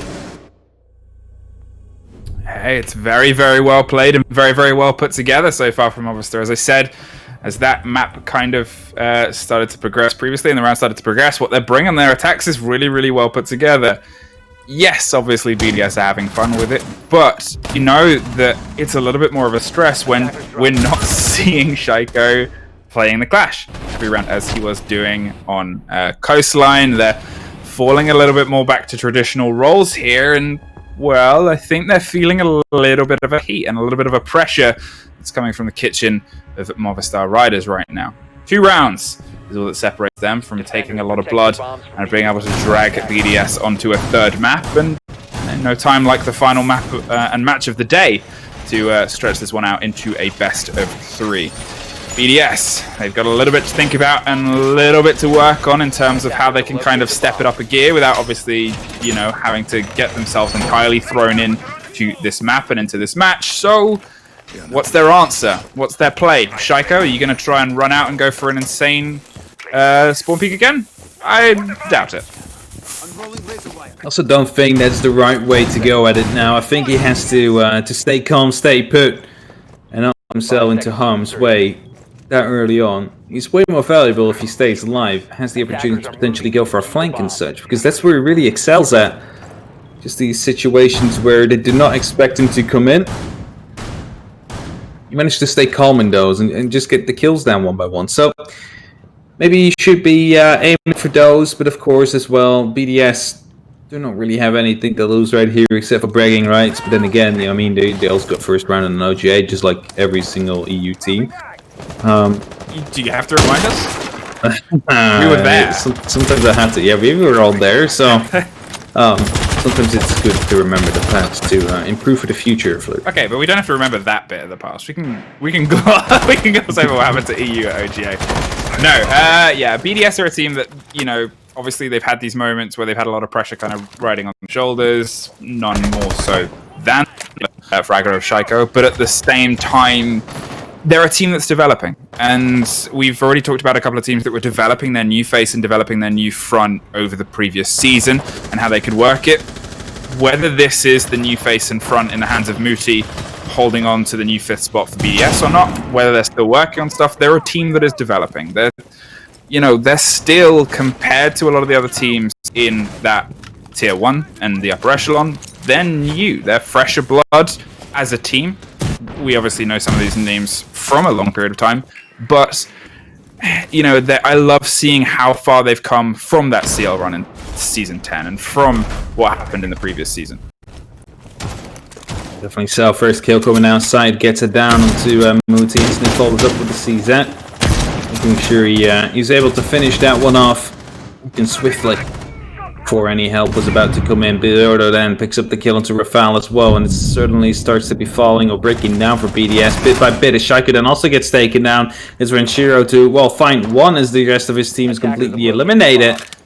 Right now he finds himself into a 1v4 situation where the diffuser already is being planted. Not a single hit right there on side as he went on to the gunfight. 40 seconds left on the clock for him to try and make something work. He has a C4 in hand, able to toss it over somewhere, but just look at where the diffuser is planted. There is no way Renshiro is going to be able to get back into this situation, get back into that side, and actually being able to get the defuse down. Tries to go for a little bit of an angle, but is being spotted out as I believe the gun barrel shows through the destructed area. And it's just Fosquito finishing it off as soon as he gets the... Okay. That wasn't a barrel, but something definitely gave it off. I was just a bit shook there. Like, It's one of those moments. I mean, Fosquito's been having some pretty solid picks and really solid moments throughout this game. Obviously, at the very beginning of this, we said, well, this is a team that's been kind of knocking on greatness. And yeah, there's a couple of names that we've seen a little bit more prevalently in these moments and in these kind of battles and attempts to get into CL. But the way Fosquito has been able to kind of pull these impact moments and these impact frags and pull the rounds together, it just kind of shows that they're bringing themselves a little bit more into the fight. Shaiko, bottom of the board right now, bud. 0-0-5. You're on match point. You're on the Jaeger. This is when you got to show up. This is when you got to go. Maybe this is why you've been put on Clash and Monty earlier today. And, if you got to fight your way back round onto Jaeger. he's shaming his performance right now. I know. How rare is this? What are we doing? I mean, he did it sometimes in season 10 when he died early on, but after that, didn't really have an opportunity to anymore. I'm excited for people to be like, how dare you say this about Shaiko? As they're obviously having a good time, as are we, in a charity tournament. Yeah, surely. Like, how dare you? Shaiko's just trying to enjoy himself, just making sure that he's not completely wrecking everybody apart. He's not being Shaiko. He knows. They're giving him shit for it. Yeah, he knows that they need to stretch this game out a little bit longer because he knows this is all for a good cause. And the longer we're streaming, the more games there are, the more money that we can raise. ! MSF if you want to find out what we're doing this entire tournament for. And obviously, we've raised a huge amount today. In no small part, thank you to the huge donation we got from the CEO of BDS earlier. Probably might be turning a little bit away from the stream since the donation, but don't worry. I'm sure your team's going to be picking it up a little bit later. And if you have anything to spare towards Doctors Without Borders, ! Donate is where all the fundraising is going towards. You did kind of say BDS gives it, so they might be giving away this map as well to the Movistar Riders as, it's currently 3-6. It's going to be hard for BDS to get back into it, even though the map should be relatively defense-sided. So far, Movistar Riders already being able to pick 2 very quick rounds onto their attack. With that, they put themselves into a match point, or map point, I must say, rather, because we still have Cafe potentially going up for us. So, what does that hold when you're looking at this map? What do you think, Fluke? Do we think like Movistar Riders is going to be way better on Cafe than BDS, is kind of what we're currently seeing right here? I mean, I feel like we're going to see a little bit more familiarity from BDS's play if we find ourselves hitting the third map. But to be honest, we're also finding that now as well. They've slightly rotated back to, as I said, more traditional roles and positions. And arguably, they should still have the benefit of the operator band playing a bit in their favor. But credit to how Movistar have responded. They've been able to find Kali and find some control of the map. Wesker, the IQ, off board, and that's a good sign and start for BDS to, well, potentially take themselves and put themselves only 2 rounds behind, a sentence I don't think anyone thought we'd be saying after the performance on Coastline. Definitely probably not the case indeed. They were so strong on Coastline, you probably wouldn't expect this to go the way it currently does. As well, it is reality. Currently, it is Movistar Riders leading the French team of, well, BDS. Or mainly French team. It's not really a pure French team anymore. But let's see what they can do here. It's Fosquito with the entry. A roll entry for Movistar Riders onto Wesker. Other way around. No, onto Renshiro. I'm completely shaken up right here. But 30 seconds left on the clock. There's still 8 people left on the board right here. Shaiko with his first frag finally coming through. Be about time that he did that. As it's going to be Bilyoto, however, with a double kill. It's going to be up to Muti and Shaiko to try and solve this out. New blood and old to make sure that they might be able to actually stall this a bit further. Get yet another round in. It's going to be a whiff shot to come through. Talapashak now picks up one, goes for the double. It's going to be Bilyoto now to go down for the plant. He needs to be able to stop that because otherwise it's going to be game over. And will do so. Just misses it. Somehow just manages to hold on. I'm absolutely... Oh my god. What's happening here? Shaiko was whiffing that shot. That would have been the absolute end of it. Shaiko almost ace clutching after saying, okay. I mean, I guess that's one of the things that you should expect, that he's awake. Now he's awake, he finds 4 bodies throughout that round. And now he's back to sleep, actually. He's just put the Zeds in chat. He's fallen back to sleep. Bilordo's heart is broken. But, Bilordo, my friend, you kind of brought this on yourself.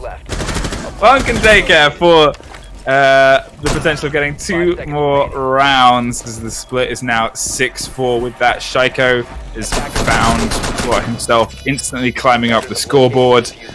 But this is possibly the start of something much bigger. In the meantime, you've got to give credit again to how Movistar were able to get that attack formulated and start taking apart the defense and the different angles and the different positions and peaks that they needed to. They were so close to being able to take it then. I would still not be too massively surprised if they're able to take this map with how they've been playing. But again, it's always down to, at this point, BDS. How much fuel are they willing to burn to, in a way, I guess, prove a point? Attackers have discovered the location of a bomb. Yeah, are they willing to actually make sure they go to overtime in this map? And are they willing to just end it here as well? That's the question we want to, well, we would like to see answered. Because of course they have it in them. But they do have to start showing it right now if they want to. There's no more room for error. One more round to the likes of Movistar. It's all over. Shaiko with a huge round right there. All 4 of his kills in that one. I See if he can keep that up. It takes a heck of a player to be able to also pull all the 3 versus 1. They're putting the plant down. The swing across the 180-degree spectrum there to get 1 on one door and the reverse on the other on the buck. And then, you know, to push with the pistol rather than reload the gun and try and take a slightly more placid firefight there and trust that the fuse is being put at that moment in time. You know, that's all those little bits of game sense and all those little ideas and things. You can't really turn that off, regardless of how much silly fun you want to have in a charity game. As fantastic as these guys have been all weekend to lean into the fun or the potential aggression that we've seen in some of these games, you know, those aren't switches you ever turn off. No, those are definitely not switches that they turn off. As Movistar Riders right here, they really want to get their map in. They're not wanting to slow down. Black Eye already being found, but some trouble taking it down as Wesker can get in the first shot. Of course, those outlines sometimes seem a bit tricky. Rafale ready to toss on his Electroclaw. I'm not sure. Is that actually not going to destroy the... No, it's not actually. Okay, that's an interesting one. I was going to think that's going to take down the X-Caras, but it's not going to be the case. And right now will be spotted out twice, but no shots connected. It's going to be a small wall opened up, and Rafale has both of his Electroclaws right now. It's going to be hard for him to actually contest this actively. His sight is looking through with the one-shot sniper rifle. hoping he can find someone that is willing to be over-aggressive to try and get a kill. Well, Muti is the one that's going to open it up. Wesker, twice in a row, he has been the first body off the board. At least we saw him do a little bit of IQing just before he got taken to the afterlife, but again, it's still a gun that hasn't quite been able to fire as consistently as it was throughout Coastline. The pre-placed... No, just going to straight go for it on the C4 there. Misread where the bodies of Movistar had rotated to, and unfortunately couldn't quite capitalize upon the many that had gathered just one room away. Now peppering bullets towards every window, door, and angle, and the Lems is the one that's going to get nicely seasoned as one finds one. Pulls slightly further away to take that firefight, but Rafal in the meantime is doing the business against Belordo. Definitely true indeed. As well, here comes the walk-in. It's going to be Foskita that just goes through. Wants to go to the balcony. He's going to receive some pre-fires. Decides to actually just go for the peak. It actually takes down Rafal as well. In a 2-on-2 situation, Dark One trying to get the plan down, but the Mew Gemmer was in the way, and will finally manage to do so. It's going to be Foskita with a huge kill right there, but it's going to be, well, once again, Moti in with a double. Will save the round for BDS, and well, they seem to be not willing to give up yet. Nice shots coming out. That was a very nice shot right there, and that was just one bullet to the hip, and it's enough to take down that buck, but we're a match point right now, but also at the point where it could potentially go to overtime. Yeah, I believe this would be our first overtime across the games. So it'd be nice to kind of get a full stretch of the legs. Here, initiation room and office is where it can potentially happen, and they're going to see if they can keep it down. Oryx on the board. Alright. Didn't know that was allowed to be played. I don't think it is. I think he's getting 6 pick down Yeah, as there well. it goes. Off to Bandit, yeah. Oryx, for those who are unaware, is not in the playable pool. Got to wait a little bit longer for that, my friend. But the Bandit. I think Bandit's been around a little bit of time now. What did he say? I was making a joke. Oh, I'm sorry. Can you repeat the joke? Because I hear it. Well, it's about bandits. You've been able to play Bandit for a while in this game. Yeah, you have been. Yeah. It's Not as funny long when you as make it. Jaeger, for example, but Yeah. They didn't. Have you ever seen one of the favorite things that I've never been able to get a hold of because it's sold at the majors, and I unfortunately haven't had an opportunity to go out to one? Is the T-shirt with the original operator logos on from the development stages? oh no, I haven't seen the T-shirt, but I mean I played during closed alpha, and they all had different logos. So I can know what you mean. I've seen a T-shirt. I believe it's official merchandise. Yeah, I'm pretty sure it's official merchandise because I've seen it on like the stalls and stuff where it's the original operator logos, and it just obviously to see the similarities and the differences. It's such a cool set of designs, and obviously you get a bit sentimental and you remember how far this game has come. The team names also had different names back then. Blue team and orange. Located by attackers. It was Raven Shield, and might be messing it up right now, but it was like these typical Rainbow Six names. Yeah, I'm Rogue Spear. Spear. The voice inside Rogue of our Spear, yeah. head of medics that we haven't actually heard over the past 48 hours has said to us, and it was just almost a little bit beautiful to hear. Unfortunately, not good enough for Foskita though, as Rafal takes him out of the equation and drops him off the board in a moment where Foskito, you look at the stats that he's been able to bring and you think, uh-oh, that does not herald good things for the rest of this round. Movistar Riders, the rest of your team's going to have to step up leaps and bounds to fill a very big gap there. Definitely so. Has to be careful now, as they're right now aware of the fact that a drone hole is being watched. Big hole right next to it as well from the grenade. Oh, there we go. That's so smart. That actually protects it from the Kali due to the fact that it just gets like a millimeter right behind the actual reinforcement. Sends out a shockwave there, but there's like a little bit of a beam right there that protects it from actually being destroyed by the Kali. So that's kind of that's smart as well. Love that. Safety There's first. no way that you can counter that. No.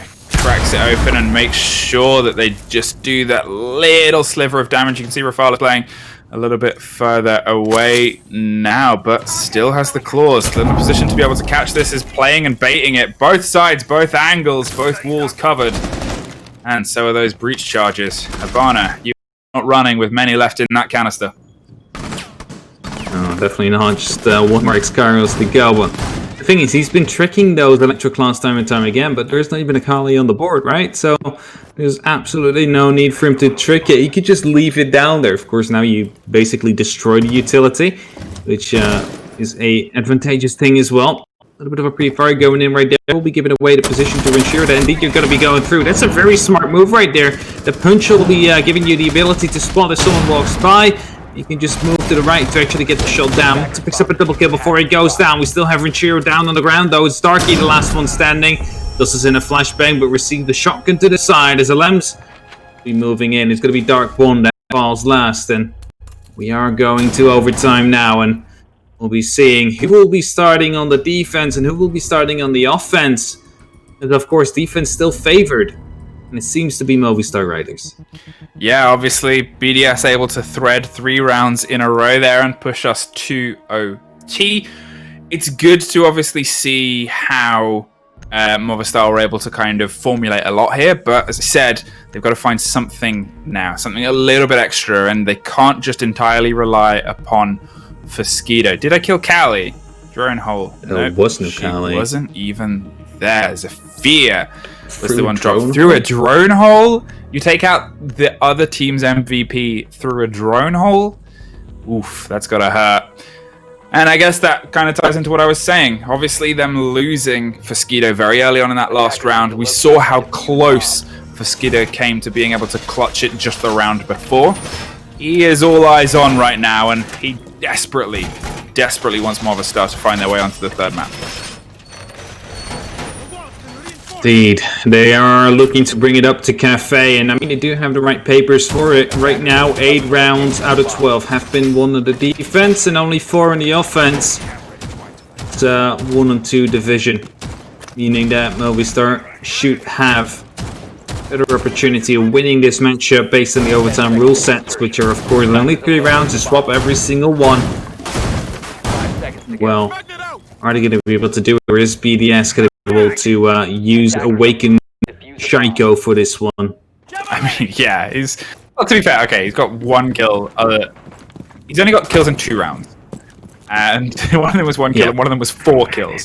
So that's the kind of Shaiko amount. He kind of did 1 round of flexing, and then he typed Zeds in the chat and has gone back to playing a little bit more relaxed, a little bit more slow and steady. But I guess now you're on the Hibana, now you're on the Operator, that everybody generally fears when they see that combination on the board. And last time, well, you got the first death. Now you got to do a little bit more. Muti chasing down the Jaeger, who is sprinting for his life, and it's Fosquido. Oh no, the lol that came out in chat. Benny Hills under this, please.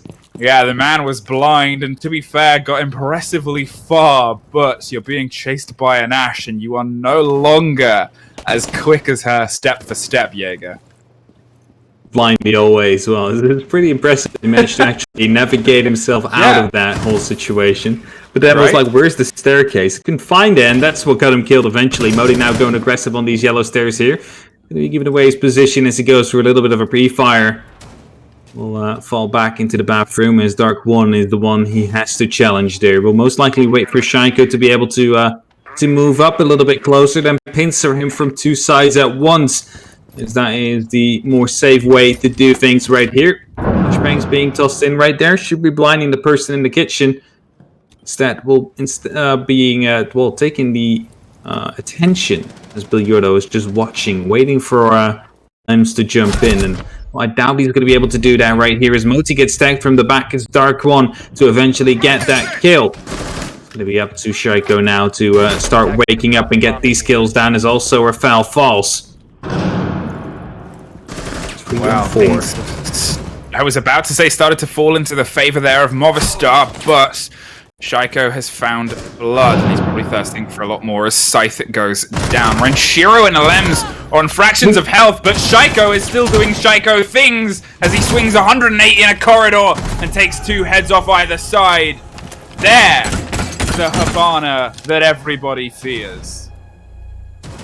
Awaken Shaiko, I told you. Are they going to be using him now? He went into hibernation, now came back. just for a round. Now go back to the defense. That's boring apparently. So Yeah, you need the two images where you completely deep fry the second one and have giant lights on his eyes. Like, hit a good night in chat, and then this is the Shaiko that you've now found. We saw the okay. We saw the response, and we saw Bilardo begging for his life, but, well, Shaiko is not letting him live it, unfortunately. Overtime match point. Movistar, for the first time since, well, the beginning of the game, are on the back foot. They've otherwise been consistently ahead and obviously had the 6-3 split. But it has now been 4 rounds in a row in the hands of BDS. Can they fulfill the Caliber Jacob prophecy and take it here? it's going to be a start, of course, because they would need to take the entire tournament for the prophecy to be fulfilled. But first, you got to get out of the round of 16, and that's where we are at today. Doing so will qualify you for the Saturday next week, the quarterfinals.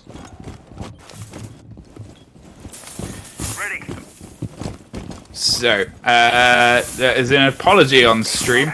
Apparently, they have not won. I didn't even see that. I didn't I thought they won, dude. What is? Oh, there was apparently. Okay, I've got the update now. There was an overlay that came on stream that said BDS won. I was very confused because we have eyes in the live game. Like, we are not watching on a delay like the stream is. So I was like, how has this happened? Where are people getting the information? Why are we still going? Like, why are we still going? You're watching the same feed as us? You guys are not a few steps ahead of us. Apparently the powers aren't that powerful just yet. Shaiko, that's how powerful an Awakened Shaiko is. He speeds the game up and changes the overlays on our screen. Just toss this to round number 15 and gave us a little bit of a heads up on what was about to come. There's Sight right here, just standing by. Wants to use his lens, but I mean, he first needs his Heart Preacher with him. Yodo, who is still upstairs. He's following him with his sniper rifle. You can see that he's just waiting because everything is being. You can just open up the hatch for him. He doesn't have to jump out if that's the case. Come on. Are you trying to bait them into jumping out? You're trying to give them the step up there, but there's a little bit of the rotation. They're not quite falling for it yet. The hatch is being played with by Kaid, but there's nobody trying to play the game on the other side. Like a cat without a mouse. There's nothing for them to really do there. They've got to pay more attention to this, the immediate problem, as the bullets are popped and peppered either side. We've seen a lot of playing with the Kaid claws against these walls so far, and look at this dance that is happening as a burn of utility either side. They finally get some of the destruction done, and in the meantime, Alems is doing some of his own, as Buck is taken care of upstairs. If you hark your minds back, we'll remember that BDS gave all of this territory, all of the top floor over to the attackers, and it did them no favors. Alems is making sure that does not happen again. Finds 1, finds 2, finds 3. This is my floor. Try and take it from me. And you have that little tiny hole right there that you're going to be having to try to do something with. It's not really big enough to actually fit through. There we go. Sight goes through, but Ranchiro picks up 1, and it's BDS to end it. Ranchiro picks up the second one as well. Huge round by both him and, of course, our good friend on that Mozzie right there. Just both of them showing up huge for this one. And in the end, BDS, even though they were 6-2 behind or 6-3 behind, they still managed to bring it all the way back. And with that, eventually win the match in overtime as well. Yeah, I mean, obviously there was a moment you could kind of tell where they started to put their foot on the pedal just a little bit more. And I guess when the owner of your team drops such a fantastic amount of money for a charity stream, you got to make sure that you do him proud. And they definitely did as they started to pull themselves back. But talk about doing pride, Movistar Riders fans and the players and everybody behind them as well put on a fantastic game on Theme Park. Even when things started to slip slightly out of their favor and slightly into the hands of BDS, they were still able to keep battling, keep finding rounds. Obviously, we shouted about Fosquito quite a lot, but the whole roster was definitely showing up on that Theme Park. And it shows the potential for potentially when they reach Challenger League, depending on where they end in the Spanish League, of course. and that is something to keep in mind. These are like the teams that qualify for the Open Qualifier, or the teams you have to keep in mind going into the next season of Challenger League, because we might see some of them back, as they would, probably do very well in their respective national leagues as well. That's entirely it. We mentioned it before, obviously. Sorry to jump in there, No but worries. it's well, for those who are unaware, that is what we're going to start seeing way more of. Obviously, we said it before. If you're unaware of Movistar Riders, they're a team that is, they've consistently been just short of Challenge League. They've had a couple of bad games and a couple of bad days after a run of fantastic ones. Now with the new league set up, now with the new ability to kind of make their mark on their national league, earn points and earn a place across a league structure for the new Challenger League, expect to see more of them. 5 seconds. We expect to see more of them here at the moment where it almost all went wrong. Shaiko going in with the pistol. Eventually picks up that quad, but that was just a little bit quicker on the trigger for Nebana there. That would have just ended it right there and would have been a cafe already. But Shaiko really activated himself on the attacking round in overtime and basically got them the round they shouldn't have had. Yeah, I mean, you've got to give credit, obviously, again, to BDS for able to do what BDS do. For those who missed it, I would recommend going back, watch the whole tournament. But if you missed the first BDS map, when you have Shaiko playing Monty and Clash every single round, and everything that they were kind of bringing to the table, it's great to see these teams cutting back, having a bit of fun, obviously, as we're only a few weeks away from the start of the new season of the European League. And it's a credit to all of these teams, obviously, as we said before, all of the European League teams to time for charity across this weekend and obviously next. Definitely so. Unfortunately for example, Ace of Pyrite, we're not going to have any of the underdogs able to reach the quarterfinals. They all have been knocked out. I mean, I would have liked to see Movistar Riders, for example, to join in. I mean, they got close on Theme Park to actually take a map out, but eventually, not really. But let us take a look at the bracket and see what kind of matches have formed after these 2 days of round of 16. Yeah, and obviously, for those who have missed it, all the games on the left were played yesterday. All the games on the right were played today. There was a score for the Na'Vi game and the Virtus Pro Team Secret game. They were both 2-0s, as every game has been. It wasn't just a kind of 0-0, but they were very good games as well. I think Virtus Pro delivered the only 7-0 we've had. I won't say any much more than that. It's been on stream. I'm not really spoiling it if you've been watching, as you should be. But at the same time, I won't say what map it is. And obviously all the games that we had on our left. But then you look at the games that we have coming. Oh, look at that. It's fixed on the bracket. Wow, they're so good. Our production team, when I point out their slight mistakes. We have these 4 games next Saturday. So in just under a week's time, G2 versus Empire, Rogue versus Vitality, Chaos versus Na'Vi, and Virtus Pro versus Team BDS. These are definitely going to be some amazing matches to watch. These will all be played on the coming Saturday. That is June 6th. Of course, make sure you will be there. As a secret to all of you, there is going to be some more Twitch drops as well. So just, if you want to get those skins, make sure to tune in. But of course, be here to support the charity, because that's what we all do it for. To, first of all, enjoy Siege, and second of all, help Médecins Sans Frontières to, beat COVID-19 together, because we cannot do it alone. Everybody needs to do their part, either by staying home or, if you have funds available, give them away to Médecins Sans Frontières by typing !donate and then give whatever you feel comfortable with.